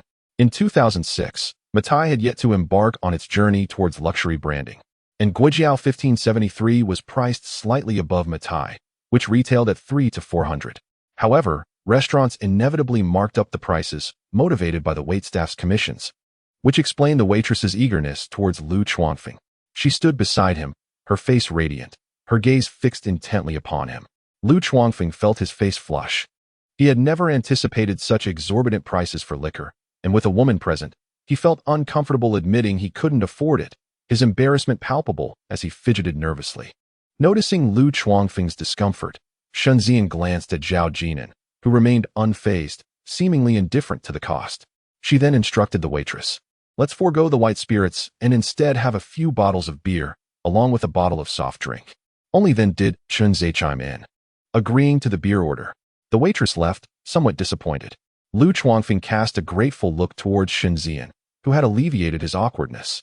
That moment had been exceedingly uncomfortable, and only Shunzian had come to his rescue, while Gu Chaoqing continued to undermine him from beneath the table. If one understood the prices, why not speak as Shunzian did? Lu Chuangfeng was unaware that the same words from Gu Chaoqing would convey an entirely different sentiment, illustrating the complexities of social circles. Unexpectedly, Shunzian inquired, "Zhao Jin'an, do you drink soft drinks?" Zhao Jin'an replied in the affirmative. Shunzian then smiled and asked, "What about carbonated drinks? Don't you prefer juice?" Zhao Jin'an countered, "Aren't you drinking juice?" Shunzian chuckled and instructed the waitress, "Then let us have juice." As the two exchanged remarks, Lu Chuangfeng suddenly asked, "Jin'an, you don't drink beer either?" Mu Yao, catching on, looked at Shunzian with suspicion. "How do you know Jin'an doesn't he drink carbonated drinks? Did you not know?" Shunzian retorted casually. In this lifetime, Mu Yao truly did not know.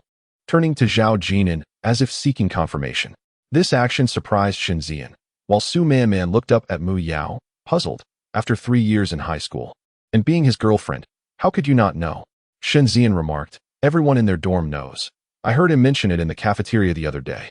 Gu Chaoqing chimed in, raising his hand. "One day I bought 4 bottles of cola, and Jin'an didn't he drink any. Old Lu finished them all." Mu Yao gently tugged at Zhao Jin'an's hand beneath the table and curiously inquired, "Our class is organizing a spring outing and picnic. Don't you boys usually drink cola or Sprite?" Zhao Jin'an smiled, but remained silent. Mu Yao shook Zhao Jin'an's arm again, prompting him to finally speak. "I didn't drink. I gave it to Zhao Zhiyong. I will pay more attention to you in the future," she whispered. A sense of inexplicable guilt washed over Mu Yao, her heart racing. For among the gathered, she was the only one unaware of their relationship. Upon reflection, did she truly not pay any attention to Jin'an? Zhao Jin'an wore a smile that did not reflect joy. He showed no delight at Mu Yao's statement, nor did he exhibit anger. He merely patted her hand, which deepened her sorrow. It seemed as though Jin'an no longer cared for her. At the large round table, spacious enough for 8, Mu Yao shifted her chair closer to Zhao Jin'an. The others engaged in light conversation, with Lu Chuangfeng showing great enthusiasm towards Shunzian. Shunzian continued the dialogue, yet her attention lingered on Zhao Jin'an. Su Man appeared somewhat distracted. After exchanging a few words with Chunzhe, she joined Lu Chuangfeng and Shunzian's chat. Soon, the dishes began to arrive. As the waiter presented a fish, prepared to introduce it, Shunzian interjected, stating no introduction was necessary, and the waiter proceeded to boast about the dish, ensuring it felt worth the price. Although some might raise doubts without an introduction, it mattered little, as long as everyone tacitly understood without explicitly stating it. Nevertheless, Lu Chuangfeng discreetly inquired, Zhe Gu, how much is this table? Chen Zhe glanced at Shen Zian and replied, over 300. With drinks, it should be a bit more than 400. Haha, that's not too expensive, Lu Chuangfeng remarked, surveying the table laden with sumptuous dishes, fish, meat, shrimp, and crabs. He added, our 2 dormitories should have gatherings like this once a month. It would be a nice improvement to our meals. Chen Zhe nodded, while the others chuckled in agreement but remained silent. Mu Yao seized upon Lu Chuangfeng's suggestion, saying, sounds great. She then stood to serve Zhao Jin'an some food. Honestly, Chen Zhe felt a twinge of envy, noting that Su Man would never serve her boyfriend as Mu Yao did. Suddenly, Yao Xian fell silent. Realizing that the total for the meal surely exceeded 400, she merely speculated whether Shen Zian paid, mistakenly believing it was solely Chen Zhe's expense.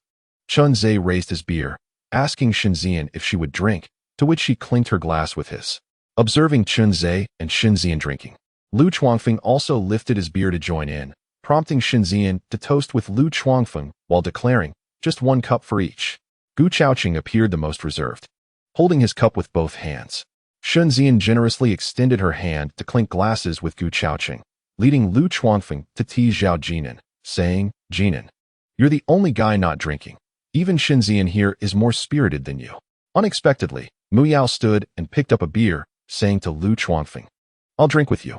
Laughter erupted from the bystanders, and Lu Chuangfeng awkwardly scratched his head, remarking, but you are a girl too. At this moment, Su Man spoke up, addressing Chen Zhe. Chen Zhe, if you are to drive, you should refrain from consuming too much alcohol. Remember, drinking and driving do not mix. However, in 2006, the enforcement of laws against drunk driving was rather lax. Zhao Jin'an glanced at Su Man, aware that she was intentionally trying to extricate him from a potentially awkward situation. The atmosphere at the table grew slightly quieter. Indeed, while Lu Chuangfeng was somewhat indiscreet in his remarks, his presence added a lively dynamic to the gathering. Chen Zhe was also animated, albeit a bit juvenile, while the one truly steering the conversation was Shen Zian. Amidst the dining and chatting, Chen Zhe suddenly inquired, Jin'an, does your cousin conduct business in Junsha? What kind of business is it?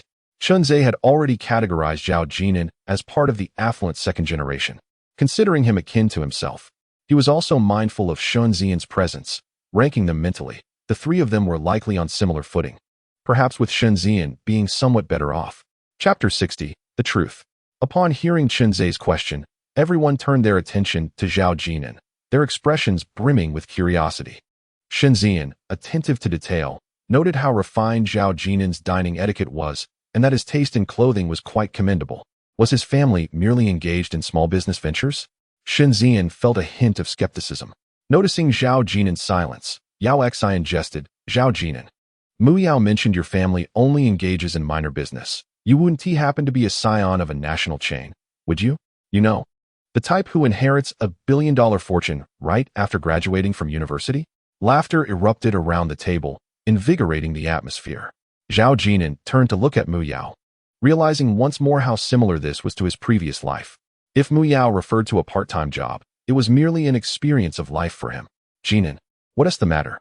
Speak up quickly, don't keep us in suspense, urged Mu Yao.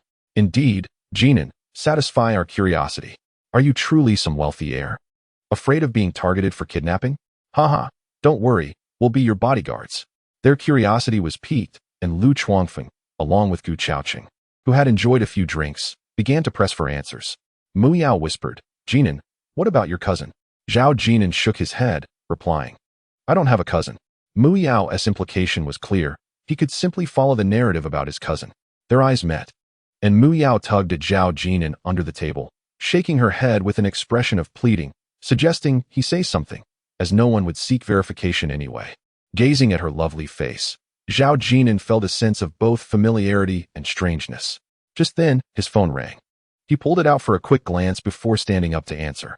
This action surprised and intrigued both Shen Zian and Su Man. How astonishing it was for Zhao Jin'an, typically so aloof, to be so eager to take a call. He moved to the window, cradling the phone, and called out, Grandma. On the other end, his grandmother sounded delighted, sharing that the 2 pigs they had raised at home had attracted a buyer for the larger one, fetching a good price of over 900 yuan. She mentioned that in a couple of days, she would buy a smaller pig. as the larger one would soon be profitable. At home, there were still chickens and ducks, so she urged Zhao Jin'an not to worry about the household, advising him to focus on his studies at school and to call home if he needed more money. Had it not been for the tuition fees, his grandmother had originally planned to sell the 2 pigs during the summer, along with her savings of over 2,000 yuan, which would have sufficed for his tuition. Zhao Jin'an held his phone in silence, listening intently, yet his heart felt heavy. Grandma, I have money. You shouldn't work so hard. At her age, his grandmother was somewhat hard of hearing and seemed not to catch that. In the end, she asked if he missed home. He had intended to say he did, but suddenly felt a lump in his throat and replied, I don't.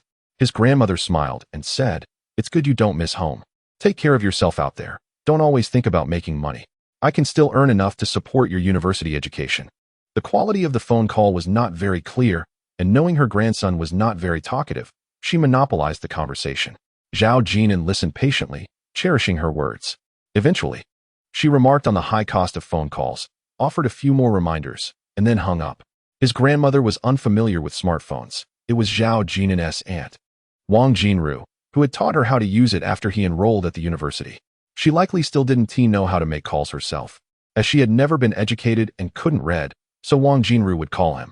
However, she remembered which button to press to hang up. In the private room, silence reigned. One could hear a pin drop. Lu Chuangfeng had paused his chopsticks, no longer reaching for the plate of Mao's braised pork. He watched the figure by the window, holding the phone, speaking as little as ever. Yet, they all distinctly heard one phrase. Grandma, I have money. You shouldn't work so hard. What on earth? Isn't he a rich second generation? Could it be he is a third generation wealthy? Gu Chaoqing nudged Lu Chuangfeng, whispering a single word, dried vegetables. Shen Zian, Su Man, and Yao Xian turned to look at Gu Chaoqing, and Lu Chuangfeng nodded, adding, he brought a jar of dried vegetables when school started. To ensure they understood, Lu Chuangfeng elaborated, saying it was the kind of salty dried vegetables one carries to school. Shen Zian and Su Man still didn't quite grasp it, but Yao Xian understood. Shen Zai was taken aback. So, he wasn't a rich second generation? Mu Yao lowered her head, her cheeks flushed, unable to meet her roommate's gazes. Caught in her lie, she felt as if everyone was laughing at her, mocking her vanity. Especially Lu Chuangfeng and Gu Chaoqing's remarks made her bury her head even lower. Zhao Jin'an tucked his phone away and stood by the window for a moment. Taking a deep breath, he returned to face everyone's gaze, smiling as he said, it's just as you heard. The call from my grandmother. Our family does not engage in business. I am not a rich second generation. He raised his phone, looking calmly at Lu Chuangfeng, and said, I told you my family is poorer than yours, yet you wouldn't believe it. No, Jin'an. Lu Chuangfeng found himself momentarily at a loss for words. He and Gu Chaoqing were taken aback. In fact, everyone present, save for Mu Yao, was astonished. Zhao Jin'an truly did not resemble his usual self. The graceful and composed Su Man gazed at Zhao Jin'an, her expression finally shifting, her lips parting in an attempt to speak, but failing to find the right words. Even the astute Shen Zian was rendered speechless for a moment. Without my cousin, without the Range Rover, my grandmother just called to inform me at this point. Zhao Jin'an spoke with a hint of pride, declaring, my grandmother told me that the 2 pigs we raised at home. The larger one was sold today for 900 yuan. Pigs. Before anyone could respond, Zhao Jin'an continued, all of you here are far wealthier than my family. But I have my grandmother, who assures me that she will support my university education. Silence enveloped the private room. Jin and Mu Yao lifted her head, her eyes glistening with unshed tears, reaching out to grasp Zhao Jin'an's hand. In the previous life, Zhao Jin'an had passively accepted the identity Mu Yao had crafted for him, only shedding it on the day they broke up in their 3rd year. Feeling nothing but relief. Now, Zhao Jin'an bent down to wipe away Mu Yao's tears, only for them to flow even more abundantly. As Chen Qingji had remarked, that night, Mu Yao had crouched by the Xiang River, crying for an eternity. No one spoke. Everyone quietly observed Zhao Jin'an and Mu Yao. Not a single person mockingly ridiculed her. They seemed to comprehend, particularly the 3 girls from room 406. Given Zhang Hui and Zhang Yinxian's demeanor on the day of enrollment, it was not difficult to understand. Looking at the ethereal beauty from his past life, Zhao Jin'an leaned close to Mu Yao's ear and softly murmured, from now on, no one will ask you this question. And you need not feel compelled to deceive on my behalf. Please, Jin'an, Don't. Mu Yao shook her head. Zhao Jin'an continued to wipe her tears, reassuring her, listen to your mother and aunt. Yet, Mu Yao persisted in shaking her head, tears still dangling from her lashes. I don't want to. As the conversation reached this point, it became uncomfortable for everyone to remain. Zhao Jin'an withdrew his hand, discreetly placing 200 yuan beneath the cup, smiling at the three girls before departing. After Zhao Jin'an left, the sight of the 200 yuan under the cup elicited varied reactions among the onlookers. Lu Chuangfeng opened his mouth. Wasn't he at over 400? Why did Jin'an contribute 200 alone? At some point, Yao Xian also produced 200 yuan, placing it beneath a bowl, then stood with a smile, saying, you all take your time. I'll head back to the dormitory now. Yao Xian, Shenzian called out. Yao Xian merely replied with a smile, a promise is a promise. The 200 yuan was neither too much nor too little. Yao Xian understood Shenzian's good intentions, but as the semester had just begun, no one wished to feel inferior in the dormitory. A promise was made. A boyfriend of a roommate would cover the expenses in secret. Observing Chunzhe and Su Manman, Mu Yao realized that both she and Shenzian were significantly better off than her own family circumstances, and it was not just by a small margin. As the lights began to glow, I took another look around the opulent private rooms. A server, roughly my age, stood at the entrance, attending to diners. This reminded me of my industrious parents back home, prompting me to smile and declare to everyone, I shall no longer partake in such gatherings. Lu Chuangfeng interjected. Didn't you just say you'd come once a month? I raised my voice. We also raise pigs at home. With a sense of reflection, I turned to Su Manman and remarked, do you really think selling a pig for 900 means you've made 900? Not at all. You must buy piglets and feed. Otherwise, they won't grow fast. And someone has to feed them daily. After saying this, I cast one last glance at the lavish spread on the table and departed without looking back. Su Manman, who had never encountered pig farming, understood, as did Shenzian. Essentially, the meal cost the equivalent of 2 pigs. Calculating the expenses, 200 yuan equated to half a pig. They had consumed the fruits of their parents' labor over half a year in just one meal. Su Manman recalled Zhao Jin'an's earlier pride in speaking of his grandmother and glanced toward Chunzhe. Chunzhe replied, how would I know? I said I would pay. Am I wrong for offering to cover the cost? After settling the bill, he returned to find the girls had vanished, and Lu Chuangfeng was busy packing. He called for 2 more takeout boxes. Staring at the 56 containers on the table, Chunzhe was taken aback. Lao Lu, what are you doing? Packing, Lu Chuangfeng replied. The food won't spoil in this weather. What the cafeteria serves can last me 3 days. I only have 300 yuan for living expenses each month. I spent 120 treating Lin Qingxue and the others to pizza on the first day of National Day, and now I've spent another 200. That leaves me owing you 20. Brother Zhe, I'll give you 50 now, and the remaining 150 next month, Lu Chuangfeng stated. Chunzhe waved his hand dismissively. I'll cover your share. Really? What about that 50? Lu Chuangfeng inquired tentatively. I'm treating you all. You needn't pay a single cent, Chunzhe asserted. Brother Zhe, you're generous. The boys are different from the girls. They tend to be less sensitive. Noticing Lu Chuangfeng still packing, Chunzhe asked, what are you still doing? We're not promoting the Clean Plate initiative anymore. No such public service announcements exist. When Chunzhe and Su Manman dine out, even if they order too much, they would never take leftovers home. Lu Chuangfeng argued, but we can't waste food. These dishes are far better than what the cafeteria serves. Gu Chaoqing, seeing Lu Chuangfeng's reluctance to pay, ceased his protests.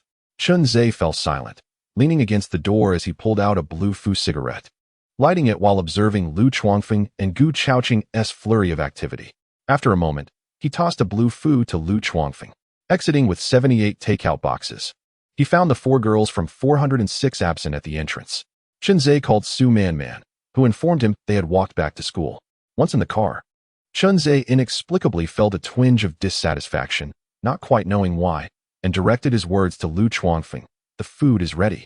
Just be careful not to spill oil everywhere. The car is already starting to smell. Lu Chuangfeng smiled awkwardly, feeling a strong inclination to walk back to the dormitory. In the back seat, Gu Chaoqing shared this sentiment, gazing out the window before suddenly inquiring, how much living allowance do you think Jin'an receives in a month? A moment of silence enveloped the vehicle. Lu Chuangfeng ventured, 200? Given that he only had 300 a month, and considering Zhao Jin'an claimed to be poorer than him, it naturally followed that his allowance would be less than 300. Chun-Zhe expressed disbelief and questioned, is 200 sufficient for meals in the cafeteria? While it was indeed adequate, didn't you notice that Jinan only ever ordered 2 dishes? This was one perspective, yet Gu Chaoqing remained puzzled. Where does Jinan acquire the funds for a laptop?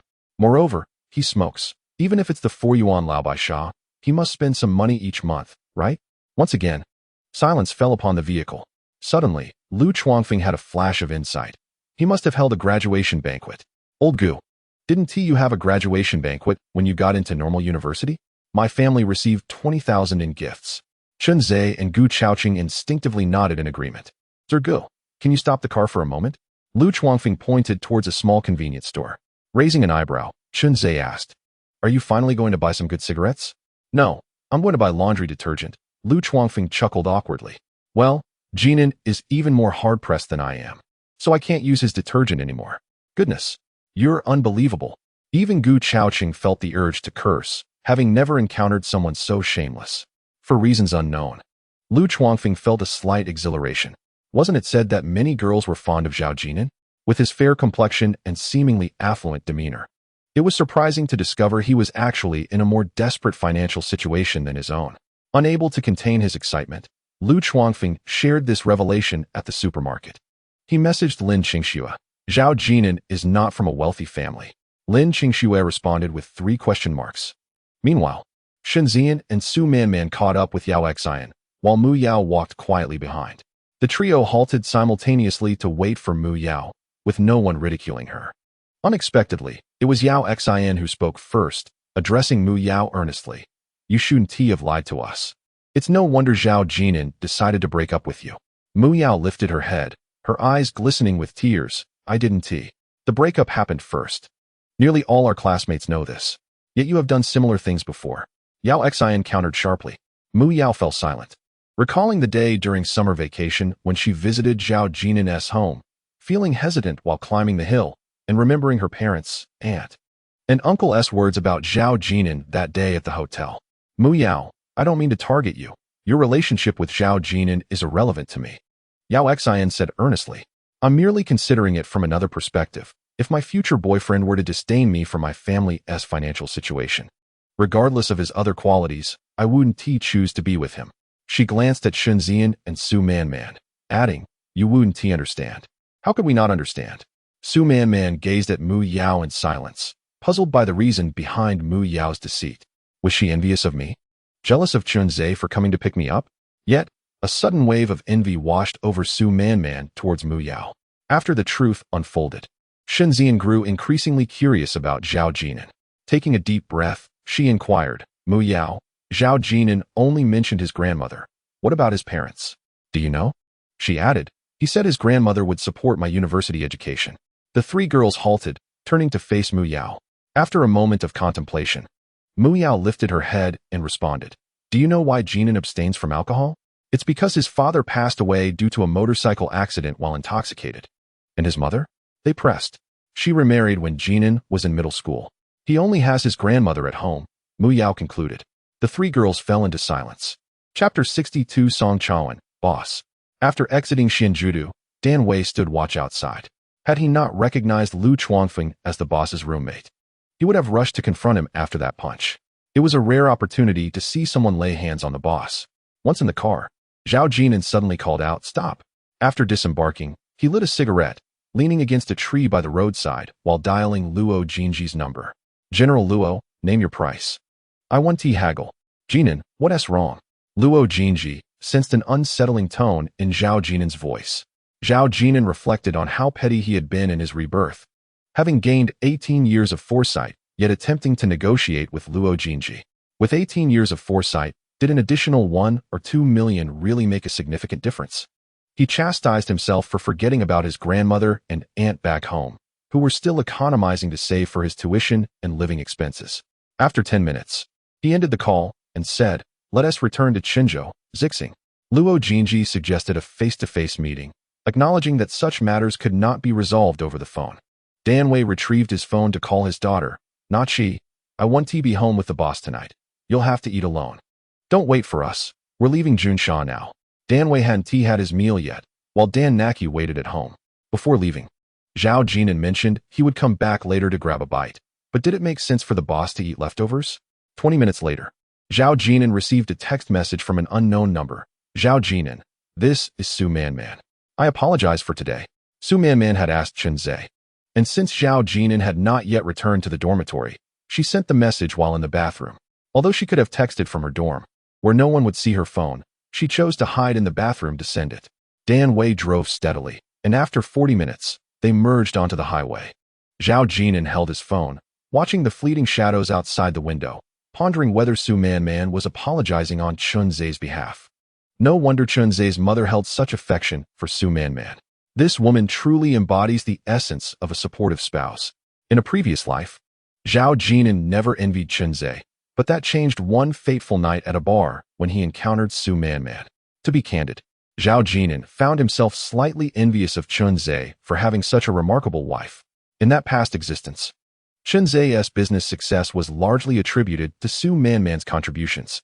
Given Chen Zhe's temperament, it was likely that Su Man had to constantly tidy up after him, addressing any shortcomings. I recall an occasion when Chen Zhe, having indulged in a few drinks, declared, Chen Zhe, may occasionally play around outside, but no woman, no matter how beautiful, could ever replace my wife. Wang Weitao nudged Zhao Jin'an's knee and remarked, Zergu, you should be content. You are already a winner in life. That was the third year after their university graduation. Wang Weitao had come to Junsha on a business trip, and several classmates were enjoying a late-night snack. By that time, Chen Zhe had been married to Su Man for 2.5 years.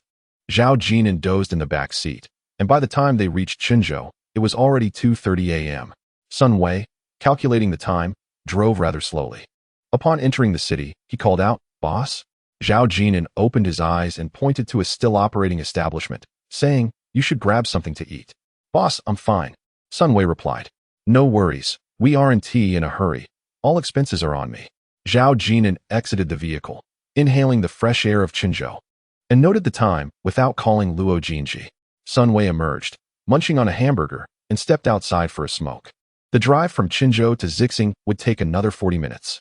Zhao Jin'an asked Sun Wei to take a longer route, and at a crossroads, he called out, Stop. Pointing ahead, he instructed, Drive a little further. Sun Wei glanced around. There were several barbecue stalls at the intersection. The ground was a mess, with vendors clearing away benches and folding tables, preparing to close for the night. Sun Wei inquired, Boss, do you want some barbecue? I can get it for you. No, thank you, Zhao Jin'an replied, leaning back to observe the man tidying up the benches, Song Chaoan. He set up his barbecue stall every night, equipped with a few folding tables and over 10 red plastic stools, as long as it wasn't raining. Typically, he would start around 9 or 10 p.m. and pack up by 3 a.m. Tonight seemed to be a decent night for business. Song Chaoan was laughing and chatting with the vendor next door. Oldly, how much did you make tonight? I saw you had a table ordering a lot. 78 people. And we only went through 3 cases of beer. Beer doesn't make a profit. They fetch it themselves from the convenience store, Oldly chuckled. It seems your business is good tonight. One person can't handle it all, he added. Song Chaoan smiled. The weather is nice now, but come winter, hardly anyone comes out at night. Zhao Jin'an slightly rolled down the window, just enough to catch snippets of their conversation. Oldly continued, Old Song.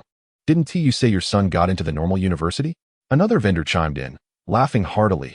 Old Song. You're going to enjoy life now. 2 daughters and a son. Your eldest daughter is working, and your son got into such a prestigious university. Old Song, you struck gold. Oldly exclaimed. Song Chaoan, somewhat embarrassed, replied. But he doesn't acknowledge me. Amidst laughter, Zhao Jin'an received his admission letter from the university, prompting Song Chaoan to share the news with those nearby. Relishing a sense of superiority. In Xiangnan province, education is held in high esteem, and gaining admission to a prestigious university is a matter of great pride. On that day, Lao Li confronted Song Chaoan, exclaiming, You neither supported his education nor cared for him. Why should his university acceptance concern you? Song Chaoan retorted, But he is indeed a university student, a key undergraduate from a 211 institution. Song Wanha, having only completed 2 years at a vocational school after middle school, now works at a pharmacy, reportedly earning a decent wage, albeit without the benefits of social insurance. Old Song, there's a reason people don't acknowledge you. Just because he got into university, how many red envelopes did you give him? They teased. Indeed, Old song. With your stingy nature, how can you expect recognition from others? You didn't raise him. The two continued to jest about Song Chaoan as they packed up their stall. Song Chaoan opened his mouth to speak, contemplating whether he had indeed given less than 500, but he refrained from voicing it. The owner, Dan Wei, glanced at the rearview mirror, puzzled by what Zhao Jin'an found amusing. Just then, three individuals noticed the Audi A6 parked by the roadside. Song Chaoan called out, "Boss, would you like some barbecue? We're about to close up." He hoped to secure a sale, thinking that if they simply picked it up, it wouldn't take much time. The Audi A6, so pristine and clean, might even encourage additional purchases. Stepping closer, Song Chaoan peered into the vehicle. "Boss, what would you like? If you place an order, I can grill it and bring it to you." Dan Wei turned to glance at Zhao Jin'an in the back seat. "Wait a moment." Zhao Jin'an rolled up the windows, observing the neighboring barbecue stall operated by a couple. He wondered if Duan Xiaoping had come to assist Song Chaoan when he closed up. In his previous life, during the winter break of his sophomore year, he had quietly visited Zixing, standing at a distance. At 10:30, Duan Xiaoping had arrived with Song Jiayue to help. He and T approached, merely watching for a while. Song Jiayue sat alone on a stool, clutching a skewer of barbecue. She hadn't eaten it, possibly bored of the food, or perhaps it had grown cold in the winter air, with a small stove nearby. Song Chaoan took charge of the grilling, while Duan Xiaoping handled orders, payments, and cleaning the tables. Now, with Song Jiayue still quite young and the hour growing late, Duan Xiaoping must be at home caring for the child. Not receiving any response and seeing the windows still tightly shut, Song Chaoan returned to continue packing up. Inside the car, Zhao Jin'an leaned back in his seat, his expression neutral, his focus solely on Duan Xiaoping. After a while, as Song Chaoan finished tidying up, he single-handedly pushed away the tables and stools. Zhao Jin'an checked the time. It was 3:35 a.m. "Let us go," he said. By 4:30 a.m., they arrived in Zixing. Zhao Jin'an glanced at the time again, announcing, "We're here. Just stop here. You can rest in the car." Dan Wei had many questions, but understood his role as the driver. Why not to inquire into matters that should remain unasked? An Audi A6 was parked by the roadside, beneath the office building, and Zhao Jin'an, noticing the white Land Rover at the entrance of the apartment complex, was aware that Luo Jinji was resting in the office above. October brought with it a blend of summer's lingering warmth and the nascent chill of deep autumn. As the autumnal air grew more pronounced, Zhao Jin'an stepped out of the car, tightened his jacket, glanced up at the third floor, and lit a cigarette. His jacket was a light one, purchased for 500, and the cigarette was a Huangfu. At 4:30 in the morning, the small city of Zixing slumbered, with not a single vehicle in sight along the roads, enveloped in a profound silence, devoid of bars, occasionally pierced by the distant barking of dogs. Duan Xiaoping had married into Qinzhou from Zhao family village, where bars were plentiful. Sun Wei observed his boss smoking outside, feeling an air of desolation about his figure, sensing that no one could easily approach him, despite his smiles towards everyone, as if he were merely exhausted from a long day and ready to fall asleep. In a state of half-consciousness, Sun Wei was roused by the sounds of an argument, and upon opening his eyes, noticed a throng of people around him. Checking the time, it was 7:45, and upon listening intently, he realized it was his boss's voice. Sun Wei hurriedly exited the car, pushing through the crowd to ascend the stairs towards the source of the commotion.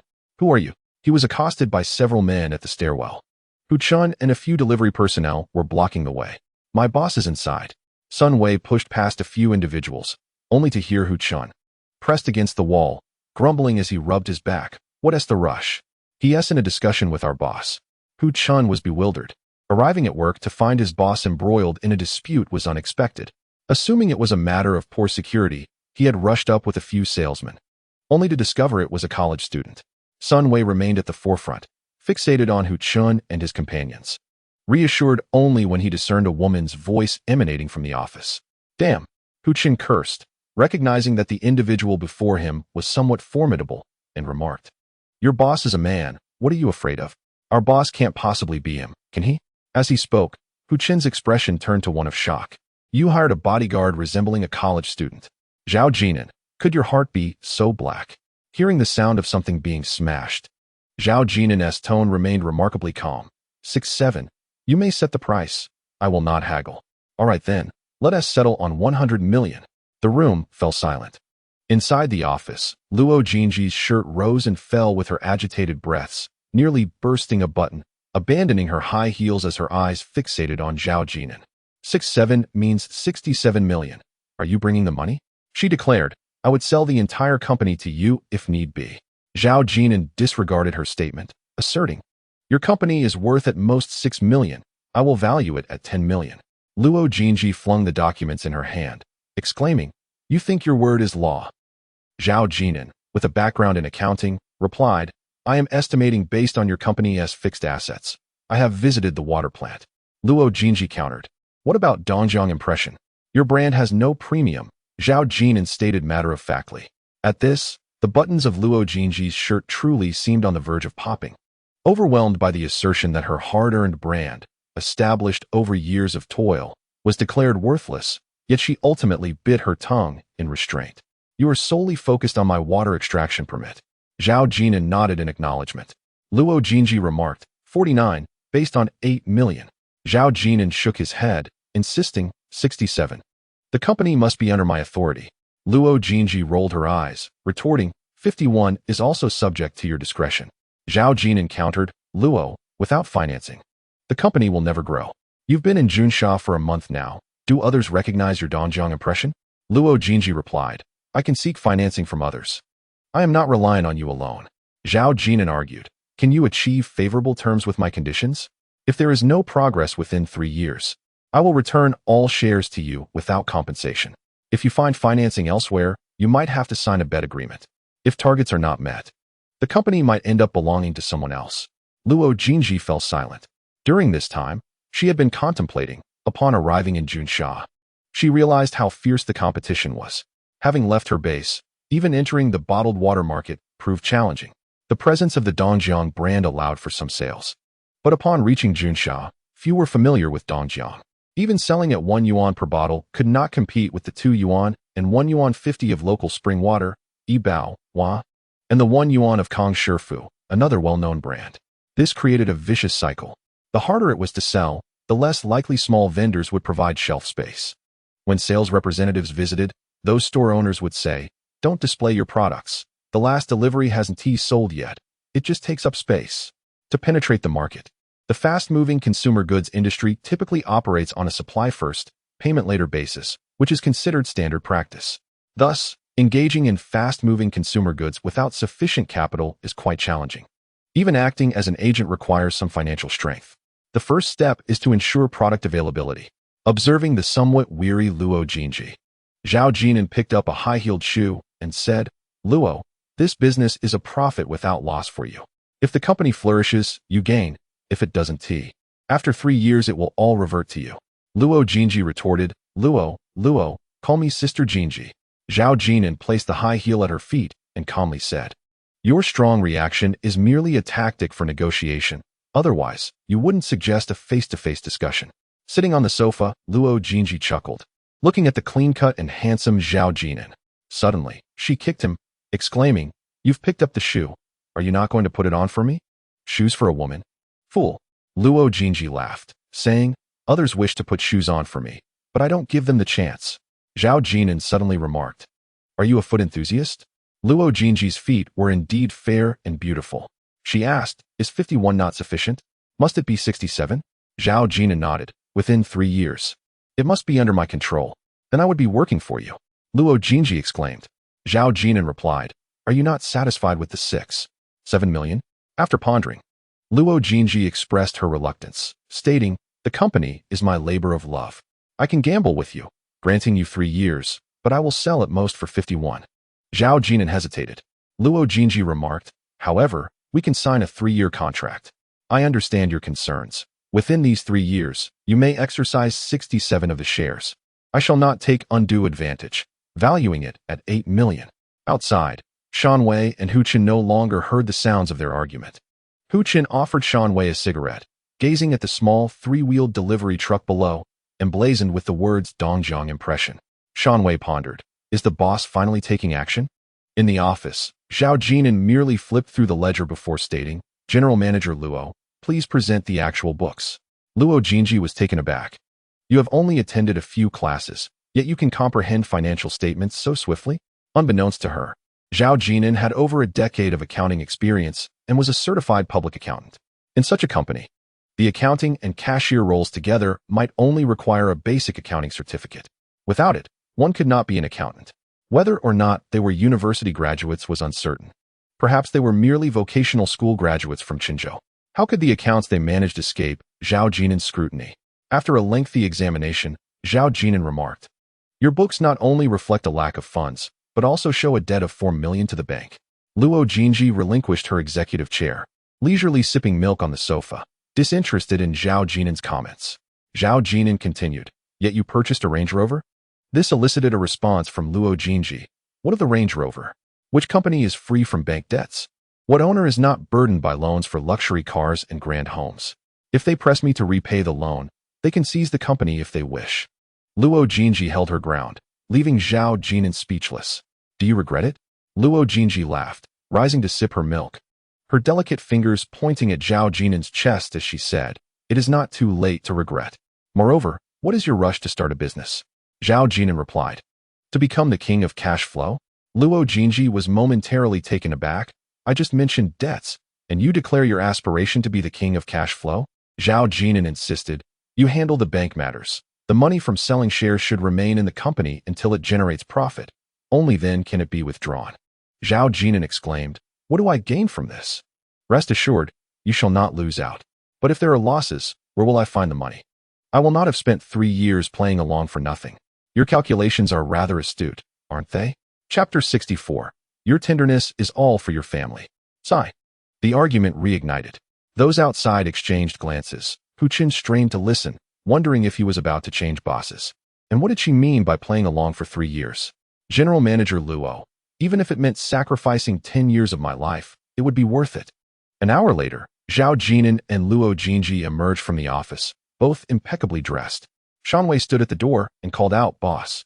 Luo Jinji glanced at Shan Wei and then leaned to look at the Audi A6 parked below, saying, "General Zhao, you are starting to exude the aura of a boss.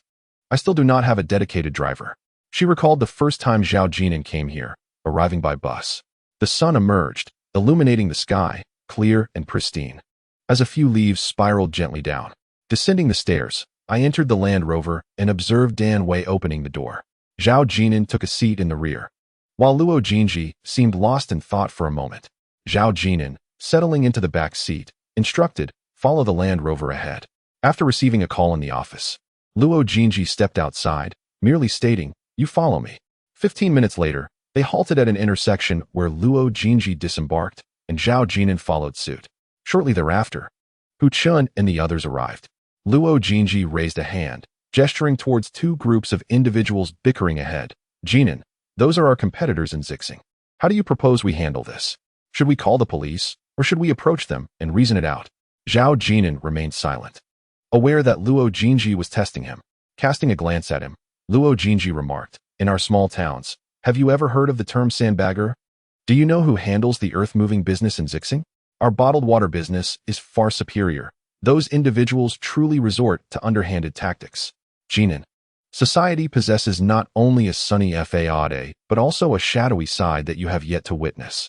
Luo Jinji believed that Zhao Jin'an's disposition was ill-suited for business, which perhaps elucidated Mu Yao's words during their past separation. She may not have articulated it precisely.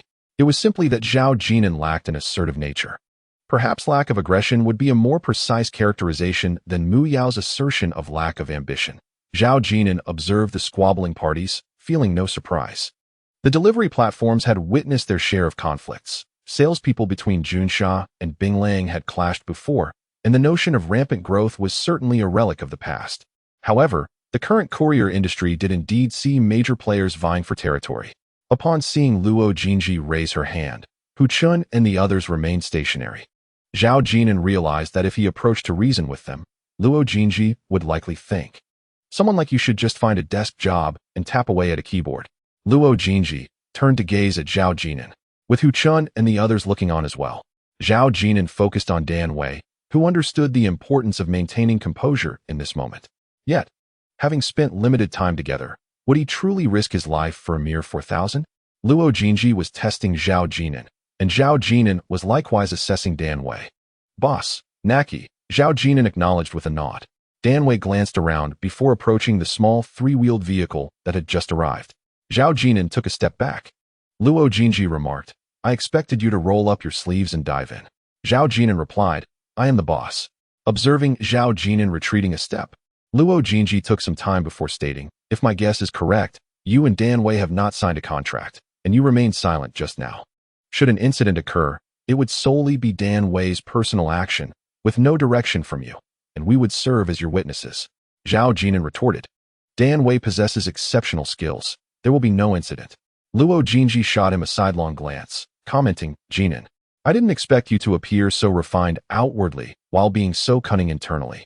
As the conversation unfolded, Dan Wei accelerated his tricycle and collided with a loud crash. The barrels of mineral water tumbled to the ground, and the two groups engaged in a dispute had long since taken cover. Who is this audacious warrior? Are you truly risking your life? Observing the scene, the individuals from Mang Forest felt a twinge of fear. Is this meager salary worth such recklessness? Dan Wei appeared genuinely fierce, nearly toppling his own tricycle in the process. Hu Chun and others rushed over, concerned that a serious incident might occur. Zhao Jin'an glanced at Luo Jinji and inquired, Are you satisfied now? What are you so upset about? Luo Jinji retorted, Take a good look in the mirror. Why not embrace your charming visage? Zhao Jin'an was perplexed about the source of his irritation. Was it a denial of his past self? A reaction to the sight of Song Chaoan? Or perhaps a reminder of Mu Yao's parting words? The traffic police arrived. Fortunately, no one was injured, as Dan Wei claimed he had mistakenly pressed the accelerator instead of the brake, but the people from Mang Forest were relentless. Zhao Jin'an asked, Sister Jinji, you don't have any connections in Zixing, do you? Now you call me Sister Jinji? She replied. Luo Jinji picked up her phone and made several calls. Dan Wei compensated for the damages and returned in the afternoon. Such matters can escalate or diminish. It could be a mere traffic accident or something far more sinister. Zhao Jin'an ordered a few dishes at a restaurant downstairs, and Dan Wei inquired, Boss, are they satisfied now? Zhao Jin'an was about to articulate a thought when Dan Wei interjected, Boss, I calculated it. Only after they fled did I crash into them. Also, boss, I only have one daughter, Naji. I just called her, and she said I can trust you. Zhao Jin'an quipped, a devoted father, I see. Dan Wei chuckled, a bit endearingly, and replied, For my daughter, I would do anything.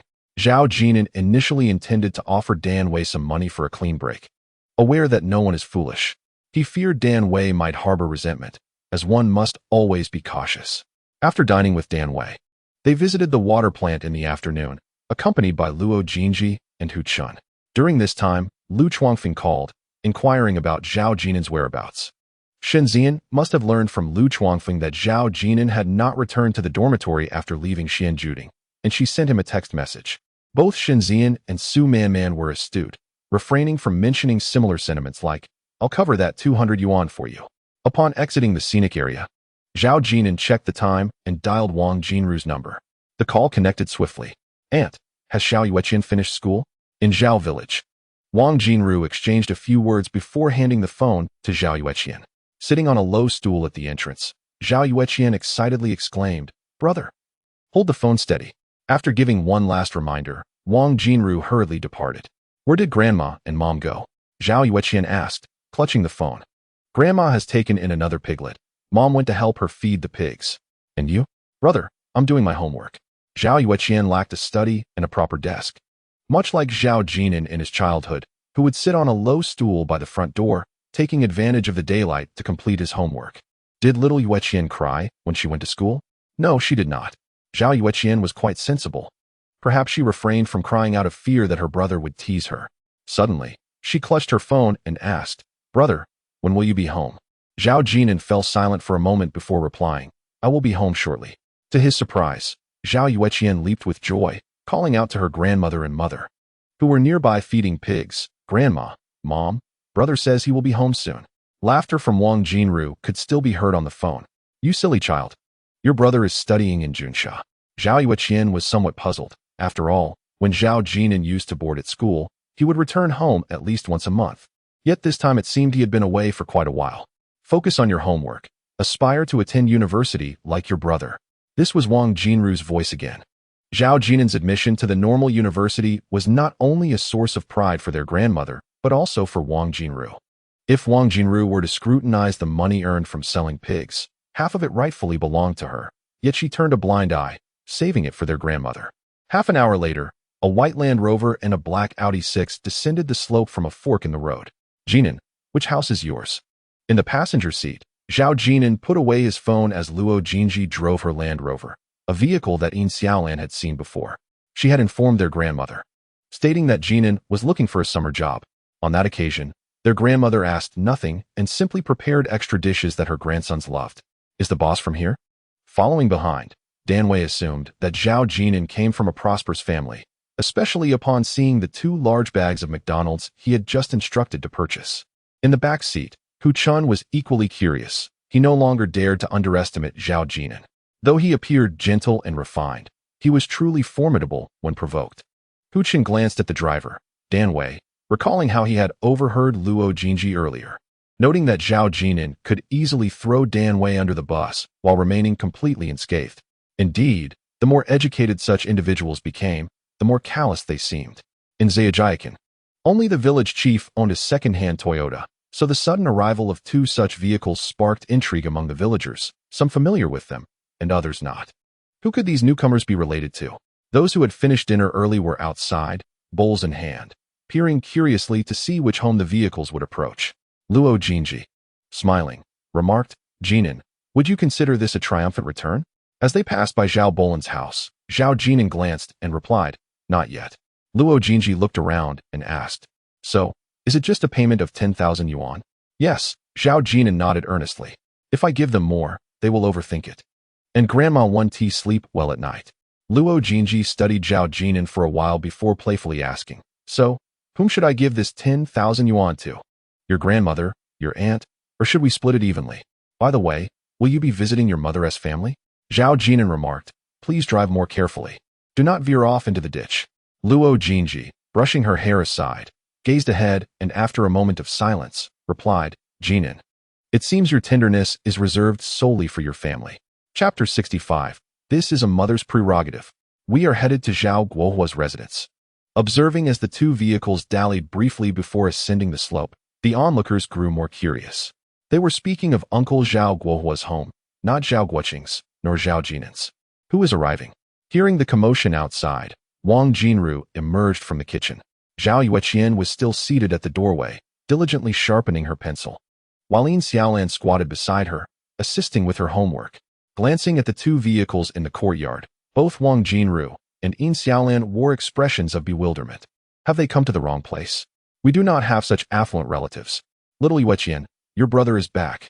Zhao Jin'an alighted from the passenger seat and turned to Wang Jinru at the kitchen entrance, cheerfully calling out, Aunt. Wang Jinru stood momentarily stunned, her expression vividly animated. On this seemingly ordinary evening, her nephew had unexpectedly returned. Brother. Zhao Yueqian was the first to exclaim, rushing towards Zhao Jin'an and proclaiming to Wang Jinru, I told you he would be home soon. Zhao Jin'an lifted Zhao Yueqian, planting a kiss on her cheek, then turned to greet Yin Xiaolan, who was still in a daze at the doorway, with a smile and a call of sister-in-law. Yin Xiaolan instinctively gripped her trousers tightly against her thigh, her heart racing. She had thought she would have to wait until the winter break to see Zhao Jin'an, even counting the days in anticipation. He seems even more handsome than before. Their grandmother, somewhat hard of hearing, finally emerged from the kitchen upon hearing Zhao Yueqian's call. Grandma. Zhao Jin'an, carrying Zhao Yueqian, hurried towards her, his voice muffled as he rarely embraced her. Zhao Yueqian continued to boast, saying, Grandma, you and Mom still do not believe me. After scrutinizing her grandson for a while, their grandmother, with a look of affection, remarked, you haven't lost weight. At that moment, Luo Jinji, Dan Wei, and Hu Chun also exited their vehicle. The trio surveyed the 2-story building with unadorned exterior walls, and Luo Jinji was the first to exclaim, Grandma. Jin'an. Wang Jinru was filled with numerous questions, just as was their grandmother and Yin Xiaolan. Wang Jinru's initial reaction was to wonder if Zhao Jin'an had found a wealthy girlfriend. She was indeed beautiful, though slightly older than Jin'an. Could it be that such an exquisite car was truly meant for me? Worth 500,000? Yin Xiaolan observed Luo Jinji, who concealed her intentions well, yet she could sense a hint of hostility. At 31, despite her efforts to appear youthful with makeup, It was evident that Luo Jinji was several years Zhao Jin'an's senior, and she had come as per Zhao Jin'an's instructions. So, Jin'an is working part-time at your company? Wang Jinru inquired uncertainly. Hu Chun interjected, asserting Zhao Jin'an's competence, stating how invaluable he was at Junsha, a testament to his capabilities and the reason for bringing Hu Chun along. However, Luo Jinji alone held little credibility. Wang Jinru remained skeptical, and Yin Xiaolan was even less convinced. As women, could they truly believe that someone like Zhao Jin'an was not being supported by her? Grandmother held tightly onto Zhao Jin'an's hand, reminiscing about the playful banter from the summer break with Wang Jinru, a memory she cherished. Her unwavering principle was that Zhao Jin'an must not consider a marriage that would undermine his family's honor. With the loss of her eldest son, he was her sole grandson, whom she had painstakingly supported through university. How could he even entertain such thoughts? Wang Jinru had chosen not to have a second child, which led Zhao Jin'an to understand his grandmother's yearning for great-grandchildren. To be candid, there was a hint of favoritism in his grandmother's affections towards him, perhaps stemming from traditional gender biases or the sorrow of losing her eldest son, leaving her to feel that Zhao Jin'an lacked love and care. When Hu Chun mentioned a company from Dongjiang, only then did Wang Jinru and Yin Xiaolan begin to believe that Zhao Jin'an was not merely a decorative figure. They recognized the bottled water he spoke of from their past encounters. Wang Jinru, brimming with enthusiasm, remarked, "Manager Hu, I hope you can be more accommodating towards Jin'an in the future." Hu Chun smirked slightly in response, thinking to himself how devious his nephew was, and he hoped to receive more leniency from him in the future. Grandmother remained silent, gripping her grandson's hand. Zhao Jin'an, sensing her thoughts, reassured her, saying, "Grandma, I will graduate from university and obtain my diploma." "You've endured so much," she replied, recognizing the family's financial constraints. Zhao Jin'an insisted, "Grandma, my salary is quite substantial." Luo Jinji rolled her eyes, producing a bundle of crisp bills and deliberately directing her gaze towards both grandmother and Wang Jinru. "How much?" Wang Jinru's eyes lit up, intrigued by the amount. 10,000. With bonuses, Luo Jinji declared with a smile. "Jin'an, that's too much money. I'll help you save it." Wang Jinru exclaimed, her heart racing. "But you're only a freshman." Zhao Jin'an nodded affirmatively, stating, "All right, Jin'an, it's settled then. You mustn't go back on your word." She insisted. Zhao Jin'an was aware of Wang Jinru's underlying intentions, as she was wary of Duan Xioping. It wasn't merely a sense of protection, there was a hint of jealousy. If Zhao Jin'an were to entrust the money to Duan Xioping for safekeeping instead of Wang Jinru, it would surely incite a commotion. She might even confront Duan Xioping and Song Chaoan in Qinzhou, exclaiming, "Is it easy for me to manage this household?" Amidst the gaze of onlookers, Wang Jinru accepted the money from Luo Jinji, while Yin Xiaolan smiled quietly, saying nothing. Hu Chun and Shanwei observed, questioning whether an aunt should be entrusted with the money. What about the grandmother? Surely a mother holds greater authority. Wang Jinru did not pocket the money immediately. Instead, she looked towards grandmother, as if seeking her approval. Grandmother, wise beyond measure, responded, "Then you should help Jin'an save it." Upon hearing her grandmother's agreement, Wang Jinru's face lit up with joy. This was the right of a mother. This solidified her position as the head of the household. Over the years, Zhao Guohua's earnings had always been under Wang Jinru's management, including the family's various expenses and social obligations. Now, with Zhao Jin'an earning money, it too would fall under her jurisdiction. 10,000 was indeed a considerable sum. Zhao Guohua's monthly salary, when transferred back, was often just over 1,000, occasionally even less. With several mouths to feed and children to educate, leaving little to spare. The greatest apprehension arises when someone in the village or from my maternal family hosts a banquet. Were it not for Wang Jinru's meticulous nature, the household would undoubtedly face insurmountable difficulties. After so many years of companionship, both Grandma and Zhao Jin'an are acutely aware of Wang Jinru's character. Aside from her loquaciousness, she would never dream of embezzling Zhao Jin'an's money. With a proud demeanor, Wang Jinru declared, "Jin'an, I am saving this for you for when you marry." Zhao Jin'an replied, "Aunt, I will have money. You may spend it as you wish." He retrieved 2 large bags of McDonald's from the passenger seat of his Audi. Suddenly recalling something, he advised Wang Jinru, "Aunt, please do not spread this news in the village. I understand, Aunt isn't foolish. Wealth should not be flaunted, correct?" "Indeed," she assured, "do not worry. Though I may not be educated, I am quite astute. Aunt, I am planning to attend university. Zhao Jin'an whispered a few words in Wang Jinru's ear, who responded with a knowing nod before taking a seat at the door with Zhao Yueqian, offering a hamburger to Yin Xiaolan.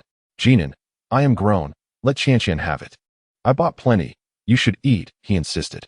Yin Xiaolan caught the hamburger, while Zhao Yueqian squeezed ketchup for her. The little girl also offered some to Luo Jinji, who smiled and replied, Qianqian, you eat. However, Luo Jinji had no intention of consuming it, deeming such fare to be junk food. Jin'an, you didn't inform us of your return. We haven't purchased much in the way of groceries. In Wang Jinru's eyes, Luo Jinji and Hu Chun were Zhao Jin'an's superiors, and Grandma had already entered the kitchen, determined to prepare several dishes for the evening. After a few polite exchanges with Hu Chun, Shanwei ventured to the vegetable garden, seizing the opportunity to gather chestnuts while there was still some light. Qianqian, eat sparingly. We will have dinner soon. Yin Xiaolan, holding the hamburger, sat next to Zhao Jin'an at the entrance, while Zhao Yueqian nestled in his embrace, devouring the hamburger and reaching for a chicken leg, prompting an uninformed observer to perceive them as a family of three. Despite Zhao Jin'an's rare visit home, Yin Xiaolan refrained from assisting in the kitchen. Suddenly, she held a thick stack of items, whispering, Jin'an, you must keep some money on you. Zhao Jin'an urged her to conceal it quickly. Yin Xiaolan, with one hand clutching Zhao Jin'an's pant leg, averted her gaze, while Zhao Yueqian, nestled in his arms, made it difficult to discern the situation. Aromas wafted from the kitchen. Clad in rural attire, the 23-year-old woman wore trousers made by a local tailor. Zhao Jin'an neither questioned Zhao Wei nor evaded Yin Xiaolan's grip on his pants. She clung on, as though unwilling to let Zhao Jin'an depart.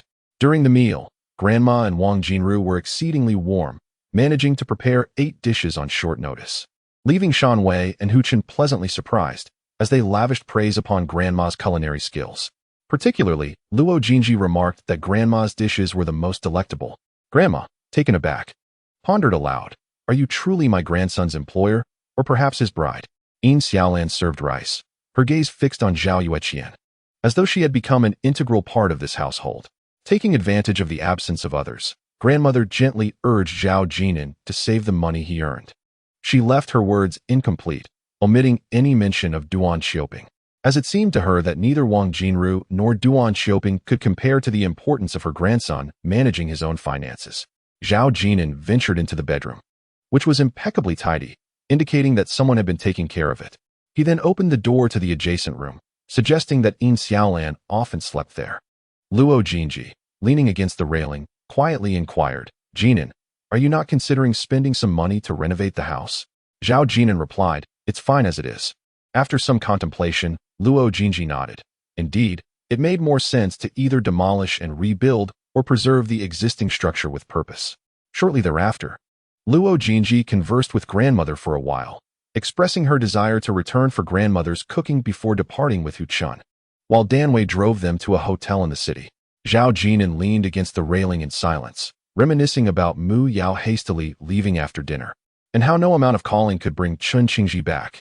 During the festive season, Grandmother's calls were often deflected by her claiming to be busy with work. Grandmother, in this life, they will always crave your cooking. That evening, Wang Jinru stayed up late conversing with Zhao Jin'an, asking a myriad of questions, while Zhao Yueqian clung to her brother, refusing to go to bed, and Yin Xiaolan did not leave. She listened intently, as Grandmother cherished the sight of the siblings' close bond. Wang Jinru also found joy in watching Zhao Yueqian drift into sleep in Zhao Jin'an's embrace, which reminded her of another sister, Song Jiayue. No one mentioned Song Jiayue. With no outsiders present, in the front yard, Yin Xiaolan sat on Zhao Jin'an's left, and Wang Jinru positioned herself on the right, while Zhao Yueqian, still half awake, mumbled brother. McDonald's, eliciting laughter from both Wang Jinru and Yin Xiaolan.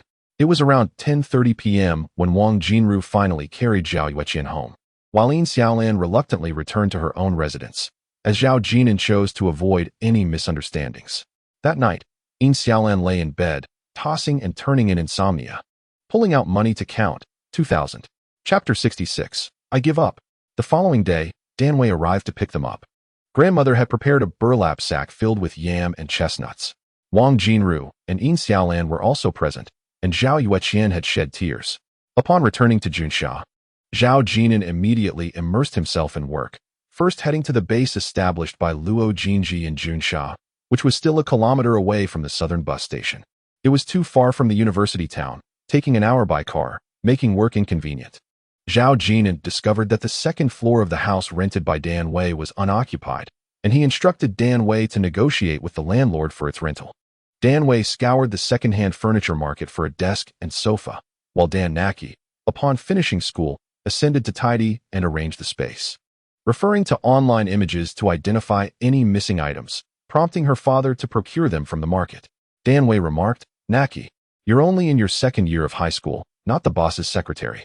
Dan Naki replied, "Dad, I plan to study business management in college." A couple of days later, Hu Chen arrived, and, upon seeing Dan Naki diligently working, teased, "Naki, does President Zhao pay you?" Dan Naki smiled, but remained silent. Zhao Jin'an and Luo Jinji found themselves at an impasse. Luo wished to retain the brand Donjiang impression, while Zhao insisted on a change, albeit allowing for the preservation of the name. The crux of the matter lay in the display cabinets. Presently, many small supermarkets have refrigeration units that the owners have purchased at their own expense. Zhao recalled the cases of Nongfu Spring and Waha, where products were placed alongside their respective refrigeration units. He proposed to offer them free of charge, but Luo deemed the expenses too burdensome. She suggested a compromise of half selling and half giving. Yet Zhao contended that it would be best to provide 2 units at no cost. This led to a heated argument, during which Luo questioned Zhao's financial viability, asking if he could sustain himself and whether the funds were adequate, noting the multitude of small shops in Junsha.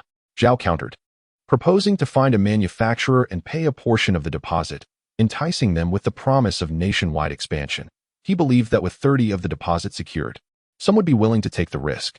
In a fit of frustration, Luo retorted, "If you lose this gamble, you will forever be at my mercy." However, this matter was not urgent.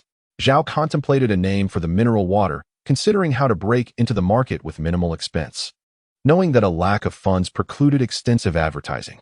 Upon returning to Junsha, Zhao immersed himself in work, often leaving early and returning late. While Lu Chuangfeng and Gu Chaoqing hesitated to inquire, Chen Zhe sent Su Manman a text, informing her of Zhao's return. Shen Zian inexplicably felt a sense of relief. After spending 200 yuan on a meal, Zhao had vanished for 2 days, reportedly skipping classes during the day. After class one day, their instructor, Lu Hui, unexpectedly entered the classroom. He first called on class leader Wang Xuan to take attendance, then announced 2 matters: the welcome party for new students and the celebration of the school's 70th anniversary. September would see military training, with many universities scheduling their welcome parties in October and November, and this year, coinciding with the anniversary, the events would be combined. Lu emphasized the importance of submitting 2 performances, highlighting participation as paramount. With over 20 colleges, including a music and an art academy, the main attractions would be found in the music academy, while the others would play a secondary role. As the students began to leave, Lu called for their attention once more, introducing the final topic: financial aid for impoverished students. At the podium, he stated that the school offers annual assistance ranging from 800 to 2,000 yuan for those in need. Eligible students were instructed to report to the class leader and the Youth League Committee for documentation and to submit physical proof for verification before funds could be disbursed. At this juncture, a timid hand was raised, asking, "Teacher, what proof is required?" Lu responded that they should first obtain a stamped hardship certificate from their village committee. Realizing that the number of students present was overwhelming, he allowed others to leave, retaining only class leader Wang Xuan, Youth League Secretary Lin Xingxue, and after a moment's thought, Deputy Class Leader Lu Chuangfeng. Zhao Jin'an had no intention of contending for the financial aid slot and intended to depart, but unexpectedly, Lu Hui flipped through the enrollment records and called out, "Zhao Jin'an, wait a moment." In truth, Lu Hui's intervention prompted Lu Chuangfeng to speak as well. In that moment, everyone halted their steps and turned towards Zhao Jin'an. Except for a few in the know, the rest were taken aback. What was happening? Wasn't Zhao Jin'an related to a cousin who drove a Land Rover? They had seen her just the other day. Jin'an, Wang Weitao was equally astonished, as he had intended to accompany Zhao Jin'an to the cafeteria.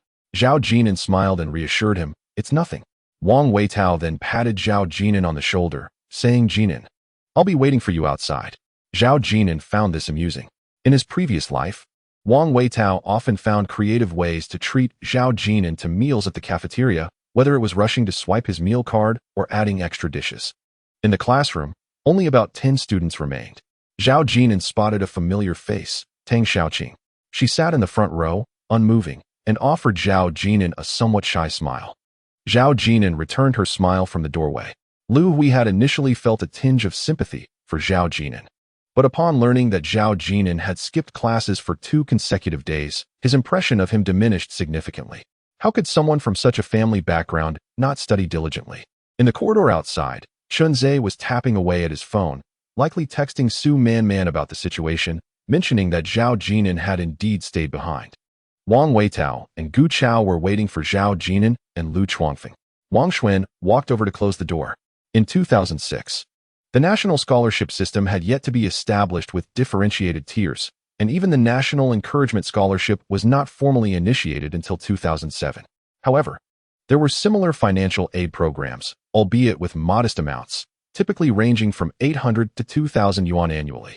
The allocation was determined by the school and required a verification of financial hardship. It wasn't simply a matter of obtaining a hardship certificate from the village. The review process was quite cumbersome. Additionally, there were limited slots available, making it impossible for everyone to receive assistance. In essence, it was a competition of misfortune. In his previous life, Zhao Jin'an had sought this financial aid but became mired in the preparation of the required documentation. He approached Lu Hui for assistance. But Lu Hui insisted that there was nothing he could do, stating that it was simply the process. Ultimately, the review was conducted by the school and departmental student unions, deciding who would receive aid and who would not. It remained unclear whether Lu Hui had advocated for his student with the departmental student union. But Zhao Jin'an himself had made 2 visits to the union. On the first occasion, the office staff merely instructed him to leave his documents there. During the second visit, they expressed regret over the limited availability of slots, yet spoke in bureaucratic jargon. Clinging to hope, Zhao Jin'an inquired about the possibility of securing a slot for the following year, but the departmental union staff could not offer even that assurance, responding with vague platitudes. Were Zhao Jin'an's circumstances eligible? Undoubtedly. His father had passed away, his mother had remarried, and he lived solely with an elderly grandmother. In fact, he was more deserving than some students who had received financial aid. Zhao Jin'an still vividly remembered the face of the man who had dismissed him. He Mingwei, a man in his 40s with a prominent beer belly. It is not that there was an overwhelming hatred. Rather, from that moment onward, Zhao Jin'an harbored diminished affection for the school, no longer perceiving it as his alma mater. Of course, the institution itself remained indifferent to Zhao Jin'an's sentiments. After all, among the myriad students who ventured into society, how many truly brought honor to their school, or made substantial donations to their alma mater?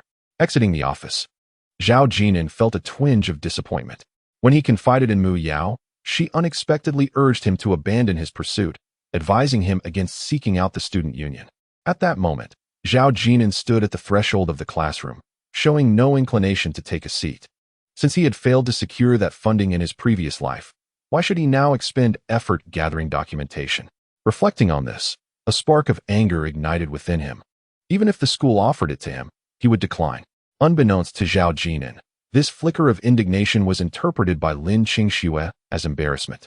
She assumed he felt exposed, fearing that she might discover his status as a financially struggling student. Jin'an, take a seat, Lu Chuangfeng urged, patting the chair beside him. Inside the classroom, aside from Lu Hui and the 3 class representatives, there were 5 others present. They sat upright, all eyes fixed upon Zhao Jin'an. Tang Xiaoqing shifted her seat, indicating for Zhao Jin'an to sit nearby. Lu Hui glanced at him and reassured, "Don't worry, this won't take long. I'll just outline the documentation you need to prepare. The more comprehensive, the better." Zhao Jin'an surveyed the room and interjected, "I withdraw." "You withdraw?" Lu Hui, caught up in his explanation, momentarily failed to respond. A silence enveloped the classroom. "Jin'an," Lu Chuangfeng signaled to Zhao Jin'an with rapid blinks, likely suggesting their camaraderie as dorm mates, assuring him that as class vice leader, he would assist him, regardless of whether Lu Chuangfeng could indeed be of aid. Zhao Jin'an appreciated the sentiment. Lu Hui cautioned, "Zhao Jin'an, the maximum available is 2,000 a year. Without documentation, you have no chance at all." Zhao Jin'an met Lu Hui's gaze firmly, declaring, "I have funds. Leave the opportunity for those who truly need it." "You have what? What do you mean by you?" Lu Hui was momentarily baffled, unable to grasp the implication behind Zhao Jin'an's words. Furthermore, Zhao Jin'an's demeanor seemed to have shifted since their military training. Chapter 67. It is my privilege that you like me. I do not look down upon her. Emerging from the cafeteria, Zhao Jin'an made his way to the office, refraining from calling Shan Wei. Transforming a household is effortless. Money. Upon returning to Junsha, Zhao Jin'an promptly called Wang Jinru, informing her of the change in plans and suggesting they take Zhao Yueqian out shopping for several fine garments, advising her not to save them for his future marriage. The following day, Wang Jinru took Zhao Yueqian shopping, accompanied by Yin Xiaolan, and mentioned buying their grandmother an expensive pair of traditional Beijing cloth shoes. Hesitating to disclose the price, the circumstances remained unchanged. With some free time, Shan Wei prepared meals at home for his daughter, who was now in her second year of high school. Their financial situation had slightly improved, and the dining table was adorned with an array of Western dishes, including both meat and vegetables. Unlike the first time Zhao Jin'an visited his home, where the dining table was adorned with 2 plates of cold leftovers, Dan Wei remarked that Hu Chun had dined here that evening. The second floor served as the office, and Dan Wei and Hu Chun could be regarded as colleagues. Hu Chun had brought an assortment of beverages to the office, with 7 varieties of juice available. Dan Wei mentioned that he and Dan Naki could not finish all the drinks. The office on the second floor was filled with boxes upon boxes of drinks. Zhao Jin'an picked up a bottle of kiwi juice and inquired about its taste. Dan Wei scratched his head and replied, "It's delicious." After all, as a representative of his own company, he could hardly declare it unpalatable. Zhao Jin'an smiled and glanced at Dan Naki, who stood nearby.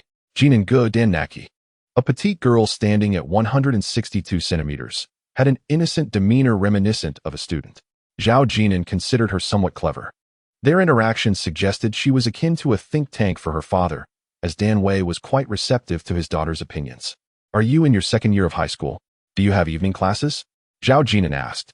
"Today is Friday, and we have self-study," she replied, nodding. Dan Naki understood that Zhao Jin'an's inquiry extended beyond the mere flavor of the juice. After contemplating briefly, she said, "Jin'an Ge, the bottle is too large, and the packaging is not appealing. It's not that the green color is bad, but it lacks freshness and visual appeal. Manager who mentioned it sells for 6.5 yuan a bottle, but I wouldn't purchase it." She continued, "The bottle is neither too big nor too small. It's inconvenient for one person to finish, and it's insufficient for a group. It would be better to buy a large bottle of cola or Sprite for 7 yuan. "Naki." Dan Wei shot a glance at his daughter. "How can you speak so critically of your company as product?" Yet Zhao Jin'an interjected, "Naki is correct. The target demographic for this juice is ambiguous. Even at rural banquets, such colors are unappealing. The size is awkward, and the price is relatively high." At times, Zhao Jin'an found himself perplexed by Luo Jinji's incessant quest for unconventional products. It wasn't he that kiwi juice was inherently flawed. Rather, the product needed refined packaging to adopt a high-end approach, preferably in smaller, more elegant bottles, emphasizing beauty and wellness. It was essential to distinguish it from ordinary beverages, and the price should reflect its exclusivity. Selling a small bottle for 6 yuan would elevate its appeal among women. "You present a 3 yuan orange juice, and I'll counter with my kiwi juice," he mused. With this thought, Zhao Jin'an opened his computer to communicate with Luo Jinji, proposing a revamp for the kiwi juice, suggesting that the large refrigerator should showcase a more diverse range of products. Luo Jinji had no objections, but expressed concern over potentially high pricing. She was unaware that bottled mineral water could be sold for exorbitant prices, yet still attract a customer base. This reflected a limited perspective. Moreover, in some cases, lower prices could undermine the perceived value of a product. As Zhao Jin'an began his work, Dan Wei glanced at the trash bin, finding it empty, and then took Dan Naki out. By 11 p.m., upon hearing the sound of doors closing upstairs, Dan Naki, who was studying, looked up, realizing that Zhao Jin'an was finishing for the day and returning to the school dormitory. Earlier, Dan Naki had expressed her intention to pursue a degree in business administration, although she had also contemplated a major in secretarial studies. Dan Wei was already waiting by the car. They had not considered the fact that a driver and a secretary could be the closest individuals to Zhao Jin'an in her professional life. As they approached the school, Zhao Jin'an, seated in the back, did not need to be reminded. Dan Wei promptly rolled up all the windows, and the Audi 6 entered the school grounds, parking in a dimly lit area with few people around. Upon returning to the dormitory, Lu Chuangfeng sat before the computer, while Chun-Zhe stood beside him. The three of them were intensely focused on the screen. Goodness, it truly is disheartening, Chun-Zhe remarked. The students were quite invested in the matter of financial aid. The day after leaving the classroom, they had meticulously filled out their personal information and submitted it to the three class monitors. One girl named Li Ailin indicated that her parents were divorced, her mother had no income, and she even attached a passport photo. Gu Chaoqing frowned as he reviewed the information. I didn't realize that Li Ailin was from a struggling background, he mused. She didn't appear to be in need.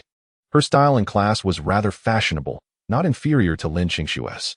To his surprise, her passport photo looked entirely different. I had seen her enjoying a bubble tea today. And another one yesterday. Lu Chuangfeng, feeling displeased, raised his head and said, Old Gu, are you comparing Li Ailin to my Xiaoxue? How could she possibly compare in beauty? Gu Chaoqing retorted, a passport photo is a bare-faced image. Li Ailin surely looks much better in class. They seem like two different individuals. If her passport photo scores a 65, a bit of makeup would surely elevate her to an 85. Chun-Zhe interjected, Lin Qingshue's is more prominent. Zhao Jin'an had seen Lin Qingshuo in her nightgown, and Chun-Zhe likely had as well. Lu Chuangfeng, oblivious, reminded Chun-Zhe, Zhe Gu. Don't be so flippant about Lin Qingshuo. There's just a slight difference between her and me. Huh. Indeed, Chun-Zhe nodded in agreement, then picked up another form. This Tang Xiaoqing situation is even more dire. Her father has passed away, and her mother is ill and requires medication. Truly unfortunate. Gu Chaoqing commented. Tang Xiaoqing is indeed pitiable. Her circumstances seem genuine. Why couldn't I perceive this? She appears quite cheerful when she smiles. Must one wear a frown every day? Gu Chaoqing countered. Tang Xiaoqing doesn't wear makeup, and her clothing is quite plain, as if worn for many years. Gu Chaoqing expressed this delicately. Chun-Zhe pondered, Jin'an, you aren't plain. Thus, old Gu, your premise falls short. Does Li Ailin necessarily have to wear tattered and old clothes? Gu Chaoqing admitted he had not considered that angle. Chun-Zhe continued, Jin'an's clothing may not be from a high-end brand, but it certainly does not appear cheap. Are you not reviewing the information? Tang Xiaoqing mentioned that her mother has a low-income guarantee. Lu Chuangfeng glanced at the information and remarked, in fact, Tang Xiaoqing looks much better than Li Ailin in her passport photo. She's just a bit short. Yesterday, as we exited the classroom, she barely reached my chest. Such a petite figure. Hush, during military training, Tang Xiaoqing exhibited quite a proactive demeanor towards Zhao Jin'an. Surely, she harbors feelings for him. In the dormitory, a class committee member, Chun-Zhe, along with Gu Chaoqing, was engaged in a hushed discussion while Lu Chuangfeng was tasked with inputting data into the computer. The three exchanged whispers. I genuinely believe Tang Xiaoqing and Zhao Jin'an would make a splendid match. They should be paired together, Lu Chuangfeng remarked, half jokingly, half seriously as he tapped away at the keyboard. TCH, Gu Chaoqing scoffed, his tone dripping with sarcasm. Zhao Jin'an looks down on Tang Xiaoqing. Just take a look at the type of girlfriend he prefers, someone like Mu Yao. At that moment, Zhao Jin'an fortuitously entered the room, startling the trio into immediate silence. Chun-Zhe chuckled awkwardly and inquired, Jin'an, where have you been? Zhao Jin'an regarded his three roommates and replied, Tang Xiaoqing is quite a good person. It's not her fault that her father has passed away and her mother is ill. What? Did he just eavesdrop on us? He heard everything? The three wore expressions of utmost embarrassment. Zhao Jin'an, however, remained unfazed, tossing a few bottles of juice towards Lu Chuangfeng and the others, and said to Gu Chaoqing, If Tang Xiaoqing likes me, it would be an honor. I do not look down upon her. Gu Chaoqing replied, No, Jin'an. We weren't speaking ill of you behind your back. It's just, Zhao Jin'an, still clutching the juice, stepped outside, tapping on the door as he said, You probably don't see these juices often. Give them a taste, and tell me how they are. Jin'an, we were merely engaging in idle chatter. Lu Chuangfeng called out, observing the colorful array of juices in his arms. Why is Jin'an being so generous? Does he not have to spend any money on all these drinks? Gu Chaoqing opened his mouth to speak. Jin'an, you're not upset, are you? Just you suggesting a pairing? Chun-Zhe also found Lu Chuangfeng's comment rather excessive, questioning. What's the deal? Shouldn't those from less fortunate backgrounds be allowed to pair up? How does one even approach such a topic? When you submit these materials to your classmates, discussions are bound to arise. In the previous life, Zhao Jin'an may have also been discussed by his classmates in the dormitory, but he never encountered it directly. He made his way to Wang Weitao's dormitory, carrying a large bag of drinks. Wang Weitao was taken aback at the sight. Jin'an, that's an abundance. Are you trying to give me diabetes? Zhao Jin'an chuckled and twisted the bottle cap off. You might not even find these in stores. Even if you were willing to pay. Wait, let me check if they're expired. They're about to be out of stock. Keep the bottles as collectibles. Zhao Jin'an tossed drinks to Wang Weitao's 3 roommates and even distributed a pack of cigarettes. They held the drinks, glancing at the cigarettes in their hands, astonished. Is he really a poor student? Wang Weitao nudged Zhao Jin'an and whispered, Jin'an, what is going on with you? Do you really spend money like this? You needn't worry about me, Zhao Jin'an retorted, pushing Wang Weitao back gently. Wang Weitao turned back, saying, tomorrow, I'll treat you to a meal. Upon returning to the dormitory, Chunzhe and Gu Chaoqing dispersed. Lu Chuangfeng glanced at a form and hesitantly suggested, Jin'an, why don't you fill this out too? Zhao Jin'an replied, I truly have money. I don't need to. Well, just fill out a form, and I shall assist you. Lu Chuangfeng said with a sense of camaraderie. Chunzhe scoffed. What can you do as a mere deputy class leader? Are you the one to decide who gets what? Lu Chuangfeng retorted, surely I can have a few words with the counselor. What Lu Hui says doesn't hold much weight either. Lu Chuangfeng, having assumed a leadership role, was eager to assert his presence and demonstrate his significance, while Chunzhe believed he was well versed in the intricacies of social dynamics. That night, Chunzhe and Lu Chuangfeng held their phones aloft, their screens aglow. Zhao Jin'an glanced at Chunzhe, puzzled by the depth of conversation he and Su Manman could possibly share after so many years of acquaintance. Upon opening his computer, the animated penguin icon in the lower right corner caught his attention. Zhao Jin'an, please fill out the form. Don't be stubborn. I will advocate for you. Stubborn? Zhao Jin'an felt somewhat bewildered as he opened Lin Qingshue's chat window. Lin Qingxue was intelligent, certainly not the type to be all beauty and no brains. Yet the dynamics had shifted. Previously, it was Lin Qingxue who sought Zhao Jin'an's favor. Now, her tone had changed. Tang Xiaoqing, Zhao Jin'an. The counselor mentioned that my application for the student aid grant should be approved, smiley face. Zhao Jin'an pondered for a moment before replying with 2 words, congratulations. A while later, Tang Xiaoqing responded. Actually, the counselor said if you apply, there is definitely a spot for you. If I receive it, we can split it, smiley face. Tang Xiaoqing seemed to have a penchant for adding a smiley face to each of her messages. She was unaware of the events that transpired in Zhao Jin'an's previous life, where he had never paid much attention to the petite girl standing at merely 152 centimeters tall. Zhao Jin'an replied, thank you, but it's truly unnecessary. After a moment's reflection, he added a smiley face as well. Tang Xiaoqing did not respond thereafter. Zhao Jin'an continued to click on the animated penguin, surprised by the individual reaching out to him. Zhao Jin'an, hello. I am Su Manman. I heard from Chunzhe that you brought dried vegetables again. I've never tried them. May I have a taste? If possible. Upon reading this message, Zhao Jin'an recalled the evening at the bar in his past life, where Su Manman had been both polite and subtly referenced Chunzhe. Zhao Jin'an replied, certainly. The following day after class, Chunzhe and the others headed to the cafeteria, while Zhao Jin'an returned to the dormitory to fetch the dried vegetables. He opened his cabinet, contemplated for a moment, and decided to pack some chestnuts as well. When Zhao Jin'an arrived at the cafeteria, Chunzhe had already ordered the dishes and was seated next to Su Manman. She maintained an upright posture and greeted him with a smile, saying, hello, Zhao Jin'an. Zhao Jin'an smiled back and replied, hello? Lu Chuangfeng exclaimed, Jin'an, you've locked these chestnuts away so well. Finally willing to share? This item was available for purchase and not particularly expensive. As Zhao Jin'an spoke, he handed the chestnuts to Su Manman, saying, these are for you. My grandmother grows them. Su Manman, a bit taken aback, stood to receive the chestnuts, expressing her gratitude with a simple thank you. Lu Chuangfeng remarked, so I'm just a clown here? He glanced at Chunzhe and Gu Chaoqing, who showed no particular reaction, then looked at Su Manman, who remained gracious and composed. Chunzhe remarked, Jin'an, the cafeteria isn't expensive, so I shall cover the bill. Zhao Jin'an retrieved 2 jars of dried vegetables, 1 jar of dried fish, and a jar of spicy meat powder, seated herself across from him, and stated, the dried fish was caught by me during the summer vacation in the river, and the spicy meat powder is a specialty from my hometown. You can catch fish? Su Manman expressed her curiosity, as if she had stumbled upon something delightful.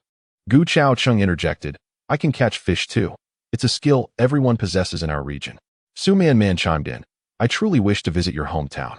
Chunze, being a commendable boyfriend, unscrewed the bottle cap and said, that's simple. We can drive there during the holidays. Lao Gu's place isn't far either.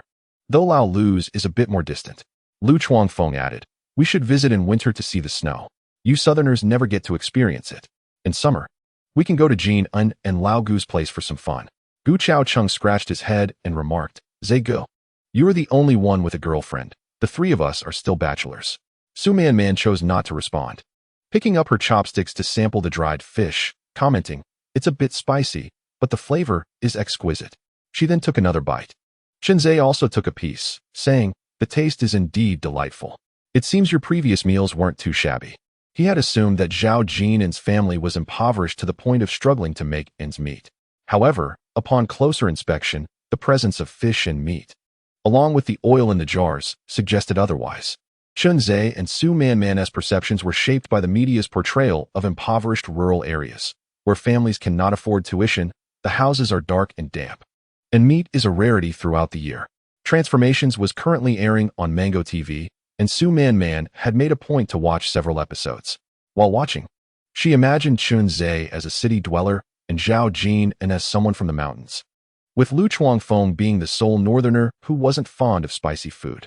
He commented, Zhe Gu, while you enjoy a single meal, we consume these two dishes for an entire week, 3 meals a day. That's considered good. I used to have 1 jar of meat and 1 jar of pickled vegetables. Furthermore, in hot weather, if you use less oil, it tends to spoil. Gu Chaocheng had only sampled a bit, hardly touching his chopsticks. He nodded in agreement. Zhe Gu, you and Su Man are merely tasting something novel. I've been eating this kind of dried food since the 5th grade. 4 or 5 years, until the 3rd year of junior high, and now I can hardly bear to look at it. Chunze, incredulous, asked, does your school not have a cafeteria? Gu Chaocheng replied, the cafeteria only cooks rice. We have to bring our own vegetables from home. The school cafeteria doesn't sell vegetables? Su Man remained relatively calm, yet intrigued. Chunze inquired, aren't there any customers for the cafeteria? He expressed disbelief. Our school has a small shop, and if you don't have connections with the school leaders, you can forget about opening one. They do sell. Gu Chaocheng retorted, the clientele is sparse. Not many have pocket money to spare. Do you think everyone is like you? At our school, a small dish costs 20 cents. With that, you could buy an ice pop. Chunze opened his mouth in astonishment, but surely it can't be that bad, just 20 cents. Gu Chaocheng rolled his eyes. When I was in 5th grade, it was the 1990s. I had a weekly allowance of 1 yuan, and only if my father was in a good mood would he give me 2. Can you believe that? Zhao Jin'an dined in silence, uttering not a word throughout the meal. What about you, Jin'an? Chunze assumed that Zhao Jin'an must be lacking pocket money, and Su Man also cast a glance in his direction. Zhao Jin'an lifted his head and replied, sometimes I have 5 yuan. Laughter erupted from Gu Chaocheng and Lu Chuangfeng, who teased Zhao Jin'an, declaring him a wealthy individual. In retrospect, it is indeed amusing. Had it been now, not even a bottle of cola could be purchased, and I find myself perplexed by how we managed back then, yet we did. Zhao Jin'an remained serious, stating, I had a bit more when I was in elementary school.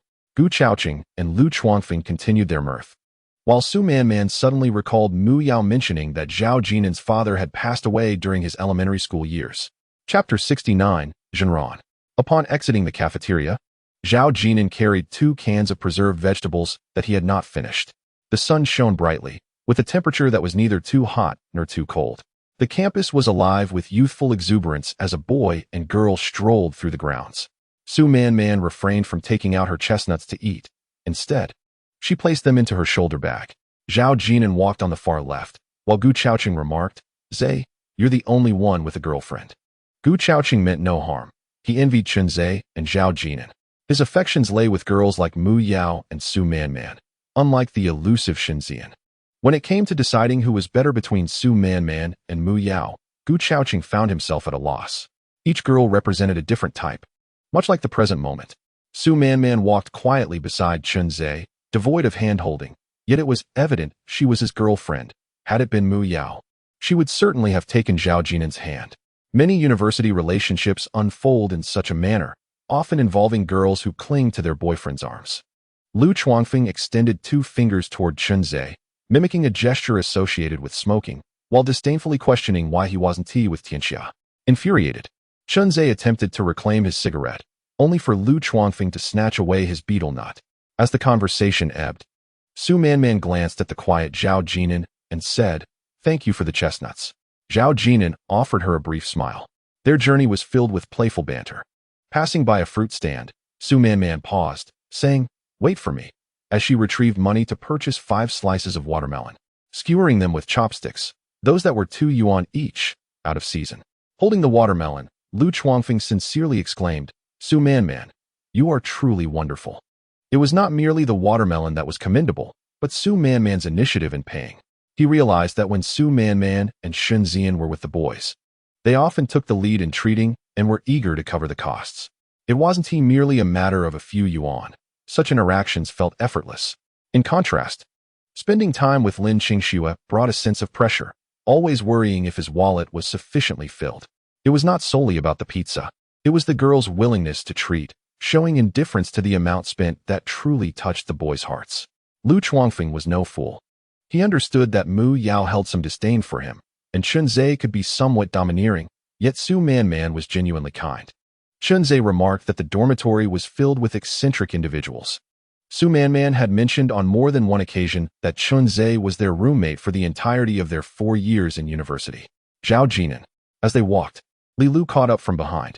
Everyone halted, turning around. Manman, Li Lu, Su Manman, and Chunze were classmates in high school.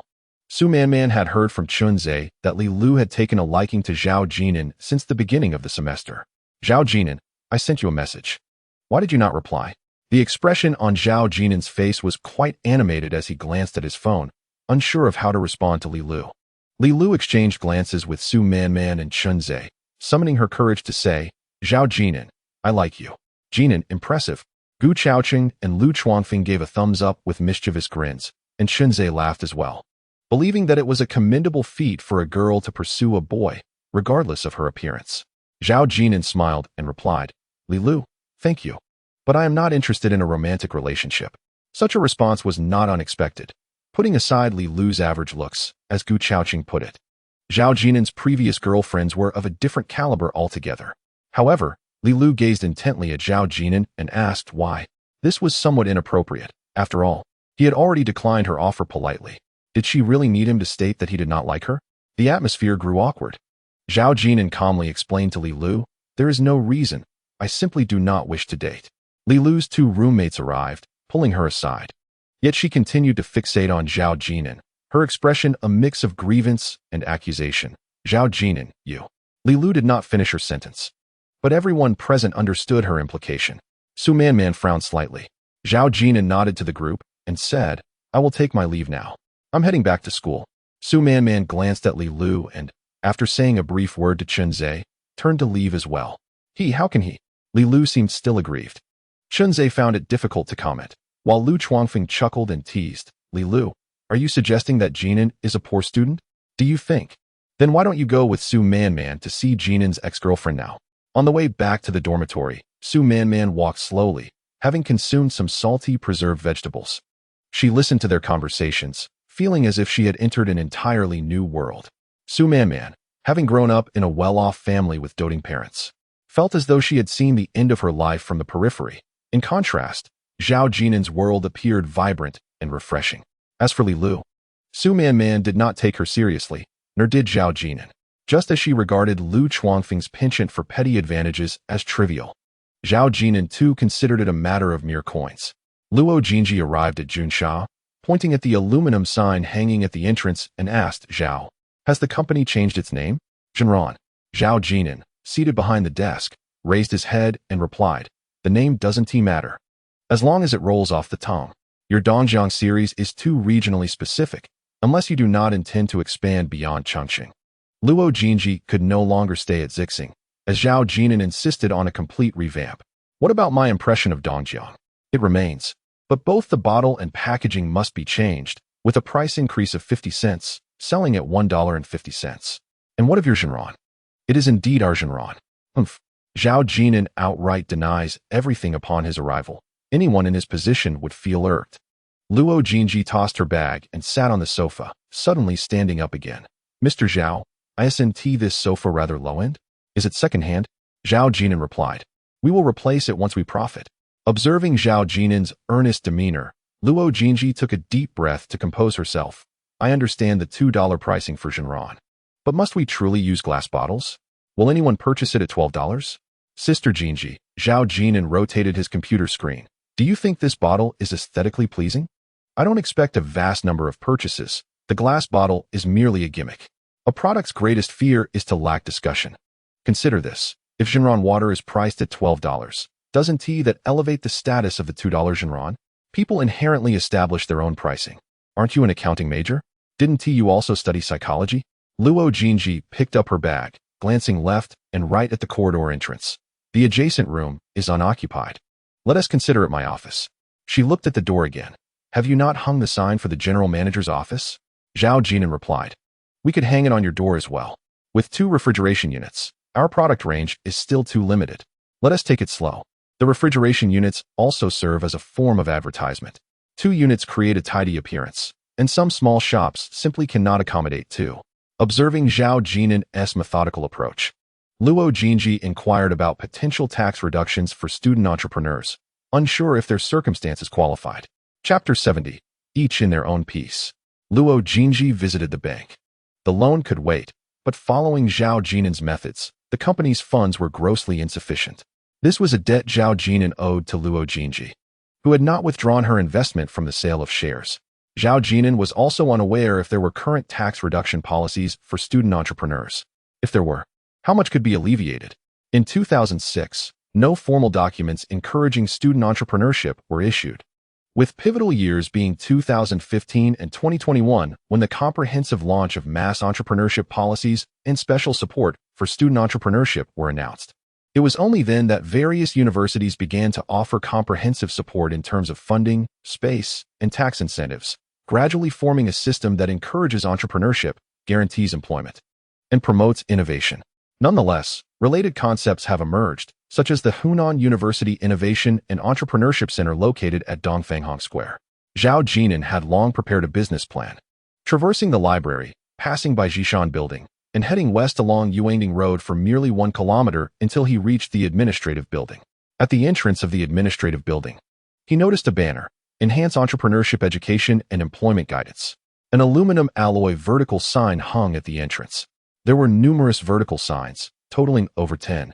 As these administrative departments operated above, universities are indeed unlike high schools. The most significant office in high school is the large office of the grade group, where all the subject teachers prepare their lessons. In contrast, university resembles more of an administrative unit. Zhao Jin'an sat for a long time on a bench downstairs, clutching a proposal, and after smoking a cigarette, he departed. He decided to forego taking advantage of the school. He would pay the taxes he owed. As the school was indifferent to one entrepreneurial student, much like in his previous life, where each would find their own peace.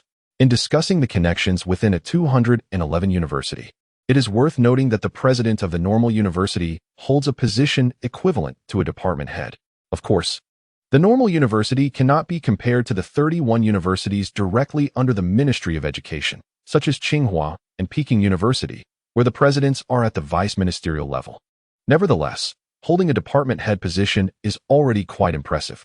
Some may not grasp the significance of a department head, as even the county mayor is merely at the section chief level.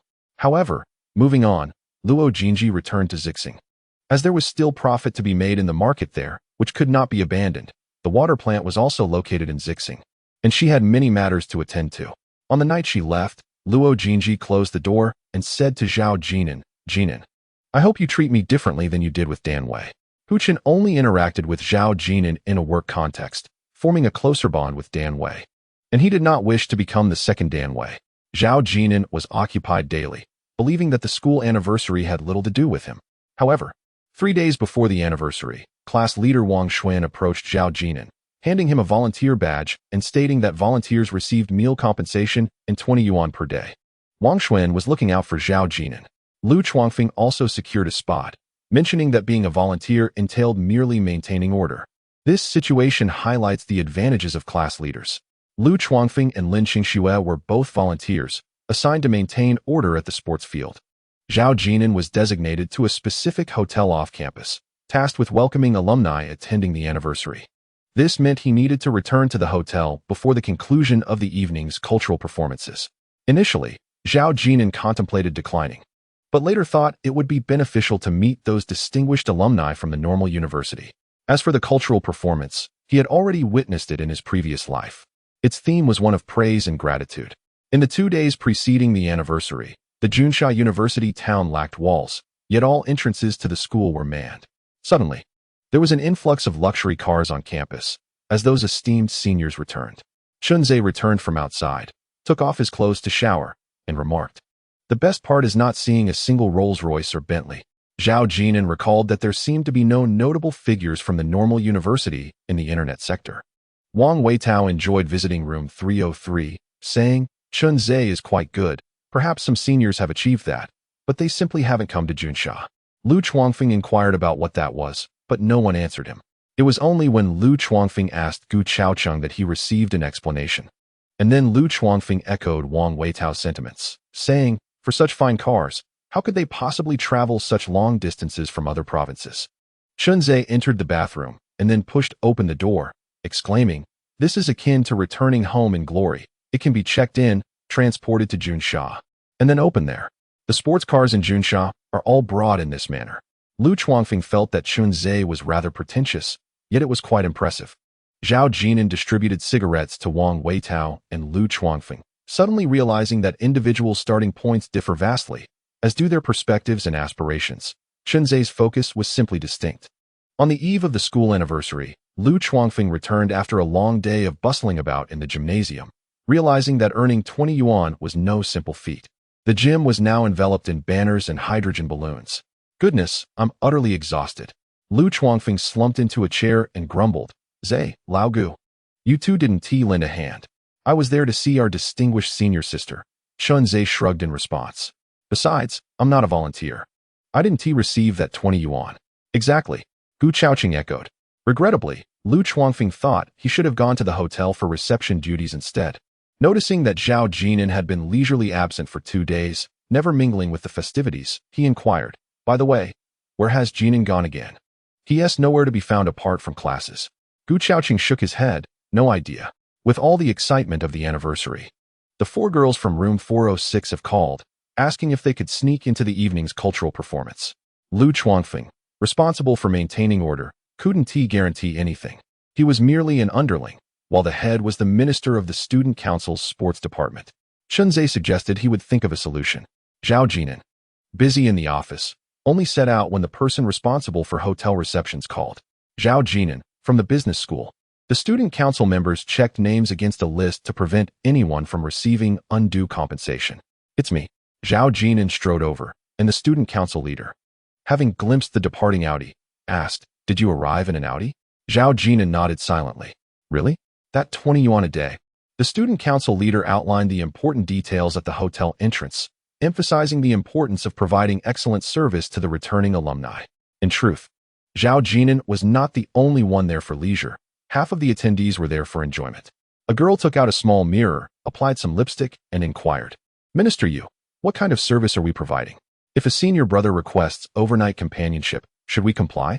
Several boys laughed wickedly, teasing, "We're not picky.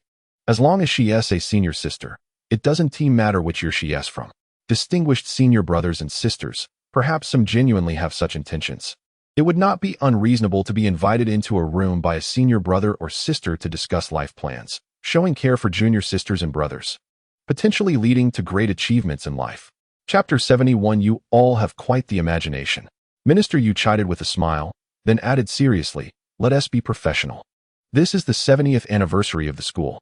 Not only will there be senior brothers and sisters, but also leaders from the provincial education department and the municipal government will be present."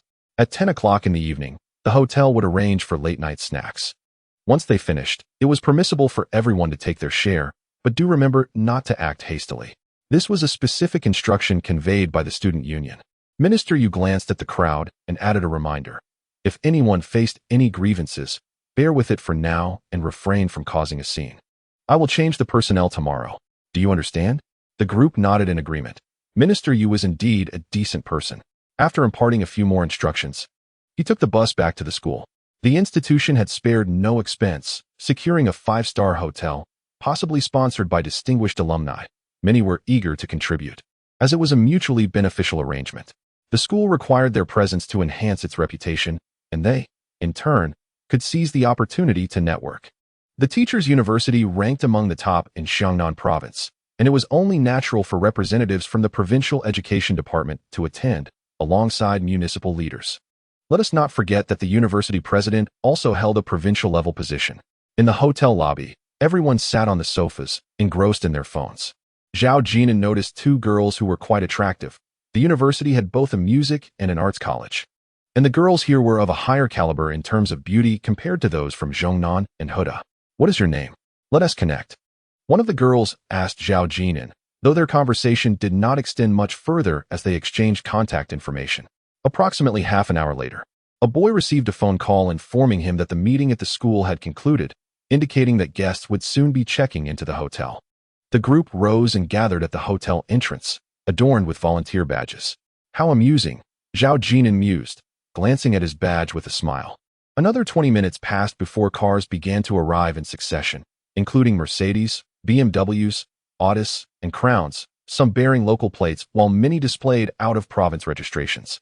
After alighting, the newcomers engaged in cheerful banter at the hotel entrance, calling each other senior brother and sister, brimming with youthful vigor. It was evident who held status based on their positioning. Those who stood closer were likely to fare better. Conversely, those within the system formed a separate small circle. Their vehicles might not be impressive, or they might not even have driven themselves, yet the school had arranged for transportation. The volunteers rushed forward to guide each senior into the hotel, while Zhao Jin'an stood apart, merely observing and not participating. He pondered a question. Were there any coaster business vans? Typically, those riding in coasters were officials at the bureau level or above, including provincial and municipal leaders. To be candid, Zhao Jin'an had little interest in the hotel cuisine, but was quite curious about the 200 yuan boxed meal. What could possibly be included in a 200 yuan lunch? "Zhao Jin'an, you're being lazy again." Minister Yu returned and found Zhao Jin'an idling, somewhat speechless. Wouldn't he take advantage of such a wonderful opportunity to connect with senior peers? Perhaps gaining someone's favor could resolve his employment concerns after graduation. It was no wonder that in a previous life, Peng Yongli remarked that Zhao Jin'an lacked ambition, failing to delve into his studies or engage in flattery. Recognizing that Minister Yu was a decent fellow, Zhao Jin'an decided to offer him a cigarette. Yu Xiaoran glanced at the cigarette, and said to Huang Fu, "Look at them. Such a rare opportunity. You, my friend, possess quite the charm. Who knows? Perhaps a tall and elegant senior sister might take notice, right?" Yu Xiaoran wore an expression that suggested he understood the implications. Zhao Jin'an chuckled softly. "Minister Yu, you are leading me astray." Taking a puff from his cigarette, Yu Xiaoran replied with a grin, "Just admit whether you desire it or not. Tall legs, a senior sister, and wealth." As they conversed, another Audi approached, prompting Yu Xiaoran to fall silent and move forward to greet the arrival. A few individuals lingered at the hotel entrance, seemingly waiting for someone. Upon seeing the car, they hurried over, bowing and deferentially standing by the vehicle. The door swung open, revealing two women in their 40s. The driver swiftly exited to retrieve a wheelchair from the trunk. What was going on? Yu Xiaoran was taken aback. Where were the long legs? In the back seat sat an extraordinarily beautiful woman, yet it seemed her legs were immobile. "Miss Su," was how the two women addressed the occupant of the car, while the standing men referred to her as Director Su. They had not entered the hotel. They were waiting for her. Yu Xiaoran and the two male volunteers were at a loss, wanting to assist. Yet the expression on the face of the person inside the car seemed to convey a clear message: do not approach. One of the women stated, "You need not concern yourselves. We will handle it." However, Su Mian leaned back in her seat and coldly remarked, "Him." Everyone turned to follow her gaze, landing on Zhao Jin'an, who hesitantly pointed to himself. Confirming his identity, he approached amidst the surprised looks of the two women. He had not anticipated encountering this woman again in such a setting. "Miss Su," the woman began, her mouth agape, realizing he was indeed a man. They understood how difficult Su Mian could be to please.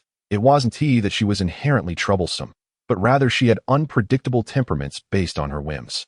Fortunately, her sister-in-law provided generous compensation. Otherwise, who would endure such a position? The two women exchanged incredulous glances and stepped aside, under the watchful eyes of the crowd.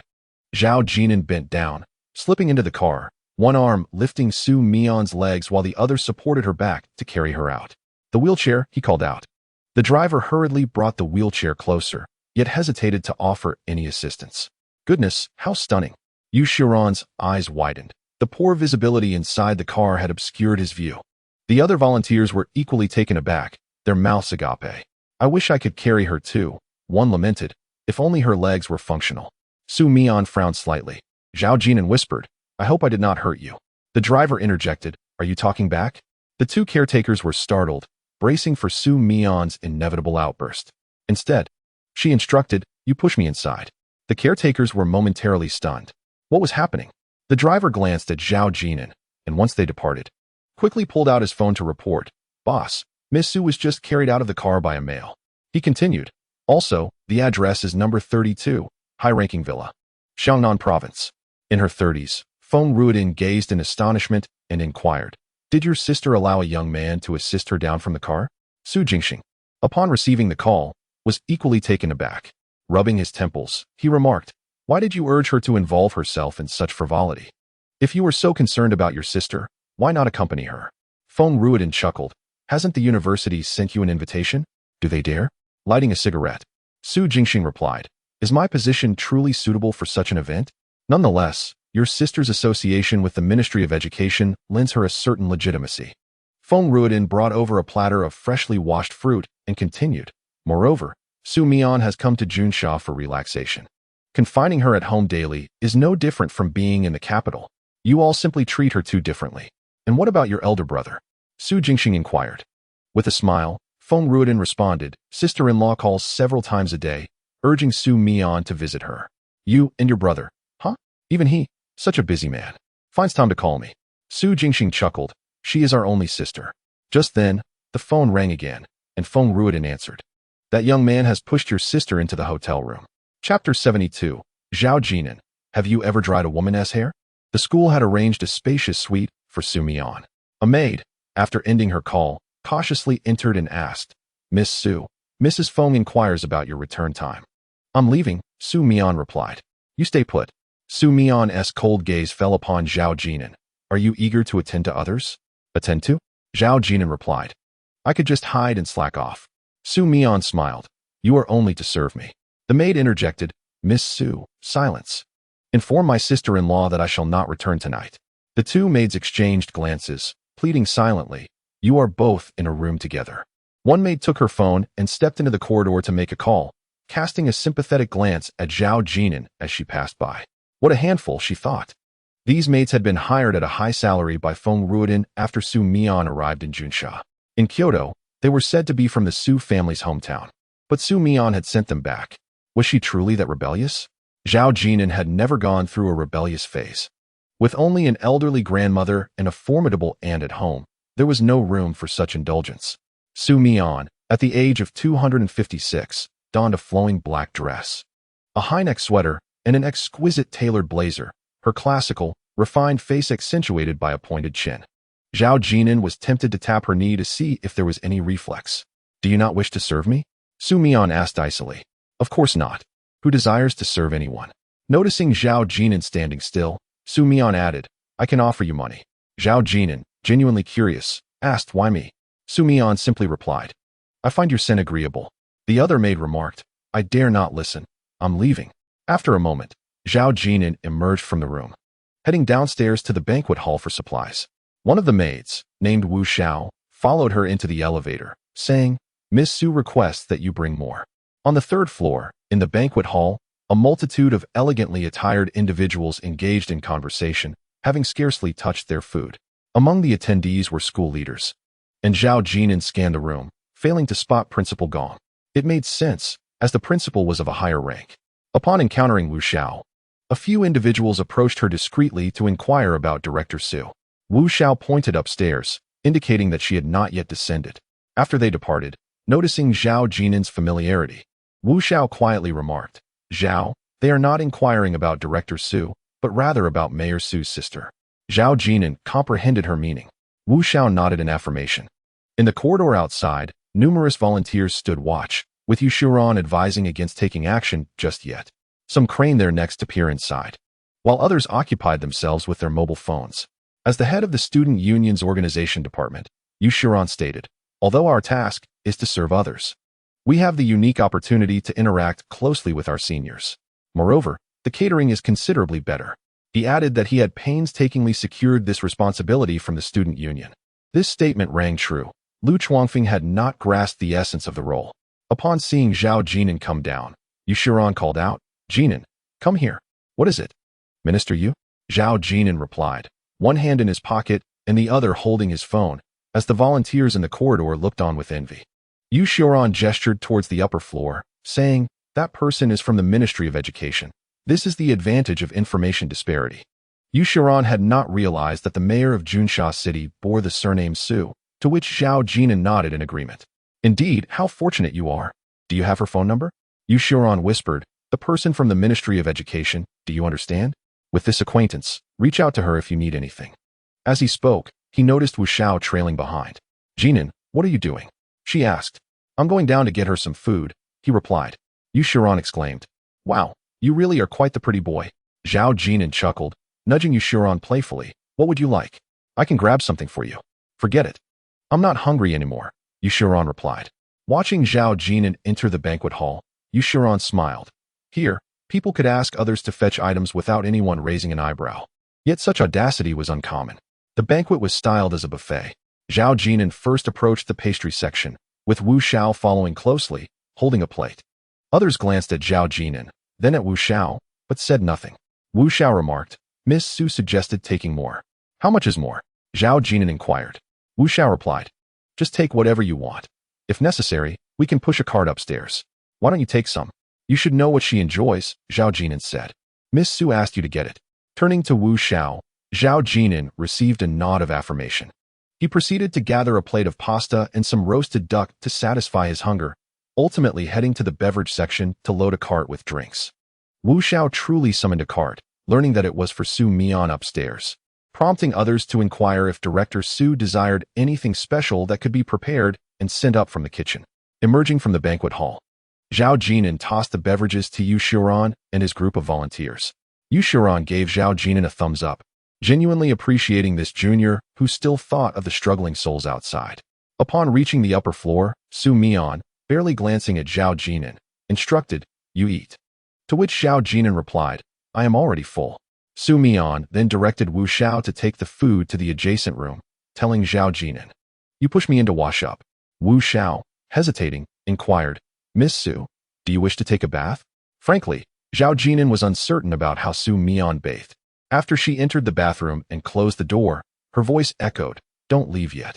After a considerable time, the sound of the shower could be heard. Zhao Jin'an noted the time was 11:15, and it took her 12 minutes to undress. At 11:35, the water ceased. By 11:45, the bathroom door swung open. Wu Xiao pushed Su Mian out. Another caregiver cradled a change of clothes. Su Mian's hair cascaded down her shoulders. Her delicate oval face flushed from the steam. She donned a rather modest set of pajamas, while Wu Xiao went to fetch a hairdryer. Zhao Jin'an, you dry my hair, Su Mian requested. After a moment's hesitation, Wu Xiao handed over the dryer, and Zhao Jin'an took a seat beside her wheelchair, delicately drying her hair while admiring her beauty up close. Su Mian's features were exquisite, her skin fair and flawless. Suddenly, she asked, Zhao Jin'an, have you ever dried a woman's hair? He paused for a moment, recalling that in his past life, he had dried Chun Qingji's hair. While he wouldn't claim to be skilled, he was certainly not inexperienced. Meanwhile, Wu Xiao, stationed in the corridor, received 3 phone calls, and Zhao Jin'an's information was delivered to Su Jingxing. In the Xiangnan province, at the high-ranking villa number 32, Su Jingxing perused the documents. Zhao family village, father deceased, mother remarried. What do you suppose Su Mian intends to do? Who knows? Feng Ruodin shook her head. Wu Xiao mentioned the boy is quite handsome. It's rare your sister hasn't lost her temper with him. Should I mention this to our father? Perhaps not. There's nothing to report now. And be cautious of your sister's reaction. Su Jingxing replied. Feng Ruodin chuckled. Why the long face? You and your brother have spoiled her. Su Jingxing softened his expression. She is significantly younger than my brother and me. Given her current condition, we have only this one sister. If not her, who else should we indulge? At 12:05 a.m. After drying Su Mian's hair, Zhao Jin'an carefully placed her on the bed, refraining from any inappropriate touches, with Wu Xiao vigilantly watching nearby. Exiting the room, she glanced at her phone and headed to the third-floor banquet hall.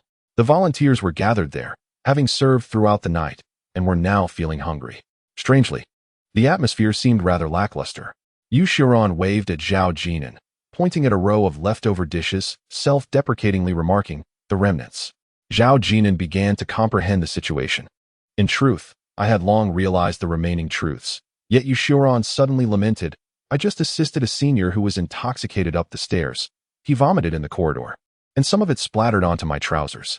Do you know what he said?" Zhao Jin'an glanced down and shook his head. He didn't apologize. He merely brushed me off, questioning why I wasn't a girl. Huh. As Yu Xiaoran spoke, he chuckled. I pondered that after graduation.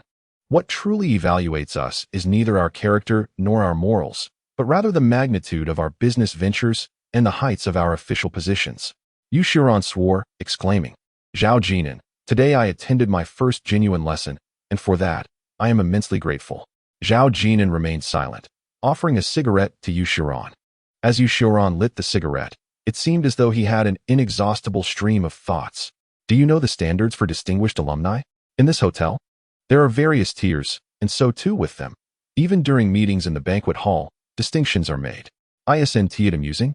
We are all alumni. Yet everyone is acutely aware and tacitly accepts the reality. At the school meetup, I was naive. Now I have come to understand. The one you serve is at the pinnacle. Yu Xiaoran pointed upstairs. Zhao Jin'an, I have graduated this year, and I envy you for still having the time to be innocent. I wonder if I will be qualified to return for the 80th anniversary celebration, and in what capacity I might return. Will I even get to see that senior again if, years down the line, I have achieved nothing?" As he spoke, Yu Xiaoran took a deep drag from his cigarette and patted Zhao Jin'an on the shoulder. "Zhao Jin'an, you arrived in an Audi. I don't know if it belongs to you or your friend. If you get an opportunity upstairs, be sure to seize it."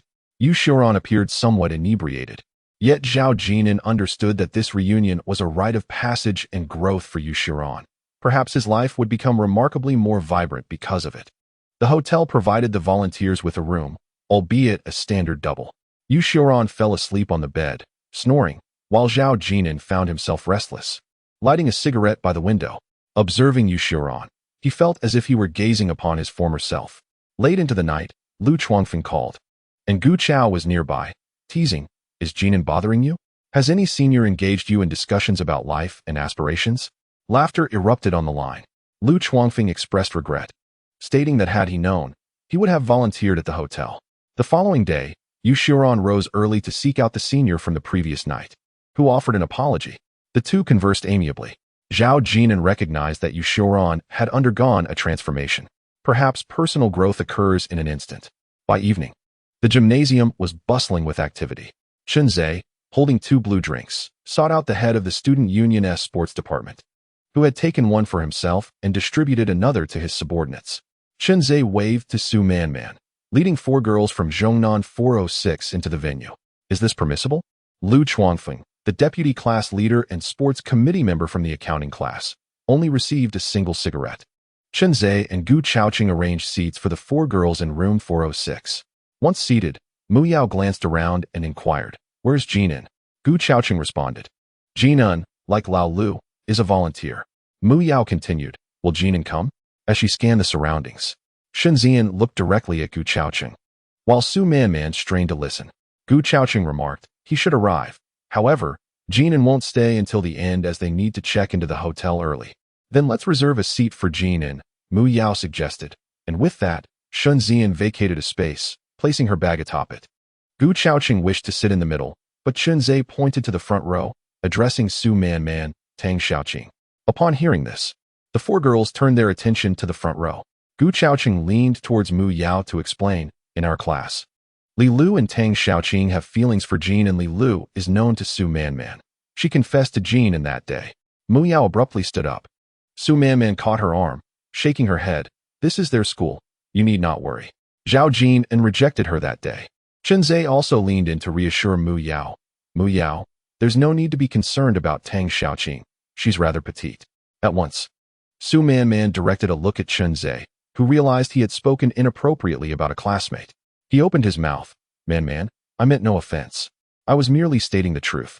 Tang Xiaoqing was seated in the front row, her head barely visible, focused intently on the stage ahead, as if awaiting a grand performance. This occasion marked both the school's anniversary and a welcoming gala.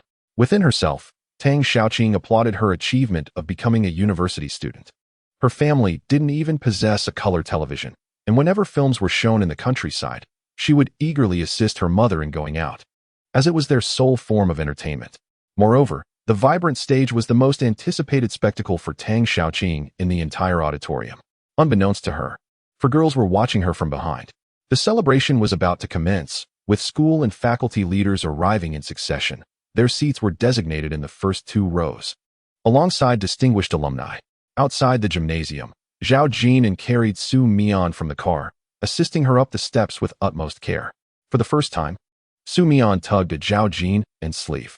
At the entrance, Lu Chuangfeng's eyes widened in astonishment. Jin'an, you. This young gentleman has a senior sister. He wondered to himself if he could manage last night. Perhaps he couldn't. Su Mian glanced at the astonished Lu Chuangfeng and asked, "Your classmate? Roommate?"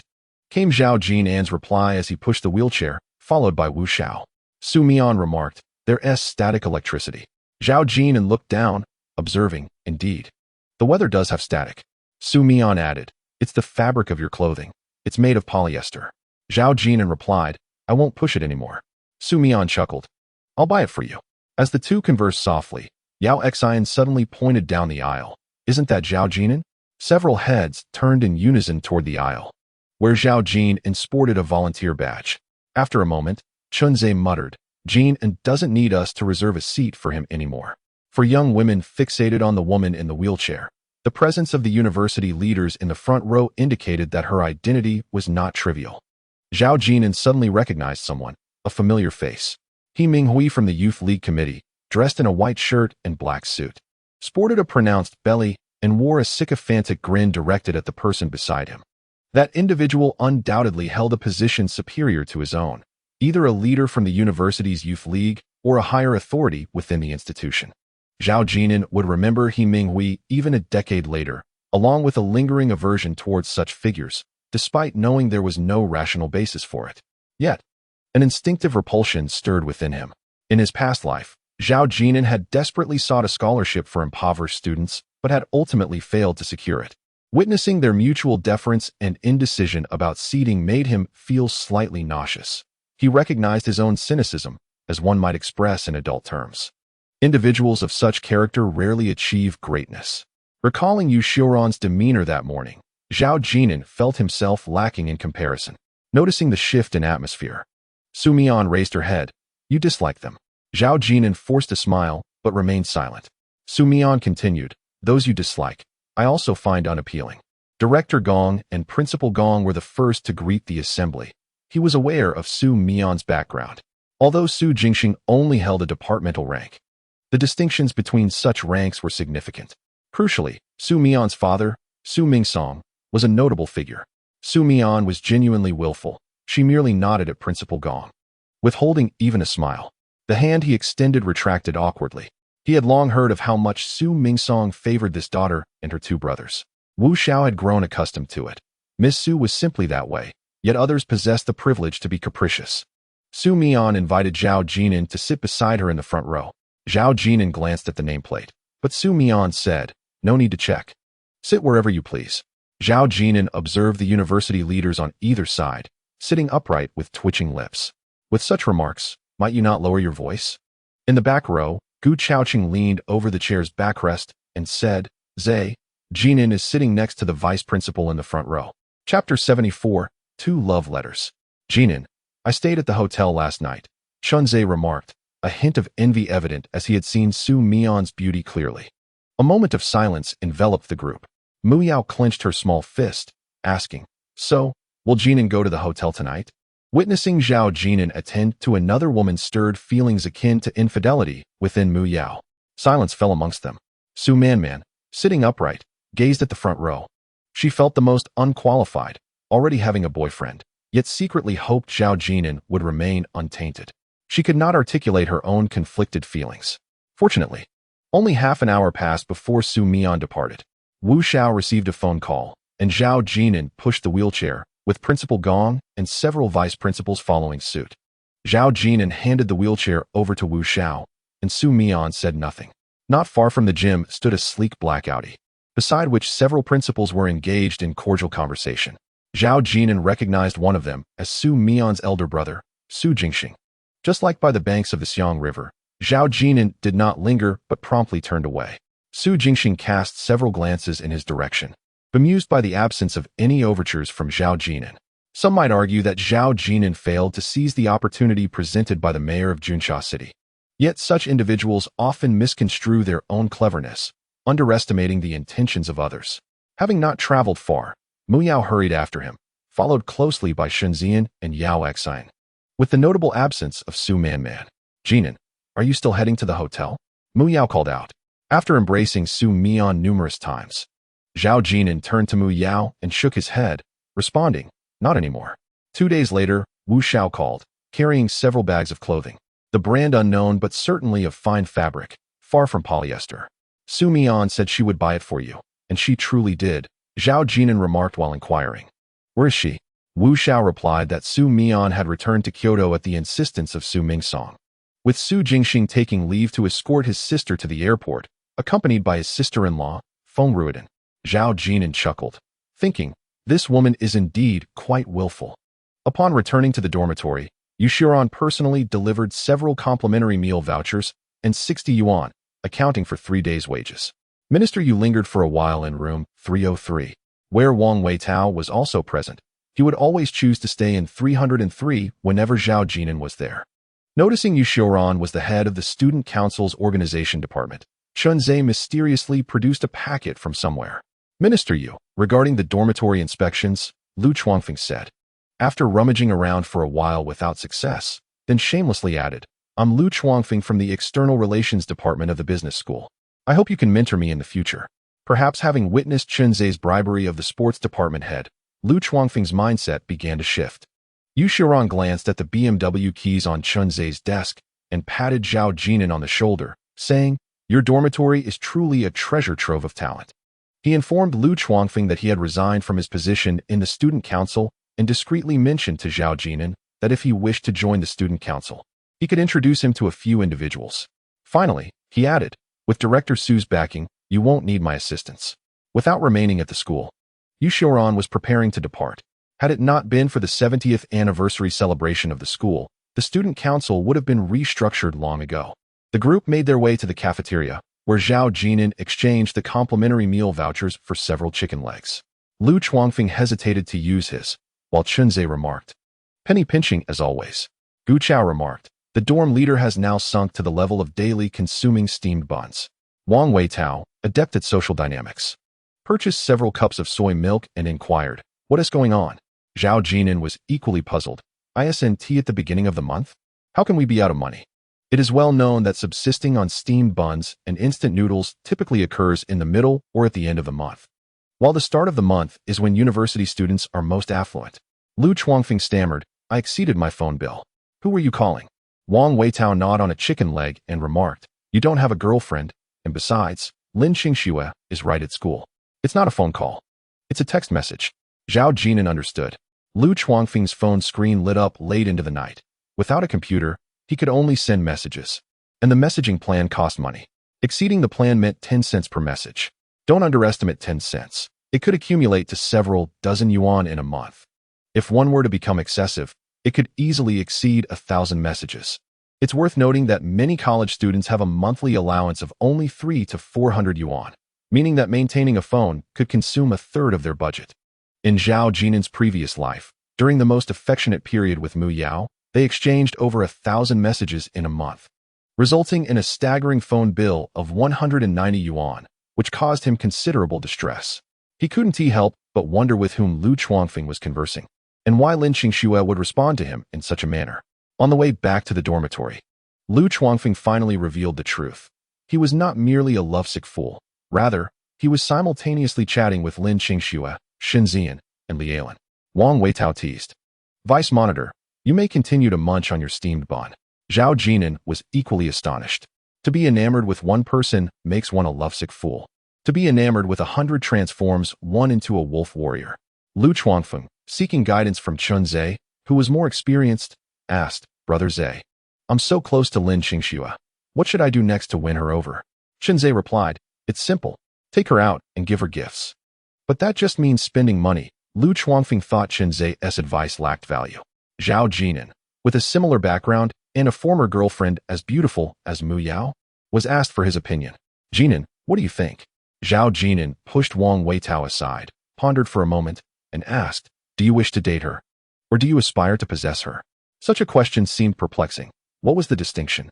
Chun Zhe and Wang Weitao were equally bewildered, sensing a hint of profundity in Zhao Jin'an's words, as if he were delving into a philosophical inquiry. Gu Chaoqing was eager to kneel and listen to Zhao Jin'an's approach in winning over Mu Yao. Lu Chuangfeng appeared more receptive, rubbing his hands together in a conciliatory manner. Of course, I want to date her, then marry her, and possess her. Zhao Jin'an responded, It's quite simple. Buy a car like Chun Zhe's and gift it to Lin Qingxue. She will surely adore it. Is that all? Lu Chuangfeng nearly choked on his own blood, feeling it was a rather hollow suggestion, even less substantial than Chun Zhe's. The laughter from Chun Zhe and Wang Weitao was uproarious. Gu Chaoqing stood up. You didn't even gift Mu Yao a BMW. Lu Chuangfeng, now curious, queried, Jin'an, what about pursuing Shenxian? Zhao Jin'an replied, Gift her 100 BMW 3 Series. Laughter erupted, as no one took it seriously. Who would actually give away 100 BMWs? Lu Chuangfeng even mocked Chun Zhe, asking, Brother Zhe, can you afford 100 BMWs for Sumaman?